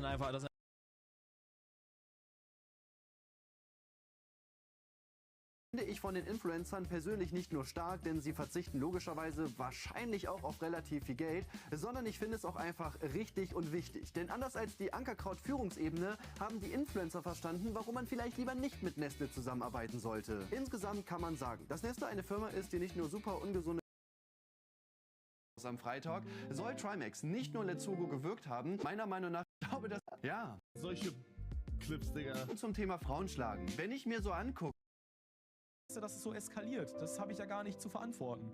Also ich persönlich muss ganz ehrlich sagen, dass ich immer versucht habe zu deeskalieren, dass ich immer gesagt habe, ey, das persönliche Gespräch, das auch schon an, auf Englisch zu reden. Kilometer von ihrer Heimat weggebracht, um dort als billige Arbeitskräfte in den Fabriken zu arbeiten. Ein Fünftel der weltweiten Baumwolle stammt hierher, aus Xinjiang, einer abgeschotteten Region im Westen Chinas. Sogar knapp 90% der gesamten Baumwolle Chinas kommen von hier.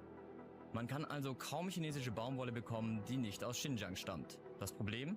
Hier sollen Hunderttausende Uiguren und Angehörige anderer Minderheiten in Lager und Gefängnisse gesteckt worden sein. Die Gefangenen ernten oder nähen offenbar auch für Textilunternehmen. Der ehemalige Häftling Erbake... Was auch so, mir ist das egal, also ich habe meine Community hinter mir, seid ihr immer noch da, ne? Und solange ich euch mit Streetwear und Fitnessklamotten, mit meinem Code gibt es 50% Rabatt.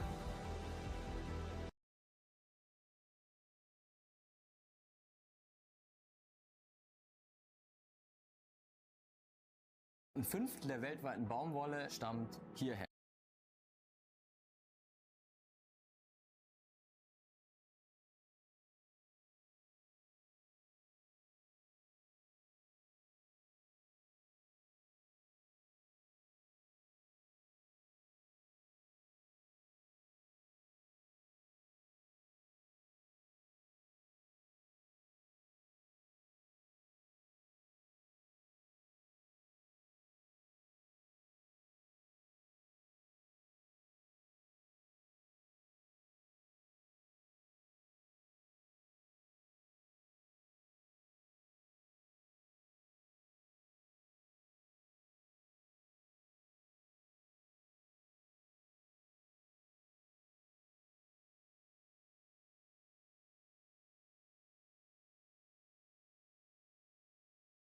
Flashback. Lustigerweise gibt es trotzdem Videos, wo ich mich für LGBTQ ausgesprochen habe. Sowohl auf KuchenTV, als auch auf KuchenTV Uncut, als auch in Streams. Dass ich genau zu den Punkten, die mir da vorgeworfen werden, auch schon sachliche Videos gemacht habe, wo ich mich gegen diese Feindlichkeiten ausgesprochen habe, das wird komischerweise auf der ganzen Seite nicht ein einziges Mal erwähnt. Es werden nur die 2, 3 Sachen gezeigt, die ins Framing passen, um mich als Transfeind darzustellen. Aber das entspricht ja offensichtlich nicht der Realität. Es gibt Dutzende Videos und Reactions, wo ich mich positiv für diese Menschen ausgesprochen habe. Da findet ihr auch so Punkte wie Antisemitismus und Rassismus, aber dass ich mal Videos gegen die AfD gemacht habe oder für Israel oder beispielsweise auch für die Seenotrettung, das kommt dann nicht vor. Ich habe mich für die Seenotrettung eingesetzt, ich kritisiere heute einen Gottschalk, ich habe Videos gegen die AfD gemacht und ich verteidige auch Transpersonen. Dazu habe ich auch in letzter Zeit oder generell immer wieder Videos gemacht, wo ich auch linke Themen gezeigt habe. Ich blende die hier die ganze Zeit einfach mal ein. And for that, I deeply am sorry and I'm ashamed of this clip. Ethan apologizes for pro-Israel comments amid genocide. Which comments? Came back to TikTok to defend myself against wild accusations, but I also came back because I want to apologize for things that I genuinely got wrong. For example, I'm planning to go to Israel in June with my parents, and I'm actually really excited to go there. I want to show you guys how beautiful, how multicultural, how like free it feels for people, or just, it's a beautiful place, it is. It's one of the most diverse places I've ever been. looking back, I definitely feel ashamed for the way I spoke about Israel with such levity at the time that a genocide was happening. I completely understand why people could watch this clip and judge me harshly for it. I want to apologize to anyone in the Palestinian diaspora or anybody that's been affected by this war that felt that I was trivializing diaspora or any judge me harshly for it. I want to apologize to anyone in the Palestinian diaspora. Is that a term they're using now for Palestinians? Palestinian diaspora? Okay. Or anybody that's Maybe. been affected by this war that felt that I was trivializing the suffering, the horror that you've gone through. And for that, I deeply am sorry, and I'm ashamed of this clip. Well, certainly they'll all accept him now. True. We're one apology away from acceptance. Ethan Klein apology tour? What does that mean? Are you guys talking about the one TikTok that he posted being like, hey, that one time I actually said I love Israel and I'm going to go there and it's multifaceted. That was actually my mistake. I'm so sorry about that. But that's it. Nothing else, okay? Nothing before and nothing after. Yeah, I think it's a sign of the times. It's a sign of the times that even someone who is as viciously a defender of Israel and an Viciously a defender of Israel. attacker of Israel's biggest critics is recognizing that he feels the need to do some propaganda to kind of take back some of the things that he's done. Yeah, that's cool though. Hassan, look at these rats jumping ship. Yeah.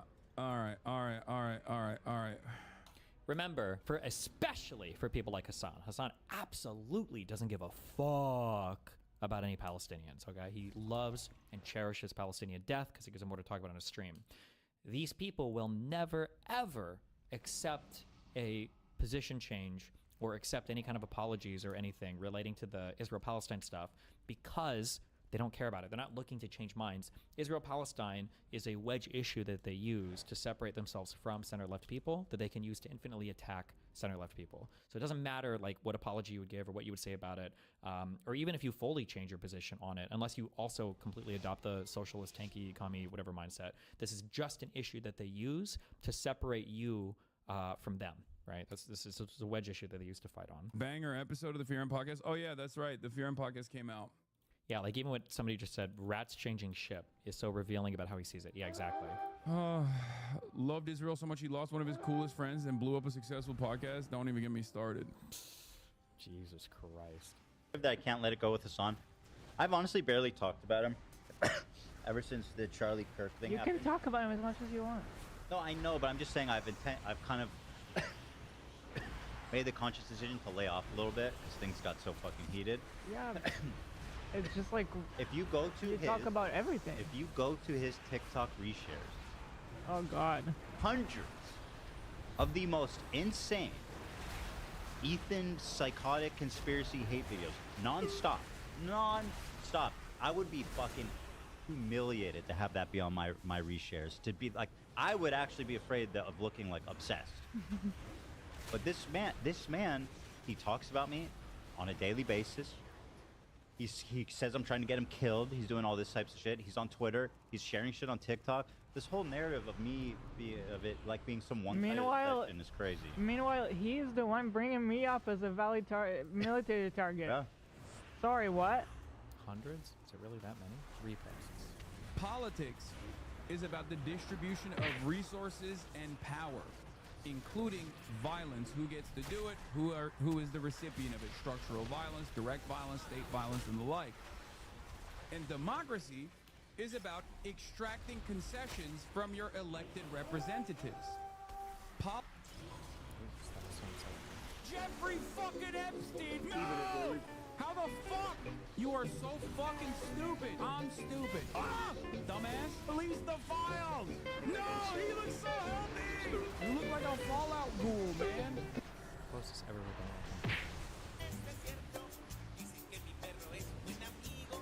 Oh, okay. I didn't say I. No. Oh my. Oh, it's about. Why did Ethan post this? My God. Oh, it's a meme. I'm guessing they replaced the video. Oh my God. I did not say you could get off the bed. That's crazy.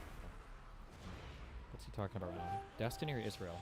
Or something not related to either. The craziest part is these are incredibly well-read individuals, okay? These are incredibly Supreme Court stuff? Oh my God. Individuals. They're brilliant individuals, okay? They write a lot. They read a lot.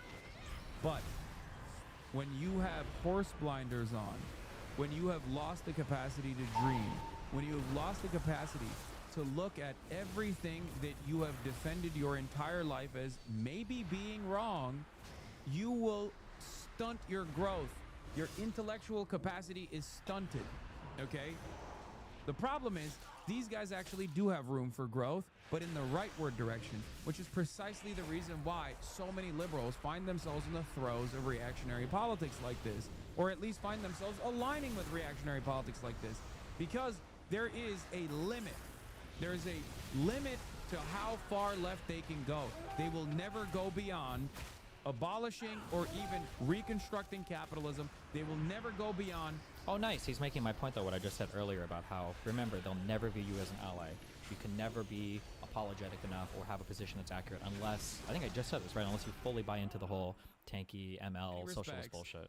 To explain to younger people, and I don't mean like, you know, fucking 12-year-olds or whatever. I mean just like well-read individuals who haven't already calcified in their worldview after getting so much social conditioning to imagine a world outside of capitalism as like anything but death and fucking destruction and chaos. Okay? Please talk to 36,000 viewers about the flotilla being attacked. There were 40,000 people watching half an hour ago. There have been 8 explosions now and 7 boats hit. Oh no. Israel, Palestine! Oh no, is even Hassan getting tired of talking about it? Why are you pocket watching? Why are you view count watching? No, it was the view count diss. Oh. I said I'm going to get to it when there is more information. Okay? Wow. I would just say that I find it very hard to believe, especially with Samuel Alito and Clarence Thomas, who seem to me to be kind of out and out partisan Trump supporters. This is completely fair to question. Alito's an extremely careful. What's going on with the escalator? What do you think? Yeah, they sabotaged it. Yeah. And they could have hurt the First Lady. Yeah. Trump would have fallen and he would have gotten back up. But, you know, they would have blamed it on his rhetoric. You think Trump is more likely to survive a fall than Melania? What? And then they sabotaged the teleprompter. Yeah. I mean, this is an insurrection. And what insurrection against what or who? We need to do is either leave the UN or we need to bomb it. Okay. It is in New York, though, right? Yeah, Could be some fallout there. Yeah, yeah. All right. Worried. Look about Charlie Kirk's killing didn't come out before shooting. This is a huge conspiracy meme that they have. The shooting of Charlie Kirk appeared to be yet another case of low-quality AI-generated content. A book describing the fatal shooting of conservative commentator Charlie Kirk, which took place on September 10th, 2025, was published a day earlier in September 9th, 2025, but it initially appeared with the publication date of September 9th, which Amazon later attributed to a technical error, saying the book was actually published late in the day on September 10th, the day of the shooting. The earliest securely dated archive versions of the listing we found are dated September 11th. This was fucking retarded. They took 150 million people walk the path. Tell the Democrats the revolution sacrifice. Charlie Kirk in a red hat, make on his head. That red ain't from politics. Texas from the blood daddy blood, from a red wave to a red sea. You push the word of God, they push the vaccine. You push people to stay free, they just pushing degrees. You push the USA, they push the LGBT. MLK had a tree, Charlie Kirk had a move. Now they both with the king. Hallelujah, Charlie Kirk. Say this part right here, Charlie. I am Charlie Kirk. I am Charlie Kirk. Charlie. I am Charlie Kirk. I am Charlie Kirk. Charlie. I am Charlie Kirk. I am Charlie Kirk. I am Charlie Kirk. I am Charlie Kirk. I am Charlie Kirk. I am Charlie Kirk. I am Charlie Kirk. I am Charlie Kirk. I am Charlie Kirk. I am Charlie Kirk. Birth to a million. We the people won't stop us back in there. You guys better rap like this. Soon, Rage puts Fox News after audio issues. Senator, jump on in here. We just played sound of President Trump. I moved from immigration to President Trump calling out those who recognize the Palestinian state. Your reaction to his remarks on that this morning? We're done. Okay. All right. We tried again. John, I think we'll... Bro, that dude's not having a good day. Okay. All right. We tried again. He's holding it in. He's mad as fuck. This morning. All right, we're done. Okay. All right. We tried again. John, I think we're going to leave it there. We don't want to put the senator back into a compromising position there. But hey, we are... Trump cures cancer. Curing cancer is racist. We have the right to die from cancer. We want our cancer back from Tecton. This guy's fucking retarded. Why would you post this at a time when they're literally cutting like funding for cancer research? They're literally cutting, or they're cutting funding for all school research, all scientific research. They're fighting with the entire medical community right now over the retarded shit they're saying. Like this is just, it's like such a fucking stupid thing to tweet. Oh my god.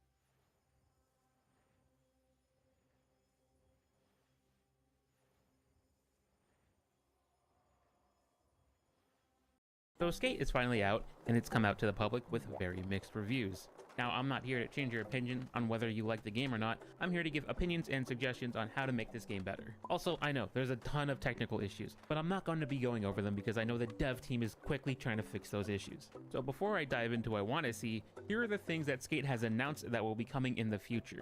By looking at the roadmap, they have confirmed a few things, such as new co-op challenges, more brands and cosmetics, new game modes, party voice chat, new tricks such as improving hand plants and foot plants, dark slides are making a return, and adding a new trick, the impossible. More character customizations such as tattoos, adding leaderboards to the game, created parks, and improved replay editor. For those last 3 points, I would like to expand more on them. Anything park related, I would suggest talking to Dies about his input. He has some great ideas such as making game modes possible within your own park. For leaderboards, whether if it's the fastest time or the highest points, I would like it to be like Steep leaderboards.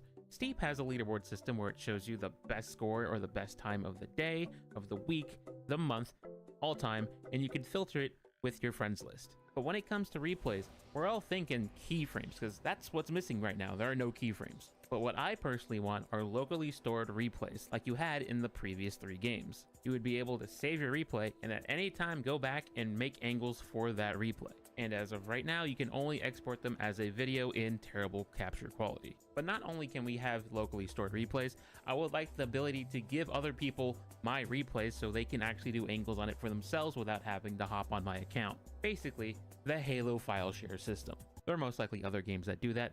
Halo is just the only one that I know. Not sure if this covers the improvement of the replay editor, but anytime I'm in free cam, can it just stay there without my character being so far away that the camera moves on its own? One last thing about replays, when I'm spectating someone, can my replay editor please also capture that? Thank you. Now onto more general complaints, something everyone would agree would be better if they changed them or removed them. First off, offline mode. Oh, I'm gonna queue now. 926,000 position? What? 1 hour wait time. Please, I know all the challenge objectives and all the shop is all tied to the server, but let us just boot into the map and let us free skate. Second biggest complaint, art style, specifically for the characters. Yeah, the city could use more grunge, but the city and the characters just doesn't fit what Skate used to be. The stylistic choice reminds me of Need for Speed Unbound, a game made by EA that had realistic grunge but decided to go for a more artistic depiction. And that fan base too also did not like the change in art direction. Another big one, private lobbies. Let us be by ourselves or with friends only. Thank you. The next general complaint, voice acting. Looking good. You're showing an eye for obstacles that are shreddable. A lot of people have said that they have enjoyed the game much more after they turned off voice acting. I gotta agree, it sounds very bland and corporate. And yeah, I know, these people are being voiced by pro skaters, but they're pro skaters, not voice actors. If you want these pro skaters in the game, put them in the game. Let Sean Malto be Sean Malto. Another thing with these characters, they're just talking figures on the bottom right of your screen. They're not there to interact with you. They're just here to say, hey, check out this spot, learn how to manual. Bring back the cutscenes that we've had in previous games. And don't give us a here's a 3D model, but you can only talk to them as if it's a first-person perspective of an RPG. Speaking about voice acting, V. Wait, a key to open a bag? Investigate word choice. You either get rid of her, or you change her personality, because no one wants to keep hearing V talk. And I, for one, am grateful that I can disable her gameplay comments. And finally, the challenges. It's the same challenges recycled every 3 days. Once you complete all of them, you have to wait until the next day till you can do the next set of challenges. Like, I get it, you guys can't just create infinite amount of missions, because it takes a while to make. But with that being said, there should be other ways to earn rip chips. As of now, the only other game mode we could play are throwdowns. And winning a throwdown does not give you any rewards. Maybe when the new game modes come out, they do give you rip chips. All right, chat, you're about to see hydrogen bomb versus coughing baby. Oh, you're under the map. That's it for general complaints, but I still want to talk about missions. When it comes to own the spots in previous games was just get the highest points possible in any way, shape, or form. But the own the spots requirements act more like an actual pro mission than an actual own the spot. The next challenge complaint I have are line challenges. The concept of a line challenge, I'm okay with. Go to a certain spot, reach the requirement for the amount of clip tricks, for the amount of grinds, the amount of grabs, whatever. The only thing I hate are bearings. Oh wait, is this Oh this? no, this is this challenge. Fuck! Don't even. The amount of times where I missed a bearing and then I had to circle back to collect it is too many times. Specifically on the Salmon Run challenge where I happened to miss this gap of the bearing and there's no way to actually get up because if I get off my board, I reset. Or a compromise that I've heard from a couple people, keep the bearings but allow us to get off our board. You can get off your board in this game and your line still counts. So why does it end in this mission? Another personal gripe I have with missions, everything is highlighted. Yes, I see the icon, I know where I have to trick. Can we have an option like Skate 3 where it's just outlined and not have the full object a big flashbang? Make it even a toggle for people who don't want to see it versus the fully highlighted version. In the current build, if you're in a party and someone starts a mission, if a party member is looking in a menu, they don't get sucked into the mission. It's as if they hit the auto decline button. Sticking with the party, if you're not the party host, please give us the ability to recommend a mission, like we were able to propose stuff in Skate 3. When completing a party mission, you get sent to the celebration screen. Is there a possible way that I could just not do that? Again, make it a toggleable thing, but I would like to collect my rewards and move on to the next mission. When it comes to getting to the missions, can I actually just teleport to the challenge rather than the nearest bus stop? I don't know. Maybe I was just lazy and I was babied in being able to teleport directly onto the mission. Last thing about missions. When opening up the map, is there a way where I could toggle already completed missions so they don't pop up? Because some missions get pretty cluttered and I just can't see if it's completed or not. Alright, now to talk about the store. It's a live service store. Skate will never be the $60 game that we all used to know. So with that said, when it comes to bundles, can we buy the individual parts and not the whole thing? And if you do buy the whole thing, make it a discount compared to buying individual items. But when it comes to the product boxes, which you open with rip tips that you earn for free, are on the very bottom of the shop tab. Can these product boxes have their own separate tab? Like, I get it, you guys need to make money, but I would love for the convenience of having these product boxes on their own.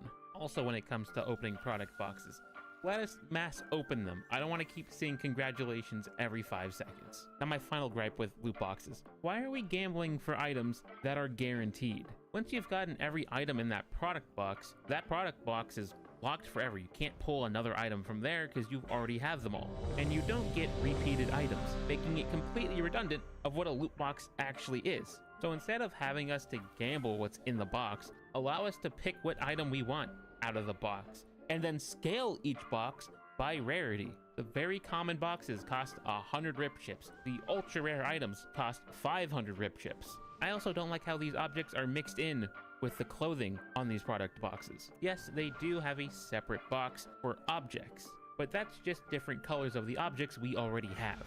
When it comes to the basic ramps, rails, and mani pads, I would like that to have their own separate box, so I can guarantee what item I actually want. When it comes to character customizations, I know they said they're going to bring new features. I would like the ability to have preset skaters, where I could change my outfit on the fly, or just be a completely different.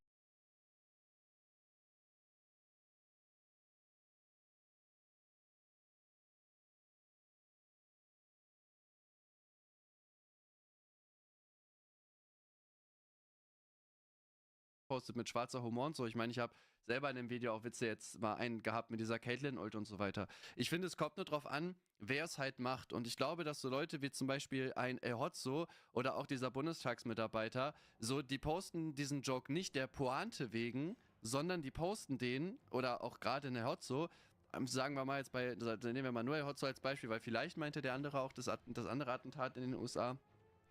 Der freut sich halt wirklich darüber. Also der postet das, um quasi seine, ich nenne es jetzt mal, Begeisterung für diesen Mord zu zeigen. Denn er hat ja vorher schon gesagt, dass er es fantastisch findet, wenn Faschisten sterben.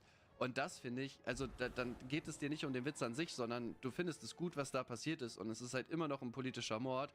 Und das kann halt wirklich ekelhafte Ausmaße angeben, wenn das jetzt der Umgang von uns wird. Als parteiloser Wähler registriert. Seine Eltern sind tatsächlich Republikaner, er aber nicht. Und er hat sich anscheinend nach dem Beginn seines Studiums radikalisiert. Auf dem Patronen stand zum Beispiel so Sätze wie "Hey, Faschist, fangen". Ja, aber das ist aus einem Videospielkuchen. Ich habe doch nur das wiedergegeben, was da steht, Bro. Es ist jetzt nicht so tief. Ja, gut. Seine Lebensgefährtin ist, by the way, eine Transperson. Was? Ist das überhaupt geklärt? Ist das geklärt? Ich lese da irgendwie immer nur Ich hab da letztens noch mal was gelesen, dass das tatsächlich auch so ist. Da stand auch U-Wurf. Mutmaßungen zu. Dann weiß ich ja, wer der Täter ist. Täterin. Selbst das. Ich meine, es gibt viele Transpersonen, die pro Donald Trump sind. So. Ich weiß nicht, was das aussagen soll, aber okay. Für Republikaner jetzt wahrscheinlich eher nicht so der Durchschnitt ist, sage ich mal. Auch Ja, aber wir reden ja auch nicht davon, dass er der Durchschnitt ist. Ist von der Polizei bestätigt, okay. Wir reden ja auch nicht davon, dass... Ja. Terrence kriegt ja gleich VIP, wenn er hier so weitermacht. Er ist ja auch nicht der Durchschnitt. Er ist jemand, der einfach eine Waffe genommen hat, um jemanden zu erschießen. So, er ist ja per Definition eine absolute Ausnahme. Also, weiß ich nicht. Da mit Durchschnitten zu argumentieren, ist schwer. Mich mal, wird langsam trocken hier. Meinst du die Plastikpflanzen? Ja, die kann ich gerne mal gießen demnächst. Oh ja. Wieder eine Lüge, aber Hauptsache, man muss sich nicht mit den eigenen Leuten irgendwie beschäftigen, weil es waren ja die anderen. Was sie anscheinend auch... Ja, ich würde sagen, von allem, was ich weiß, auch über die Groyper generell, weil ich halt so ein bisschen weil ich halt Nick Fuentes schon so ein bisschen kenne, scheint sehr viel besser darauf zu passen. So, weil das Ding ist, dass seine Familie zum Beispiel sagt, so ja, der hat sich irgendwie radikalisiert im letzten Jahr. Das kann halt aus deren Perspektive in jede Richtung passieren. So, das muss nicht heißen, dass er sich links radikalisiert hat, nur weil er dann irgendwie mit einer Transperson zusammen war. Aber würdet ihr sagen, wenn du jetzt wirklich sehr rechts bist, gibt es sehr rechte Menschen, die, du kannst doch jetzt nicht so tun, als wäre das der erste, ja komm, ey Digga, bitte hört auf zu trollen. Ey, wirklich, so, das Ding ist, ich habe, also keine Ahnung, es tut mir generell schon mal leid, wenn ich Leute zu sehr angreife. Ich weiß nicht, wer schon mal Nikotinentzug durchgemacht hat, aber heute ist Tag 4. Das ist so, ja, so Tag 1 bis 3 sind so, Tag 1 bis 5 sind so die schlimmsten, würde ich sagen. Ich habe nie gesagt, dass es der erste politische Mord ist, Bro. Also, trollt bitte einfach nicht, ja? Ich weiß, ihr wollt jetzt die Reaktion, aber ich werde mich extra jetzt zurückhalten, ja? Was will das denn so? Digga, ich bin froh, dass ich nochmal schlafen kann. Glaubt ihr, man kann so sehr rechtskonservativ sein oder auch generell so sehr rechts und trotzdem zum Beispiel für Transpersonen sein? Oder würdet ihr sagen, das schließt sich aus? Das kann auch völlig entkoppelt sein davon. Also, das sind alles so Indizien. Tag 3 bist du körperlich durch, psychisch kann das jetzt 6 Monate so weitergehen. Ach, Digga, chillig. Nee, Diggi, ab dem 7. Tag gehen die Kopfschmerzen los. Bei Kopfschmerzen habe ich tatsächlich nie. Die nicht wirklich sehr aussagekräftig sind, meiner Meinung nach. Ja. Nicht versteht. Ja, der Typ hat in vielen Punkten wirklich radikalen... Hier, was Grant sagt, was man weiß ist, dass er im Elternhaus früher an Waffen rangeführt wurde und im Internet lost gegangen ist. Ja, das zum Beispiel, ja, das weiß man. Müll gelabert, also ich vertrete auch kaum Positionen, die der irgendwie mal gedroppt hat. Du sollst allerdings auch nicht der Meinung hinterher trauern, sondern der Tatsache, dass ein Dankeschön für die 40 Bits. Während einem Diskurs auf einer... Ich rauche, damit ich den Menschen in meiner Umgebung... Ach so. Hä? Ich rauche, damit ich den Menschen in meiner Umgebung keine Schaden zufüge? Aber es wäre lustig, wenn du rauchst, damit du den Schaden zufügst. Ich dachte, der Joke geht so, aber anscheinend wird das falsch geschrieben. Feige erschossen und ermordet worden ist. Wie im letzten Video gesagt, ist es meiner Meinung nach einfach absolut... Unterkapitel Kontroversen hat KuchenTV hoffentlich gelesen. Was ist das? Rixinger gerät in die Kritik, nachdem er im März 2020 bei einer Podiumsdiskussion im Rahmen einer Strategiekonferenz der Partei in Kassel auf die nicht ernst gemeinte Äußerung aus dem Publikum, Energiewende ist auch nötig nach einer Revolution. Auch wenn wir das 1% der Reichen erschossen haben, ist es immer noch so, dass wir heizen wollen. Wir wollen uns fortbewegen. Antwortete via Sheet. Ja, Digga, es geht mir gar nicht darum, ob das jetzt ernst gemeint ist oder nicht. Es geht einfach darum, dass es gesagt worden ist. Und dann zu sagen, dass es einfach eine Lüge ist, das stimmt halt nicht. Dieser Satz ist gefallen und dann hätte man das auch aufarbeiten können und sagen können, ja, das wurde 2021 bei einer Podiumsdiskussion im Rahmen einer Strategiekonferenz in Kassel wurde das tatsächlich gesagt. Das Ganze war aber nicht ernst gemeint. Das Ganze war eine satirische Überspitzung oder Ironie, wie auch immer. Digga, es geht nicht um den Kontext. Es geht nicht darum, dass die das fordern oder so. Das ist irgendein Typ. Mir geht es darum, dass Heidi Reicheneck etwas als Lüge darstellt, was keine Lüge gewesen ist. Es wurde gesagt, egal aus welchem Kontext. Wissen Sie nicht, wir setzen Sie schon für nützliche Arbeit ein. Nach heftigen Diskussionen und rückrechnete Moment. Ich würde gerne replieren. Replyen. Danke für das Abo. Ey, HMF, danke für die 500 Bits, danke. Stabiler KuchenTV kritisiert KuchenTV. Ey, das passiert aber häufig bei ihm. Ja. So sagt auch, alle Beweise, die bisher publik sind, wirken sus, weil so normal sind politisch Ich habe viel radikalisierteren Feed als Tyler. Es ist ein bisschen weird, ne? Ich fand auch diesen Exchange zwischen ihm und seiner Freundin, der klang ein bisschen sehr merkwürdig, sagen wir es mal so. Absolut gefährlich, sowas nicht komplett outzucallen. Denn wenn es jetzt normal wird, dass man anders Viel zu viel Diskurs darüber, wie man sich zu fühlen hat, ja. Schon, mal und dann denken, da einfach erschießen darf. Dann töten wir uns irgendwann einfach gegenseitig. Ja, aber also da bin ich auch voll bei dir, Kuchen. So, das Danke. sollte nicht gerechtfertigt werden, aber ich glaube, das tut auch keiner, auch Heidi Reicheneck nicht und auch der andere Typ nicht, mit diesem Oh no anyway. Ja, die linke Seite feiert jetzt, dass jemand aus dem rechten Spektrum gestorben ist. Was Du hast bisher nichts in dem Video. Naja, ich hatte ja im letzten Video, ne, hier die anderen. Das ist immer so ein bisschen das Problem irgendwie bei mir. Das liegt, glaube ich, auch so ein bisschen an ADHS. Ich wollte jetzt nicht das ganze Thema nochmal aufarbeiten, weil das sollte auch generell nur so ein kleiner Punkt sein tatsächlich. So, ich habe ja zum Beispiel im letzten Video dazu, ich habe ja El Hotzo gezeigt, ich habe diesen Typen gezeigt, der mal fürs Neo-Magazin Royal gearbeitet hat auf jeden Fall. Ne, und ja, deswegen ja, habe ich das weggelassen. Na, aber klar, jetzt, ne, wenn Leute, keine Ahnung, das als erstes Video sehen, oder man hat natürlich auch nicht jedes Video von mir im Kopf, dann kommt es natürlich kacke rüber, weil Kurt hat absolut recht. Das, was ich gezeigt habe, das bis auf von mir aus dieser Felix Schulz, habe ich jetzt nicht wirklich gezeigt, dass die Linke das feiert. Da muss ich mir tatsächlich den Kritikpunkt auf jeden Fall ankreiden, so, ne. Und ja, wegen dem Kontext, ne, okay, safe, ne, was Leon schreibt, nehme ich auf jeden Fall auch an. Ne, Reicheneck weiß jetzt vielleicht auch nicht, welches Video gewesen ist und wenn Spahn sagt, dass es auf einem Parteitag war, aber das war nicht auf einem Parteitag, okay, safe. Nehme ich auf jeden Fall auch an, okay, das stimmt natürlich, ne, das war halt auf einer Podiumsdiskussion von, keine Ahnung, irgendeinem Stadtverband oder sowas, das ist natürlich kein Parteitag und damit hat eigentlich Heidi Reicheneck auch an sich recht tatsächlich, ja, den muss ich schon annehmen, weil, ne, kann ja auch echt sein, dass sie jetzt davon ausgegangen ist, okay, ist halt auf einem Parteitag passiert, aber ist es ja gar nicht, ne. Allerdings, ich weiß nicht, da finde ich aber auch, guck mal, es wurde ja aber auch es wurde ja sehr viel kritisiert und ich glaube nicht, dass Heidi Reicheneck nicht weiß, worauf sich das bezieht. Und gerade da hätte man Jens Spahn ja noch schlechter aussehen lassen können, wenn man sagt, ey, das war nicht auf dem Parteitag, das war auf einer komischen Podiumsdiskussion und das Ganze wurde schon aufgearbeitet, anstatt einfach so zu sagen, nee, stimmt nicht. So. War dargelegt, dass sie das feiern. Okay. Landi sagt, ich meine, klar sollte man niemanden umbringen und solche Morde sind nicht in. Aber am Ende ist das ein fremder Mann, Rassist, Sexist und Demokratiefeind, hat beispielsweise am Project 25 meinst du, ne? Mitgearbeitet, andere Schusswaffenopfer als Kollateralschäden abgetan und ist mitverantwortlich für massive Gewalt gegen Minderheiten, auch von staatlicher Position, ICE. Ich muss da kein Mitleid haben. Die hatte er mit den unzähligen Kindern, die erschossen wurden, auch nicht. Das ist halt, ja, das ist halt leider so, ne? Und vor allem, Charlie Kirk selber, der würde das wahrscheinlich sogar gut finden, beziehungsweise er würde es verteidigen, dass Leute sich über ihn lustig machen, was das angeht. Also selbst diese Extremposition, die hat Charlie Kirk selber vertreten. Also, und Sachen, die 5 Jahre herliegen, fallen dann vielleicht nicht sofort ein. Ich weiß nicht, also ja, wenn ihr mir jetzt irgendwelche random Zitate schickt von vor 5 Jahren, dann könnte ich euch jetzt auch nicht sagen, in welchem Video das ist. Okay, Noah, dankeschön für den Tier 1 Sub.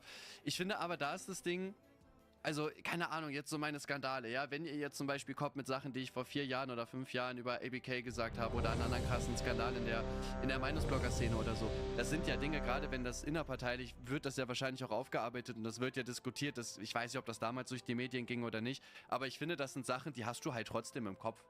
Wir haben bisher, also wir haben nichts gesehen, dass Trump redet auf Kirks Beerdigung über Autismus, Digga. Ich das gefeiert habe. Digga, habt ihr gesehen, die haben ja diese Trauerfeier gemacht, ne, wie seine Frau da irgendwie draufgelaufen ist, Digga, das sah aus, als wenn die so ein Workout in FIFA gehabt hätte mit diesen Flammen an der Seite und so, Digga, hä?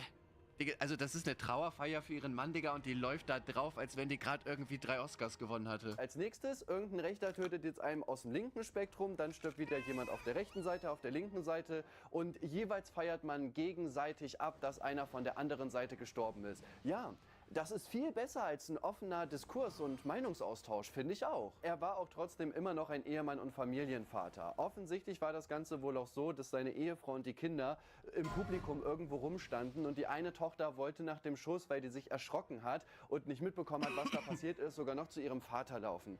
Bro, also jetzt... Ja, aber, also, Kuhn. Also, das Problem ist halt, wenn wir jetzt in den Diskurs in die USA gehen, weil für Deutschland keine Ahnung, aber in den USA, der Präsident sieht das halt nicht so wie du, ne?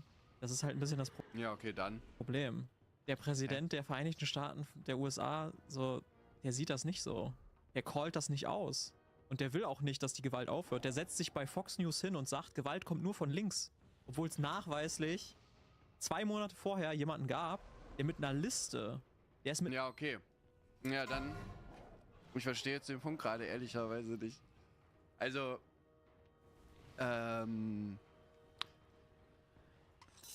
Also ja, also ich verstehe natürlich, dass er halt sagt, so hey, guck mal, ne, nicht nur Linke feiern jetzt diese Gewalt und wollen, dass Andersdenken erschossen würde, sondern Donald Trump, der Präsident der USA, der ganz oben ist, sagt halt das Gleiche. Ich denke mal, und der will auch nicht, dass das aufhört, sondern der lebt von der Gewalt. Der will diese Spaltung, damit halt mehr Leute auf seine Seite kommen. Ich denke mal, dass das sein Punkt ist, würde ich jetzt einfach mal behaupten. Und ja, das kann sein. Aber also mein Video, ich sage ja gar nicht aus, dass jetzt das nur Linke feiern, sondern habe ich das in dem Video gesagt? Wenn nicht, habe ich es im anderen Video auf jeden Fall gesagt. Ne, jetzt feiern das die Linken, wenn irgendeine von den Linken erschossen wird, feiern das die Rechten und das ist ja dieses Hin und Her. Und im Endeffekt werden die Leute einfach nur gespalten und die Gewalt auf beiden Seiten wird halt erhöht. Ich mache mein Video ja nicht für Donald Trump, also mein Video geht ja nicht darum, Donald Trump von irgendwas zu überzeugen, sondern ich will meinen Zuschauern einfach damit sagen, egal welche Meinungen irgendein Mensch hat, so, er sollte dafür nicht auf offener Bühne erschossen werden von jemandem, der halt anders denkt. Einer Liste von 70 Leuten, darunter demokratische Politiker und Abtreibungsärzte, durchs Land gefahren und wollte die alle umbringen. Der hatte bei einem, ich habe den Namen gerade vergessen, hat er um sich geschossen und ihn und seine Frau schwer verletzt. Und dann beim nächsten Haus, Melissa Hortman und ihren Mann, beide umgebracht. Und dann wurde der erst gefasst. So, Junge. Und da gibt's nichts von Donald Trump dazu. Wollte, ja, dann ist okay. Ja, wenn er nur wollte, dann ist es ja was. Hat er ja nicht. Aber hat er Leute getötet. Und ja, das ist in den USA schon wirklich krank, ne, was da auch generell so abgeht. Ne? Also klar, Deutschland geht auch vor die Hunde, aber wir haben halt wenigstens noch nicht solche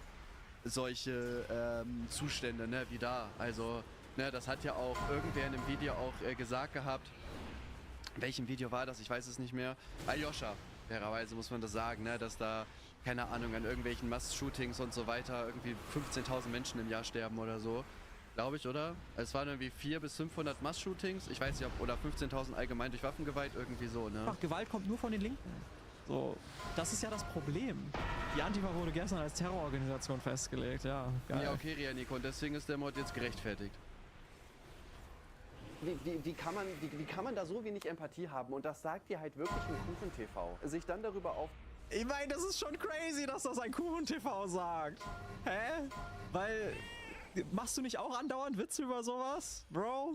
Zu regen, dass die junge ja, habe ich ja Union schon so gesagt, ne, in den Videos zu Imp und so weiter. Hat, aber dann nicht mal kritisieren, dass die Linksjugend in Hanau gepostet hat, Rot in Hell, also... Ja, okay, das ist crazy, Digga. Das ist crazy, wirklich. Verrotte in der Hölle, das spricht wirklich einfach nur Bände. Denn egal, ob man die mag oder nicht, solche Postings sind absolut respektlos und ekelhaft. Das ist... Ich meine, also... Nee, das ist gar nicht, was ich haben wollte. Wäre das eher... Bitte, Moment, wo ist der andere Post? Ah, das ist der Post, den ich haben wollte.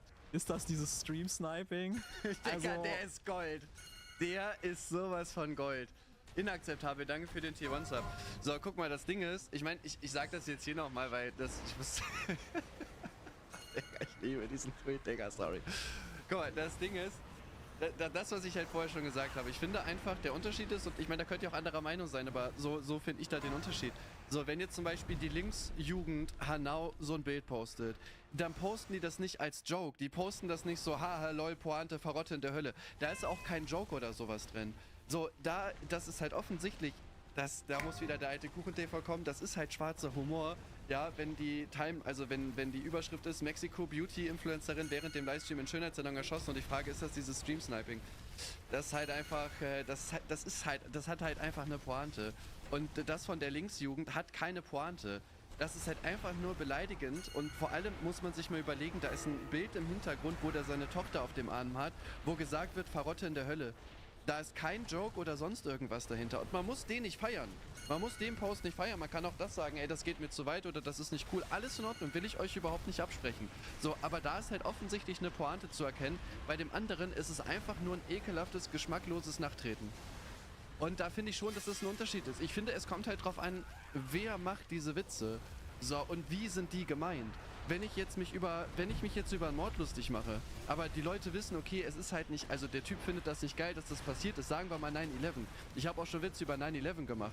So, und trotzdem fühle ich das nicht, dass dieser Anschlag passiert ist, sondern das ist krank, ja, dass die Leute da in diesen Türmen verbrannt sind, dass die bis zum Schluss noch mit ihrer Familie telefoniert haben, dass sie da eingesperrt gewesen sind in diesem Gebäude und so. Das ist wirklich die Kacke, was da passiert ist. Und das erkenne ich auch an und dass es scheiße ist und dass mir jede Person, die da einen geliebten Familienmensch verloren hat oder die auch selber da umgekommen ist, mir einfach unendlich leid tut. So, aber gleichzeitig habe ich auch die Distanz dazu, dass ich halt auch im gewissen Rahmen Witze darüber machen kann. So, und wenn zum Beispiel die Linksjugend sowas postet, ich meine, da ist ja eh keine Pointe drin, aber sagen wir mal, die hätten einen Joke gepostet, dann wäre das ja nicht so, dass sie den Joke posten, aber gleichzeitig sagen, ja, politische Morde sind Kacke und das sollte man verurteilen und mir tut's leid, dass das passiert ist, sondern die haben privat genau die gleiche Meinung. Der Typ hat das aufgrund der Äußerungen, die er gebracht hat, die teilweise auch menschenverachtend gewesen sind, hat er das wie die Linksjugend einfach verdient. Und ich sehe da, für mich selber sehe ich da einfach einen Unterschied. Weiß ich nicht, Digga. Ich glaube, du bist der Letzte. Du bist der Letzte, der sich drüber aufregen sollte, dass Leute irgendwie geschmacklose Sachen posten oder so. So, Bro, dein Twitter-Feed. The fuck? Das kommt gar nicht gut von deiner Seite aus.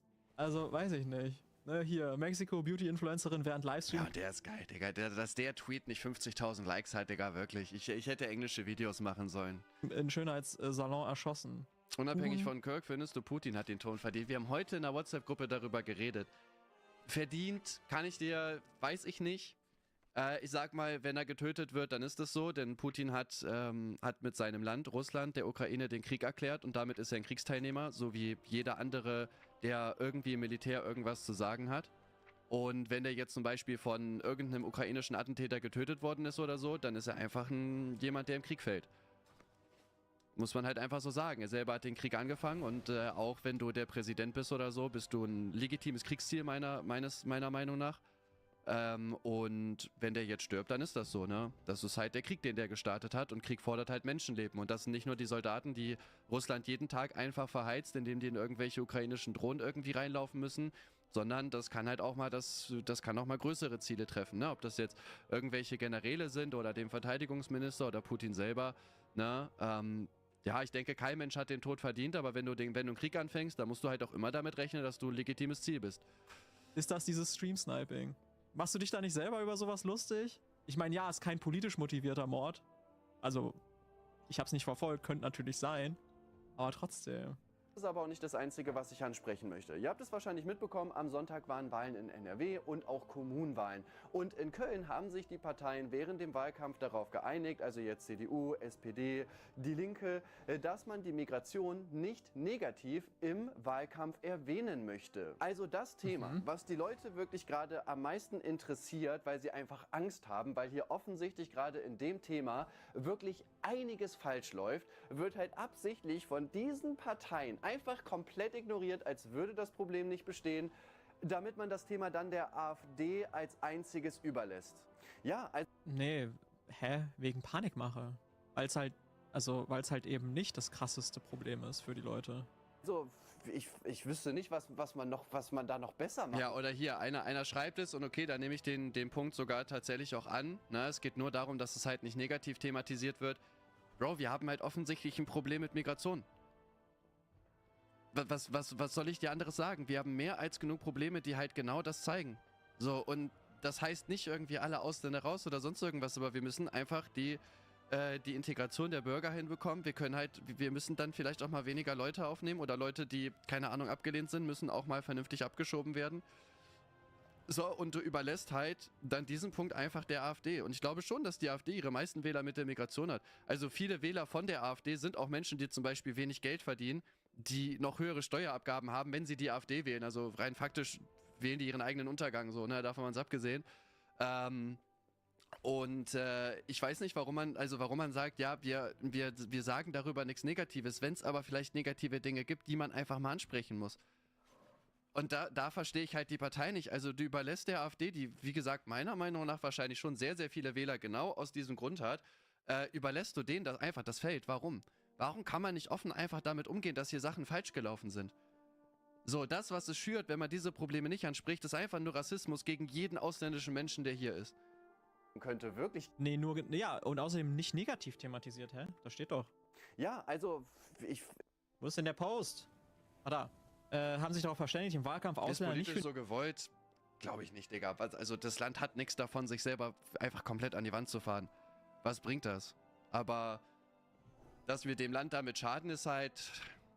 Sieht man, negative gesellschaftliche Entwicklung verantwortlich zu machen. Hä? Da geht es doch gar nicht darum, dass man Migration gar nicht thematisiert, Migration in einem Kommunalwahlkampf zu suchen. Wenn du zum Beispiel in irgendeinem Viertel bist oder so, wo es vielleicht hohe Ausländerkriminalität gibt. Ich weiß nicht, ich suche gerade irgendein Beispiel. Es gibt auf jeden Fall, also quasi so No-Go-Areas, also deutsche No-Go-Areas, nicht so jetzt, wie das in anderen Ländern oder so ist. Na, ich glaube, in Duisburg oder so gibt es so ein richtig runtergekommenes Viertel oder sowas, glaube ich, ne? Dann hast du das halt einfach... Dann hast du das halt auch zu anzugehen. So, und ja, wenn es nichts in der Kommunalwahl, also Kommunalpolitik deiner Meinung nach zu suchen hat, dann hätte ich da auch kein Abkommen schließen müssen. Dann hätte ich einfach generell damit keinen Wahlkampf gemacht, weil das Thema nicht interessant ist für diese Bezirke. Und es geht darum, dass man nicht irgendwie negative gesellschaftliche Entwicklung einfach sagt, die Ausländer sind schuld! Hä? Es geht doch gar nicht darum. Migration nicht negativ thematisieren. Das heißt lösungsorientiert und positiv. So. Es ist aber auch negativ, wenn ich sage, wir müssen mehr abschieben. Aras, Dankeschön für den Prime-Sub. Doch gut. Dann der AfD als einziges überlässt. Ja, also... Ja, nee, macht man ja genau nicht. Bro, wie viel Zeit hattest du für dieses Video? Hast du die Sachen überhaupt gelesen?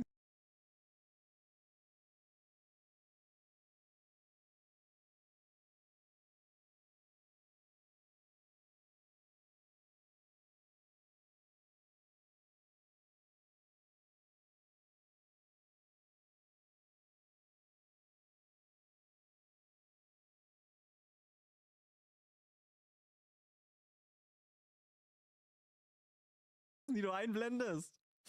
Ich wüsste nicht, Görlitzer Park abends 23 Uhr. Super, ja, zum Beispiel solche Sachen.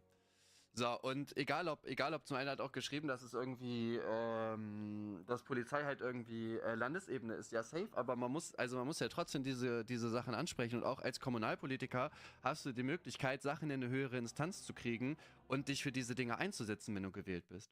Also einfach nur zu sagen, ja, das ist nicht unser Problem, Bro, wenn jetzt also, ist ein bisschen übertrieben gesagt, aber wenn mein Stadtteil jetzt krasse Probleme oder sowas damit hätte und ich bin irgendwie Kommunalpolitiker oder von irgendeiner Stadt oder so, dann kann ich ja trotzdem dafür sorgen, diese Probleme anzugehen. Selbst wenn ich selber vielleicht gar nicht den Handlungsspielraum habe, um jetzt, keine Ahnung, mehr Polizisten einzustellen oder so, kann man das ja trotzdem weiter nach oben geben. So, und da Druck machen.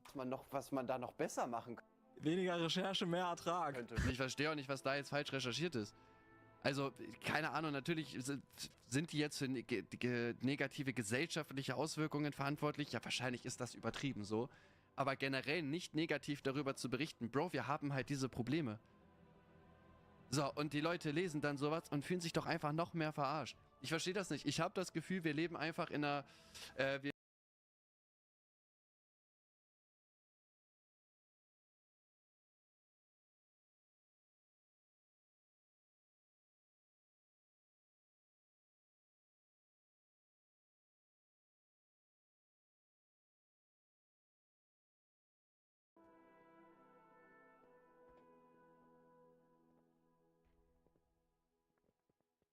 Wir leben in einer, wie heißt das, in einer Simulation, in der es gerade darum geht, einfach der AfD so viele Punkte wie möglich zu geben.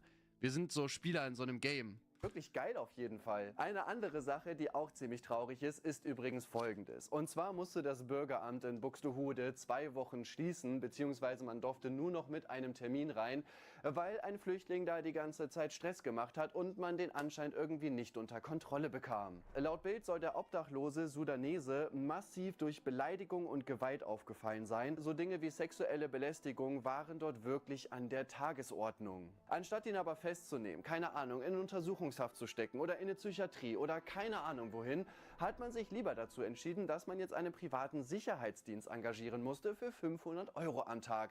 Das heißt, wir Steuerzahler dürfen wegen einer Person... Warte, was? Okay. Euro am Tag. Das heißt, wir Steuerzahler dürfen wegen einer Person, mit der Deutschland schon komplett überfordert ist, im Monat 15.000 € zahlen. Ja, geil. Der Typ ist jetzt übrigens wohl tatsächlich auch in der Psychiatrie, aber der wird da ja wahrscheinlich irgendwann rausgelassen. Und ich finde... Mutmaßlich. Also, shit. Moment. Junge. Ah, da hat jemand gerade was für Kleinanzeigen geholt. Oi. Okay, wo waren wir? Alleine dieser 10.000 €, mit der Deutschland schon komplett überfordert ist, im Monat 15.000 € zahlen. Ja, geil. Der Typ ist jetzt übrigens wohl tatsächlich auch in der Psychiatrie, aber der wird da ja wahrscheinlich irgendwann rausgelassen. Und ich finde... Ja, irgendwann wird der wahrscheinlich rausgelassen, gehe ich mal. Ich gehe nicht davon aus, dass er sein ganzes Leben drin ist. Ne? Alleine dieser eine Fall zeigt schon, dass wir einfach... Na, aber dass das Video, wie deine auch der AfD in die Karten spielt, ich weiß nicht, das ist nicht deine Intention, aber du fütterst die auch damit etwas. Ja, aber also es gibt ja zwei Möglichkeiten. Entweder man spricht solche Probleme mal an. Und ich will gar nicht sagen, dass das Video komplett fehlerfrei ist, safe. Ein paar Sachen hätte man bestimmt anders sagen können oder man hätte sie mehr ausführen können, sagen wir mal so. Ne? Ich habe ein paar Punkte safe nicht so gut rübergebracht. So, aber die andere Möglichkeit wäre, das halt auch einfach nicht anzusprechen. Und dann ändert sich halt gar nichts. Und das verstehe ich nicht. So, man sieht doch seit Jahren, dass die AfD immer stärker wird. Und ihr könnt mir nicht erzählen, dass es daran liegt, dass einfach Leute aufgewacht sind und sich dachten, Digga, ich bin ja ein Nazi. Hä, alle Ausländer raus, voll geil, warum ist mir das vorher nicht aufgefallen? Ich will jetzt die AfD. So wird es halt einfach nicht laufen. So, und dann spreche ich das halt lieber an, dass die Themen vielleicht auch mal in einem nicht sehr rechten Raum irgendwie auch mal Aufmerksamkeit bekommen, dass man sich vielleicht mal mit solchen Sachen halt beschäftigt, auch wenn ich jetzt natürlich die riesen Reichweite für sowas habe, da bin ich mir natürlich auch bewusst. So, und ja, dass man halt versucht, da so ein bisschen Aufklärungsarbeit irgendwie zu machen, ne? Komplett überlastet sind. Also ein Fall zeigt nicht, dass wir komplett überlastet sind, aber dass man da irgendwie mit einem privaten Sicherheitsdienst und so weiter, das war schon ein bisschen weird, das check ich schon. Ne? Aber dieser eine Fall zeigt es, glaube ich, jetzt nicht. Naja, das ist ja nicht das Einzige, dass Leute komplett überfordert sind. Ja, keine Ahnung, das habe ich auch letztens gelesen, ich weiß gar nicht, boah, ich krieg das nicht mehr zusammen, entweder Vergewaltigung, versuchter Mord oder so. Irgendwelche Leute werden mitgenommen zur Polizeiwache, werden danach einfach wieder, die dürfen dann einfach gehen. Ich weiß nicht mehr, was das genau war, vielleicht weiß einer von euch, deswegen halte ich mich da vage. So, aber solche Fälle gibt es halt immer wieder. So, das ist jetzt ja nicht der einzige Fall, das ist einfach nur ein Beispiel. Komplett. Aber hey, dazu, es gibt ja positive Lösungen und so weiter, aber die macht man halt einfach nicht. Also, Landrada sagt, und zum Thema, wir Steuerzahler müssen jetzt wegen einer Person wieder bluten. Jens Spahn, der Typ von Anfang des Videos, als Einzelperson hat euch Steuerzahlern, glaube ich, den einen anderen Geldschein mehr gekostet, wenn man über Steuergeldverschwendung reden will. Ja. Ja, das stimmt. Ja, aber eher. Also, du nimmst einen Flüchtling auf und den kannst du nicht zurückschicken, weil er aus einem Kriegsgebiet kommt. Und wir müssen helfen und wir müssen auch dieser Person helfen. Kann ja tatsächlich sein, dass er wirklich irgendwie einen psychischen Schaden hat und dann soll er hier natürlich auch die Unterstützung bekommen, die er braucht, eben in dieser Psychiatrie. Aber du wirst hierher geholt, du bist obdachlos, du hast anscheinend auch keinen Betreuer, du kriegst keine Hilfe und du wirst einfach dir selbst überlassen. Also ja, aber wessen Schuld ist das? Der Regierung, der Politik. Das hast du alles richtig aufgezählt, aber wer ist schuld daran, Kuchen? Wer will denn, dass das so bleibt, damit wir uns immer wieder über die Migranten aufregen können? Die da und über die Gewalt. Ja? Ja, Digga, ja, Nico, geil, ey. Komm, schaffst es. Gleich bist du da. Die Linken haben keine Regierungsverantwortung. Und die Grünen auch nicht genug. Ja, und mit den Linken soll es besser werden, oder was? Also die Linken wollen ja, dass noch mehr Leute hier reinkommen. Also du kannst mir doch nicht sagen, dass jetzt zum Beispiel die CDU möchte, dass es genauso weitergeht. Also kann sein, dass denen das Problem vielleicht einfach egal ist oder so. Aber die sagen ja nicht, ja Digga, mehr obdachlose Sudanesen vors Bürgerbüro in Buxtehude.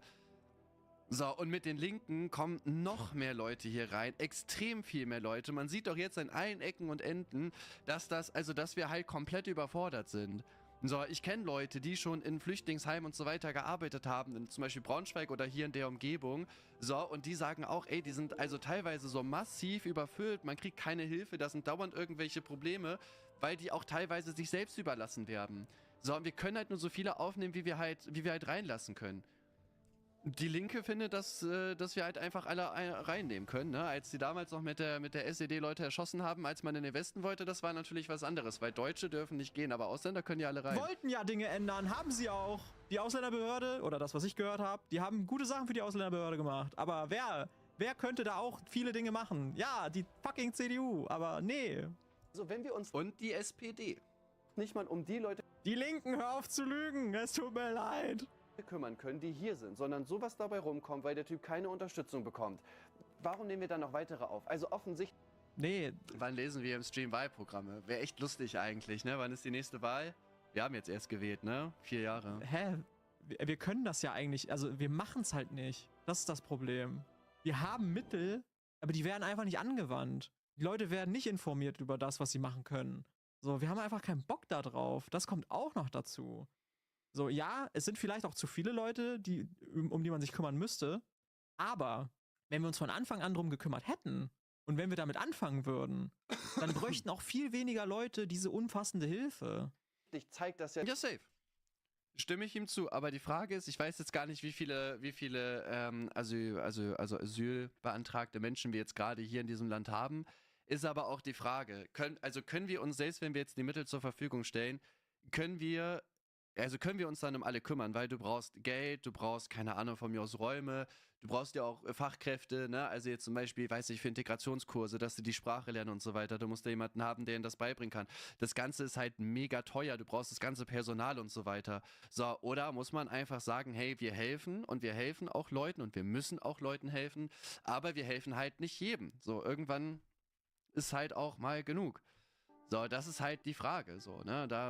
Dass wir überlastet sind oder nicht. Was noch spannender ist... Ja, ich meine, wir haben gerade 500 Milliarden Schulden erst aufgenommen. So, und keine Ahnung, jetzt wollen wir nochmal wie viel Milliarden dann da reinstecken. Also... Ein Urteil. Das Ganze ist zwar aus dem Jahre 2023, allerdings habe ich das jetzt erst mitbekommen und Bro, ich habe dafür keine Worte.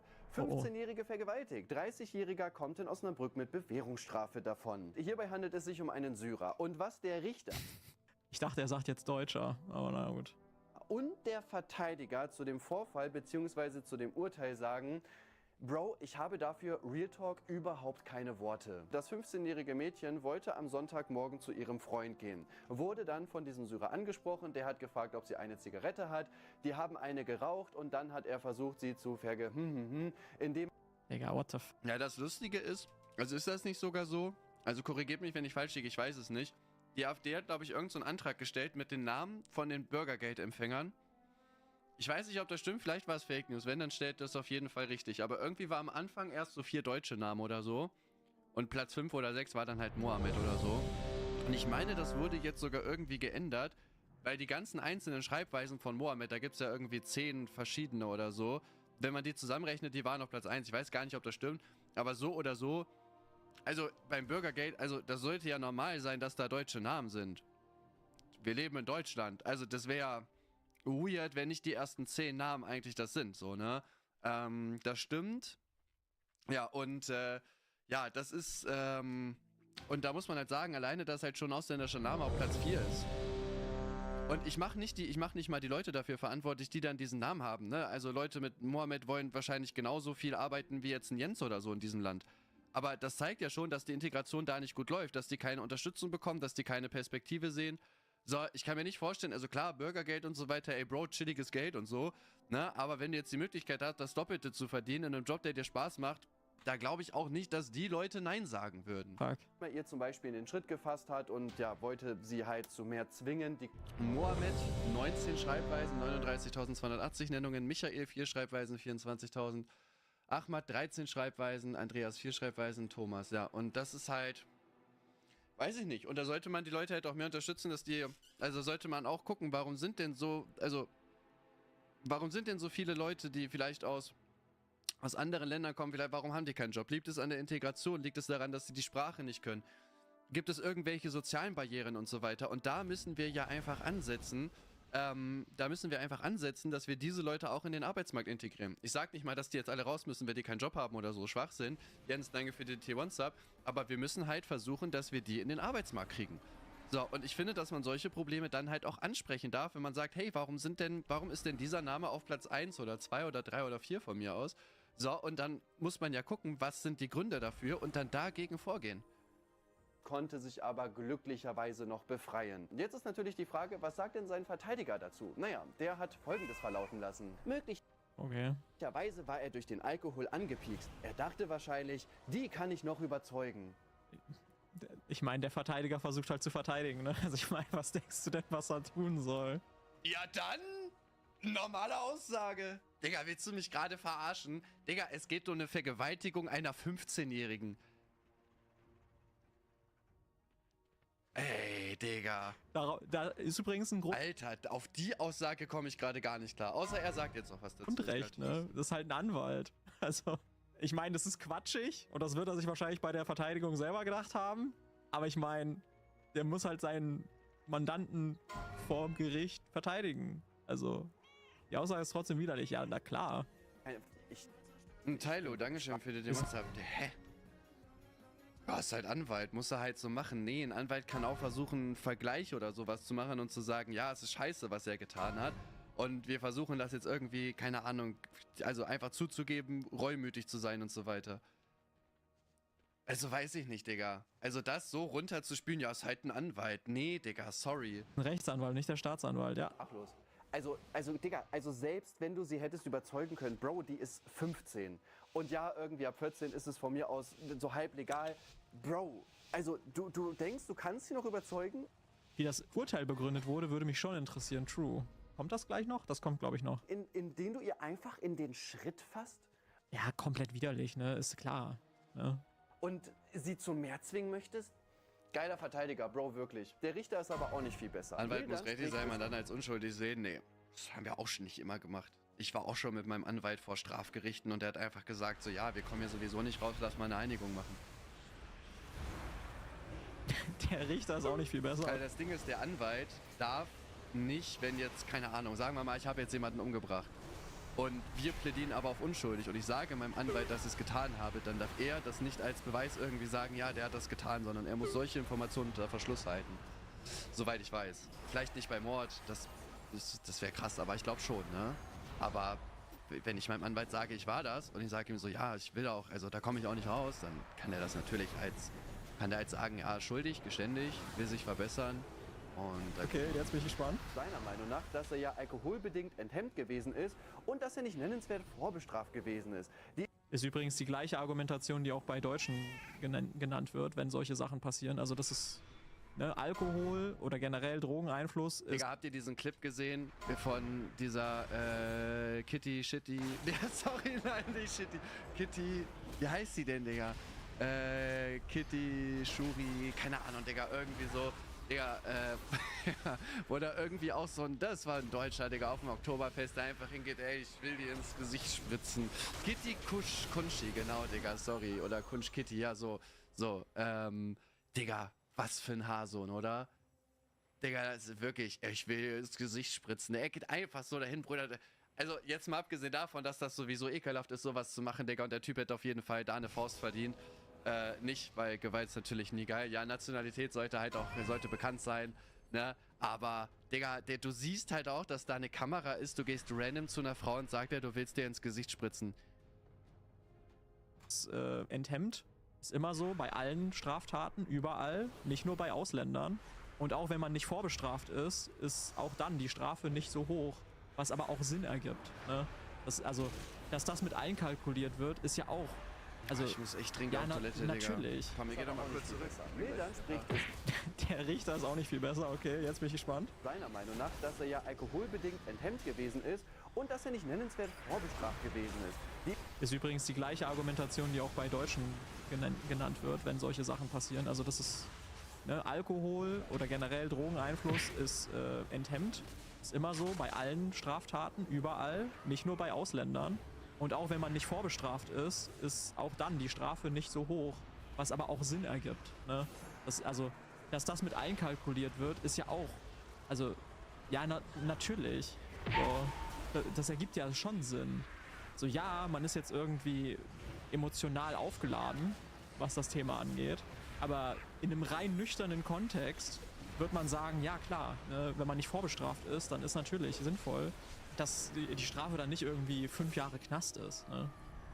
Sollte aber kein Freifahrtschein sein. Nee, natürlich kein Freifahrtschein, ne? Aber es ist trotzdem, man muss es ja auch in Anbetracht der Tat sehen. Also wenn ne, so, das ist schlimm, was da passiert ist, selbstverständlich, So, aber es geht. nicht vorbestraft und nicht vollzogen. Danke, Shirep, für den zweiten.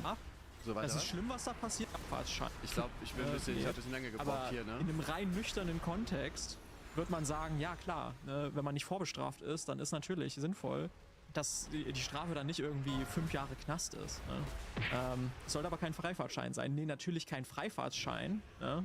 Aber es ist trotzdem, man muss es ja auch in Anbetracht der Tat sehen. Also wenn ne, so, das ist schlimm, was da passiert ist, selbstverständlich, aber nicht vorbestraft und nicht vollzogen. Danke, Shirep, für den zweiten Monat. Dankeschön. Ne, so nicht vollzogen und so weiter, ne? Sie konnte sich wehren und bla. Das sind ja auch Sachen, die dann auch strafmildernd wirken, im Sinne von so, ja, er hat es dann ja nicht durchgezogen. So, natürlich ist es trotzdem ekelhaft, was er überhaupt machen wollte, keine Frage. Aber das ist nochmal ein anderer Punkt, als er hat es dann halt tatsächlich gemacht. Noch eine DM von Leaf. Keine Ahnung, ob er sich dazu mal geäußert hat, aber Moment. Spanischlehrerin 33 in Haft, weil sie Schüler missbrauchte. Ja, dazu habe ich halt schon was gesagt in dem Kuchenfights-Video. Das muss ich, glaube ich, offline nehmen, weil es halt gelb ist. Ja, das ist halt was anderes, Digga, ne? Ey, ich bin auch nur als Mann sozialisiert. Hätte ich mal damals den Spanischunterricht genommen, Ja, Alter, gut, aber wirklich. das ist ey. halt, ne, wenn eine Frau das macht. Weil Frauen können ja nicht vergewaltigen. Ist doch Weil ich meine, ich habe ja auch nicht mal gesagt, dass die Freispruch bekommen sollte, ne? Davon mal ganz abgesehen. Weiß nicht, was da jetzt wieder reininterpretiert werden soll. Haha, der hat heiß dazu geschrieben, das heißt, die soll straffrei dazu rauskommen. Die wird schon ihre gerechte Strafe bekommen, also die hat trotzdem halt ein Kind missbraucht, ne? diesen Take, den Kuchen machen würde, meint ihr? Eieiei. So, ja, aber dazu. Digga, also mir persönlich, sag ich euch ganz ehrlich, ist es scheißegal, ob du vorbestraft bist oder nicht. Wenn du eine 15-Jährige vergewaltigen möchtest und du fässt ihr sogar in den Schritt anscheinend unter den Klamotten oder sowas und okay, die hat das Glück, sich wehren zu können. Digga, du wolltest ein Kind vergewaltigen und da ist es mir scheißegal, ob du Alkohol genommen hast oder Koks oder Heroin oder Crack oder Crystal Meth oder sonst irgendwas, dann hast du weggesperrt zu werden. Ganz einfach. Und da ist es mir egal, ob das dein erstes Mal gewesen ist oder ob du davor schon andere Straftaten gemacht hast oder sonst irgendwas. So, du hast dich generell nicht an Frauen zu vergehen und vor allem nicht an den Menschen, die einfach schutzbedürftig sind, wie beispielsweise das auch bei Kindern der Fall ist. So, und selbst wenn das dein erstes Vergehen ist und das aus rechtlicher Sicht nur am unteren Rand war ja nicht so schlimm, Digga, mal ein paar Finger reingesteckt, bei Gott, Digga. So, dann hast du einfach in den Knast zu gehen. Und mir ist in dem Fall, ist es mir auch an sich übrigens egal, ob das jetzt ein Syrer ist oder nicht. Ich habe das ja nur als Beispiel genommen. So, weil ich kenne so viele. Ich kann dir ein 3-Stunden-Video machen mit lächerlichen Urteilen, auch von Flüchtlingen, von Deutschen allerdings fairerweise halt auch, die irgendwie Vergewaltigung begangen haben, die teilweise Gruppenvergewaltigung begangen haben, die mit einer so minimalen Strafe daraus gegangen sind. Ich hatte das auch mal in einem anderen Video, das irgendwie... Ich weiß nicht mehr genau, so zwei Berliner haben da auch, keine Ahnung, Migrationshintergrund. Ich weiß nicht, ob das Deutsche gewesen sind, ob die den deutschen Pass haben irgendwie, glaube ich, auch eine 18-Jährige oder sowas vergewaltigt. Der eine hat das irgendwie dann auch mit dem Handy gefilmt, wie die irgendwie also sehr harte sexuelle Belästigung halt auf jeden Fall. Und die haben auch irgendeine geringe Jugendstrafe bekommen. Digga, was ist das? So, und an sich ist es mir auch egal, ob das jetzt ein Deutscher oder ein Ausländer oder sonst irgendwas macht. So, es fällt aber auf, dass wir über 800 Gruppenvergewaltigungen, waren das 800? Ich glaube, ne? 2 am Tag, in Deutschland haben. Und die meisten davon werden halt von irgendwelchen Asylanten und Flüchtlingen begangen. So, und das sind nicht alle, das sind bei weitem nicht alle. So, lass es von einer Million, die hier leben, lass es 100 Leute im Jahr sein. Aber es kann doch nicht sein, dass 2 Frauen eine Gruppenvergewaltigung am Tag abbekommen und wir dieses Problem nicht ansprechen. Es wird in den Medien noch runtergespielt mit, ja, war vielleicht ein australischer Austauschstudent. Lustigerweise in der Kriminalstatistik Australien 0 Tatverdächtige für sexuelle Belästigung und so weiter, by the way. So, und dass man solche Probleme einfach nicht anspricht und man gegen solche Leute vorgeht. Alles, was dadurch passiert, ist die Spaltung unserer Gesellschaft, weil Leute dann sagen werden, ja, diese Ausländer, die das machen. Da wird dann nicht gesagt, okay, das sind ganz, ganz wenige Leute, die das machen und die müssen aus der Gesellschaft Gesellschaft entfernt werden, die müssen aus diesem Land geschickt werden, sondern irgendwann haben die Bürger einfach Angst und haben gar keinen Bock mehr auf Migration. Dann haben die keinen Bock mehr, keine Ahnung, dass Ausländer hier sind. Und das müssen wir verhindern, denn wir müssen helfen und die Leute, die hier wohnen, die sollen auch in Sicherheit leben und 99% der Ausländer in diesem Land wollen einfach nur ein friedliches Leben ohne Gewalt, ohne Rassismus und ohne Diskriminierung haben. Und wenn wir es nicht hinbekommen, diesen kleinen Prozentsatz, der hier Straftaten begeht, der hier Vergewaltigungen begeht, der hier Morde begeht, effektiv gegen vorzugehen, denen hohe Strafen von mir aus zu geben, dass die Bürger wenigstens das Gefühl haben, es wird was getan. Wenn wir diese Probleme nicht angehen, dann müssen wir uns nicht wundern, wenn die AfD immer stärker wird und wenn der Rassismus hier immer mehr zunimmt. Ganz einfach, Digga. Er kann sich auch absichtlich betrinken, um sich da zu trauen. Wie gesagt, das ist nur ein Beispiel gewesen. Ich kann dir 30 Fälle davon zeigen in dem Video. Ja, auch ein Problem. Ne? Aber auch da, ne? Alkohol ist in Deutschland gesellschaftlich halt so eine Sache. Hat er auch kommentiert darunter, oder? Revi Insight, hast du nicht selber Kinder? Checke diese Ironic Fantasy dahinter for real 0. Es ist Missbrauch an Minderjährigen und finde, da muss man Real Rap eine dicke Grenze ziehen mit Jokes. Kuchen, das Verbrechen ist, dass sie nicht mich unterrichtet hat. Ja, weiß ich nicht, Digga. Die Intensität der war auch rechtlich nur am unteren Rand, weil es wohl zu keinem Eindringen oder sonst irgendwas gekommen ist. Dazu, auch sehr positiv natürlich, er hat eine Wohnung und bald sogar einen Job. Also er ist fast ein ganz normaler Bürger, der hier Kinder vergewaltigt. Aber ansonsten ist er ganz normal. Aber alles gut. Ich meine, nee, egal. Also okay. Ist ein Sketch aus South Park, den Kuchen schlecht geliefert hat. Ja, ne? Aber das ist es halt so eine Sache. Das ist halt so das Ding. Kuchen will wahrscheinlich Kontext dafür haben, ne? Aber für die Aussage am Anfang oder für die anderen Aussagen ist es dann so, ja, ne? Ne, kritisier doch, ist mir doch egal, muss dir doch nicht gefallen. Ist doch in Ordnung. Ich nicht. Ich bin aber auch kein Politiker, der damit jetzt irgendein politisches Ziel erreichen möchte. Auch das jetzt hier, ne? So, ja, ist ein ganz normaler Bürger, der Kinder vergewaltigt. Also erstens nicht plural, ne? Und zweitens ist es ja nicht dazu gekommen, dass es so weit gekommen ist. Ne? Es war trotzdem ekelhaft. Ich weiß gar nicht, ist dann das Urteil wahrscheinlich versuchte Vergewaltigung oder sowas, ne? Aber wo ist seine Quelle her? Welche Zeitung bezeichnet den Syrer als Hunne? Warte. Schließlich hob Hunne noch hervor. Nee, ich glaube, das ist der Richter, oder? Schließlich hob Hunne. Das müsste der Richter sein, oder? Der Richter wird das doch hervorheben, oder? Das ist der Name vom Richter, okay, checke. Hune, nicht Hunne. Okay, Hune, sorry. Moin Hexe. Gut, die Bewährungsstrafe alleine wäre natürlich zu wenig gewesen und deswegen hat dieses 15-jährige Mädchen nochmal übelst Glück gehabt, denn sie bekommt 3.000 € Schmerzensgeld. Der Richter sagt dazu, dass die Geschädigte davon ja auch mehr hat, als wenn der Täter im Gefängnis sitzen würde. Und Bro, du hast gerade aus der 15-jährigen eine Prostituierte gemacht. Ja, also... Hä? Okay. Schmerzensgeld gerichtlich festgestellt? Nein, aber okay. What the fuck? Was hast du gemacht? Wie ist dieses Video zustande gekommen? Ich sehe das immer noch so. Bro, wie kann jemand, der ein Kind vergewaltigt, nicht im Knast sitzen? Wie kannst du mit einer Bewährungsstrafe davonkommen? Bruder, zu sagen, ja, von 3.000 € hat sie mehr, als wenn er im Knast sitzt. Bruder, es ist egal, von was sie mehr hat. Es geht darum, dass so ein Typ einfach weggesperrt gehört. Und man nicht sagen kann, ja, Digga, der hat ja hier eine Wohnung und der hat bald einen Job, deswegen ist ja auch nur eine kleine Vergewaltigung gewesen.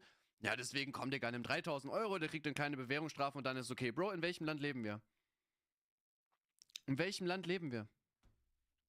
So, und natürlich, der Richter sagt, hier, nimm die 3.000 € und dann bist du gut bezahlt, so, und der Typ darf weiter frei draußen rumlaufen. Ich stehe voll hinter dieser Aussage. So, und ich glaube, der wurde wegen Vergewaltigung verklagt, oder? Nicht versuchte, weil der hat auf jeden Fall, in diesem Bericht stand auf jeden Fall die Finger drin gewesen sind. Und damit ist es halt eine Vergewaltigung und keine versuchte mehr, soweit ich weiß, oder? Also zahl dir doch einfach 3.000 € und dann ist das ja auch gut bezahlt, dass du Nein! Das ist, was? sie gegen ihren Bruder, was macht 3.000 € gut gegen das Trauma? Das ist halt das Ding. Was bringt dir 3.000 € in Deutschland heute? Du, Digga, die hat wahrscheinlich das übelste Trauma davon. Ja, wir wissen nicht, was für Qualen die da durchgemacht hat, auch wenn sie sich da dann helfen konnte und dass die da rausgekommen ist. So, ich will nicht wissen, was die in dieser Zeit durchgemacht hat, was ihr so durch den Kopf gegangen ist. Digga, 3.000 €. Was soll die 15-Jährige jetzt mit 3.000 €? Soll die sich dann irgendwie eine Louis-Tasche holen oder was? Dieser Typ hat weggesperrt zu werden, ganz einfach. Und Alkohol ist auch keine Ausrede. Und ja, ich weiß, das wird bei Deutschen auch gemacht. Ich will nicht sagen, dass Deutsche keine Vergewaltigung begehen. Die haben auch alle weggesperrt zu werden. Aber zu sagen, ja, hier komm, nimm 3.000, das bringt dir viel mehr. Was soll die mit 3.000 Euro, Digga? Für das Trauma, was sie bekommen hat. Das ist lächerlich. Das ist einfach lächerlich. Irgendwie wolltest. Bro, ich verstehe Nein! Was? das nicht. Und solche Urteile gibt es ja wirklich andauernd. Wie kann man... Wenn es die Urteile andauernd gibt. Hä? Nee, egal. Solche Urteile gibt es andauernd. Ja, weil andauernd Leute alkoholisiert Scheiße bauen, weil Leute sich nicht unter Kontrolle haben, was Alkohol angeht. Und Männer. Und weil sie davor nie auffällig waren. Beziehungsweise nicht, dass es jemand angezeigt hätte. Was auch noch ein Problem ist. So, sowas wird halt, wenn dann, viel zu spät überhaupt erst angesprochen, dass es halt nicht geht. So. Das Vertrauen. Aber ja, ne, weil Männer. Eigentlich müsste er jetzt alle ja, so. machen, ne? So, Männer sind das Problem. Ich wusste es, ich hab's gecallt, Ja. Hotspot Oktoberfest, ja. In den Rechtsstaat eigentlich so kaputt machen. Mir ist die Herkunft an sich vollkommen egal, aber ich kann es nicht verstehen. Wenn du dich an einem Kind oder einer Jugendlichen vergehen möchtest. Wenn es solche Urteile ständig gibt, warum kein aktuelles besprechen, sondern eins, was 2 Jahre... Bruder, ich habe einfach nur das genommen, was ich gesehen habe. Es gab sogar eins, das habe ich aber irgendwie nicht mehr gefunden gehabt. Gina DRK, Dankeschön für den Prime-Sub. Falls es Fake News oder so gewesen ist und ich habe das nicht gefunden, weil es gelöscht wurde, was unwahrscheinlich ist, dann sagt mir Bescheid. Aber es gab wohl irgendwie auch einen Fall, da hat irgendwie, war auch halt ein Asylant, hat irgendwie im Wald irgendwie sich nackt irgendwie einen runtergeholt gehabt. Und da kam da wohl zufällig irgendeine Reiterin irgendwie vorbei und dann hat er halt versucht, diese Reiterin zu vergewaltigen, weil die da halt gerade einfach zufällig dran vorbeigeritten ist. Ich meine, dass das jetzt vor Gericht ging. Ich wollte eigentlich das nehmen, ich habe das nicht mehr gefunden. Ich weiß nicht, ob das Fake News war und deswegen wurde das irgendwie gelöscht oder so, aber kann ich mir nicht vorstellen. Deswegen schreibt ruhig rein, ob das so ist oder nicht. So, ich habe das einfach genommen, weil mich das einfach sprachlos gemacht hat. So, dass man sich wirklich überlegen muss, dass eine 15-Jährige vergewaltigt worden ist und sie bekommt 3.000 Euro Schmerzensgeld, was nichts ist. Mit 3.000 Euro kannst du nichts anfangen. So, okay, keine Ahnung, wenn die jetzt weitsichtig ist, okay, da kann die es irgendwo investieren und dann hat die halt mehr daraus, aber das ist ein Witz.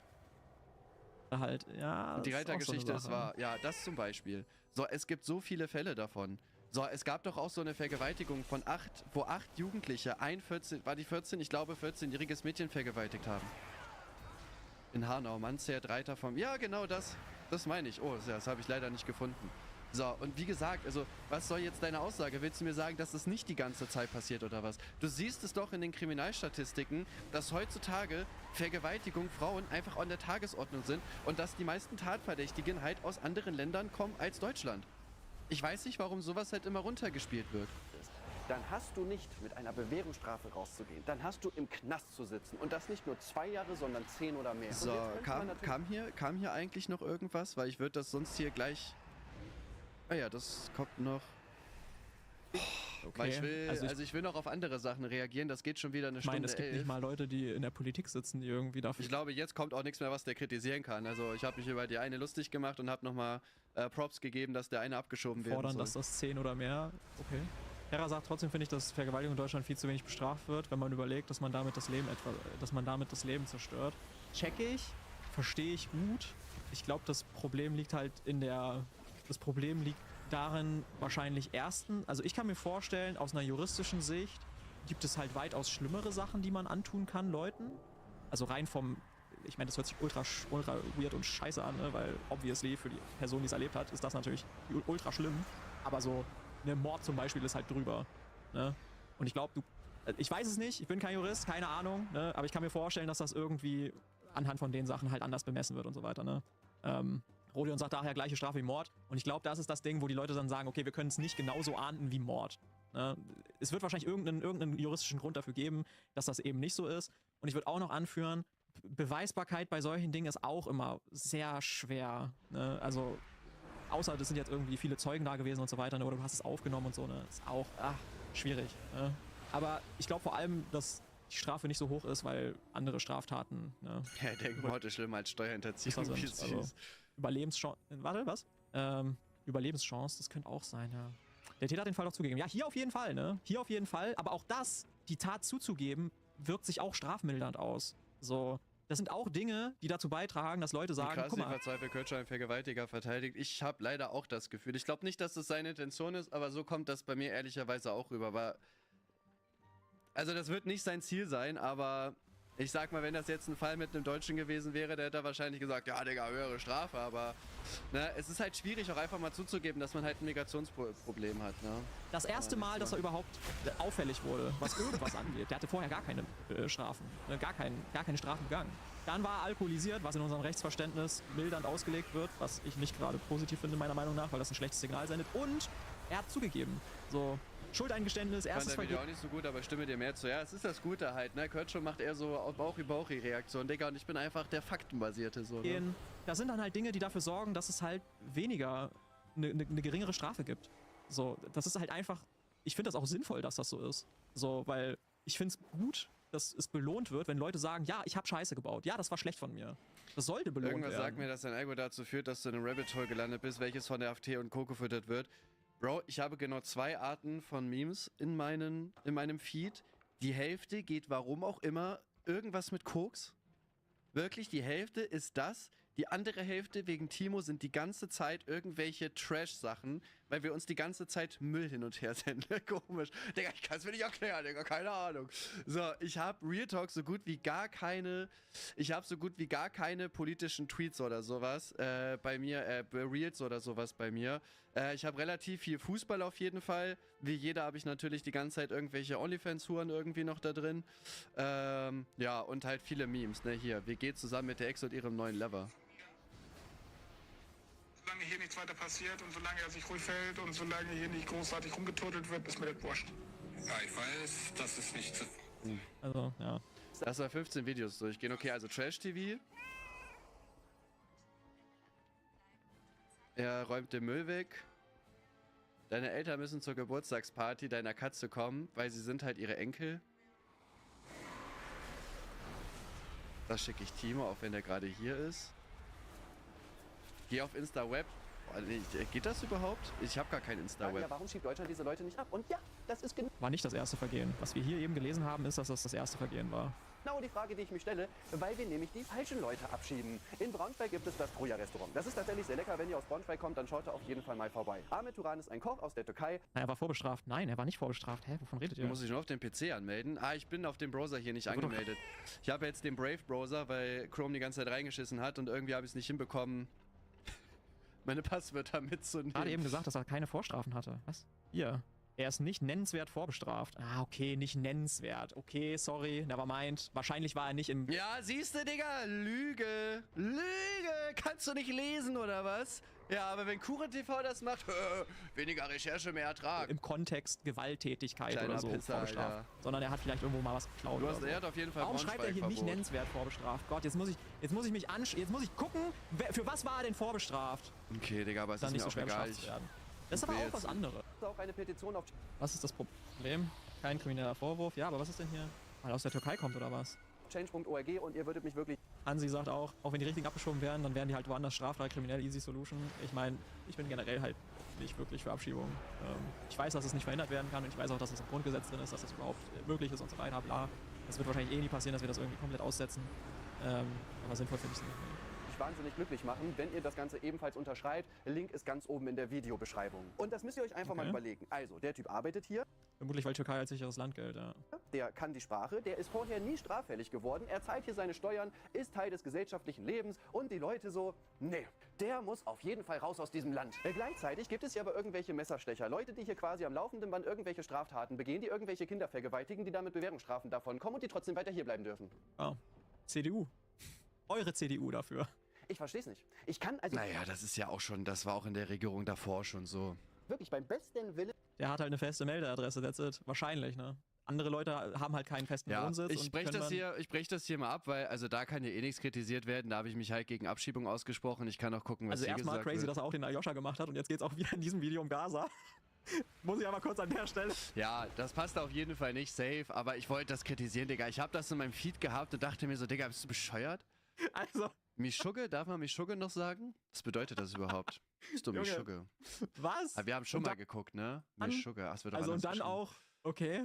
Das, was da auch steht, ist auch wild. Verrückt. Muss ich auch sagen. Aber was? Und ich habe bei ChatGPT... Gut, ja, er findet es halt doof, bla bla bla. Ja, sorry, ich glaube jetzt zum Ende hin kamen auch keine Argumente mehr. Also ich glaube, das war hier so der Spicy-Teil und jetzt habe ich mich ja noch dafür einmal, also gegen Abschiebung ausgesprochen.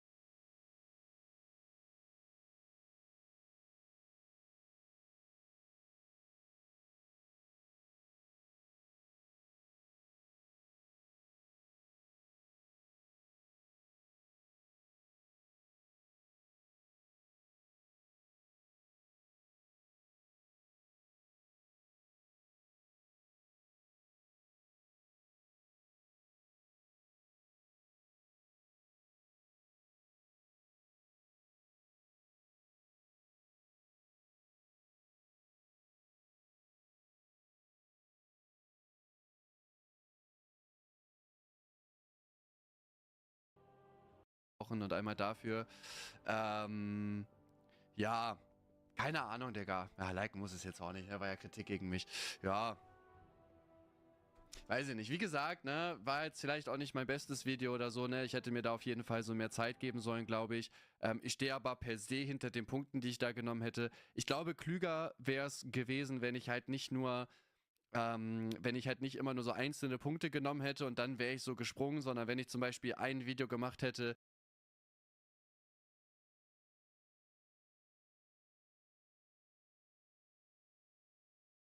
Jo Leute, was geht?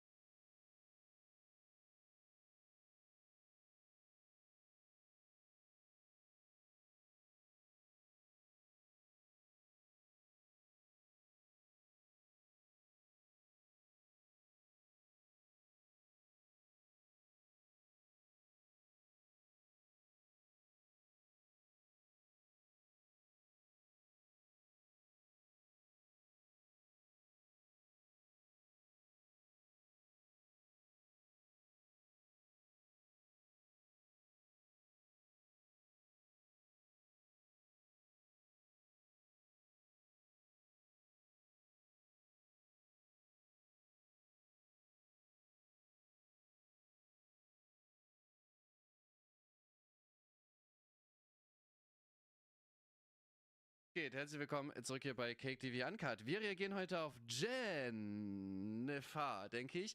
Sind Meinungsblogger nur Trash? Jane S. Wonders Kritik, der kranker Name, ne? Jane S. Wonders. Ja, wurde mir vorgeschlagen, ich habe noch nicht reingeguckt. Ich hoffe einfach, dass das ein gutes Video ist, weil ich brauche unbedingt Reactions. Das Wochenende ist Tommys lehrreiche Lehrfilme bei mir und wir wollten vielleicht das ein oder andere alkoholische Getränk vernichten. Ja, schreibt auf jeden Fall in die Kommentare. Meinungsblogger, die sich am Drama anderer hochziehen. 14:36 bin ich dabei.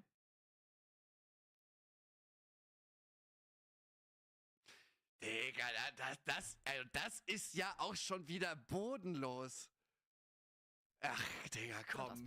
Junge, was soll denn das jetzt, Alter? Jetzt musst du dich aber auch oberkörperfrei zeigen, das wäre nur fair. Eine der Grundaussagen aus dem öffentlich-rechtlichen Funk. Junge, La Alexandra, dankeschön für die 10 Sabi-Babis. Vielen lieben Dank. Grüße gehen raus. Mädchen als Kritik gegen die Meinungsbloggerin Sascha. Und Sascha hat diese Frau so auseinandergenommen in übelst langen YouTube-Video, hat dann monatelang in jedem Video so viele Hasskommentare bekommen. Und dann habe ich mich gefragt, was ist der Sinn von Sascha, Influencer so hart zu kritisieren? Eher weniger überraschend, bereits diese erste Folge des Podcasts geht bereits in digitalen Flammen auf. Und dennoch bleibt der jahrelange Vorwurf gegen Meinungsblogger irgendwie im Raum stehen, nämlich dass Meinungsblogger nur Hate versprühen. Und neuerdings gehöre wohl auch ich dazu. Ich denke, dass dieses Video grundsätzlich von vorn bis hin... Ach so. Ach, Digga, bin ich dumm? Okay, das ist auch ein A und das ist ein E. Ich dachte, sie heißt Jane S. Wonders Kritik, also dass sie halt Meinungsblogger kritisiert und sie hat ihren Namen in den Titel geschrieben. Digga, jetzt check ich das erst. Sie heißt auch Jen und nicht Jane. Na gut, ach egal.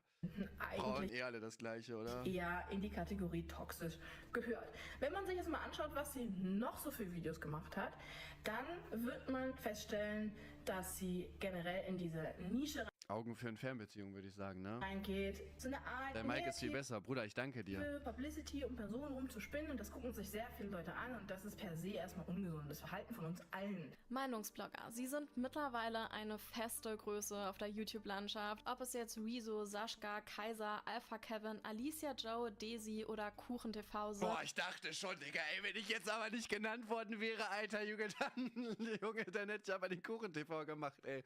Als letztes hat sich nochmal gerettet. Ich dachte schon, klar, Digga, mich oberkörperfrei einblenden, aber dann nicht mal Props geben als Meinungsblogger, Sie ne? erreichen Hunderttausende von AbonnentInnen und formen damit Meinung. Besonders aber in diesem Jahr scheint sich der Backlash gegen Meinungsblogger auf jeden Fall zu häufen. Okay, warte mal. Der Backlash scheint sich gegen Meinungsblogger zu häufen. Wir gehen mal die einzelnen Videos durch, weil ich glaube, das stimmt nicht so ganz. Och, Junge, das nervt so mit diesen... Volksfels und KuchenTV viele... Ja gut, okay, das hat ja nicht mit Meinungsblogging zu tun.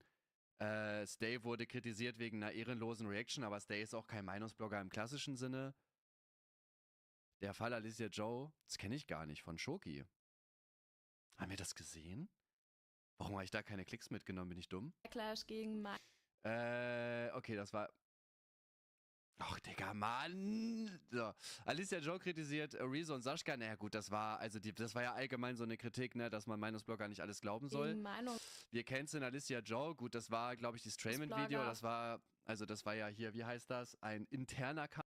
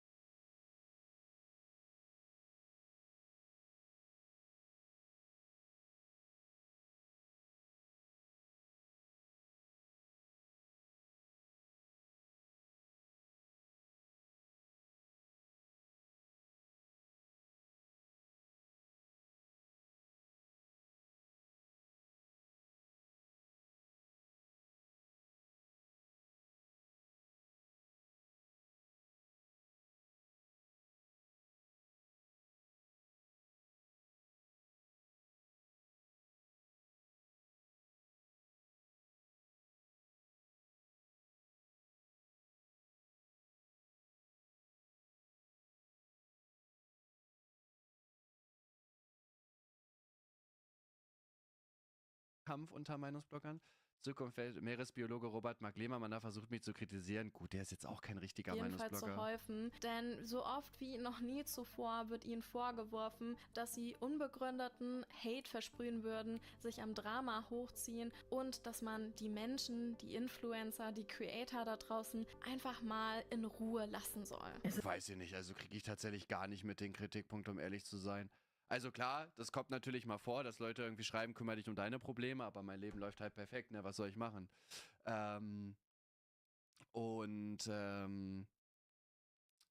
Ja, also ich kriege jetzt nicht mit, dass das jetzt irgendwie vermehrt ein Kritikpunkt wird, dass man sich lieber mit den eigenen Sachen oder sowas beschäftigen soll, ne?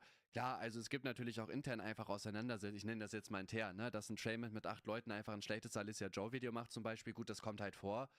Der Inhalt war aber auch da, ja, war der Inhalt, dass Hass gesprayt wird, ja gut, schon so Transfeindlichkeit und so, ne? Ich meine, sowas kommt halt mal vor, ne? Es ist halt mehr Gossip Es ist halt einfach, nicht geil, ne?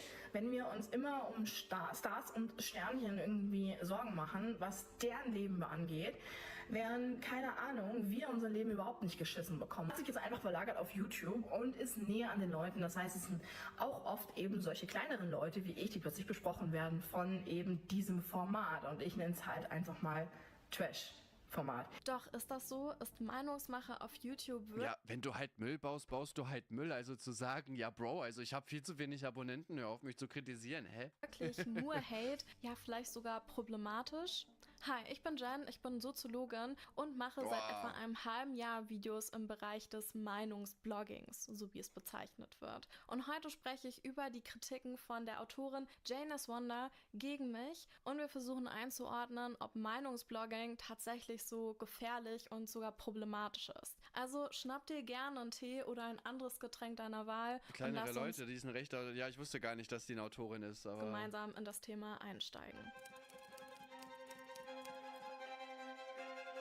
Es ist nun 9 Monate her, da veröffentlichte ich mit gerade einmal 700 Followern hier auf YouTube ein YouTube-Video, welches für mich einiges veränderte. Zu diesem Zeitpunkt stand die Autorin Jane Wonder bereits zum wiederholten Male unter Kritik. Dieses Mal ging es um einen Adventskalender, wo ihr KritikerInnen vorwarfen, dass sie den viel zu teuer für den gelieferten Inhalt verkaufen würde. Gut, ich kenne Jane jetzt schon ein Momentchen länger und verfolge ihren Content, ihre Bücher schon seit über 6 Jahren und habe über die Zeit hinweg mir dementsprechend meine paar Gedanken und auch Notizen zu dem Thema gemacht. In meinem 47 Minuten langen Video, fast schon eine Dokumentation, habe ich euch übrigens unter dem i verlinkt, gehe ich im Detail auf die jeweiligen Dramen und auch die Clickbait-Strategie ein, durch die Jane Wonder heute so bekannt geworden ist. Aber vor allem reflektiere ich auch bestimmte Aussagen, die sie zum Thema Dark Romance, einem, ich würde mal sagen, eher zweifelhaften Buchgenre, welches man einfach so in einer Buchhandlung kaufen kann, so getätigt hat und versuche diese einzuordnen. Diese Aussagen Jane Wonders findet man nicht nur auf ihrer Webseite oder in ihren massenweise veröffentlichten TikTok-Videos, sondern auch die macht also Werke, wo irgendwie Gewalt verherrlicht wird, irgendwie, keine Ahnung, weil, keine Ahnung, von mir aus, die Frau findet das geil oder so, oder was? Ja, wir können ruhig ein bisschen schneller machen, ne? Die Rede ein bisschen langsam. Ja, ob das okay ist, ja, ob solche Bücher okay sind oder nicht. Es ist halt, also ich finde es halt schwierig, ne, weil damit natürlich auch, sage ich mal, die Fantasie auf jeden Fall gut gepusht werden kann. Sollte man auf jeden Fall aufpassen, ne. Ich habe allerdings, keine Ahnung, ich habe jetzt vor 3 Tagen angefangen zu lesen. Podcast-Aufnahmen, wo sie zu Gast war oder Ein 4K, oder auch oder? zuletzt, das kam aber erst nach der Veröffentlichung meines YouTube-Videos in dem 13-Fragen-Format vom ZDF. Gut, Kritik ist immer subjektiv, dennoch habe ich mir ziemlich viel Mühe bei der Recherche des Videos gegeben und habe vor allem nachvollziehbare Details in dieses Video eingebaut, sodass sich am Ende jeder und jede ihre eigene Meinung zu dem Thema bilden kann. Außerdem anders als Jane Wonder es jetzt heute behauptet, Das wäre alles aber nicht passiert, hätte sie mit mir geredet und vielleicht mit mir einen Dialog gesucht. habe ich sie tatsächlich um ein Statement vor der Veröffentlichung meines Videos gefragt auch wenn ich auf meine Kappe nehmen muss, dass es sehr kurzfristig und kurz vor Weihnachten war. Also ja, diesen Punkt, den nehme ich auf jeden Fall als Kritik entgegen. Und auch ein anderer Punkt kam mir in ihrem Statement ein kleines bisschen seltsam vor, nämlich die Aussage, dass sie das Video erst... Ja, ich finde das lustig, dass generell Leute immer sagen, so ja, der hätte sich ja mal bei mir melden können. Und teilweise hat man sich dann gemeldet und wurde einfach ignoriert. Ich weiß gar nicht, bei wem das so war. Irgendwer hat mir das früher auch mal vorgeworfen. Dann konnte ich in dem Video, glaube ich, sogar zeigen, dass ich den halt auch angefragt habe. Aber der hat halt einfach nicht geantwortet. Heute, beziehungsweise dem 4. September gesehen haben sollte. Unter anderem fing es an mit diesem Video, Queen of Toxic. Das wurde mir heute vorgeschlagen. Video heute Morgen getriggert oder nicht getriggert, aber ich habe es halt einfach gesehen, als ich auf YouTube war und da kam dieses Queen of Toxic. Panikattacke im Bauchwelt, ja, sowas zum Beispiel. Ne? Wenn sie ja schon vor, ich glaube 6 oder 7 Monate um die 28, 29 Kommentare unter meinem YouTube-Video. Digga. Digga, was? Junge. Ey, das ist auch genauso lustig. Taminio kennt ihr ja, ne? Auf den haben wir schon ein paar Mal reagiert. Und der hat doch einfach unter dem Video von Mickey TV irgendwie gepostet, ja, hey, wolltest du nicht aufhören? Und von dem Kommentar hat sich Mickey TV so krass triggern lassen, dass er einfach jetzt einen eigenen Kommentar dann verfasst hat, warum der jetzt irgendwie weitergemacht hat mit YouTube. Digga, finde ich auch lustig. Aber 29 Kommentare, Bro.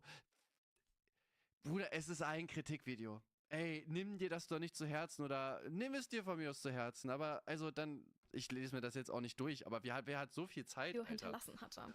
Sehr, sehr seltsame Sache. Vor allem, weil es ja kurz darauf auch zu dieser TikTok-Auseinandersetzung zwischen uns beiden kam. Jane S. Wonder hat mich auf YouTube mit Nazis verglichen.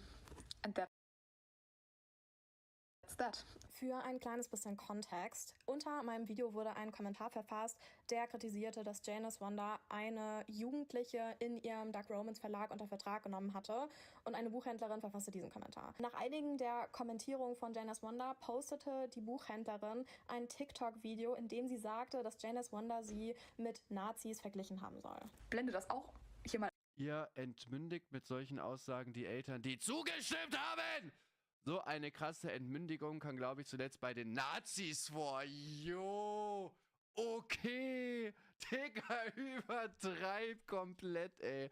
Digga, du musst einfach nur irgendeinen Nazi-Vergleich irgendwie bringen und dann hast du halt automatisch einfach recht, ne? Digga, also...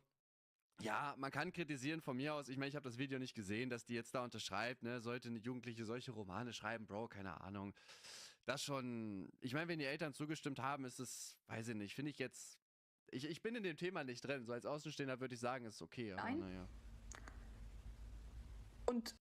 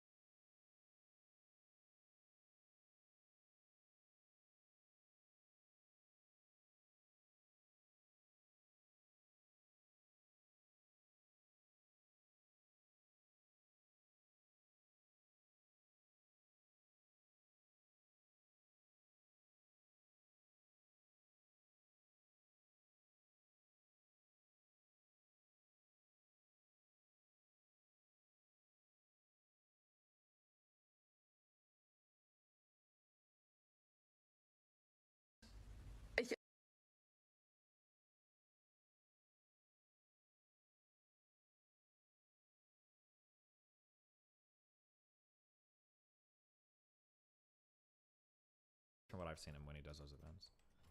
I think he's evil and aggressive. I know.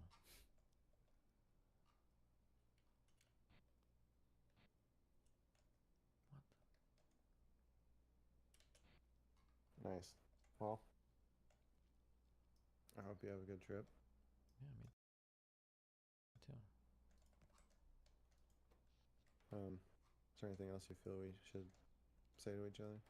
I don't know. Is that anything else? I think that's it for me. Okay, matey. Are you sure? Yeah. For now. Do you want to talk to Stardust? She's messaging me. No. Okay. I will talk. I mean, I'm not. It's not that I don't want to talk to Stardust ever. I just have to go. Okay. I can't do it right now.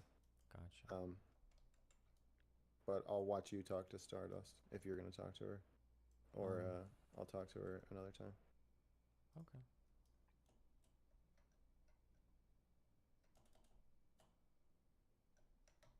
Yeah, I feel like if we're gonna talk about it more, it's gonna be a pretty long conversation, and I can't do it right now. Okay, that's fine. When I make a blueprint, guys, how do I get the landfill as well? Okay. Anything else? No. Okay. All right. Well, I love you. I'll talk to you later. Okay, buddy? I love you too. Okay. Bye. Bye. Yeah, I watched the conversation. I'm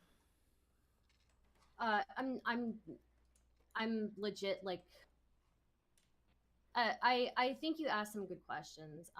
But I do think that Max still doesn't seem to understand the issues, because I've tried to explain it to him several times, even in the conversation with Chud Logic. I spoke with him, and I told him that, you know, if it's even about test being this like broad thing, we can call it a test. But you specifically said word for word that me waiting for sex is a power play, or it's manipulative, or it's like putting a biscuit on a dog's nose, right? So these are very clearly negative connotations. And I don't so it's fine if he doesn't want to be friends. I'm actually like very, I don't know. So where should I go with this? Do you understand his perspective for why it's upsetting in the conversation? Yeah, he felt like he asked me a couple of times if I was fine, and I at the time, you know, I didn't really feel any sort of way about it. I didn't really feel upset about it. I didn't feel bothered by the conversation until about, like, again, 46 minutes in, because I went line by line in this. And part of me feeling uncomfortable in the conversation is when he started getting antagonistic. So, but it was fine. I was willing to just kind of withdraw. I think that's a pretty normal thing that people do to each other, is they withdraw. I didn't completely ghost him. I will admit that I did withdraw. I didn't message him as often. But I think that's normal for when somebody's describing this action that seems pretty necessary for a lot of people as manipulative, or comparing it to me demeaning a man like he's a dog. I'm not really sure how I'm supposed to react to that. You know, So I think the issue that he had was that initially it seemed like he'd made a video that was criticizing this type of behavior, and that you reached out to him and explicitly agreed with his condemnation of this type of behavior.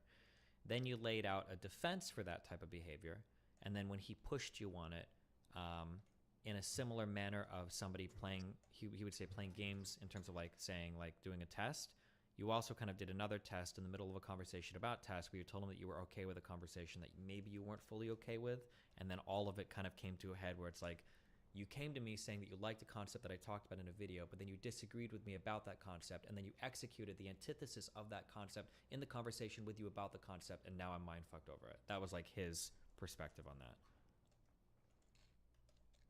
Sure. I'm not saying you're right Sure. or wrong, I understand your reaction. I'm just saying that was like his perspective. That's why Yeah. he felt like so Yeah. ultra mind fucked about the interaction, right? Yeah, and honestly, I would say like he was trying to figure out that whether I was upset by that or not, and I truly was not upset by it until midway. And even then, I people are in these situations where you feel like something's off, but you're not really sure what exactly. And it felt like he kept pushing and pushing me in that conversation and trying to get a reaction out of me, and trying to make me feel like a manipulative person for having boundaries. And it didn't really fully register like how much that made me uncomfortable until much later. Sure. Yeah. So, Yeah, but it is. And what that it could be is, that's so. totally fair, by the way, right? Like that's fair that you can have Yeah. that, but then it can also be fair for the other person to be upset.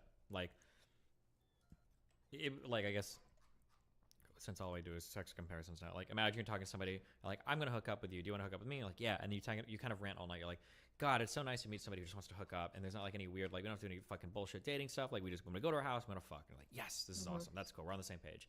And then as soon as you guys get to the person's house, they start like, well, maybe we should watch some TV first. Like, do you want to go like get a bottle of wine? You want to do all this? Yeah. And then the other person's like, well, wait a second. I thought you said that we weren't doing this. And then the other person is starting to feel like, well, this is getting a little bit rapey. You're like, well, I don't know. And then the other person's like, well, hold on, now you're fucking with me. And while the person with like the defensive boundaries, I understand why they would have the defensive boundaries. It makes sense. The other person starts to feel like, wait, I thought we came here explicitly not doing this, and now you're doing this, and now I feel like I'm being fucked with. And I guess I'm fucking with you by telling you I'm being fucked with. But now that makes me feel fucked with even more, because now you've like kind of reneged on an agreement we had, and now that you've upset me and you're upset, I'm supposed to take care of both of our feelings. That's like the feeling that person's getting. Yeah, I didn't want him to take care of my feelings either, right? And this whole thing about like trauma or whatever, like I'm not like super interested in like making this about stuff like that. I just found it to be a very uncomfortable conversation, and I found the part that upset me the most about the conversation is that it really did feel like he was trying to get a reaction out of me. It felt like he was trying to get a fight out of me. Like there are points in it where he is very clearly upping how much how antagonistic he's being, and I don't like being messed with like that. Sure, but then the question is he upping that antagonism because he's intentionally trying to fuck with you, or is he getting emotionally dysregulated and then his actions are becoming more unhinged? Yeah. Not to say that it's right or wrong. I'm just saying that like there's a difference between like he's trying to fuck with you. He's like, I want to fucking get this Indian bitch. I want to fucking take her out. Or is he like, I'm getting so fucking frustrated that I'm just going off, right? Like there's like yeah, that's what I'm saying. I can go. Not that either one is okay, but that like I can understand one, and another one would be like this person is evil, right? Yeah. Yeah. I mean, there. Who knows if he was intentionally trying to get a reaction out of me. It felt like that. It felt very manipulative. I can't say what his actual motives are, but I don't think the friendship is something that's going to work out anyways. Like this, it exploded in such a super dramatic way. Such a dramac way, and then he made it about like my history, which is like I don't think I intentionally made anything about my history. I don't think I intentionally made anything about my feelings too much, other than being uncomfortable with it and not wanting to be fucked with. And I don't like having my history and my stuff being brought up and being used against me either, because that's what it felt like happened in the Chud Logic conversation. And it just felt like already, okay, the first conversation we had, it felt like you were fucking with me, trying to get a reaction out of me. Now in the second conversation we're having, you really are trying to get a reaction out of me. You're really trying to fuck with me. And you're like saying like, oh, I feel like I'm raping you right now. Like, I don't know. Like this feels a little bit, it feels melodramatic. It feels like I don't want to be engaged in this anymore. Sure, which is So, fair. Like, you're both totally fair yeah. and within your rights to say that, right? Yeah.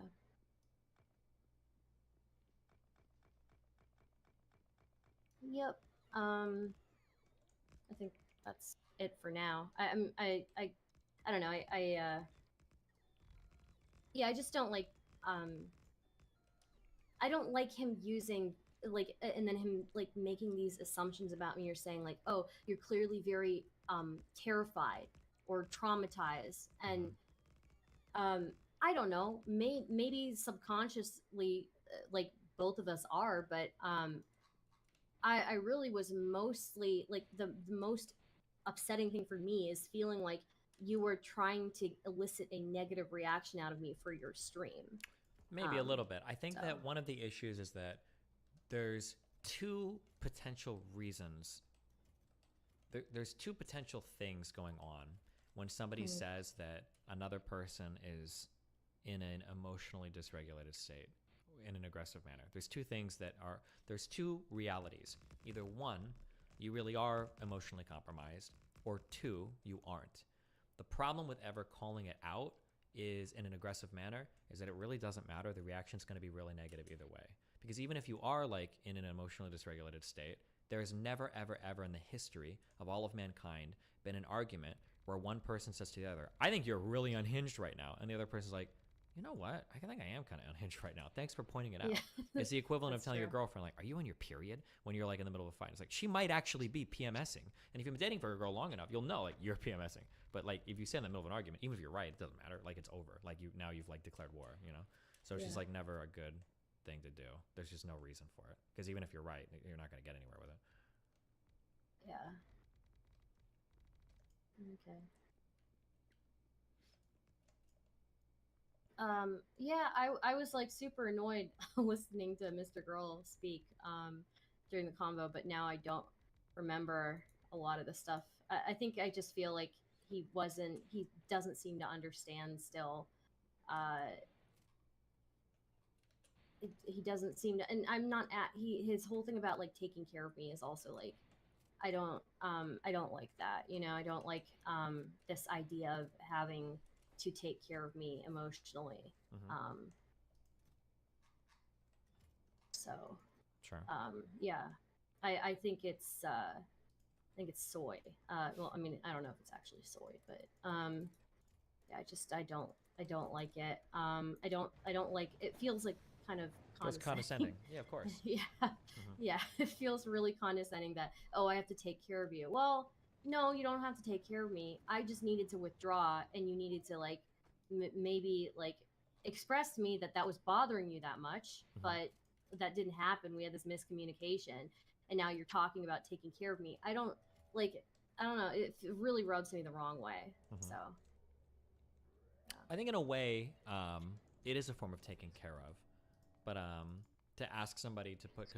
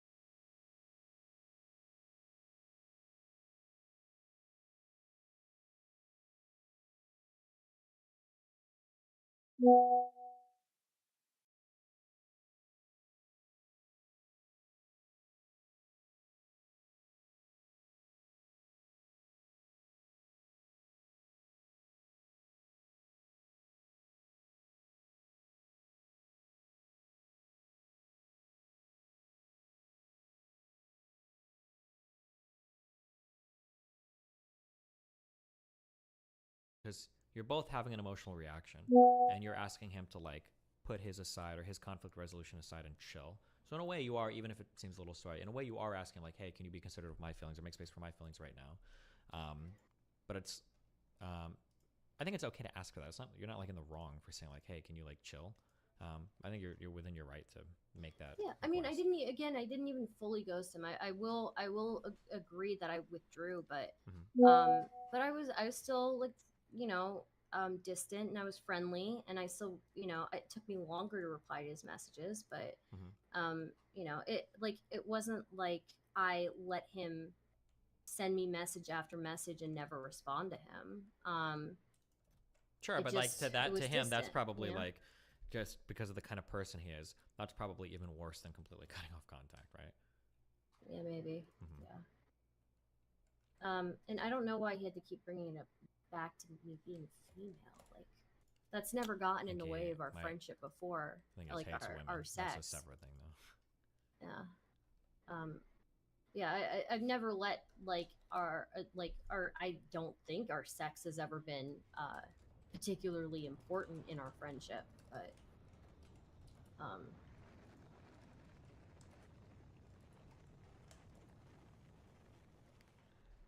yeah, it's just a very irritating situation.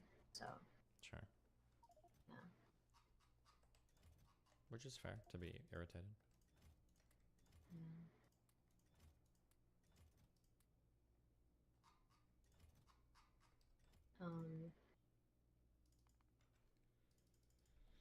I don't know. I have to think about it more. I still really truly feel, and I know this is just like in my head probably, but I still really truly feel like he was trying to get a reaction out of me. And I could be wrong about it, but I don't know. I just felt really rubbed the wrong way about it, and I would have been fine if we just continued having a normal conversation about it. I feel like we could have continued having a normal conversation about it, and it would have been fine. But he kept trying to like, kind of like, strong arm me into agreeing with him that it's manipulative to. It's manipulative for me specifically, because I said to him plenty of times in the first conversation, like, there are other people who may use this as a test, or may use it as a power play, but when I'm talking about myself, I'm truly not doing that. And he was saying, well, I think you're lying, I don't think that's true, I think that you are using it as a power play. Sure, probably because he was getting emotional, he was a little unhinged, right? Yeah, and then and then in the next conversation we have with Chud Logic present, he's saying, "Oh, well, I wasn't even talking specifically about you," which is like, no, that's not what happened. Again, I looked at this line by line. That specifically kept bringing it back to me, and you would not let me continue the conversation without trying to make me say that my need of waiting before getting physical with somebody is demeaning them or is a power play on my part. And if he could have at least let that part of it go, then I think we could have even had a normal conversation overall about it, because there are people who do that. And I haven't used it, but I'm sure there's a possibility in the future of using withholding it. Like, I hope I don't, but but yeah, there's always a possibility, right? So we could have had a much more abstract conversation about it, but he wasn't willing to move past this idea of me specifically using it as a power play. Sure. So yeah. Sorry, am I being boring? No, anything? I understand what you're saying, but I mean, let's just Okay. yeah. I don't know if there's It's not really much to say in response to that. So.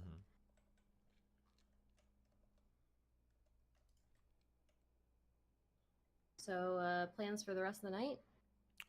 Probably sleeping soon because I have a debate tomorrow. Yeah. So. Good luck with the debate. Yeah. Are you? Well, no, I'll message you about it. Sorry for messaging you during the your guys' talk. I didn't mean to. Oh no, you're good. The only reason I didn't respond is because I didn't want to have like a huge like debate shit show. I understand that. Yeah. I honestly, I don't think it's really worth, doing anything with that right now at this point in time. Maybe like further down the line, but I think right now it's best if we just kind of keep our distance. So. Yeah, probably.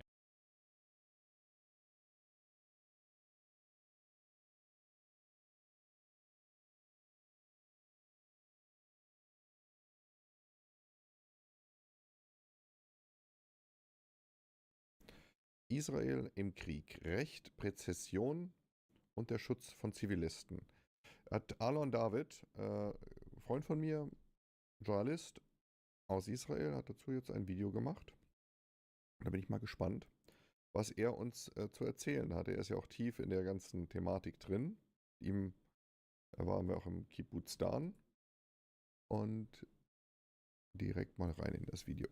Das ist der gute Herr. Liebe Freunde, willkommen zurück auf meinem Kanal.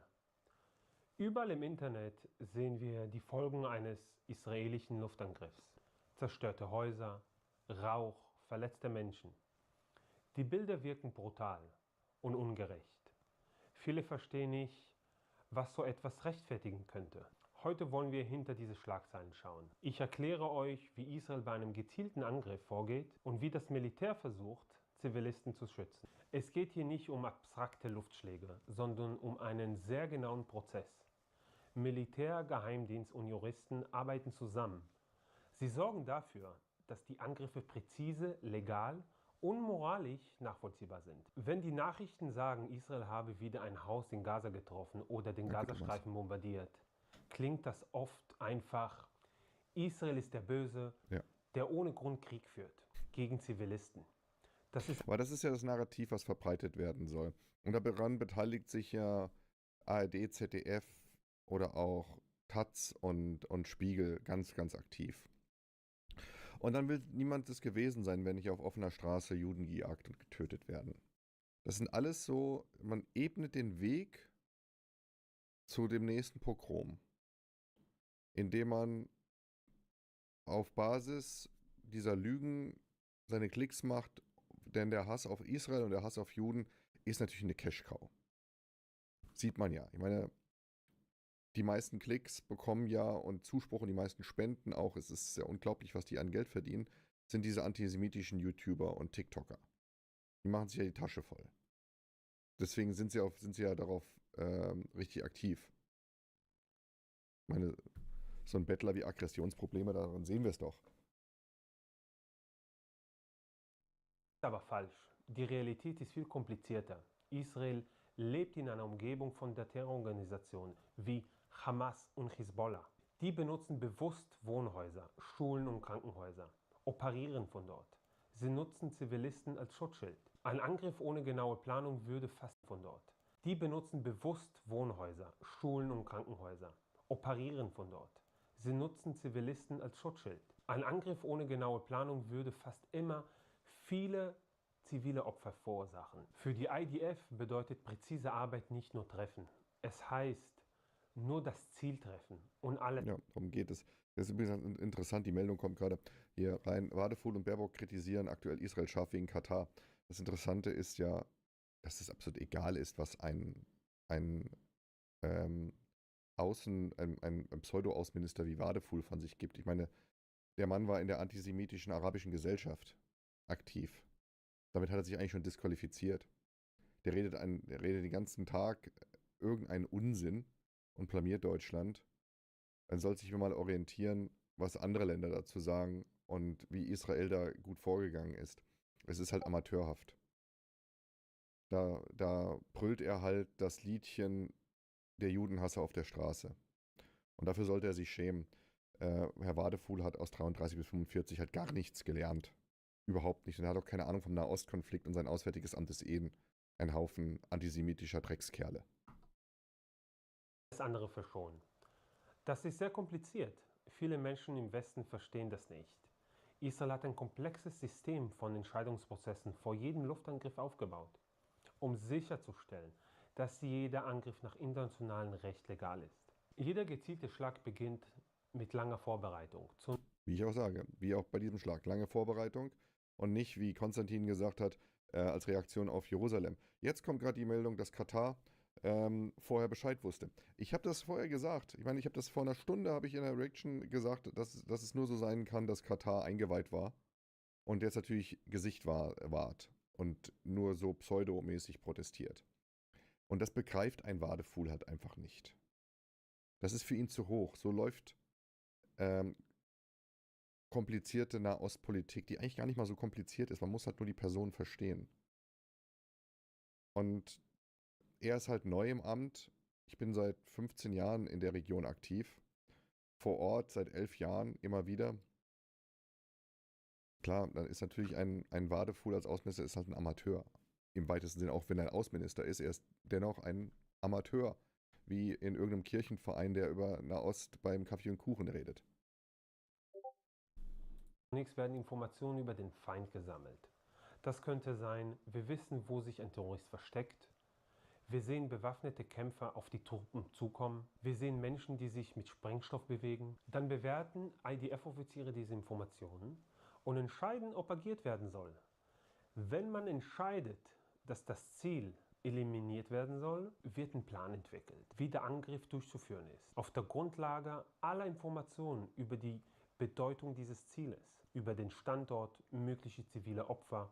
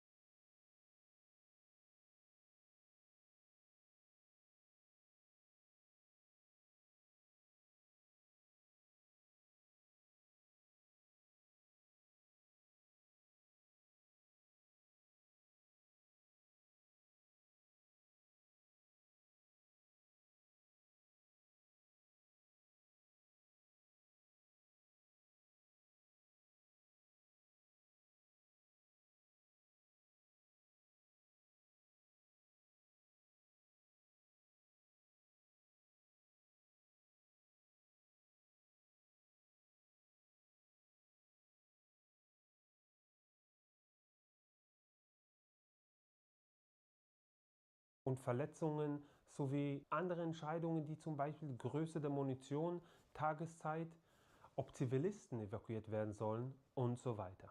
Doch Informationen allein reichen nicht aus. In Israel muss jeder Schlag, jede Rakete, jede Operation von der Rechtsabteilung der Armee geprüft werden. Sie schaut... Das begreifen halt auch viele nicht. Es wird halt überprüft. Aber gut. Man redet sich in den Mund fusselig. Bei der Bundeswehr gäbe es diese Art von Zurückhaltung nicht. Alles legal ist, ob der Angriff im Verhältnis zum Ziel steht und welche Risiken für Zivilisten bestehen, gemäß internationalem Recht. Nur wenn diese Militäranwälte grünes Licht geben, wird der Plan zur Ausführung freigegeben. Dieselbe Bewertung wird für jeden Luftangriff der israelischen Luftwaffe durchgeführt.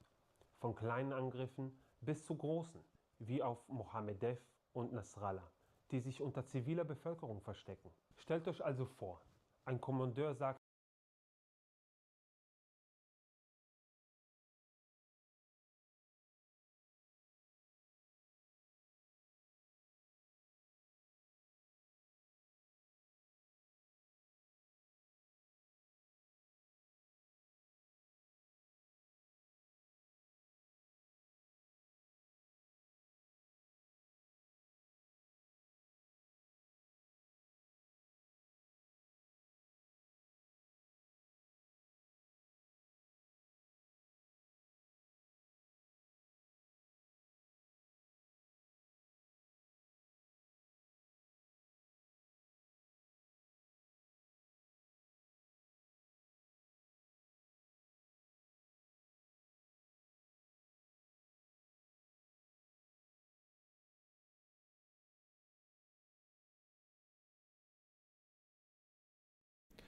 Israel im Krieg. Recht präzise.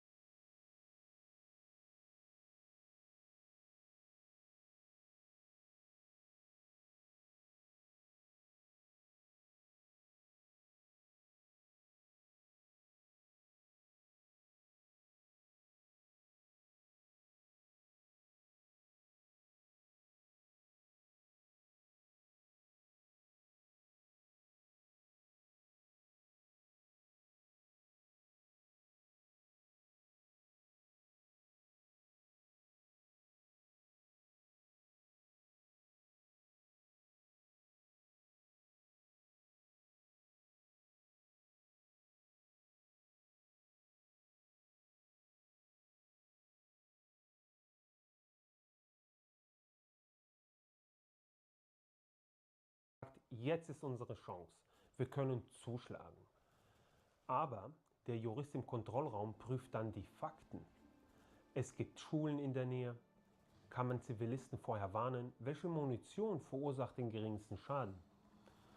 Wenn das Risiko dann zu groß ist, wird der Angriff gestoppt. Jeder Schlag wird genau abgewogen, dokumentiert. Das muss man halt mehr in der Öffentlichkeit breitreten. Das weiß man eigentlich, aber es ist halt auch schade, dass unsere Politik das nicht klar sagt.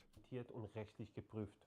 Und kann bis zu der letzten Sekunde auch abgebrochen werden. Ein Begriff, der oft fällt, ist Collateral Damage Estimation oder kurz CDE. Auf Deutsch Abschätzung möglicher Schäden. Noch bevor eine Rakete überhaupt abgefeuert wird, berechnen Analysten, welche Schäden die Explosion verursachen könnte. Welche Wände halten die Druckwelle stand? Wie stark wirkt die Druckwelle? Gibt es Schulen oder Krankenhäuser in der Nähe? Diese Planung ist nicht nur Technik, sie ist vor allem menschlich. Es geht darum, Leben zu schützen.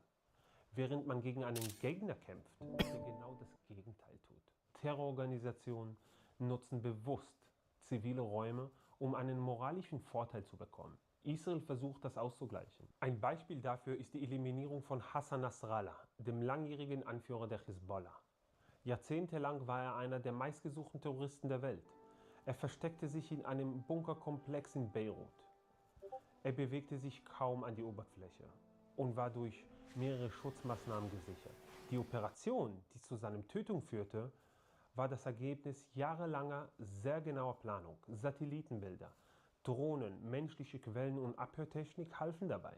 Am Ende wurde genau der Punkt getroffen, an dem Nasrallah verwundbar war. Beirut selbst wurde nicht zerstört.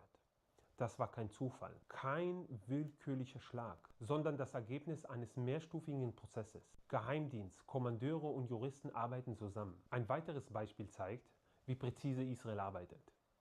Ein Wohnhaus wird getroffen, in diesem Haus befand sich entweder ein Terrorist oder Munition oder Infrastruktur der Terroristen. Ja, und es wird auch nur diese Wohnung zerstört. Das ist halt unglaublich präzise. Und darüber regen sich auch viele auf, dass sie Israel eigentlich gar keine Vorwürfe machen können. Nach dem Angriff ist fast das gesamte Gebäude unversehrt. Nur eine Wohnung ist zerstört. Das Ziel wurde eliminiert. Alle Nachbarwohnungen stehen noch. In den meisten Armeen der Welt würde das Gebäude komplett zerstört. Israel geht den komplizierten Weg, technisch aufwendigeren Weg. Warum? Um Zivilisten zu schützen. Präzision ist hier kein Schlagwort, sondern Realität. Minuten bevor ein Angriff erfolgt, ruft Israel die Bewohner an oder schickt ihnen SMS. Es werden Flugblätter verteilt, um ganze Straßenzüge zu warnen. Und bei der Methode des Knocking Roof setzt man kleine, nicht tödliche Sprengsätze aufs Dach. So werden Menschen rechtzeitig gewarnt. Diese Maßnahmen sind Alltag, keine Ausnahme. Manchmal entkommen Terroristen, weil Israel lieber ein Ziel verpasst, als Zivilisten zu gefährden. Ja, aber das wird halt auch nicht klar gesagt. Und deutsche Medien bringen es halt auch nicht. Auf der anderen Seite weigern sich Menschen, auf die Warnungen der israelischen Armee zu hören. Das ist ein großes Problem, denn damit gefährden sie ihr Leben, obwohl Israel alles versucht, sie zu schützen. Aber auch das ist traurige Realität. Es gibt leider viele Menschen in Gaza, die die Hamas unterstützen. Ein weiteres Beispiel, wie genau Israels Armee arbeitet, ist der Fall von Abu Baida, der Sprecher der El-Qassam-Brigaden und militärischer Kopf der Hamas. Jeder seiner Entscheidungen beeinflusste Angriff auf Israel, auch am 7. Oktober. War er ein legitimes Ziel? Ja. Er war ein aktiver Entscheidungsträger. Er organisierte Angriffe, verbreitete Befehle und machte Rekrutierungen und Propaganda. Sein Tod hatte einen klaren militärischen Vorteil. Die Befehlsstruktur der Hamas wurde geschwächt. Die Weitergabe von Informationen wurde zerstört. Die Moral der Kämpfer und Unterstützer der Hamas wurden negativ Die wurden natürlich geschwächt, das ist klar. beeinflusst. Doch vorher gab es genaue Planung, Bewertungen und Prüfung durch die Militärjuristen. Nur wenn alles rechtlich abgesichert war, wurde der Schlag ausgeführt. Nach jedem Einsatz prüft die IDF die Ergebnisse. Gab es zivile Opfer? Wurden die Standards eingehalten? Dafür gibt es unabhängige Ermittlungen. Wenn Fehler passieren, kann die Militärstaatsanwaltschaft eingreifen. Die IDF dokumentiert, prüft und bewertet alles tagtäglich. Die Gegner kennen keine Regeln. Sie entscheiden sich für Terror. Sie setzen bewusst ihre eigenen Bürger ein und missachten das Völkerrecht. Warum ist das für uns im Westen so wichtig? Medien zeigen oft nur Trümmern, Rauch und verletzte Menschen. Wir sehen nicht die Warnungen per SMS, die Nee, es geht ja darum, Israel zu verdammen. Und man fällt regelmäßig entweder unabsichtlich oder absichtlich auf die Propaganda der Hamas rein. Und die ständige Abwägung zwischen Risiko und Nutzen. Das erzeugt ein verzerrtes Bild. Israel wird dämonisiert. Ja, aber es ist halt Tatsache, dass Israel, also die IDF, die wirklich moralischste Armee der Welt ist. Und darüber regen sich diese ganzen Antisemiten, Israel-Hasser, die Faschos auf deutschen Straßen, dieses pseudo-woke, pseudo-linke Pack, regt sich darüber auf, weil die sagen, verdammt, man wird doch so gerne den Uropa bei der SS von der Schuld freisprechen, indem man einfach die Juden beschimpft. Das ist doch eine der Motivationen von diesem Scheißpack, also diesem deutschen Antisemitenpack. Weil man endlich die Schuld der eigenen Verwandtschaft an der Shoah da irgendwie reinwaschen kann. Indem man sich was zusammenfantasiert, ja, die Juden machen ja auch Genozid. Nein, machen sie nicht. Machen sie nicht. Terrororganisation, die bewusst Menschen als Schutzschilde nutzen, bleiben unsichtbar. Wer Komplexität nicht versteht, fällt leicht auf emotionale Manipulation rein. Gezielte Eliminierungen sind kein Geheimnisprogramm. Sie sind das Ergebnis eines offenen, rechtlich geregelten Prozesses in einem demokratischen Land wie Israel. Und doch versteht Europa oft nicht, dass Israel gezwungen ist, gegen Terroristen zu kämpfen, die keine Regeln kennen. Hier kämpft eine Demokratie um ihr Überleben, in einem Umfeld, in dem der Gegner bewusst Zivilisten einsetzt, um jeden militärischen Schlag unmoralisch erscheinen zu lassen. Es ist Zeit, diese Unterschiede klar zu sehen, um zu verstehen, warum Israel handeln muss. Die Welt muss verstehen, was für ein Feind die Hamas ist und wie schwer es ist, in Gaza zu kämpfen. Wenn ihr bis hierhin zugeschaut habt, wisst ihr nun mehr über den Krieg, Recht, Verantwortung und darüber, wie die israelische Armee arbeitet. Die Propagandamaschine in Gaza zeigt so viele Bilder wie möglich. Sie will bei Millionen Menschen starke Gefühle auslösen. Diese Menschen kennen die grausame Realität des Krieges nicht. Sie wissen auch nicht über die internationalen Kriegsgesetze und lassen sich von ihnen... Nein, es kommen dann immer so Pseudo-Experten, die halt wirklich keine Ahnung von Völkerrecht haben. Aber wie ich ja gesagt habe, es sind Leute, die einmal beim Libanesen Falafel gegessen haben und sich zum Nahost-Experten erklären. Emotional leiden. Hinterfragt die Bilder, denkt nach, seid klüger, nicht impulsiv. Und man muss ja nur die Geschichte der Region anschauen. Ich meine, seit über 100 Jahren ist es ganz intensiv, verfolgen die Araber die Juden in der Region. Mit Pogrom, noch ein Pogrom und noch ein Pogrom. Dörfer werden niedergebrannt, Menschen abgeschlachtet, sie werden vertrieben. Man hat Juden aus ihren jahrtausendbewohnten Dörfern in den 20er Jahren, 30er Jahren ganz massiv vertrieben, abgeschlachtet, wo es nur ging. Davon redet heute keiner, weil es nur Juden sind. Weil natürlich die Geschichte dann von arabischer Seite geschrieben wird. Es redet auch keiner über die jüdische Nakba. Stattdessen wird ein Märchen erzählt von der arabischen Nakba, dass angeblich 700.000 vertrieben worden sind. Das sind Geschichten aus dem Paulanergarten. Wissenschaftlich ist das alles sehr, sehr gut erforscht, aber Wissenschaft interessiert die meisten halt gar nicht, weil sie sagen, der Jude, der Jude. Das ist halt, ja. Ja, und schreibt jemand, hat Hebron, wurde schon Juden reingemacht. Eine jüdische Stadt. Mit Arabern gar nichts zu tun. Nun ja. Und Jerusalem will man ja auch Juden reinmachen. Ich meine, Jerusalem war immer mehrheitlich jüdisch. Immer.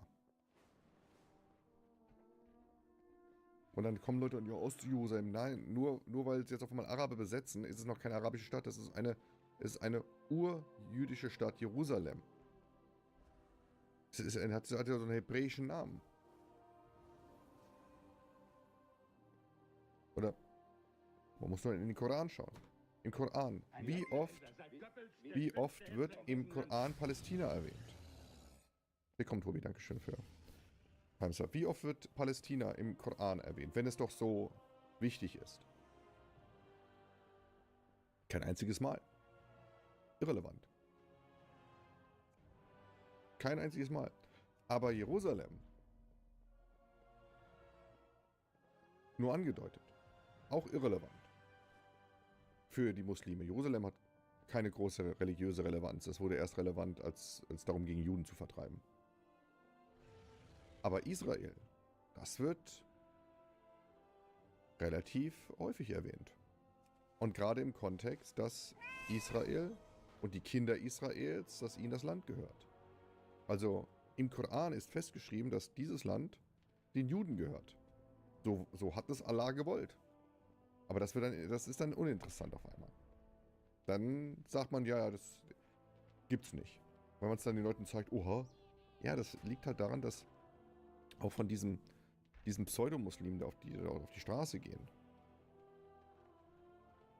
wahrscheinlich gerade mal eine Handvoll den Koran gelesen haben. Die gehen statt zum Freitagsgebet, gehen die in die Spielothek und freuen sich über Freispiele und sagen dazu noch Mashallah. Und danach geht es in die Shisha-Bar und wird ein bisschen gesoffen, damit irgendeine Kachba abgeschleppt werden kann. In ihren Worten.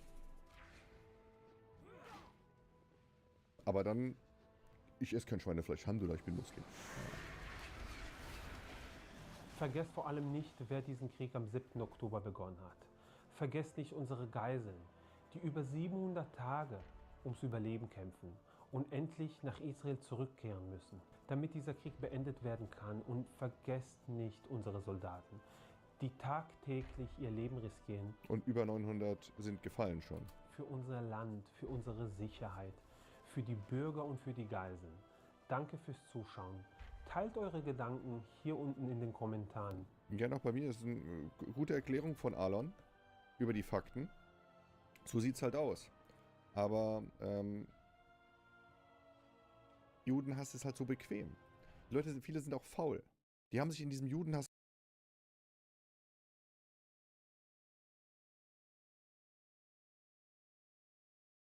mehr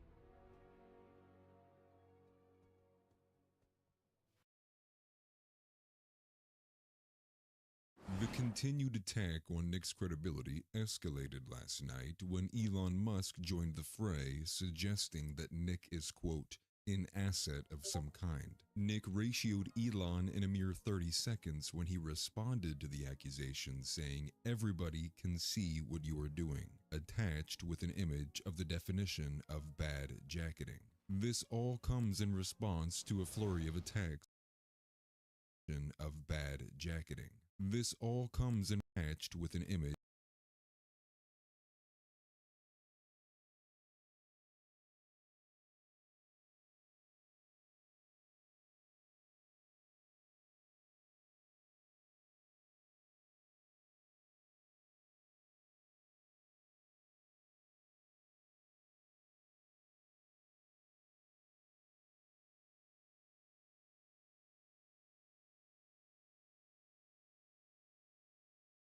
of the definition of bad jacketing. This all comes in response to a flurry of attacks launched from both Candace Owens and Milo Yiannopoulos.